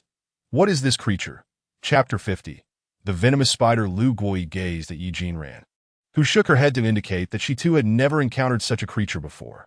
The woman in front of the vehicle was an unparalleled beauty, alluring and captivating, capable of ensnaring one's soul at a mere glance. However, her lower body was that of a gigantic spider, with the sharp stingers on her 8 spider legs glinting ominously, instilling a sense of dread in all who beheld her. "Hello there. Have I enchanted you?" she purred. The Mouse and the Thin Man swallowed hard. Indeed, they were captivated. Her upper half was so stunning, yet her lower half was utterly terrifying that Yi Jinran remained silent, continuing to probe the Spider-Woman's level with her mental energy. Yet, apart from that peculiar aura, she sensed nothing else. That Yi Jinran could only discern that this aura contained numerous Earth-type elements intermingled with some indefinable characteristics. These were minuscule particles, yet they coalesced into an impenetrable barrier, rendering her strength elusive. That if one were to confront such a half-morphed entity, it would be prudent to study the traits of her species. But what were the characteristics of a spider? Yi Jinran pondered this alone before turning to the 3 gentlemen in the vehicle. What are the traits of a spider? To her dismay, all 3 shook their heads. That I know she can spin webs. Does that count? The Thin Man ventured timidly. Isn't the ability to spin webs rather obvious? Mouse exclaimed, slapping the Thin Man's shoulder, then pointing at the various spider clusters hanging in front of the vehicle. They also enjoy suspending things. Yi Jinran shook her head, bemused by how quickly these 2 had transformed once they became acquainted. Meanwhile, the Spider-Woman noticed Mouse pointing in her direction and politely smiled and waved. I think she might be reasonable. Why not step out and inquire where Zhou Sun and the others are? Mouse suggested, hopeful at the sight of the woman waving. Her gesture is merely urging those spiders to accelerate their movements. Yi Jinran could no longer contain her frustration. Had they not noticed the webbing on the glass, becoming increasingly entangled? Even the windshield wipers could not sweep them away as they clung to the vehicle. However, remaining idle was not a solution. That if they were completely ensnared, the consequences of the webbing remained unknown. Yet, it might be wise to inquire first before resorting to violence. That Yi Jinran observed the surrounding spiders. They could not simply commence a battle over a misunderstanding. Perhaps the woman was merely benevolent, offering to wash their vehicle, though the likelihood of that was slim. Lu Guoyi nodded and retrieved the vehicle's loudspeaker microphone. Such vehicles were equipped with external speakers, alleviating some of the hassle. "Greetings, we are searching for our friends. Have you seen them? There are approximately 9 individuals dressed like me, along with over 100 others." The speaker's vibrations startled a cluster of spiders, but the Spider-Woman listened attentively, revealing her perfect smile. "Are you referring to them? I can lead you to them, and in the meantime, place you somewhere safe." With a wave of her hand, she unexpectedly spun a web that completely enveloped the vehicle. It appeared she was quite hospitable, Lu Guoyi thought, releasing a resigned smile as he set the microphone down. Yet it was imperative to locate Zhou Sun and the others first. By the way, the trait of spiders is that they enjoy playing tricks. The Spider-Woman suddenly called from above the vehicle. "Since you are here to find them, I shall hide them well. How about this? You come back to find them? There will be rewards for your efforts." Upon hearing the voice from atop the vehicle, Lu Guoyi glanced at Yi Jinran, seeking her insight with his gaze. At that moment, Yi Jinran's mental energy was overwhelmed with the spider's aura. It seemed similar to their fate, wrapped in spider silk. Being ensnared could conceal their presence, preventing other creatures from competing with them. After all, spider silk is adhesive, and a careless move could ensnare oneself as well. Nevertheless, from the Spider-Woman's tone, it appeared she had no intention of guiding them to Zhou Sun and the others, though Yi Jinran's mental energy had lost its probing capability due to the spider's aura interference. Such a potent presence should allow her to strike anywhere, right? Closing her eyes, she concentrated her mental energy, summoning a flicker of flame to sweep around her. The surrounding spiders scattered momentarily, but quickly reformed. "Oh, I did not expect there to be a skilled one among you. Dare you challenge me? If you defeat me, I shall return them to you. If you fail, you will all become my meal." As she spoke, she unfurled her web, and all 8 of her spider legs leapt forcefully down from the vehicle. Did I hear that correctly? Become her meal. Mouse gulped. This was no mere femme fatale. She was a man-eater. Lu Guoyi looked at Yi Jinran with concern, fearing they had genuinely encountered a monster that consumed human flesh. Miss Yi, if you wish not to engage, our search team can always retreat. We would fight tooth and nail to ensure your safety. Seeing Lu Guoyi's earnest expression, Yi Jinran sighed helplessly that I should not have been soft-hearted in agreeing to join your search team. Upon our return, you must petition the base for greater welfare for my family. Upon hearing Yi Jinran's words, Lu Guoyi understood she was willing to assist them, that I in truth. However, Lu Guoyi harbored a sense of fear facing such a creature. After all, he had never encountered anything like it, and it had already exceeded his comprehension. The Spider-Woman's recent display had diminished his confidence to a mere 1%. Xiaoshan, what if I cannot defeat her? Yi Jinran asked, feeling uncertain that if you cannot, retreat to your space to recuperate and then face her again, that we are lucky players. Unlike those who grind endlessly, Xiaoshan replied, having recently become engrossed in a monster-slaying novel. His speech now peppered with terms from the story, that why Yi Jinran gritted her teeth. If she could not win, then so be it. She would cheat. Casting aside her reservations, she continued to wield her mental energy, igniting her fire abilities to scorch the surrounding spiders. After clearing a path, Yi Jinran opened the door and stepped out to confront the Spider-Woman. Upon seeing Yi Jinran emerge, the Spider-Woman arched her alluring eyebrows, exclaiming, "What a pity! I was contemplating forcing a male to be my consort." As she spoke, she combed her hair with her hands, her gaze still fixed on Yi Jinran. "Oh, these vile men deserve your protection? They are but a pack of deceitful beasts, devoid of honor and virtue. Strip away their facade, and only instinct remains." Yi Jinran, hearing the Spider-Woman's words, felt a pang of sympathy for a woman scorned by men. Yet, she understood that in such situations, offering counsel often led to greater sorrow. The more one tried to comfort her, the more heartbroken she would become, inflicting her anguish upon others. Noticing Yi Jinran's unyielding demeanor, the Spider-Woman grew bored, brushing the ground with her spider leg and tying her hair back. "Since you are unwilling to converse, let us commence, that we shall see whether you can defeat me and escape, or if you will succumb to me." With that, she expelled silk from her mouth once more, revealing that this half-morphed being had further evolved her abilities. Yi Jinran steeled herself, darting aside to evade the Spider-Woman's initial onslaught. Once steady, Yi Jinran directed her mental energy, coupled with her fire abilities, toward the Spider-Woman. But just as her attack neared, it was thwarted by the webbing. Stunned by the extinguished fireball, Yi Jinran realized that this silk was impervious to flames. Pouting, the Spider-Woman gazed at Yi Jinran. "Is that all you can do?" Her expression remained innocently mischievous, as she had already set a web trap behind Yi Jinran. Taking advantage of Yi Jinran's momentary distraction to lay her trap was hardly commendable. Yet, Yi Jinran sensed the danger and swiftly transformed her mental energy into a blade, slicing through the silk with a metallic glint. Upon witnessing Yi Jinran's ability to sever her silk, the Spider-Woman became serious. After all, no one had ever managed to break her webs before. "Oh dear, my carefully woven net," she lamented, raising another web that shimmered with droplets of toxin. "Master, quickly dodge. This is venom from her body.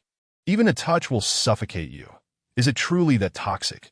Realizing the peril, Yi Jinran wasted no time, erecting a mental barrier around her. Chapter 51. The experiment. Although the mental barrier shielded her from the Spider-Woman's assault, the webs clung to its periphery. Yi Jinran observed the sparkling droplets of venom, igniting her fire abilities to incinerate them.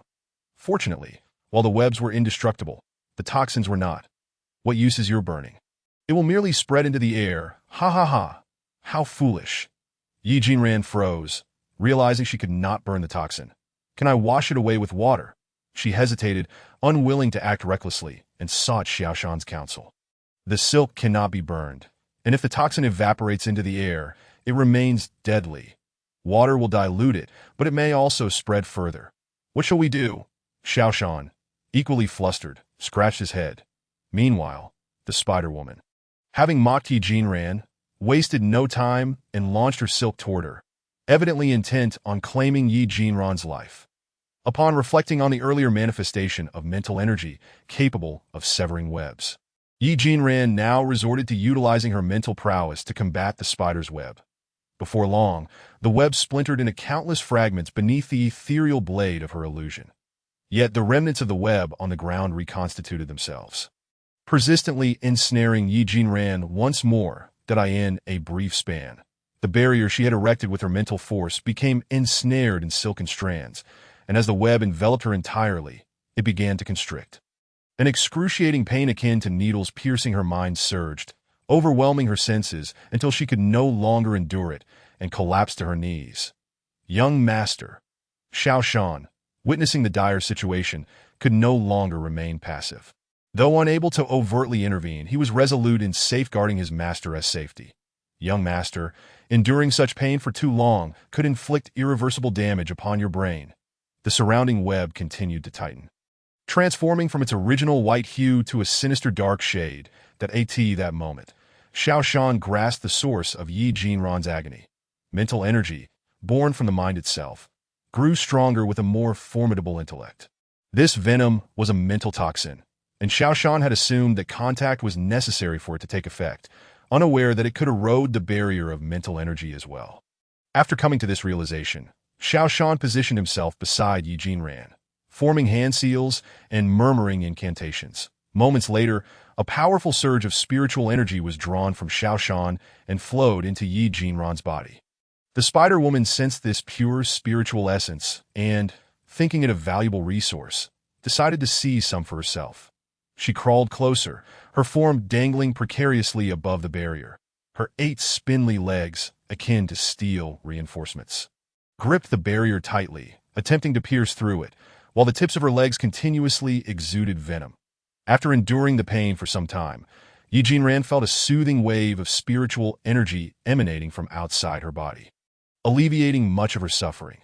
Upon opening her eyes and seeing Xiao Shan, she realized he had come to her rescue. Xiao Shan, no, your spiritual energy is already insufficient, Yi Jinran protested, recalling the sacrifice Xiao Shan had made to save her family, depleting much of his own vitality in the process. The energy he was now providing was the result of his relentless cultivation over the past days and nights.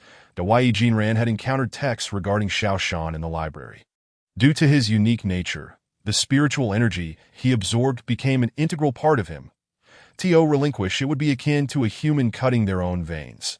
Just as Yi Jinran attempted to articulate her concerns, the Spider Woman exerted force upon the barrier, making Yi Jinran feel as though her mind might burst. The only way to alleviate the pain was to dismantle the barrier, yet Yi Jinran understood that doing so would not spare her from pain, but rather lead to her demise. The Spider Woman, having exerted herself for quite some time, found the barrier unyielding and resorted to encircling it with her web, preparing to strike down with her legs. Though slender and sharp, her legs possessed formidable strength, capable of potentially piercing the barrier upon impact. Meanwhile, inside the vehicle, Lu Guoi gritted his teeth and, accompanied by the emaciated mouse, exited the car to shoot at the Spider Woman. After sustaining a few hits, she turned to face them, her injured body already beginning to bleed, but the blood was a dark, purplish hue. "Excellent. You have successfully provoked my ire," she hissed, casting a glance at the smaller spiders nearby. Suddenly, the spiders surrounding Lu Guoi and his companions surged towards them, overwhelming the vehicle in their numbers. Realizing they might meet their end today, Lu Guoi and his companions continued to fire at the Spider Woman. However, even after shooting at her head and chest, she remained steadfast, determined to breach the barrier. Just as she leapt to launch her next attack, the barrier unexpectedly detonated. The Spider Woman was thrown upwards by the force of the explosion, shattering the stone slab above her head. The impact from the barrier's explosion and the shards of mental energy assaulted her lower body, leaving her upper half bloodied and mangled. After steadying herself with her web, she picked up a shard of mirror, horrified to see the grotesque transformation of her face. Now marred and unrecognizable, and much of her once lustrous hair had been worn away. No, I cannot allow myself to become this, she lamented, covering her injured face with trembling hands, glancing at the blood-soaked strands of hair that mingled with her tears. The sight of her own visage, stained with dark blood, filled her with despair as she desperately wiped away the evidence of her transformation. "Why have you allowed me to become this way, Bowen? Why?" As her wails filled the air, a sudden shift overtook her, and she began to laugh amidst her tears. "What does it matter now? I have already become this. A little more hideousness matters not. After all, Bowen will never look at me again."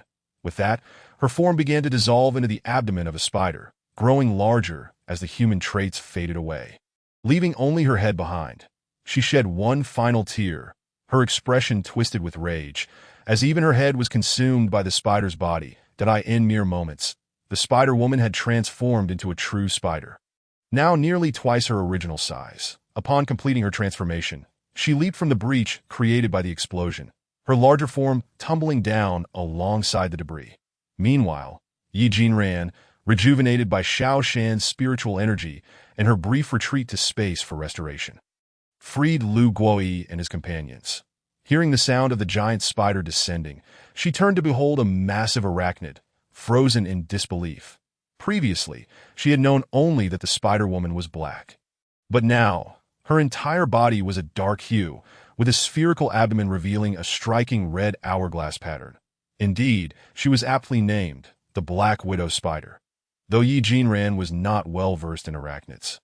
She had heard of this creature's fearsome reputation, its neurotoxin reputedly 15 times more potent than that of a rattlesnake, that I merely fell in love with a man and willingly became his experimental subject.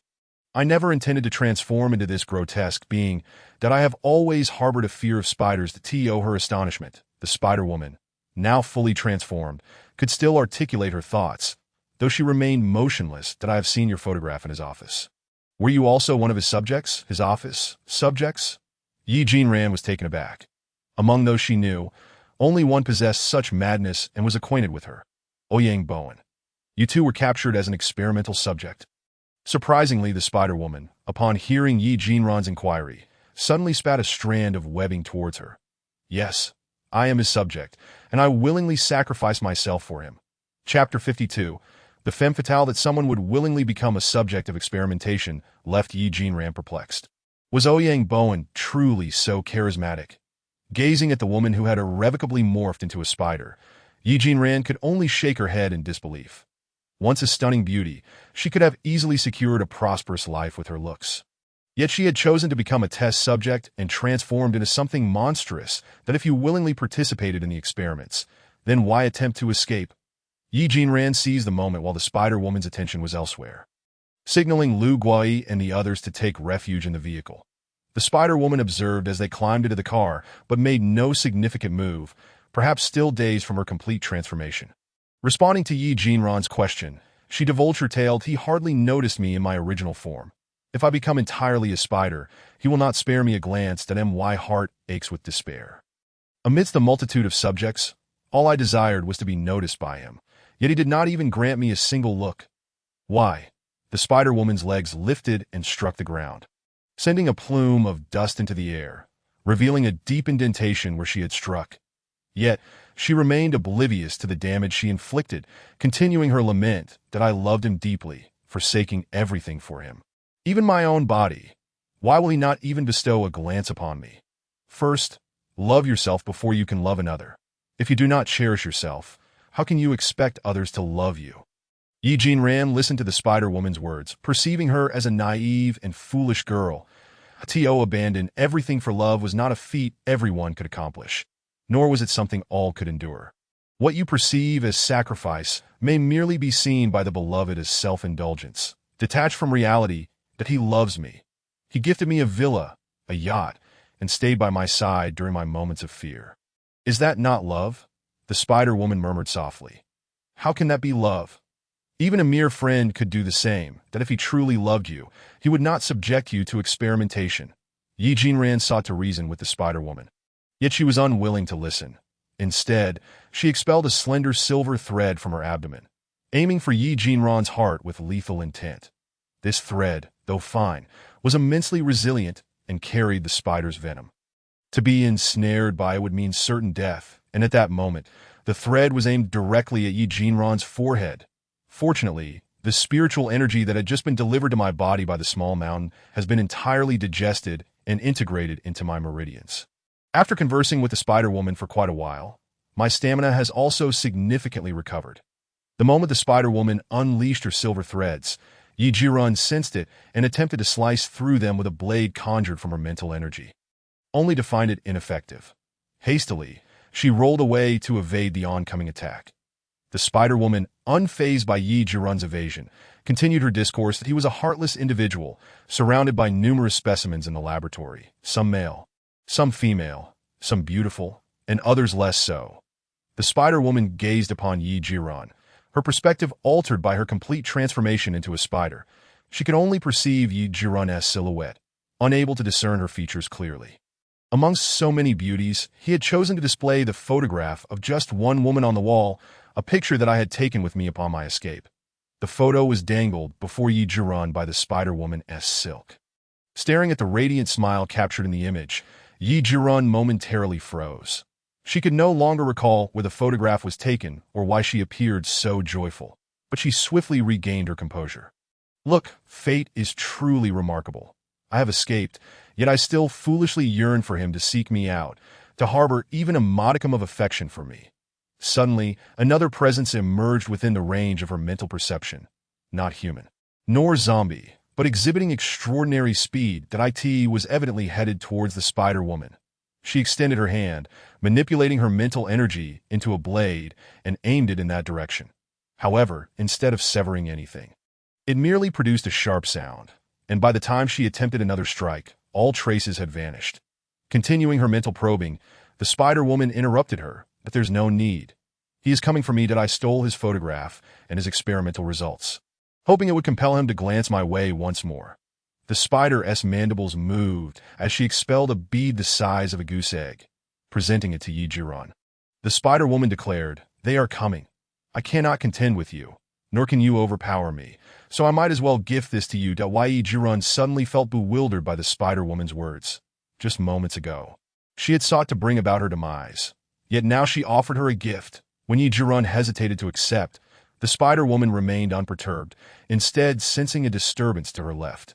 She turned, unleashing a mass of silk in that direction.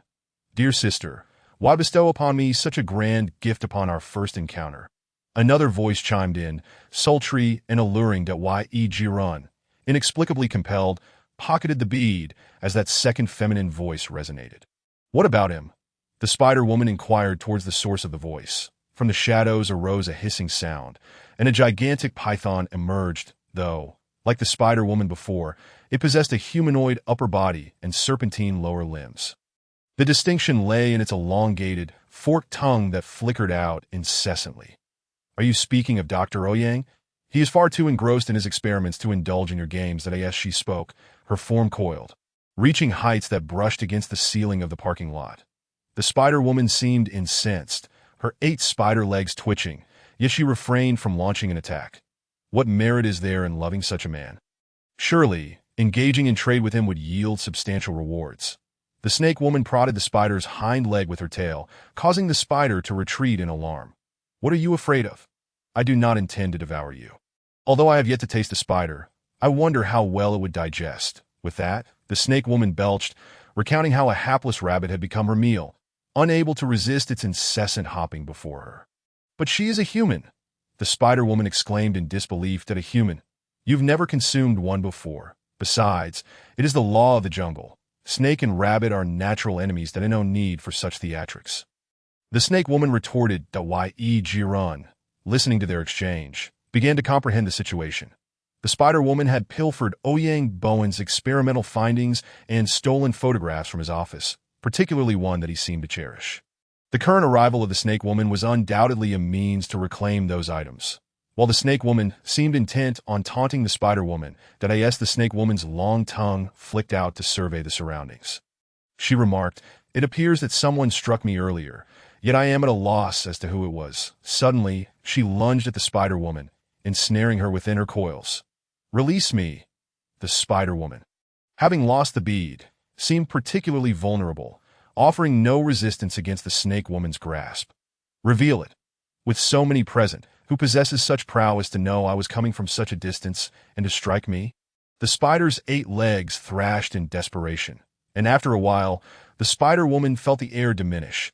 Unable to endure it any longer, she drove her legs deep into the Snake Woman's body. Ah! The Snake Woman cried out, attempting to constrict further, yet the spider's legs only penetrated deeper. "You dare stab me?" The Snake Woman gasped, her mouth agape, to reveal sharp fangs. Sensing her opportunity, Yi-Jiran understood that to defeat a snake, one must strike at its vital point. Firmly gripping the Snake Woman's head with her mental energy, she forced it to keep its mouth open. Meanwhile, she conjured a blade from her mental energy and thrust it directly into the Snake Woman's body. As the snake convulsed twice before falling still, the Spider-Woman broke free and turned toward Yi-Jiran. "Thank you for saving me." Yet, even with the Snake Woman motionless, her gaze remained fixated once more on the spider. Chapter 53. The abomination created by Ouyang Bowen. The snake's head darted with frantic movements, suddenly lunging at the Spider-Woman, sinking its fangs in her abdomen. The Spider-Woman shrieked in terror as the snake bit down. Observing the gruesome scene, a cold sweat broke out on Yi-Jiran's back. Lu Gui and the others in the vehicle also felt a wave of nausea wash over them. What sort of monster had Ouyang Bowen unleashed? Yi-Jiran stood frozen, unsure of how to react. The Spider-Woman, weakened from the snake's bite, managed to extricate herself and looked toward Yi-Jiran. "I am a python, but I've been infused with the genes of a 5-step snake. I can withstand its venom for a while." The Spider-Woman's legs trembled slightly as she began to weave a web to Yi-Jiran did not interrupt her, simply listening as she spoke. Following the earlier incident, Yi-Jiran understood that the Spider-Woman posed no significant threat to her. "I was once a dancer in a ballroom, and Ouyang rescued me from a fiery inferno, granting me the life I had always dreamed of. Upon learning that he was a doctoral researcher in biology, I became utterly enamored with him, especially since I had barely completed middle school." The spider seemed to struggle, pausing to summon her offspring. One day, I inadvertently discovered that Ouyang was seeking experimental subjects, and I approached him, expressing my desire to participate. To my astonishment, he agreed without hesitation. I had not anticipated this, as after our initial acquaintance, he never spoke to me again or even glanced my way. The spider continued to weave its web, trembling slightly. Once inside his laboratory, I realized the abundance of beautiful women present. No wonder he was reluctant to spare me a glance. He allowed me to choose my preferred type, and I selected the spider, particularly enamored with the Black Widow, that I adored its crimson hourglass marking and its nature. Where all male intruders must perish. How exhilarating! Yi-Jiran found herself momentarily taken aback, as few would deem such matters as exhilarating. Eventually, I began to resemble a spider more and more, yet less and less like myself. In time, I could no longer confront my spider-like appearance and escaped using the small spiders. Passing by Ouyang's office, I spotted these photographs, at which point I realized he had another in his heart, and I would never be able to fit into that space. Yi-Jiran, Xiaoshan, and Yi Baobao, the three in the vehicle. "Is this the photograph you spoke of?" Yi-Jiran asked, incredulous, pointing at the image. "You recognized it, did you not? Though there are differences, you are indeed the woman in the photograph," the spider asserted as she resumed weaving her web, climbing atop it while numerous small spiders encircled her silk strands. "He is a pervert. Do you not realize this?" Yi-Jiran countered the Spider-Woman. "I am well aware, which is precisely why I fled. That I merely wished to engage in a bit of mischief." The Spider-Woman recalled the men she had ensnared, and perhaps to exact revenge on those who had once wronged me. These men are nothing but beasts, living solely by instinct. Having heard the Spider-Woman's tale before, Yi-Jiran had initially thought her resentful towards men. Now, upon hearing her words, she understood the torment those men had inflicted upon her. "The bead I gave you is sealed within Ouyang's laboratory, rumored to contain immense power, quite similar to what you just exuded." The Spider-Woman spoke, her voice grew somber. "I am merely 17, and I wish to live for at least 2 more years. I have yet to see what my parents look like." The Spider-Woman fell silent. Yi-Jiran found herself momentarily stunned by her words. She gazed at the vast spider web before her and the multitude of webs that surrounded her. In stark contrast to the smaller spiders nearby, the Black Widow's form loomed impressively large. Yi-Jiran shook her head in silence. These days, life was not easy for anyone. Each person was striving earnestly to survive, enduring countless hardships and suffering in the pursuit of mere existence. Wiping away the tears that had gathered at the corners of her eyes, she returned to the vehicle that I now know where Zhou Sun and the others are. After the Spider-Woman's demise, her presence dissipated, and it wasn't long before Yi Jinran located Zhou Sun and his team. Once she confirmed that both the team members and their families were safe, Lu Gui prepared to lead the group back to the base, but Yi Jinran halted him. "It is currently 5 o'clock. Once we step outside, the streetlights will extinguish in winter. The sun rises slowly, and navigating through complete darkness would be disadvantageous for us. In such a scenario, we would be visible while they remain concealed, making us vulnerable to ambush." Lu Gui pondered for a moment and concurred with Yi Jinran's assessment, instructing the team and their families to rest while he and Yi Jinran ventured to the mall to see if there were any supplies worth gathering. In the parking lot, Yi Jinran and Lu Gui found the elevator leading to the mall. Although the mall's interior lacked power, the elevator still functioned. After bidding a temporary farewell to Shozi and Laoshu, Lu Gui and Yi Jinran ascended into the mall. With the main entrance closed and the air conditioning turned off due to the power outage, the interior felt particularly cold and desolate. Little did they expect that such a monstrous creation could be the product of human hands. Lu Gui glanced upwards, his flashlight illuminating little, but several large clumps of spider web glimmered faintly under the beam. Following Lu Gui's gaze, Yi Jinran also noticed a few webs, and through her psychic abilities, she detected the presence of lifeless human bodies, all devoid of signs of life. With a sigh, Yi Jinran used her mental powers to scan the entire mall, familiarizing herself with its layout before severing the power to the surveillance cameras. Malls are typically under constant surveillance to deter theft, but in this apocalyptic era, such measures were rendered futile. Yi Jinran severed the feed to prevent anyone from viewing the footage and discovering her hidden space, which could easily accommodate the entire mall. Certainly an enticing prospect. After thoroughly searching the mall with Lu Gui, they emptied the gym equipment, leaving Lu Gui with a mouth agape, capable of holding an ostrich egg. "Well, now you know all my cards. Is there anything else you wish to inquire about?" Yi Jinran led Lu Gui back to the elevator, preparing to return to the parking lot. "How many people can your space sustain?" Lu Gui had intended to ask how much more could fit in her space, but given that she had already stored an entire mall's worth of supplies, further inquiry seemed rather foolish. "Quite a few, though I cannot say for certain. After all, there is an acceleration function, and I have stored a substantial amount of food." She glanced into her space at the jade ornaments she had salvaged from the jewelry store's warehouse. These jade pieces contained a modicum of spiritual energy. Though faint, their quantity was sufficient to sustain her space's operations for over half a year. The recent encounter with the Spider-Woman had been perplexingly victorious. And after giving a pearl to Xiaoshan, Yi Jinran found herself contemplating the nature of the dot.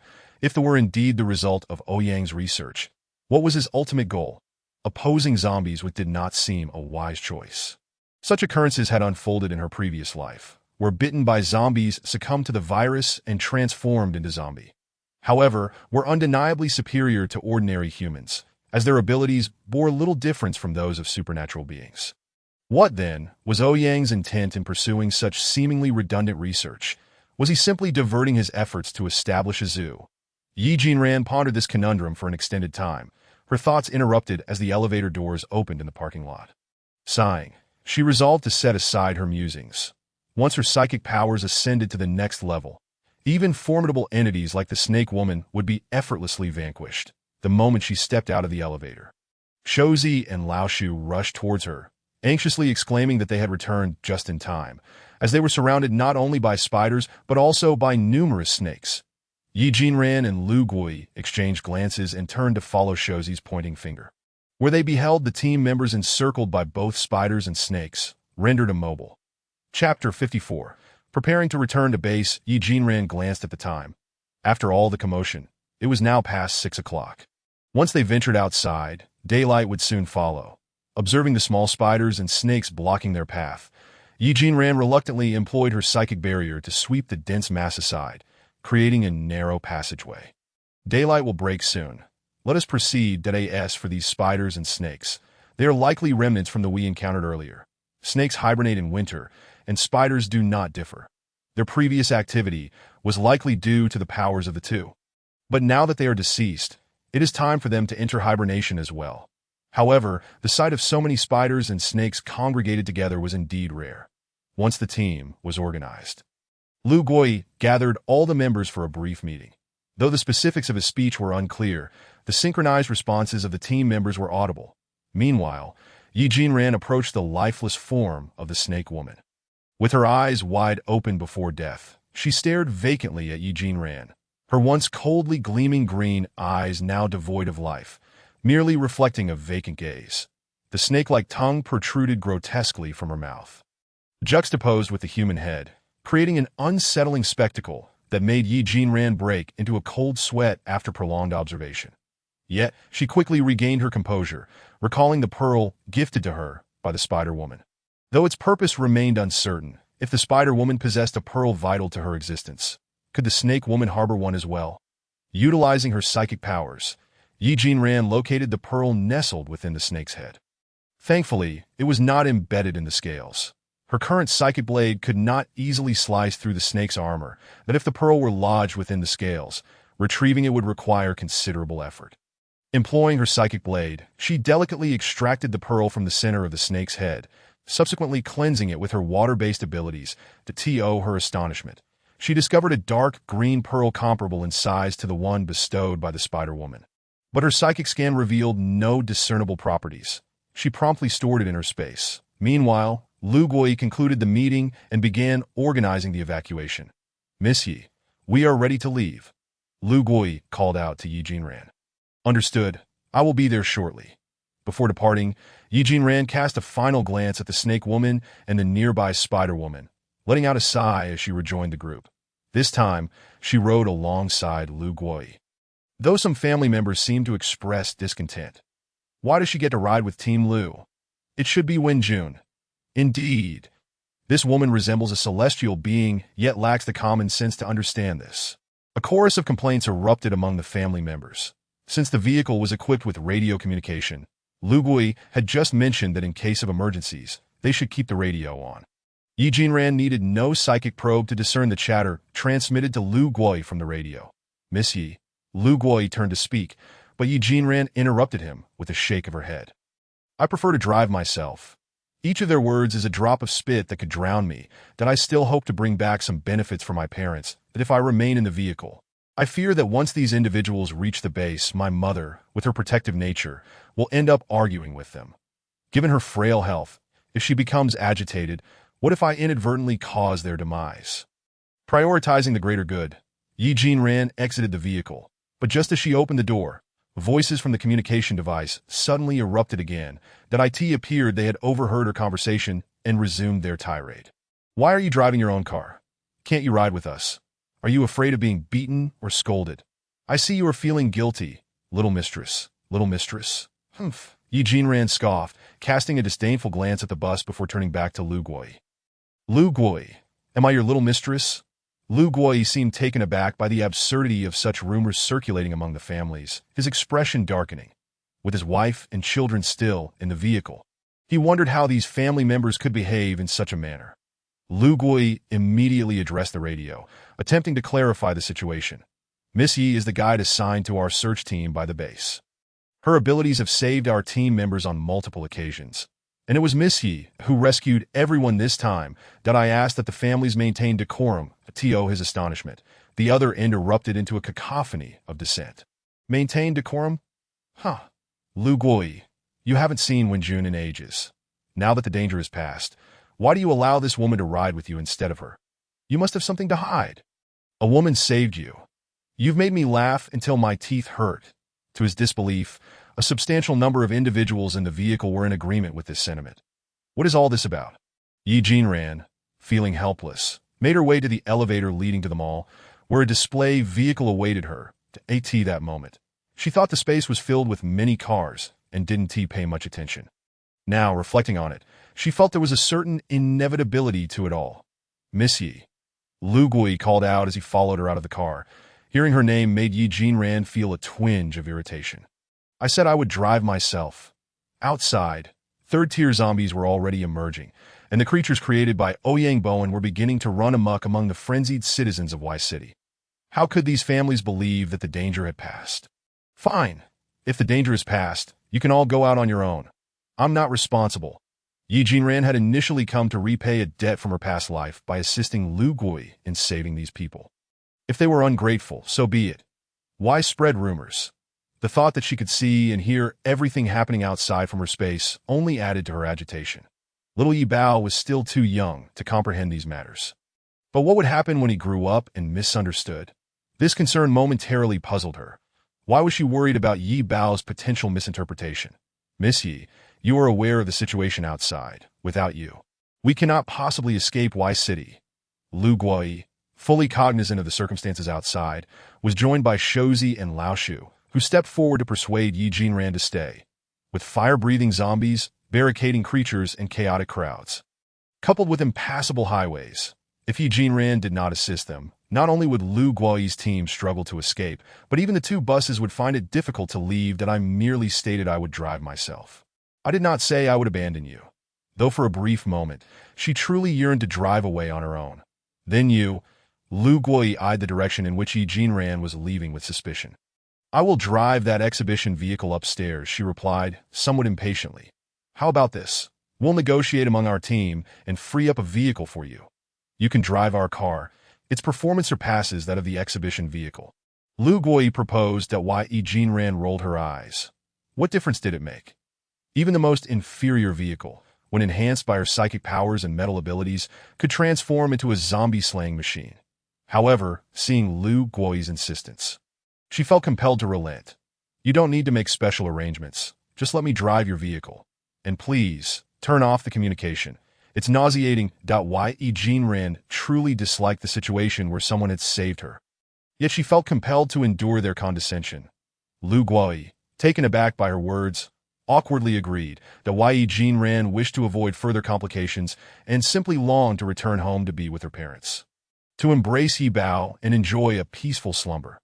Upon turning to take the driver's seat of the military bus, she was unexpectedly met by over 10 individuals disembarking, their emotions seemingly heightened. What is going on? Aren't we supposed to leave? Why should she monopolize a vehicle? The leader was a woman in her 30s, followed by others of similar age. It's not monopolizing. There are 2 soldiers on board. Lu Guoyi attempted to soothe the family's emotions. Why should that be? One family member insisted, but Yi Jinran had already started the vehicle and was driving away, unwilling to hear any more of their complaints. Miss Yi, don't take it to heart. These families are from the countryside, and Haven T witnessed your capabilities, which is why they're acting this way, Shouzi attempted to explain. Once they do see, they'll probably lodge a complaint in the capital to have me arrested. Ignorant people. All they do is stir up trouble while lacking any understanding of reason. Chapter 55. Good brothers Shouzi and Lao Shu felt awkward. But they knew these were soldiers' families and couldn't afford to reprimand them too harshly. Just foolish women, not worth getting angry over. Yi Bao seemed to sense Yi Jinran's frustration, babbling phrases he had just learned from a book. Initially, Yi Jinran was unaware of his speech, but when Xiaoshan related to her, adding, Yi Bao said that it sent Yi Jinran's temper soaring. She slammed the accelerator, causing the vehicle to speed off, startling Shouzi and Lao Shu, who clutched the handles tightly. Miss Yi, can you slow down? My mother is on that bus, but she hasn't said a word. Shouzi, feeling frightened, lamented, I'm not married yet. If I do, I won't choose either of these types. One gossips, and the other is too violent. Let me out, Mom. Save me. Meanwhile, Lu Guoyi, seeing Yi Jinran's car disappearing into the distance, smacked his thigh, ordering, get in the car. Lu Guoyi's fierce appearance intimidated several family members into silence. Get in. Don't you understand? If Yi Jinran leaves and we can't catch up, what will happen if we encounter third-tier zombies? We'll all die on the way. Lu Guoyi desperately wanted to reveal Yi Jinran's abilities, but reason restrained him. At least for now, he could not. The families weren't soldiers. They had a tendency to stir up trouble and gossip without understanding the consequences. Miss Yi is the guide assigned to our search team by the base. If you spread rumors and scare her away, your husbands will surely face disciplinary action upon our return. Manage your wives before you come to serve. With the urgency of the situation in mind, Lu Guoyi cast a disappointed glance at Tang Wenjun, who also caught his gaze, wanting to say something but was obstructed by the crowd and the closed bus doors. Mom, what's wrong? Little Hua, still too young to grasp the situation, sensed his mother's discontent. Hearing her son's inquiry, Tang Wenjun quickly put on a smile, assuring him that everything was fine, though she knew that upon their return, Lu Guoyi would harbor some distance from her. Tang Wenjun couldn't quite understand why she felt an inexplicable sense of crisis when she saw Yi Jinran. Perhaps it was because she felt she had made a mistake. Yet she had no regrets. Tang Wenjun believed this was a natural response of a wife facing an external threat. She couldn't comprehend why this woman could accompany her husband on missions, share a vehicle with him, and have him heed her every word. Admitting to her jealousy, she pondered whether anyone in her position wouldn't feel the same. Why did she have to bear the brunt of criticism? Were these families not also voicing her sentiments? Yet, seeing the disappointment in Lu Guoyi's eyes, Tang Wenjun couldn't help but acknowledge her own guilt. Having been married for nearly 6 or 7 years, Lu Guoyi believed himself to be a good husband and father. Yet he was taken aback by Tang Wenjun's apparent lack of trust in him as Yi Jinran sped ahead in the vehicle. She reveled in the thrill of driving, her speed leaving no room for distractions. All her focus was on the road. Miss Yi Shozi, unable to bear the pace any longer, urgently called for her to stop. "Miss Yi, I can't take it anymore. Let me out, I'm going to be sick." Yi Jinran was momentarily startled but instinctively reduced her speed, easing the vehicle to a halt by the roadside. Watching Shozi lean against the side, struggling to catch his breath between bouts of retching, she couldn't help but mock him with a sense of dark humor. "And you're supposed to be an elite. How did you end up like this so quickly?" Hearing her taunt, Shozi felt a mix of anger and embarrassment. "That you were driving too fast. I already get carsick easily, and now I feel nauseous again. You really need to work on that. Practice makes perfect," Yi Jinran replied, smiling with her eyes narrowed in amusement. Seeing her expression, Shozi dared not retort and quickly gestured for her to spare him. "Miss Yi, have mercy. I haven't even found a wife yet." The implication being that he was still young and could not withstand such turmoil. Once you find a wife, you'll be able to practice?" Yi Jinran deliberately misinterpreted his words. Shozi initially wanted to argue, but was soon overwhelmed by another wave of nausea, forcing him to focus on expelling his stomach contents. However, he was oblivious to the shadow creeping up behind him, a zombie with half a nose missing and its clothing torn, revealing its bared ribs. That Yi Jinran had already scanned the surroundings with her psychic powers when she parked, and now she focused her attention on the zombie drawn in by Shozi, creating a psychic barrier to shield him. "Hey, Lao Shu," seeing the shadow behind Shozi, he attempted to warn him, but Yi Jinran shook her head, signaling him to remain silent. Lao Shu, realizing from her expression that she was enjoying the spectacle, quietly crawled to the window. Watching intently, Shozi, meanwhile, was oblivious, his head down as he retched, totally unaware that a zombie had placed its hand on his back. When he felt something was off, he instinctively turned slightly and patted the zombie's waist. "Good buddy." But feeling the softness of the fabric and the frailness of the waist, he was taken aback. Military uniforms were not made of such soft material. Could this waist possibly belong to? Startled, Shozi turned abruptly, only to come face to face with the zombie, its eye missing and half its nose gone, its face frozen in blood from the cold. With a terrified yelp, he jumped back. Kicking the zombie away, he glanced back at the amused Yi Jinran and the incredulous Lao Shu in the car. "What is so funny? I have my dignity." With that, he ceased retching, pulled out a tissue, and grabbed a stick from the side. The unfortunate zombie, having just regained its footing, was met with a blow from Shozi that sent its head spinning. Not stopping there, he proceeded to beat the corpse, shouting, "That's what you get for scaring me." After confirming with a few strikes that the zombie was completely dead, the thin man spat to the side. "Pa, you scare me to death. Do you know why the zombie leader doesn't take you out for fun? Because you're ugly." By the time the thin man returned to the car, the mouse was nearly laughing to the point of tears. "That what's so funny? I thought it was you filming me. Who knew it was this ghastly creature? None of you warned me. I wanted to warn you, but you were already calling him good brother while holding his waist, and I couldn't bring myself to do it, could I, Miss Yi?" "Ha ha ha, you're killing me," the mouse said, clutching his belly and laughing again. The thin man looked at the mouse incredulously. "Well, lucky we're from the same hometown. How could you play such a trick on me?" Saying this, he approached and began to tickle the mouse, exclaiming, "Let us see if you can still laugh. Is that enough? Do you want to laugh more?" "Huh." The mouse, unable to endure the tickling, laughed and begged the thin man for mercy. After the laughter subsided, Yi Jinran used her psychic powers to continue scanning the surroundings. After all, the presence of one zombie could indicate others nearby. However, this particular zombie seemed to be a straggler. Aside from some survivors upstairs, Yi Jinran did not detect any other zombies. Yet in the distance, she sensed the presence of Lu Guoyi and his group, and her expression turned serious. "Are we ready?" They caught up upon hearing this. The thin man ceased his antics, sitting back in his seat, while the mouse rubbed his belly and straightened up. Chapter 56. Teaching them a lesson. Lu Guoyi, sitting in the front vehicle of the squad, spotted the familiar military vehicle at once. They're finally caught up. Just moments ago, Yi Jinran had sped away, taking sharp turns in pursuit of excitement, likely losing track of her own location.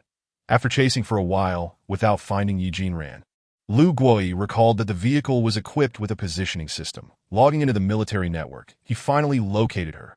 Thankfully, they were still within the city and hadn't headed directly back. Lu Guoyi couldn't help but wipe the sweat from his brow. In truth, the distance from Y City to the base wasn't great, but the appearance of Tier 3 zombies had profoundly shaken his understanding of the situation. Furthermore, Lu Guoyi had witnessed Yi Jinran's abilities firsthand. Perhaps it was because of family ties, or perhaps due to a sense of guilt. After all, it was because of him that Yi Jinran had been driven away by these family members.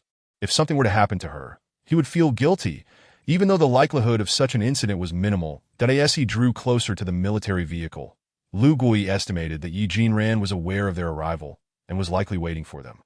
After a moment's hesitation, he took out the radio. "Squad, return to the base," that he said no more. After spending the last couple of days with Yi Jinran, he had come to understand her temperament. Simply put, she was someone who would not provoke others unless provoked herself, and she placed great importance on family. Despite the verbal attacks from the family members, Yi Jinran remained patient, indicating her awareness of the current situation. The priority was to return to the base. After Lu Guoyi finished speaking, the vehicle in front moved aside to clear a path for the convoy. The driver, concerned, glanced at Lu Guoyi. "Captain, drive on. If she wants to leave, she won't wait for us here." After pondering for a moment, Lu Guoyi directed the convoy to position Yi Jinran's vehicle in front of the bus. After enduring so much turmoil, the sun broke through the clouds, adding warmth to the cold air. But they're back. A citizen of Y City shouted from above, and soon many others joined in, crying for help. Yi Jinran, having grown weary from the drive, exchanged places with the mouse and took the passenger seat. As she closed her eyes to rest, the cacophony outside jolted her awake. Within her psychic range, the presence of zombies began to increase. "Hurry! The zombie horde has been summoned." "Help! Help what?" "After being in the apocalypse for so long, do you still not know to keep quiet?" Upon hearing Yi Jinran's words, the mouse immediately used the radio to communicate with the front. "Accelerate. Miss Yi says the zombie horde is coming." "What?" The people in the vehicle were startled. The driver of the lead car exchanged glances with Lu Guoyi and pressed the accelerator to the floor, with the following vehicles speeding up in response. Meanwhile, the family members in the bus wore disdainful expressions. "She says to go, and we just go. Is she some kind of deity?" One scoffed. If it weren't for Lu Guoyi's earlier threat to discipline his man, these people would still be causing trouble. As the bus also began to accelerate, someone in the back suddenly started to wail that, "Oh no, I'm carsick. Can you drive a bit slower? I can't take it anymore," while Lu Guoyi was anxiously searching for Yi Jinran. It was these individuals who were complaining about motion sickness. Having a positioning system alleviated their fear of getting lost, but in a moment of fleeing for their lives, they were still requesting to slow down. Lu Guoyi had anticipated such nonsense from these family members. Carefully selecting a seasoned driver for the bus at that moment, the driver ignored the complaints and accelerated alongside the lead vehicle. However, while the driver remained silent, a small issue arose with the back driver's .1 wife. Seeing her child was about to vomit, actually lunged for the steering wheel. Yi Jinran sensed something was amiss with the second bus and instructed the mouse to report to Lu Guoyi. Though Tier 3 zombies couldn't match the speed of the vehicles, their attack range was significant. After receiving the news, Lu Guoyi immediately began using the radio to inquire about the situation. "Second bus, speed up. What are you doing?" The driver was entangled with someone over the steering wheel, leaving little time to respond to the radio. "Quick, maneuver out. We need to turn back." After waiting a moment without a reply, Lu Guoyi ordered the driver to turn the vehicle around. Upon reaching the front of the second bus, Lu Guoyi exited the vehicle and signaled for the second bus to stop, instructing the driver to proceed ahead while he waited by the roadside. In the imminent danger of the approaching zombie horde, this was extremely perilous. If the second bus couldn't stop in time, the driver anxiously eyed Lu Gui, while the back passengers looked at him with concern. "Captain, I told you to lead the way." Seeing the driver dawdling, Lu Gui let out a stern yell. Startled by his outburst, the driver reluctantly revved the engine and moved forward. Fortunately, as the second bus drew near, the driver, upon seeing the captain, managed to restrain the woman and brought the vehicle to a timely halt, opening the door to let Lu Gui in. "Drive. Keep up with the others and report back to me," Lu Gui commanded, pressing the driver back into his seat as he attempted to rise. "Yes." The driver saluted, seated himself, and started the vehicle, while Lu Gui steadied himself against the side rail, watching the woman beside him. The woman glared at Lu Gui with red-rimmed eyes. "What? Is it because you're an officer that you bully me? My child is crying and sick. Can't you just slow down?" Lu Gui couldn't help but laugh at the woman's accusation, finally understanding Yi Jinran's feelings. If he were to curse, he could compose a 3-character classic to berate these obstinate family members. "Slow down. The radio has already warned us that the zombie horde is behind us, and you want to slow down? If you want to die, jump out of the vehicle yourself. Why drag a whole car of people down with you? Would you be happy if everyone in the car turned into zombies?" Lu Gui couldn't comprehend their logic, to his surprise. The woman became even angrier after hearing his words, expressing her disdain that a zombie horde. "Just because that woman says so, it must be true. You, Lu Gui, have something to hide. Speak properly," Lu Gui shouted at the woman, causing the children in the car to fall silent for a moment, but soon they began wailing again. "Zombie horde. They move so slowly, and you want us to speed up? Besides, we have the bus to block them. Can they really fly up and attack us?" Hearing the woman's illogical reasoning, Lu Gui was about to respond when the surrounding people began to echo her sentiments. Yes, we have a vehicle, don't we? And driving so fast, we can't take it." Seeing their reactions, Lu Gui's face turned red with anger. Just then, Yi Jinran's voice came through the radio. "Then let them slow down and see for themselves what is chasing us." Lu Gui paused for a moment, then reached for the radio. However, Yi Jinran had instructed the mouse to turn the vehicle toward the second bus, that "Don't worry, this is just to teach them a lesson." These individuals were family members of soldiers, untouchable and unscathed, so he decided to humor them and give them a lesson, to see if they would dare to act like this in the future.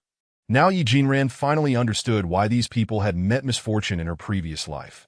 Even if they were rescued now, without some lessons, they would continue to endanger themselves. As Yi Jinran utilized her mental power to detect the approaching horde of zombies, which lay a mere 500 meters from the number 2 bus, she silently calculated the time. The speed of the zombies had significantly increased compared to the previous day, likely due to the evolution many had undergone following the recent sweep. The lead third-tier zombie spotted the bus and let out an excited roar, hurling a water balloon towards it. The zombies trailing behind echoed its enthusiasm with their own roars. The commotion was so loud that it reached the passengers inside the bus, prompting those by the windows to open them, only to be met with a splash of water. Fortunately, the zombie's vision was not particularly sharp, resulting in merely a light spray. Wiping her face, a passenger gazed at the dark mass of zombies behind them and instantly felt a surge of panic. "Oh my God! There are so many zombies behind us. Hurry up and drive." Chapter 57. Lightning abilities. Now they realize it's time to drive. What were they doing moments ago? Yi Jinran instructed the bus not to accelerate via the radio. Just a moment ago, weren't they advocating for a slower pace? And now they wish to seize the driver's steering wheel. Truly audacious. Yi Jinran coldly continued to observe the distance between the zombies and the bus, feeling a growing frustration at the reckless behavior of the passengers. Reducing speed disregarded the safety of everyone aboard, while attempting to commandeer the wheel was tantamount to wishing for collective demise. Had they achieved their aim now? Lu Gui turned to the passengers with a chilling inquiry. "You wanted a slower pace. You desired a steady speed, yet you claim not to fear the zombies? Why not relish the view from your seats?" Lu Gui's ire escalated as he recalled the efforts made to fetch them, the sacrifices of those from Y City who had risked everything for a glimmer of hope. Only to witness such cowardice, but he placed the radio back down and removed his CAP.MY motivation to save you stemmed from selfishness, along with my team. Now, it dawns on me that we were gravely mistaken. You ought to feel ashamed as military families. Your husbands and sons are fighting on the front lines, risking their lives to save others, while you here wish for the entire group to share your fate. After exhaling heavily, Lu Guoyi turned away from the passengers, instructing the driver to maintain a steady speed. The passengers, having only encountered the weak initial tier zombies confined to the chicken coop, were now confronted with the chaos of fireballs and debris raining down around them. The woman who had initially caused a ruckus now stood dazed, while a small boy, terrified, stumbled over to embrace her. "Mommy, I'm scared." "Wah!" The woman, upon feeling the boy's grip, quickly wrapped her arms around him, offering comfort. "Don't be afraid, sweetheart. Mommy is here. I will protect you," said I in a moment of desperation. She knelt before Lu Gui. "Captain Lu, it is my fault for endangering everyone that I have brought shame upon my husband. I understand my mistake." Seeing the woman kneel quelled Lu Guoyi's rage, for she was the spouse of a comrade. His concern lay in the multitude of dangers they faced on this journey, and the recklessness of the passengers could jeopardize the entire team. He hurriedly assisted her to her feet. "Sister-in-law, what are you doing? I too am overwhelmed with anger, but there is no need for this. Please rise, take your child back to your seat, and leave the rest to me." Following Lu Guoyi's comforting words, the woman obediently returned to her seat with the boy. Lu Guoyi surveyed the passengers, noting the evolution of the zombies into an unprecedented threat. It was no exaggeration to assert that they could now summon storms. Yi Jinran, upon detecting Lu Guoyi's reference to the phrase summon storms, couldn't help but chuckle. Miss Yi, the driver, preoccupied with steering, had no time to inquire, while the thin man seated behind Yi Jinran couldn't resist asking, "Isn't the zombie horde chasing us? What is there to laugh about?" "Nothing much, just a sudden spoiler that amused me," she replied, dismissing the question. "Spoiler?" The thin man was perplexed, but Yi Jinran offered no further explanation, instead continuing to use her mental barriers to shield the bus from incoming attacks. Observing the collapsing buildings, she pondered how, once they reached the 5th or 6th tiers, the zombies would surely ascend to the skies. Once Lu Guoyi's lecture was nearing its conclusion, Yi Jinran took the radio. "Accelerate. We can move now." The number of zombies within her mental detection range had increased substantially, and while a hasty retreat was feasible now, once they exited this territory, the zombies would cease their pursuit. The 3rd-tier zombies were merely in the midst of claiming territory. Once stronger ones emerged, their dominion would expand once more. The infamous territorial disputes between the southern and northern zombie kings came to her mind, a sight she regrettably never witnessed. After all, she had been on the brink of death when she first learned of their emergence. Upon hearing Yi Jinran's command to proceed, Lu Gui ceased his admonishments and directed the driver to follow the convoy. The driver responded affirmatively and increased the speed.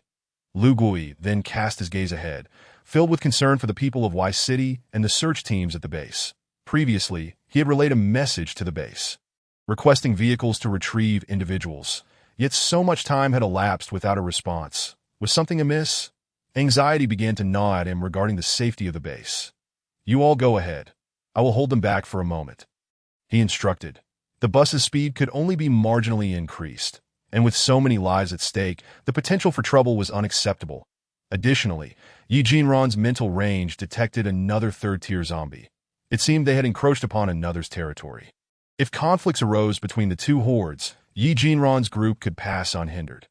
However, should they cooperate like the previous two zombies, her mental barriers might not suffice.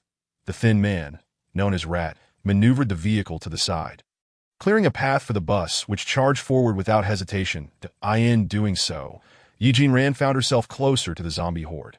The 3rd-tier zombies launched their attacks, and as the projectiles approached, it was too late to deflect them. Instinctively, Yi Jinran erected a mental barrier, but her body began to tremble uncontrollably. The thin man, witnessing Yi Jinran's hair standing on end, swallowed hard and sat up to sneak a glance ahead. The sight that met his eyes was of Yi Jinran's dark profile, her hair smoking. "Miss Yi, have you been struck by lightning? Did the celestial beings punish you for descending to Earth?" A sudden thought crossed his mind, prompting him to shake his head vehemently to dispel the notion. "I am a government soldier. How could I entertain such thoughts?" He chanted internally before glancing back, only to be met with the ominous horde of zombies and the occasional zap of energy, causing him to quickly avert his gaze and tightly shut his eyes, silently chanting, Umitba. Chapter 58. Hair growth pilled the thin man, still with his eyes shut, murmured prayers, prompting Rat to glance at him through the rearview mirror. What are you muttering about back there? I asked you to assess the enemy. Why are you closing your eyes? Rat's call for vigilance was meant to gauge the distance of the zombies. Yet the thin man had merely stolen a glance before shutting his eyes to pray. Thankfully, Rat took a second look. Otherwise, he might have thought the thin man had been possessed. Approximately 400 meters. The thin man peered back again, estimating the distance based on his combat experience. Rat rolled his eyes. Why did you need to look again? How incompetent. The term elite felt more like a sarcastic jab to them. Yi Jinran, unfazed, chuckled as she tousled her newly permed hair and turned to Rat. Elite, shall I take you to get a perm too? As she spoke, she cast a flirtatious glance at the mouse. Had Yi Jinran been in a different mood, the mouse might have entertained her advances. However, now, confronted with her darkened visage and unkempt hair that refused to submit to any styling, the mouse instinctively shrank back and pressed the accelerator a little harder. Miss Yi, perhaps I should just pass on this. Look at my buzz cut. What is the point of perming it? No need, really, The mouse gently shook his head, his lips twitching in a reluctant refusal. Shifting the rearview mirror to catch a glimpse of Yi Jinran's slightly menacing gaze, the mouse forced a stiff smile. Miss Yi, our unit has regulations against perming or dyeing hair. You know? Yi Jinran raised an eyebrow, glancing at the mouse, who was occasionally stealing glances at her. What of it? A buzz cut is nothing to fret over, that if necessary, I could have Xiaoshan fetch a few bottles of hair growth serum from the space. Guaranteed to make your hair grow down to your waist in an hour. Don't think that even a bald head wouldn't sprout hair. The mouse kept glancing at Yi Jinran. At first, her eyes seemed to radiate menace, but upon a second glance, there was a hint of mischief.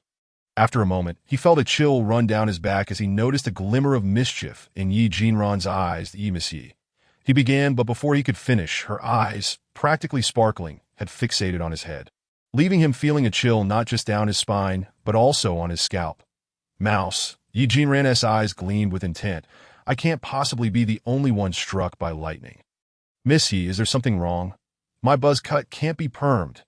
The mouse instinctively responded, but upon catching the light in Yi Jinran's eyes, he felt his lips twitch again, awkwardly gesturing to his hair. I have a buzz cut. There's nothing to perm, but if you have the means, make it grow back. He swallowed hard, mentally repeating his plea, that I know you have a buzz cut. I can see that I meant. On such a cold day, do you feel a chill on your head? Yi Jinran's eyes were practically sparkling now. The mouse stole a glance at the rearview mirror and realized his head did indeed feel somewhat cold. No, I'm not cold, he protested, but before he could argue further, Yi Jinran popped 2 tablets into his mouth, which melted instantly, leaving a sweet aftertaste. Miss Yi, what did you just give me? Candy. The mouse licked his lips. Pleasantly surprised by the taste. Hair growth tablets. How do you like them? 100% natural with no additives, handcrafted, mind you. Guaranteed to grow hair without any side effects. Yi Jinran huffed, raking her fingers through her own frizzy hair in frustration. Don't worry, young master. I have both hair growth and straightening solutions. Xiaoshan, noticing Yi Jinran's displeasure with her unruly hair, promptly handed her a bottle of straightening serum.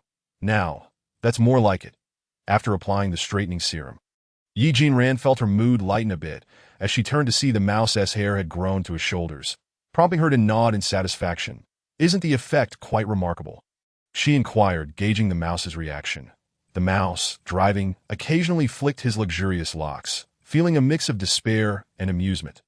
Well, it's all right, he replied, forcing a stiff smile. Yet, the moment he glanced in the rearview mirror and saw the thin man chanting with his eyes closed, he felt a twinge of guilt. Brother, don't hold it against me for being ruthless. Why would we both get our hair done together? The mouse sincerely glanced at Yi Jinran. Finally, Yi Jinran shifted her attention to the thin man seated behind her. She nodded approvingly at his buzz cut. The thin man looked bewildered as he observed Yi Jinran and the mouse. Mouse, your hair. Before he could finish, Yi Jinran shoved a hair growth tablet into his mouth. The thin man swallowed with a muffled sound, licking his lips in surprise. What was that? Tastes quite good. Seeing the thin man also consume the hair growth tablet, the mouse couldn't help but chuckle. Ha ha, quack, quack, quack. He burst into laughter, the sound resembling a duck's call. The thin man, hearing the duck-like laughter, joined in. Ha ha, mouse, you should change your name to Duck. What is this? In a fit of laughter, Tears streamed down the thin man's face, and as he wiped them away, he inadvertently tugged at his hair. "Wait, is this my hair?" he exclaimed, astonished, pulling at it again to confirm the length and texture. "Oh no, I just got my buzz cut. I'm going to be in so much trouble when I go back." The regulations against long hair and styling are strictly enforced by Lu Gui. As he lamented, the mouse suddenly recalled this predicament, but felt a sense of comfort knowing he had company in their misfortune. "Don't be sad, thin man. At least you have me to keep you company," he said, tossing his own luxurious locks dramatically. "What are you talking about? You were the one who brought it up first about getting our hair done." The thin man still wore a gloomy expression, worried about how he would be recognized by his family on the bus, fearing he might be unrecognizable with long hair. "This is going to be embarrassing in front of the family. What if they don't recognize me?" he fretted, tugging at his newly grown hair, only to snap a few strands in the process. "Ouch," he winced, sucking in a breath. Strangely enough, pulling long hair really hurts. No wonder women tend to pull hair in fights. The mouse adjusted the rearview mirror to keep an eye on the approaching horde of zombies, chuckling at the thin man's plight. "Thin man, I never expected you to pay attention to such things. You watch women fight. It's not like I wanted to. The last time we were on a mission, we witnessed a brawl between women on the street. When we tried to break it up, we saw everything," the thin man recounted, running his fingers through his long hair. "You wouldn't believe how fierce they are compared to us men. They scratch, pull hair, tear clothes, and even bite." The thin man looked alarmed as he recalled. "Last time we intervened, that poor woman was left with only her underwear, and they wouldn't let up on her." "Hey, what are you saying? Mind your surroundings." The mouse shot a glare at the thin man through the rearview mirror. Realizing his faux pas, the thin man turned to Eugene Ran, offering an awkward smile. "Does this medicine not only promote hair growth but also lower IQ?" The thin man mused silently, too wary to ask Eugene Ran, fearing another tablet would be thrust into his mouth. Chapter 59, Good Brothers Getting Their Hair Done Together. Does it lower IQ? The mouse brushed his newly grown locks. Although his hair had grown, he felt as though his mind was not quite functioning properly. Which way is left and which is right? He wondered, staring blankly at the curb ahead. "What? Lower IQ?" Eugene Ran asked Xiao Shan, perplexed at her surprise. Xiao Shan hesitated, stuttering and refusing to speak. What is there to hide? "UVE already used it." Eugene Ran didn't blame Xiao Shan. It was not the first time he had forgotten about the side effects. "Well, it's like this," Xiao Shan finally explained after a moment's pause. "Because it accelerates local generation, it causes more blood to flow there, which means components that would normally be delivered to the brain are diverted to the hair, hence the temporary drop in IQ." The mouse and the thin man, whose intelligence was already somewhat lacking, wouldn't mind a little reduction, especially knowing it was only temporary. Why Eugene Ran assured Xiao Shan that it was fine, as long as her own intelligence remained intact. With a mental shield, Eugene Ran created a rock barrier to shatter the glowing orbs hurled by the lightning zombies, brushing off the soot from her clothes. She glanced at the mouse and thin man, now looking particularly charming with their long hair. Yes, quite nice indeed. That Eugene Ran was pleased with her handiwork. Meanwhile, Lu Gui, unable to shake off his concern for Eugene Ran, had communicated with the mouse via radio before stepping off the bus to wait for him. As Lu Gui appeared in sight, the mouse slowed down slightly. Lu Gui jogged a couple of steps, stepping onto the footboard of the military vehicle and opening the door to hop in. Upon noticing the thin man's long hair, Lu Gui was momentarily taken aback. "Yang Zitao," he exclaimed, addressing the thin man by his full name. Lu Gui, unaware of the circumstances, was genuinely taken aback by the sight of such long hair. The thin man shivered at the sound of his full name. "Captain, please let me explain." "Explain what? What is up with your hair? Why is it so long? There are regulations in the unit, you know. And you look like a girl with hair like that." "Captain, don't just pick on me. Shinhang has long hair too." The mouse, feeling a bit wronged, pointed at the driver's seat, gesturing to the mouse's own long hair for Lu Gui to see. "Look at him. His hair is down to his waist." Lu Gui stared in astonishment at both the mouse and the thin man, then glanced at Eugene Ran, who was still covered in soot and ash. "Miss Yi, what on earth is going on? What have you done to my team members? Wait, what is wrong with the look in your eyes? I said it was fine for you to have long hair and even perm it." Before he could finish, Eugene Ran swiftly shoved 2 hair growth tablets into Lu Gui's mouth. "Now that you are here, let us all get our hair permed together." She flashed a bright, even smile. revealing her 8 pearly white teeth. Lu Gui. Good brothers, let us go get our hair done together. The mouse pressed down on the accelerator and sped away, only to have its speed gradually diminished by a third-tier zombie, which crushed it with a stone from above. Mouse, how far are we from the horde of zombies? Yi Jinran inquired. Oh dear, the captain is right here. You should ask him, replied the mouse. Asking me is pointless. I can barely tell my left from my right. All right then, let's ask Captain Lu. Yi Jinran turned to glance at Lu Gui, and upon seeing his vacant stare, she realized that it would be futile to inquire. With no other option, Yi Jinran attempted to estimate the distance herself. She resolved to use her electrical abilities to confront the lightning zombie, but understood the need for precision. Too far, and she might not collect the crystal core. Too close, and she risked being torn apart by the zombie horde. Unlike other abilities, electricity could conduct mental energy upon striking, potentially electrocuting Yi Jinran herself. Therefore, her goal was to transfer the pain of electrocution onto the other 3 passengers in the vehicle. This was what she had referred to earlier as doing hair. After passing the current through herself, she intended to channel the electricity into the ground. Whether this would work remained uncertain, but she certainly couldn't be the only one to emerge with frizzy hair. Although the lightning zombie's electric abilities were not lethal, improper handling could still lead to injury. Young master, shall we use a lightning rod? A lightning rod? Where would we go? Yi Jinran turned to face the innocent gazes of the 3 in the car. Miss Yi, we're almost out of fuel. Then let's first grab the crystal core from the lightning zombie, and afterward, we can ditch them to refuel. You fool. Yi Jinran rolled her eyes at them, opened the sunroof, and casually tossed a water ball at the lightning zombie. Unfortunately, the zombie did not comprehend Yi Jinran's intent and instinctively struck the water ball with electricity. The water ball exploded, sending a deluge that electrocuted numerous zombies in the front ranks of the horde. Roar! Upon witnessing the surrounding zombies convulsing, the lightning zombie tilted its head and let out a few roars. Seeing the chaos unfold, it hurled several light orbs at the military vehicle, Yi Jinran managed to hit 2 while the rest collided with the mental barrier, leaving her momentarily charred. Fortunately, Yi Jinran had previously connected her mental energy with the 4 in the car and had prepared conductive devices. The electricity coursed through them before dispersing. Miss Yi, I didn't understand why you opened the window until now.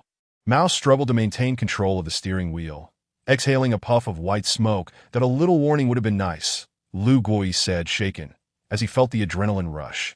The thin man turned to Lu Gui and couldn't help but burst into laughter. Ha ha ha, Captain, I was wrong.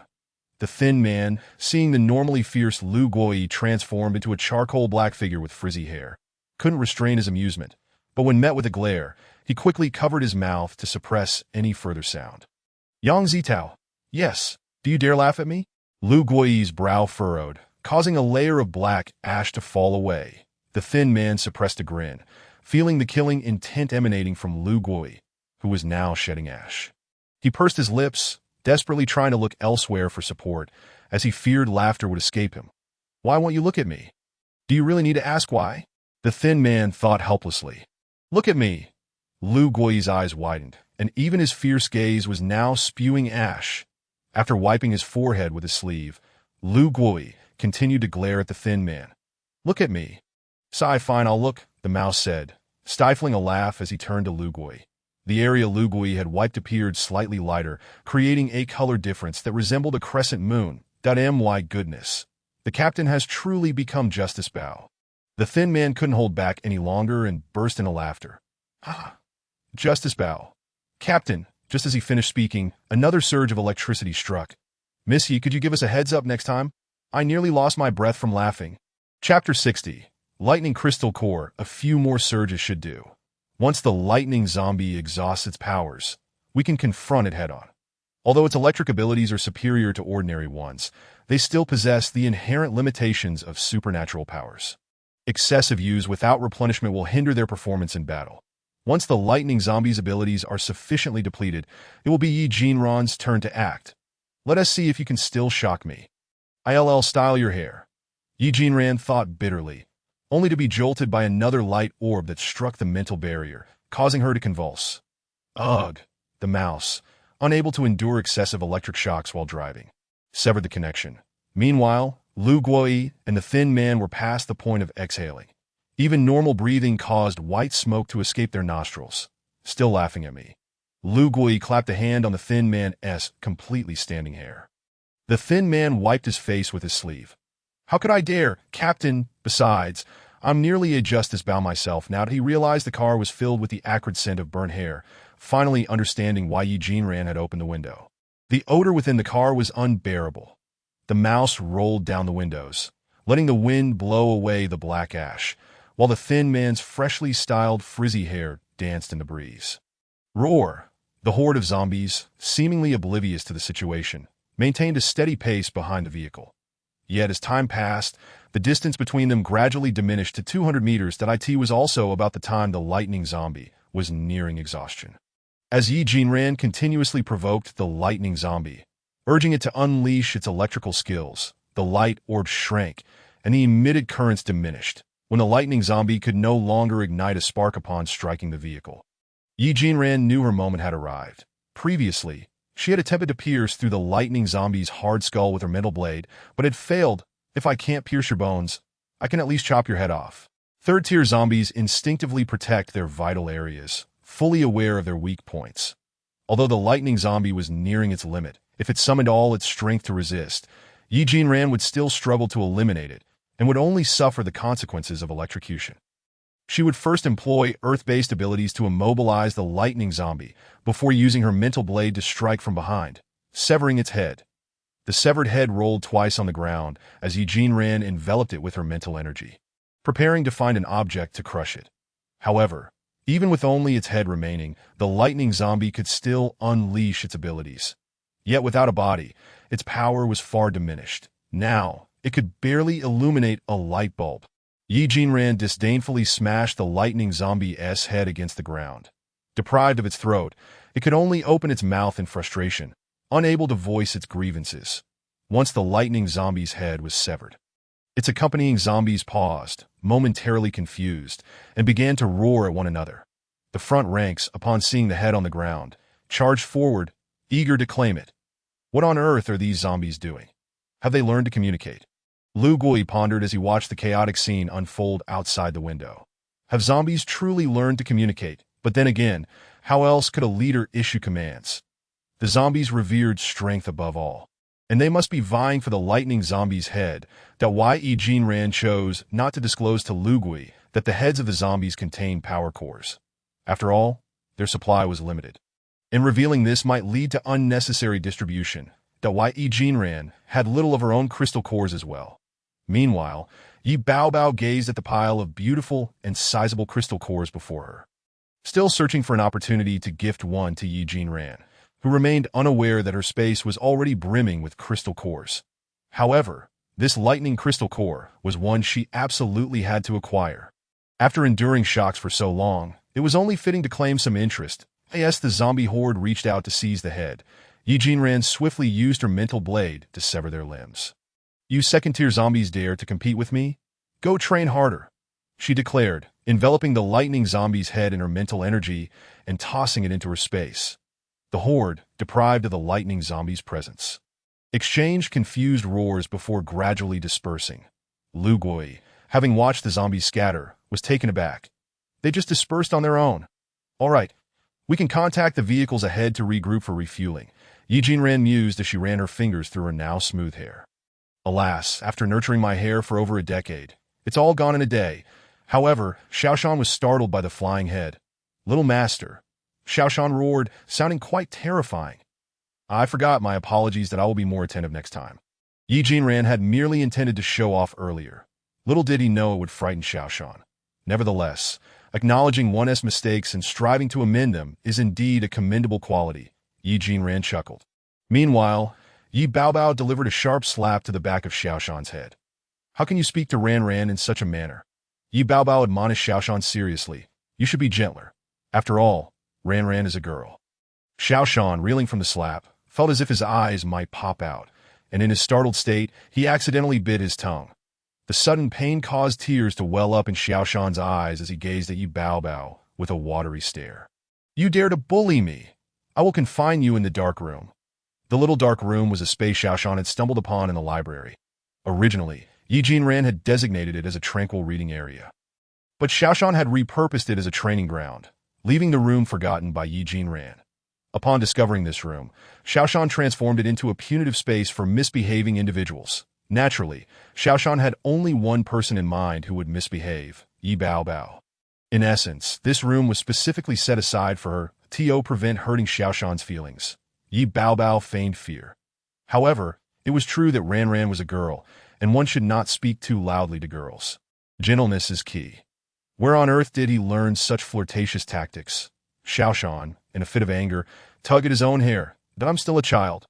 Why can't you be a bit gentler with me? All right, enough of the noise. Let us retrieve the Thunder Crystal and see what it looks like. Yi Jinran chuckled lightly at Xiaoshan's frantic demeanor. Xiaoshan chose not to dwell on the matter with Yi Baobao and turned to fiddle with the zombie head. Although the Thunder Zombie's head had become separated from its body, its abilities had greatly diminished, yet the head remained alive. Upon sensing Yi Baobao's presence, its eyes fixated on her, unable to vocalize its thoughts. Its mouth opened in a silent inquiry. However, Yi Baobao, undeterred, stomped down on the Thunder Zombie's head, crushing its mouth. Why? The Thunder Zombie gaped at Yi Baobao, but she remained unfazed, using her mental prowess to extract the crystal from the zombie's head and cleansing it with her abilities. Her movements swift and practiced, as if she had performed this countless times before. Once the crystal was retrieved, Yi Baobao raised an eyebrow at Xiaoshan, who, in a fit of frustration, spat in her direction and discarded the Thunder Zombie's head along with the remnants into the spatial void. At that moment, the Thunder Crystal in Yi Baobao's hand shimmered with dazzling brilliance. Ran, this is for you, little master.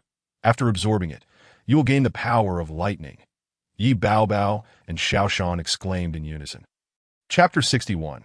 A gift upon their simultaneous declaration. Yi Jinran felt as if he had accomplished something monumental. The thought of 5 ordinary abilities combined with additional powers ignited his fervor. Could he become a mobile repository of abilities? In battle, unleashing a spectrum of powers would surely terrify their adversaries. Yi Jinran pondered, caught between feeling overwhelmed and exhilarated. However, the most pressing matter at hand was that the vehicle was nearly out of fuel. They needed to head to a gas station or service area promptly. Lu Guoyi used the radio to contact the vehicles ahead, orchestrating the team's assembly. Although there was no longer a horde of zombies in pursuit, a third-tier Earth-type zombie had recently made an appearance. Perhaps deterred by their lack of provocation or having already feasted, it had retreated after a brief confrontation, harboring no further intentions towards Lu Guoyi and his crew. Captain, I see the rat and his team. Suddenly, the mouse pointed at a nearby bus, exclaiming. Earlier, in the chaos, the caravan had scattered, but after Lu Guoyi's extensive coordination, they had finally located a bus. The rat was the driver of bus number 1. Named Chenghao. If the mouse received his nickname due to his 2 protruding teeth, the rat earned his simply from the character rat in his name, though both nicknames referred to the same type of animal.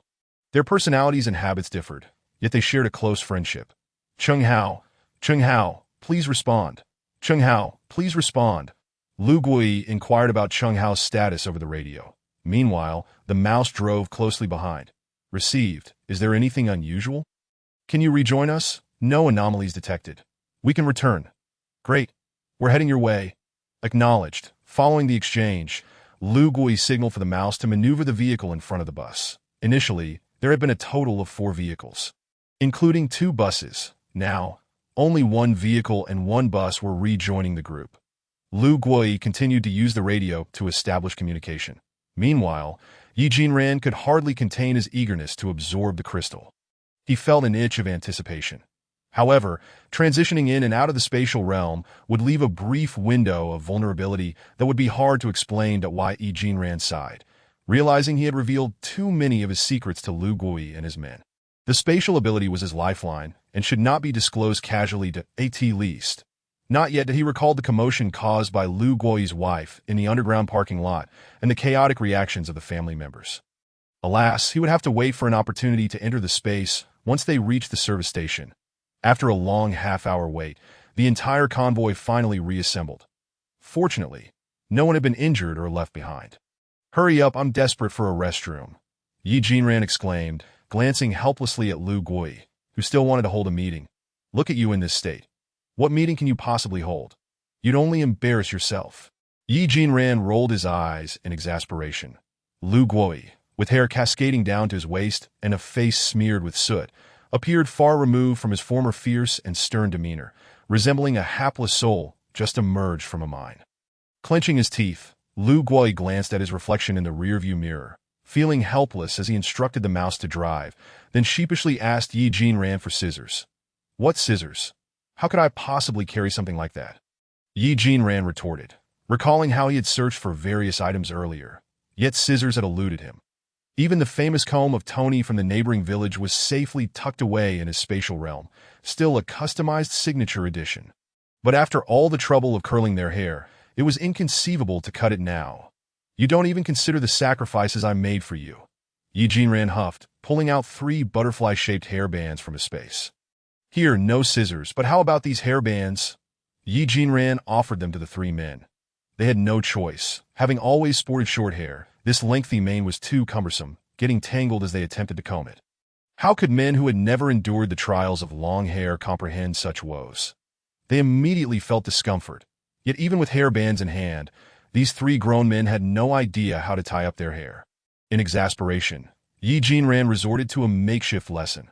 First, gather your hair together with your hands. Then upon arrival at the service area, Lu Guoyi instructed the team members to proceed and assess the safety of the surroundings. When they confirmed it was safe but still did not see their captain emerge, confusion arose. Were they to worry that something had happened to Lu Guoyi? Unable to contain their anxiety, the team members waited outside and called out for Lu Guoyi. Captain, the service area has been confirmed safe. Please advise. What advice? Go refuel. Why are you loitering around here? Lu Guoyi muttered, running a hand over the bun Yi Jinran had styled for him, gazing helplessly out the window. Oh, my once great reputation. Just go down. If they don't see you, they won't feel at ease that Yi Jinran maintained a serious facade while internally reveling in delight. Haha, serves you right for not taking care of your wife. Dare to glare at me. Lu Guoyi lamented, I was born with big eyes. Is that my fault? Reluctantly, Lu Guoyi opened the car door and stepped out. The sight of Lu Guoyi, sporting 2 messy buns and a face covered in soot, caused the team members to gawk in astonishment. The family members disembarking from the bus also gathered around curiously. Hey, what happened to team leader Lu? Why does he have 2 buns, and why is he so dirty? Look, the other 2 team members look the same. Yi Jinran followed suit, stepping out of the car, shaking his hands in resignation, realizing that a simple ponytail was too challenging for them. Thus, she had to guide them in tying their hair into buns, demonstrating how to gather their hair and twist it together slowly. It was astonishing that these 3 grown men had struggled with such a simple hairstyle throughout the journey, and they still had to drive. Yi Jinran scoffed at the uneven and lopsided buns on their heads, turning to enter the service area restroom. The pressing matter at hand was to quickly absorb the crystal energy and discover what new abilities it might unlock. Upon entering the restroom, Yi Jinran swiftly slipped into the spatial realm, and upon encountering a small pile of crystals reaching up to his thighs, he paused in confusion that he had recorded all the items in his space in his mind. And they were displayed there. Why had he never encountered these crystals before? Casting a doubtful glance at Yi Baobao, Yi Jinran could only shake her head in resignation at the innocent and endearing visage of the little one. Perhaps it was best not to meddle in Yi Baobao's unpredictable abilities. After all, those who belonged to her would not harm her. This heap of treasures was likely a collection of gifts bestowed upon her by Yi Baobao. True to form, the moment Yi Baobao caught sight of Yi Jinran, he leaped up in joy. Ranin, you've finally arrived. These are the gifts I brought back for you from my last outing, as well as an apology for my previous mischief. The last time, Yi Jinran had asked Yi Baobao to assist her, but he had run off and left a small mountain trapped in a single spot that Yi Jinran sighed in exasperation. What could she do about past events? She would have to rely on herself in the future, for others were indeed unreliable. Nevertheless, with such an abundance of crystal orbs before her, there was much work to be done. Gazing at the radiant, multicolored crystal orbs at her feet, each roughly the size of a duck egg and strikingly beautiful, she thought that, were it not for her pressing need to cultivate and replenish her energy, she would have been tempted to fashion them into jewelry. Chapter 62. Absorbing crystal orbs. The colors of the crystal orbs signified the unique powers they contained. Observing the myriad hues, Yi Jinran discerned that many different abilities were represented among them. However, the predominant colors were those of the 5 fundamental elemental powers. Lowering her gaze, she retrieved a red crystal orb. The orb was translucent and gleamed, with flickering lights dancing within it. This was the crystal orb of the fire element. Seemingly capable of consuming all evil in the world, the Yi Jinran held the fire crystal in her hand, shaking it slightly as she watched the shimmering light swirl within. Turning to the small mountain nearby, she pondered, how does one absorb this? It's the size of a duck egg. Am I supposed to eat it? Yi Jinran looked at the crystal orb, perplexed. The library has records about this. Let me find them for you. Small Mountain said thoughtfully, rushing into the library after a moment of contemplation. Sigh, why must you be so hasty? Can't you be a bit more composed? Yi Baobao grumbled. Watching Small Mountain dash away, that Yi Jinran rolled her eyes at Yi Baobao, silently criticizing him for having the audacity to call for composure when he himself was constantly digging holes and catching chickens. Yet, she couldn't deny that she had overlooked these crystal orbs, and she wondered how Yi Baobao had managed to acquire them. Ranin. Yi Baobao suddenly called out softly, gazing at Yi Jinran with an expression so gentle it could drown a person. When Yi Jinran met Yi Baobao's gaze, she felt an inexplicable surge of anger. Just because you're handsome, does that give you the right to tease me at will? If you're so clever, why not raise your intelligence before you engage with me? In frustration, Yi Jinran smacked Yi Baobao on the head, leaving him looking utterly bewildered, with tears brimming in his eyes. Ranin, do you not like these crystal orbs? Why did you hit me? Yi Baobao rubbed his head and looked at Yi Jinran without a hint of anger. How did you manage to hide these things right under my nose? And how did you conceal so many? Yi Jinran, feeling slightly guilty under Yi Baobao's tearful gaze, could not admit that she was vexed with herself for being captivated by his charm. She could only pat the spot where she had struck him and ask if it hurt that I'm fine. But Ranin, you were so forceful just now. Your hand must be hurting, right? Let me blow on it for you. Yi Baobao said, reaching out to gently blow on Yi Jinran's hand, his expression filled with concern. As Yi Jinran felt the breeze from Yi Baobao's breath, she inexplicably sensed warmth creeping into her cheeks. Young master, I've found it, Small Mountain exclaimed, bursting out of the library with a book in hand. Since Yi Jinran had her back turned, Small Mountain was unaware of what Yi Baobao was doing. When he finally reached them and saw Yi Baobao holding Yi Jinran's hand, his expression shifted dramatically. Yi Baobao, what are you doing? Having accompanied many previous masters, Small Mountain could easily deduce Yi Baobao's intentions. But Yi Baobao's intelligence was still quite juvenile. How dare you pursue someone older than yourself? Wait, that's not right. Your young master is actually a bit older. You think you can win her over by acting cute? Are you trying to live off her? How shameless.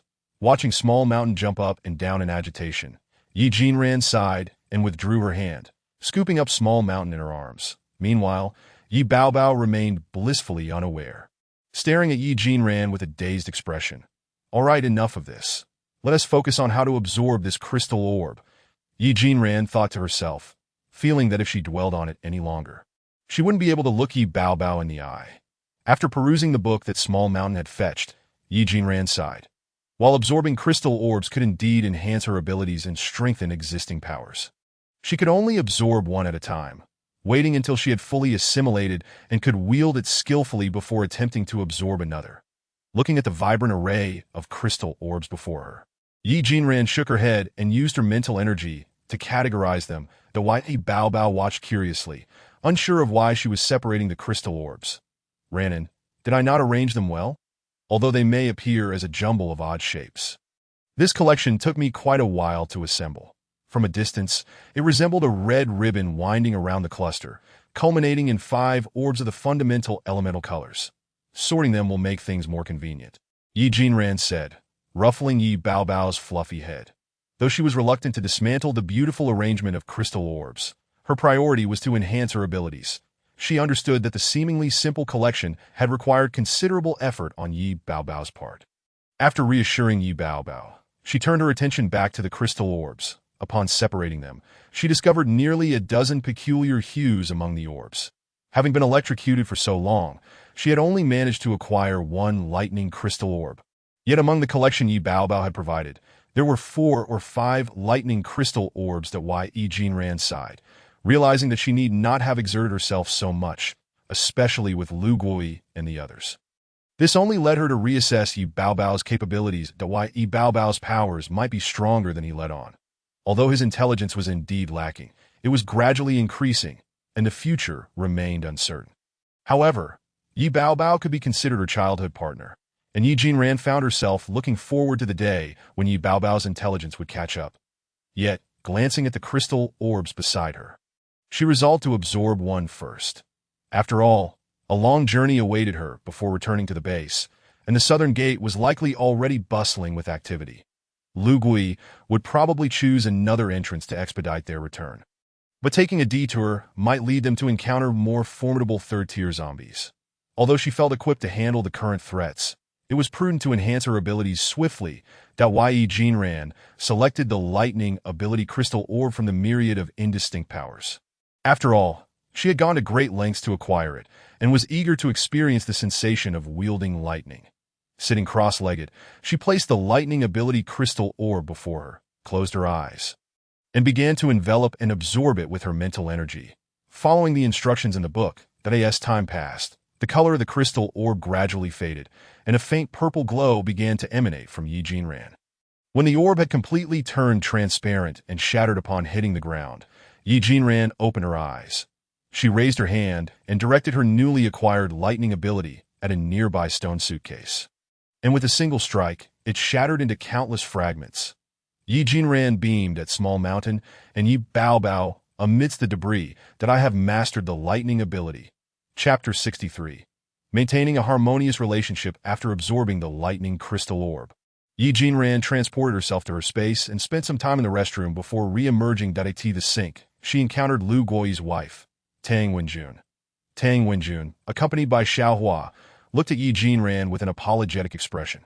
Yi Jinran, unperturbed, walked past her to the sink and turned on the faucet. Seeing Yi Jinran pass by, Tang Wenjun's smile faltered for a moment before she quickly regained her composure. She stood beside Yi Jinran, supporting Xiao Hua with one hand. Regarding the parking lot incident, I lost my temper out of jealousy.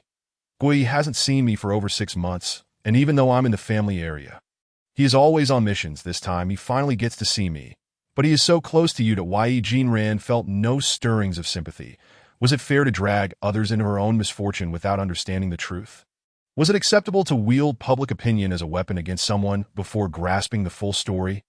After washing her hands, she turned off the faucet and wiped her face, which bore no dust. My relationship with Captain Liu is purely one of cooperation. I am the guide, and his team ensures my safety. That if you feel uncomfortable, Mrs. Tang, I can resign from this position and return to the base. As Yi Jinran spoke, she turned to glance at Tang Wenjun.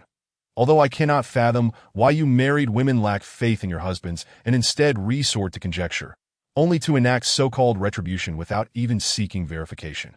It baffles me that I end my past life. Tang Wenjun perished at the hands of zombies, and the family members on that bus met the same grim fate. She joined the search team, willingly exposing her abilities to assist Lu Gui in saving these individuals, yet ended up embroiled in her own turmoil. The only reason she shared a vehicle with Lu Gui was due to his position as the captain, while she served as the guide. Her relationships with the rat and the thin one were also quite intimate. Why then did she not voice suspicions about them? As Tang Wenjun listened to Yi Jinran's words, her face shifted from pale to flushed. I never anticipated they would behave in such a manner. So, it has nothing to do with you, does it? Yi Jinran shot a mocking glance at Tang Wenjun, unwilling to linger on the matter, and turned to exit the restroom. The other family members, who had not participated in the conversation, shook their heads at Tang Wenjun, unsure of what to say, and promptly left after washing their hands. Watching the departing figures, Tang Wenjun reminisced about the time when she and Lu Gui had just tied the knot. Back then, Lu Gui was merely a lowly soldier. Suddenly, she recalled the promise he made on their wedding night, whispering in her ear, I am first a soldier, then your husband. That I understand that you women tend to overthink. But you must trust me. I will wholeheartedly care for your well-being. Mom, are we not going to find Dad? He is right there. Why not seek him out? Little Hua, still too young to comprehend the complexities of adult relationships, inquired. Tang Wenjun, snapping back to the present, smiled gently at little Hua. Come, let us wash your little hands clean. Mommy will take you to find Daddy. after ensuring little Hua's hands were washed and dried. Tang Wenjun cradled him in her arms as they made their way toward Lu Gui. Although she maintained a facade of composure before her son, her heart was tumultuous. Her union with Lu Gui had been orchestrated by a third party. And while Tang Wenjun found herself falling for this man post-marriage, she remained uncertain of his affections for her. She had hoped that having a child would bring her some peace of mind. However, every time a strange woman appeared near Lu Gui, a wave of insecurity would wash over her. Tang Wenjun was perplexed by her own feelings and despised this aspect of herself. Lu Gui had just completed a thorough inspection of the service area. Taking a moment to splash water on his face, revealing his true self, that moment, he was organizing the team, awaiting the return of all family members before heading to the nearby gas station. The captain's wife and the rat were the first to spot Tang Wenjun approaching, promptly alerting Lu Gui with a glance in her direction. Lu Gui paused momentarily, then turned to face Tang Wenjun and little Hua. Observing little Hua's eager gaze and the glimmer of unshed tears in Tang Wenjun's eyes, Lu Gui silently sighed and greeted Tang Wenjun with a smile. "Why not take a seat in the vehicle?" When Tang Wenjun saw Lu Gui smile at her, a flicker of joy ignited within her, yet tears still streamed down her cheeks. "Daddy, hug." Little Hua, oblivious to Tang Wenjun's emotional turmoil, reached out his arms toward Lu Gui. After handing little Hua over to him, Tang Wenjun hurriedly wiped away her tears. "Mommy?" Little Hua looked at Tang Wenjun with confusion. "Why is Mommy crying?" "Oh, it's nothing, dear. Just a bit of sand got into my eyes," Tang Wenjun replied, shaking her head and smiling as she affectionately ruffled little Hua's hair. "Then let little Hua blow on Mommy, and she will feel better." As she spoke, he tugged at Tang Wenjun's hand, urging her to come closer. "Silly boy, your father is right here. He doesn't need you." Lu Gui laughed heartily, grasping little Hua's small hand with his other arm and pretending to blow at Tang Wenjun. "Is that better?" Lu Gui asked softly. At the sound of his voice, Tang Wenjun felt tears welling up again and quickly nodded. Yes, it's fine now," she smiled at Lu Gui. "I thought you all would not return to fetch us." Although the base was situated in the suburbs, it was well-equipped, complete with a television. Family members could watch the news, which was rife with reports of these monstrous beings. The entire urban populace had succumbed to this fate, with countless individuals in dire need of rescue.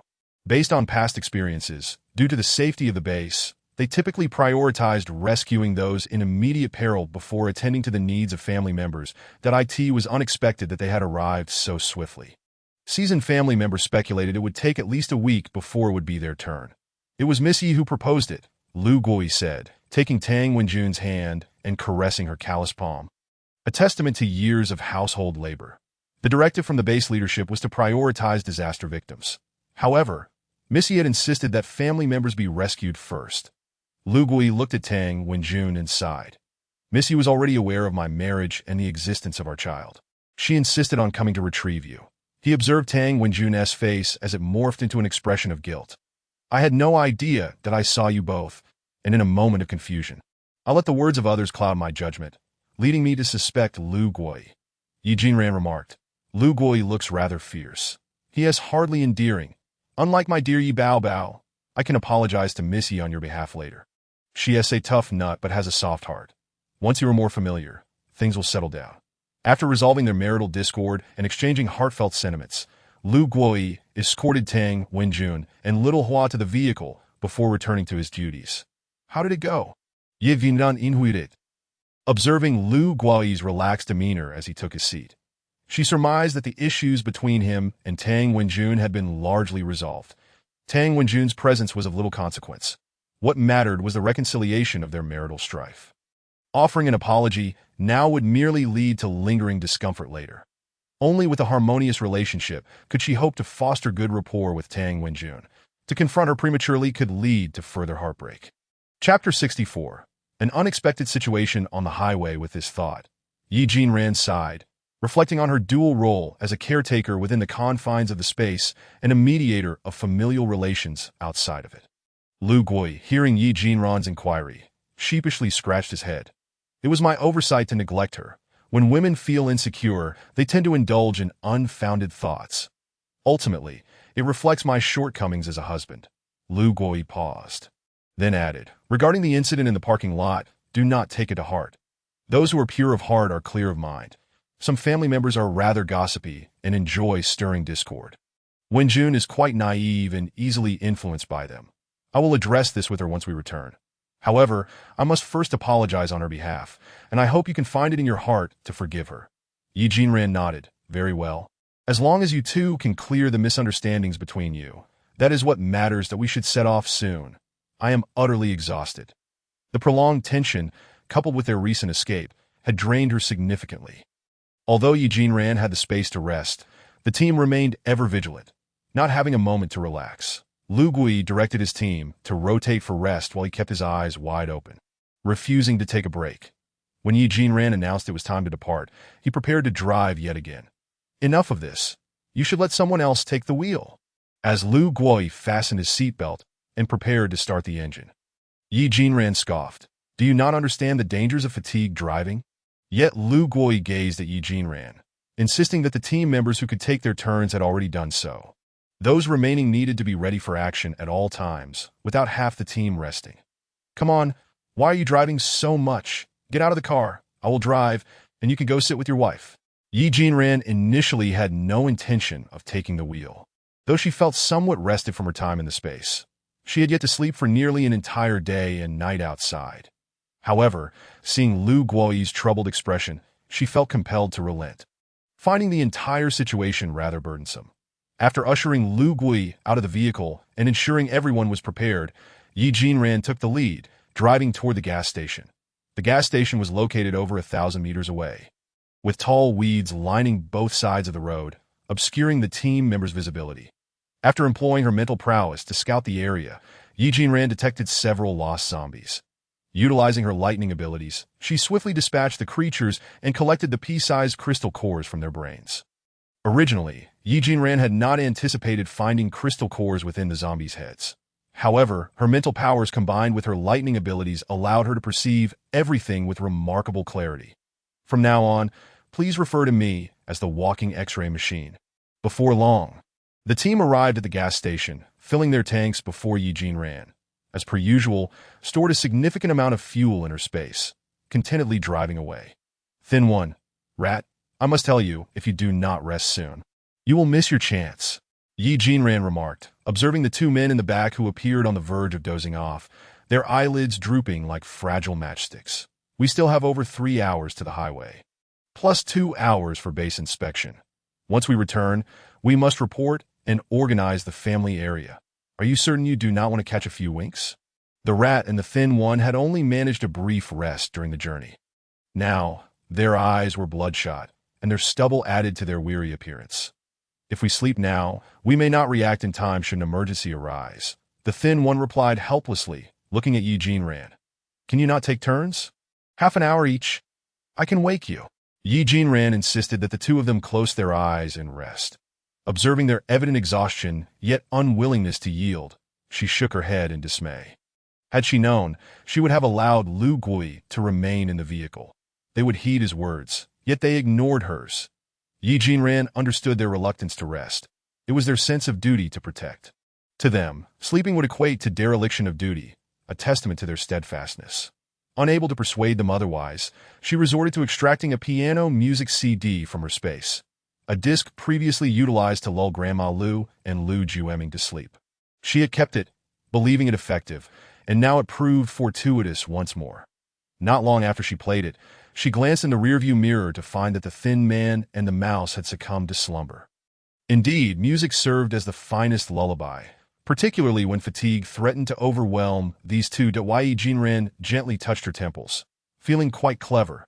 After all, who could deny her brilliance? Lu Gui had already charted a route that bypassed the southern gate, opting for an alternate highway to the base. This detour would add an hour to their journey, a scenario Yi Jinran had anticipated, leaving her unfazed. Yet, she pondered how many zombie territories they would traverse. The thought filled her with a peculiar sense of anticipation. Gripping the steering wheel more firmly, she pressed the accelerator that a surge of lightning powers intertwined with her mental energy, sending arcs of electricity dancing across the ground. The driver trailing behind her rubbed his eyes in disbelief, convinced he was hallucinating, But upon reassessing, he found nothing amiss. Confused, he glanced at his comrade beside him, who was resting with eyes closed. What was this? Had prolonged confinement driven him to delirium? Nevertheless, seeing the distance between their vehicles grow, he pressed down on the gas to catch up. As the vehicles behind her accelerated, the road beneath them began to crack ominously. Yi Jinran had already ascended the elevated highway, and the vehicles behind her had drifted beyond the reach of her mental radar. When the radio crackled to life, she realized that the two buses had slipped out of her psychic detection range. Emergency! Emergency! The road behind has suddenly buckled, lifting the buses skyward. Prepare for rescue! Prepare for rescue! The urgency in the broadcast prompted Yi Jinran to execute a sharp drift, awakening the mouse and the thin man, who looked around in confusion. That I did mention that an emergency would warrant your attention, she remarked, raising an eyebrow at the unconventional method of alerting them. She could only wonder what force had caused the road to elevate in such a manner. After speeding for a couple of minutes, towering pillars came into view, with the buses precariously teetering atop them. Lu Gui's voice crackled through the radio, intermingled with frantic pleas from various family members. Get Missy here immediately. What good will that do? I need to call my husband. I might truly perish here. I told you all to stay at the base. Nothing would happen there. Following the incident with the Spider-Woman, many families had begun to express their grievances over the perils encountered on this journey. With the emergence of yet another bizarre situation, despair spread amongst them, their incessant chatter rendering it difficult for Lu Gui to hear the radio clearly. Silence. They're merely elevated. They aren't trapped. Lu Gui observed the anxious families, gradually grasping the reality of their predicament. The families of comrades were not comrades themselves, despite their superficial resemblances to those who had fought alongside him. He could not entrust his back to them. Shaking his head, he resumed communication with the ground. Hurry and summon Miss Yi. She may be our only hope. Lu Gui inhaled deeply, gazing at the daunting height of 2 or 3 dozen stories. I am down here. Let us see if I can provide assistance. But don't forget your responsibilities. That Yi Jinran spoke coldly into the radio, her expression devoid of emotion, though hints of irritation lingered beneath the surface. With a resigned sigh, Lu Gui took the radio and responded, understood that Yi Jinran did not wish for her unique abilities to be exposed. In this chaotic world, the wisdom of discretion was not lost on Lu Gui. Surveying the concerned families, he rose and addressed them with gravity. Now, I must clarify something. What occurs above is beyond Yi Jinran's current mental capacity. However, upon exiting the vehicle, Yi Jinran scanned the surroundings, summoning Xiaoshan and Yi Baobao to assist in the investigation. Before long, they unearthed the source of the incident. 3 third-tier zombies vying for territory, 1 Earth-type zombie having forcibly vanquished the others and consumed their core crystals. The forced absorption had left an excess of energy, which, startled by the passing vehicle, had inadvertently lifted it skyward. This power was formidable indeed. Yi Jinran sighed in resignation, acknowledging that she must intensify her own efforts. Otherwise, she risked being outpaced by the zombies. It appeared to be a peak 4th-tier zombie, lacking the characteristics of a 5th tier. Xiaoshan, having stealthily approached the stone pillar, noted the Earth-type zombie's abilities were not yet fully mastered, as the pillar's surface lacked the smoothness expected of a 5th-tier entity. Upon hearing Xiaoshan's observations, Yi Jinran felt the weight of responsibility grow heavier. She recalled that her own Earth abilities merely restricted human movement, while this creature could effortlessly lift a bus. Yet, the immediate priority was to locate the culprit. A peak 4th-tier zombie. If it successfully absorbed enough energy, it could ascend to 5th tier, posing a substantial threat to her and her allies. That Yi Jinran referred to these chosen zombies, those seemingly favored by fate, as such for good reason. Shortly after her rebirth, she encountered zombies. Mere hours after acquiring powers, they emerged in droves. After managing to survive for several days, most zombies had already reached the 3rd tier. Whether this was a result of her own complacency or humanity's inherent limitations remained uncertain. However, returning to the present, Yi Jinran was reminded of news reports from her previous life about the overwhelming strength of Earth-type zombies. That as their abilities increased, their intellect rose correspondingly. In her past life, an Earth-type zombie had wreaked havoc on the outskirts of a base, obstructing many in their quest for survival. Yi Jinran, at this moment, had just returned home. Thus, her understanding of the timeline of events was rather vague. Yet she recognized the necessity of addressing this Earth-type menace. That why Yi Ran rolled up her sleeves. Once hidden, her capabilities were now at risk of exposure. She could not simply disregard the situation, that a good person must see their commitments through. To abandon a cause midway was not in Yi Ran's nature. Determined, she activated her mental powers to seek out the fourth-tier zombie. However, whether due to fear or some other peculiar reason, she found herself unable to detect the Earth-type zombie's presence despite sweeping the surroundings thoroughly. Xiaoshan, why can't I sense it? Logically, releasing her power should have prompted action. At the very least, she ought to have been able to observe her surroundings. Why was she unable to detect even a trace now? It could be that, as a peak fourth tier, your level simply does not match his, Xiaoshan suggested. Then how do we find him? If I can't locate him, how can I confront him and claim his core crystal to level up? Yi Baobao? Xiaoshan's thoughts instinctively turned to Yi Baobao, and he voiced this to Yi Ran. Upon realizing what he said, he felt a wave of regret, slapping his forehead in frustration. All right, why do you two keep having misunderstandings? Yi Ran, observing Xiaoshan's demeanor, recognized that he and Yi Baobao were once again at odds. Perhaps due to Yi Baobao's burgeoning intellect, he had become less inclined to play with Xiaoshan, leading to an unspoken rift between them. Despite the confined space, they seemed to act as if they were strangers, each absorbed in their own pursuits. First, help me deal with this zombie, all right. Yi Ran addressed Xiaoshan, aware that only she could sense his presence in his invisible state. Xiaoshan had no valid reason to refuse, but he was currently weakened due to his incomplete cultivation and unable to assist her effectively. That why Yi Baobao would be the most suitable candidate, as his identity as a zombie might lower the Earth-type zombie's guard. Having resolved to enlist Yi Baobao's help, Yi Ran found a secluded spot to enter her space, ensuring no one could see her. Once she had explained the situation to Yi Baobao, she released him from her space. You mustn't run off like last time, that if you stray again and don't return, I won't allow you back into the space. Yi Ran recalled the last time she had sent Yi Baobao out to help, only for him to vanish without a trace. Thinking back on that incident filled her with anxiety and anger, and she shot Yi Baobao a stern look that if you don't succeed, I won't hold it against you. All right. She gently caressed Yi Baobao's cheek as she spoke. This is merely a trial that if you can't manage, just come back, but don't want her off again. The white Yi Baobao nodded innocently, taking her hand in his and offering a gentle smile. Don't worry, Ran. Last time, I encountered someone stronger than me, but I'm much stronger now. That I'll be back soon. Then do hurry back. Don't make me worried. Why Yi Ran pressed her lips together as she gazed at the handsome young man. Unable to suppress her astonishment, little Yi had increasingly begun to resemble a small adult, evolving from a state of dependence on Xiaoshan to a preference for clinging to her. Now, she felt an unspoken sense of reliance on him.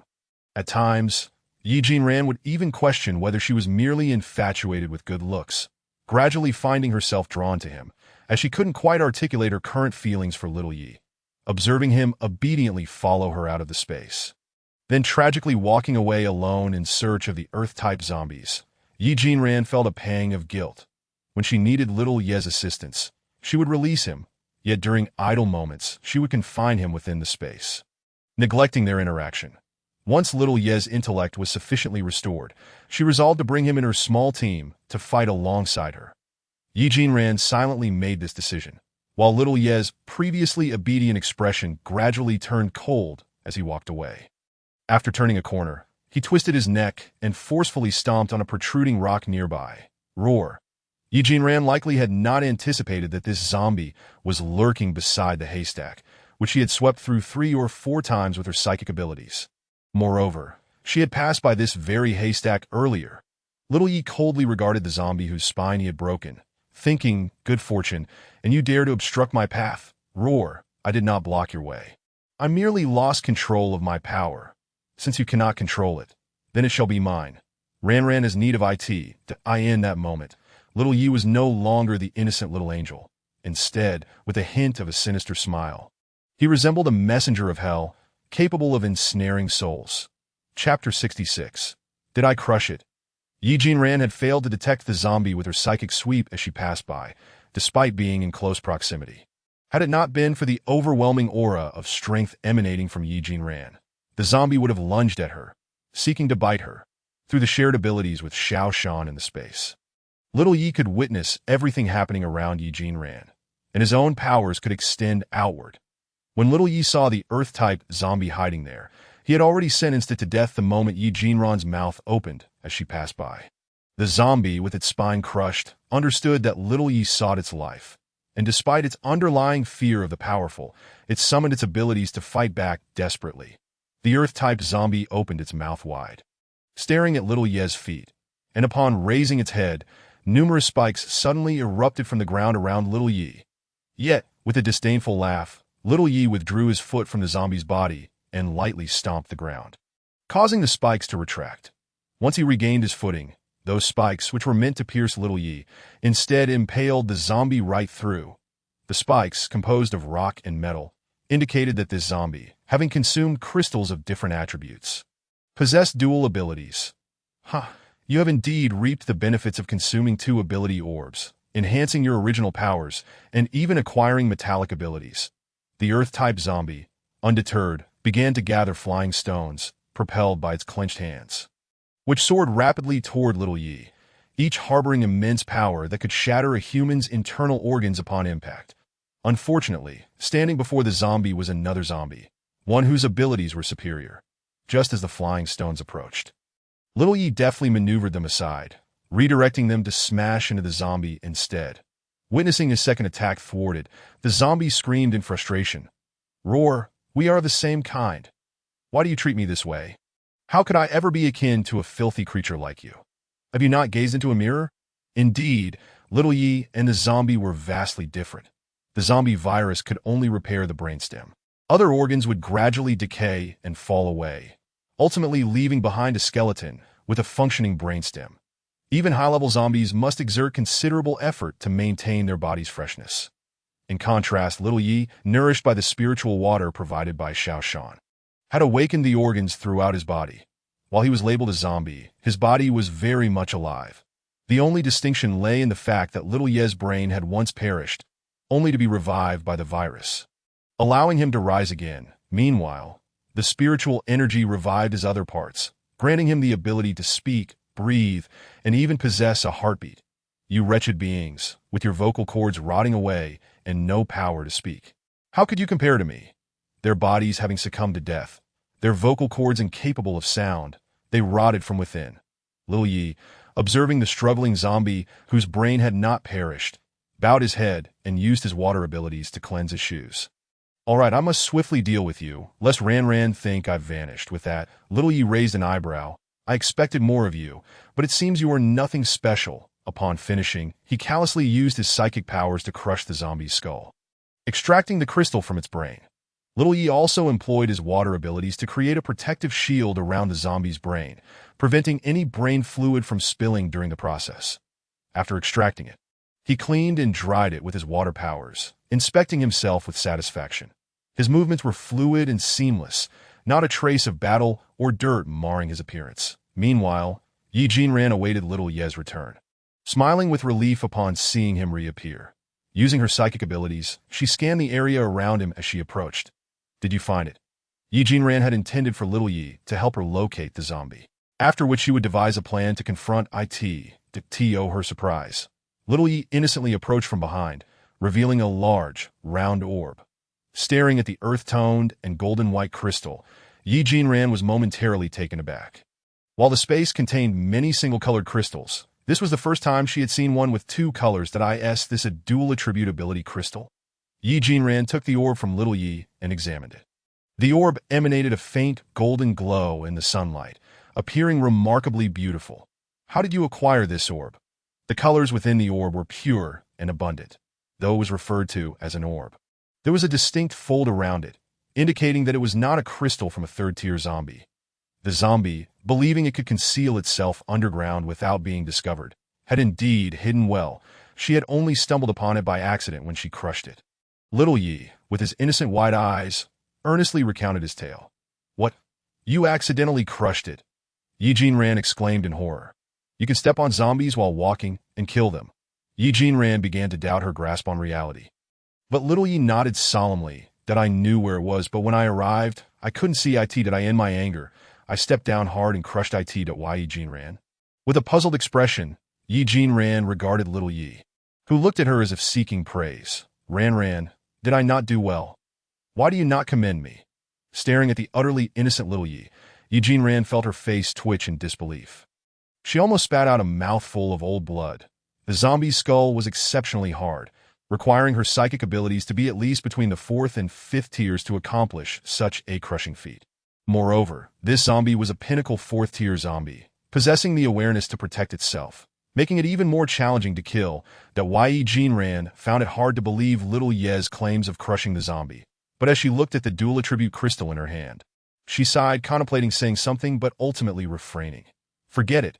It is as it is. Belief or disbelief matters little now. However, it also underscored little Ye's formidable abilities. Looking at the adorably clueless little Yi Jin Ran affectionately ruffled his fluffy head before bringing him back into the space. What? Xiao Shan let out an incredulous roar. How is this even possible? After recounting the events to Xiao Shan and showing her the dual-colored orb, Xiao Shan expressed disbelief, taking the orb and examining it for an extended period. This is a dual attribute ability orb, capable of simultaneously absorbing 2 types of abilities. After concluding her assessment, she returned the orb to Yi Jin Ran, scrutinizing little Yi with a discerning eye. Xiao Shan felt that something was amiss but could not quite pinpoint it. So she continued to observe little Yi for any peculiarities. After a prolonged examination, she finally lamented, Dogzy, you've changed, little Yi. What? Yi Jin Ran. What on earth? You've grown taller. Just as Yi Jin Ran and little Yi braced themselves for Xiao Shan to reveal some earth-shattering revelation, Xiao Shan merely noted that little Yi had grown a bit taller. Sigh, I thought you were going to say something significant. Yi Jin Ran let out a sigh, feigning annoyance as she spoke. Yi Bao maintained a calm facade, though inwardly she was quite anxious. Once Xiao Shan finished his sentence, Yi Bao managed to raise an awkward yet polite smile. She silently thought to herself, that was close. Fortunately, Xiao Shan is rather dim-witted. Meanwhile, Xiao Shan was inwardly seething, exclaiming, don't even think about me divulging your intellectual improvements to the young master. Both were irked with one another, yet neither expressed their discontent openly, engaging in a subtle war of wits. Yi Jin Ran remained blissfully unaware, as she seldom lingered in this space. Even when she did, it was primarily for cultivation or to attend to various matters. She was completely oblivious to the events that transpired in her absence. The main reason was that time flowed more swiftly within this realm. After a while, Yi Jin Ran had instinctively blocked out the world of 2 that the pair inhabited. Moreover, if she were to keep a close watch, she would have felt like an unwelcome voyeur, observing their lives unceasingly, which made her rather uncomfortable. Yi Bao made a face at Xiao Shan, who, upon noticing, retaliated with a frustrated grimace of his own. If you don't want to play with me, so be it, but to grow taller. Not only did he grow taller, but his intelligence also increased. How pitiful that I have devoted all my cultivation efforts to rescuing the young master. Otherwise, Xiao Shan reminisced about the days when he could command the winds and rain at will, wiping away a tear of bittersweet nostalgia. Xiao Shan, dear, perhaps Yi Bao has grown accustomed to not playing with you. How about you step out of this space and accompany me from now on? Yi Jin Ran communicated telepathically with Xiao Shan. Upon hearing this, Xiao Shan instantly brightened, casting a provocative glance at Yi Bao and began to flaunt his newfound joy. Although Yi Bao lacked the ability for telepathic communication, she could clearly discern from Xiao Shan's demeanor and actions that Yi Jin Ran had promised him something. With a menacing glare directed at Xiao Shan, she turned away and began playing with mud. From the moment Yi Bao awakened in this space, he knew that the 2 before him had saved him. From the initial feelings of confusion and helplessness to eventually integrating himself into the lives of Yi Jin Ran and Xiao Shan, Yi Bao had made considerable efforts. Though he struggled with his intellect, his instincts guided him on what he should do. He regarded Xiao Shan as a good brother and viewed Yi Jin Ran as a good sister.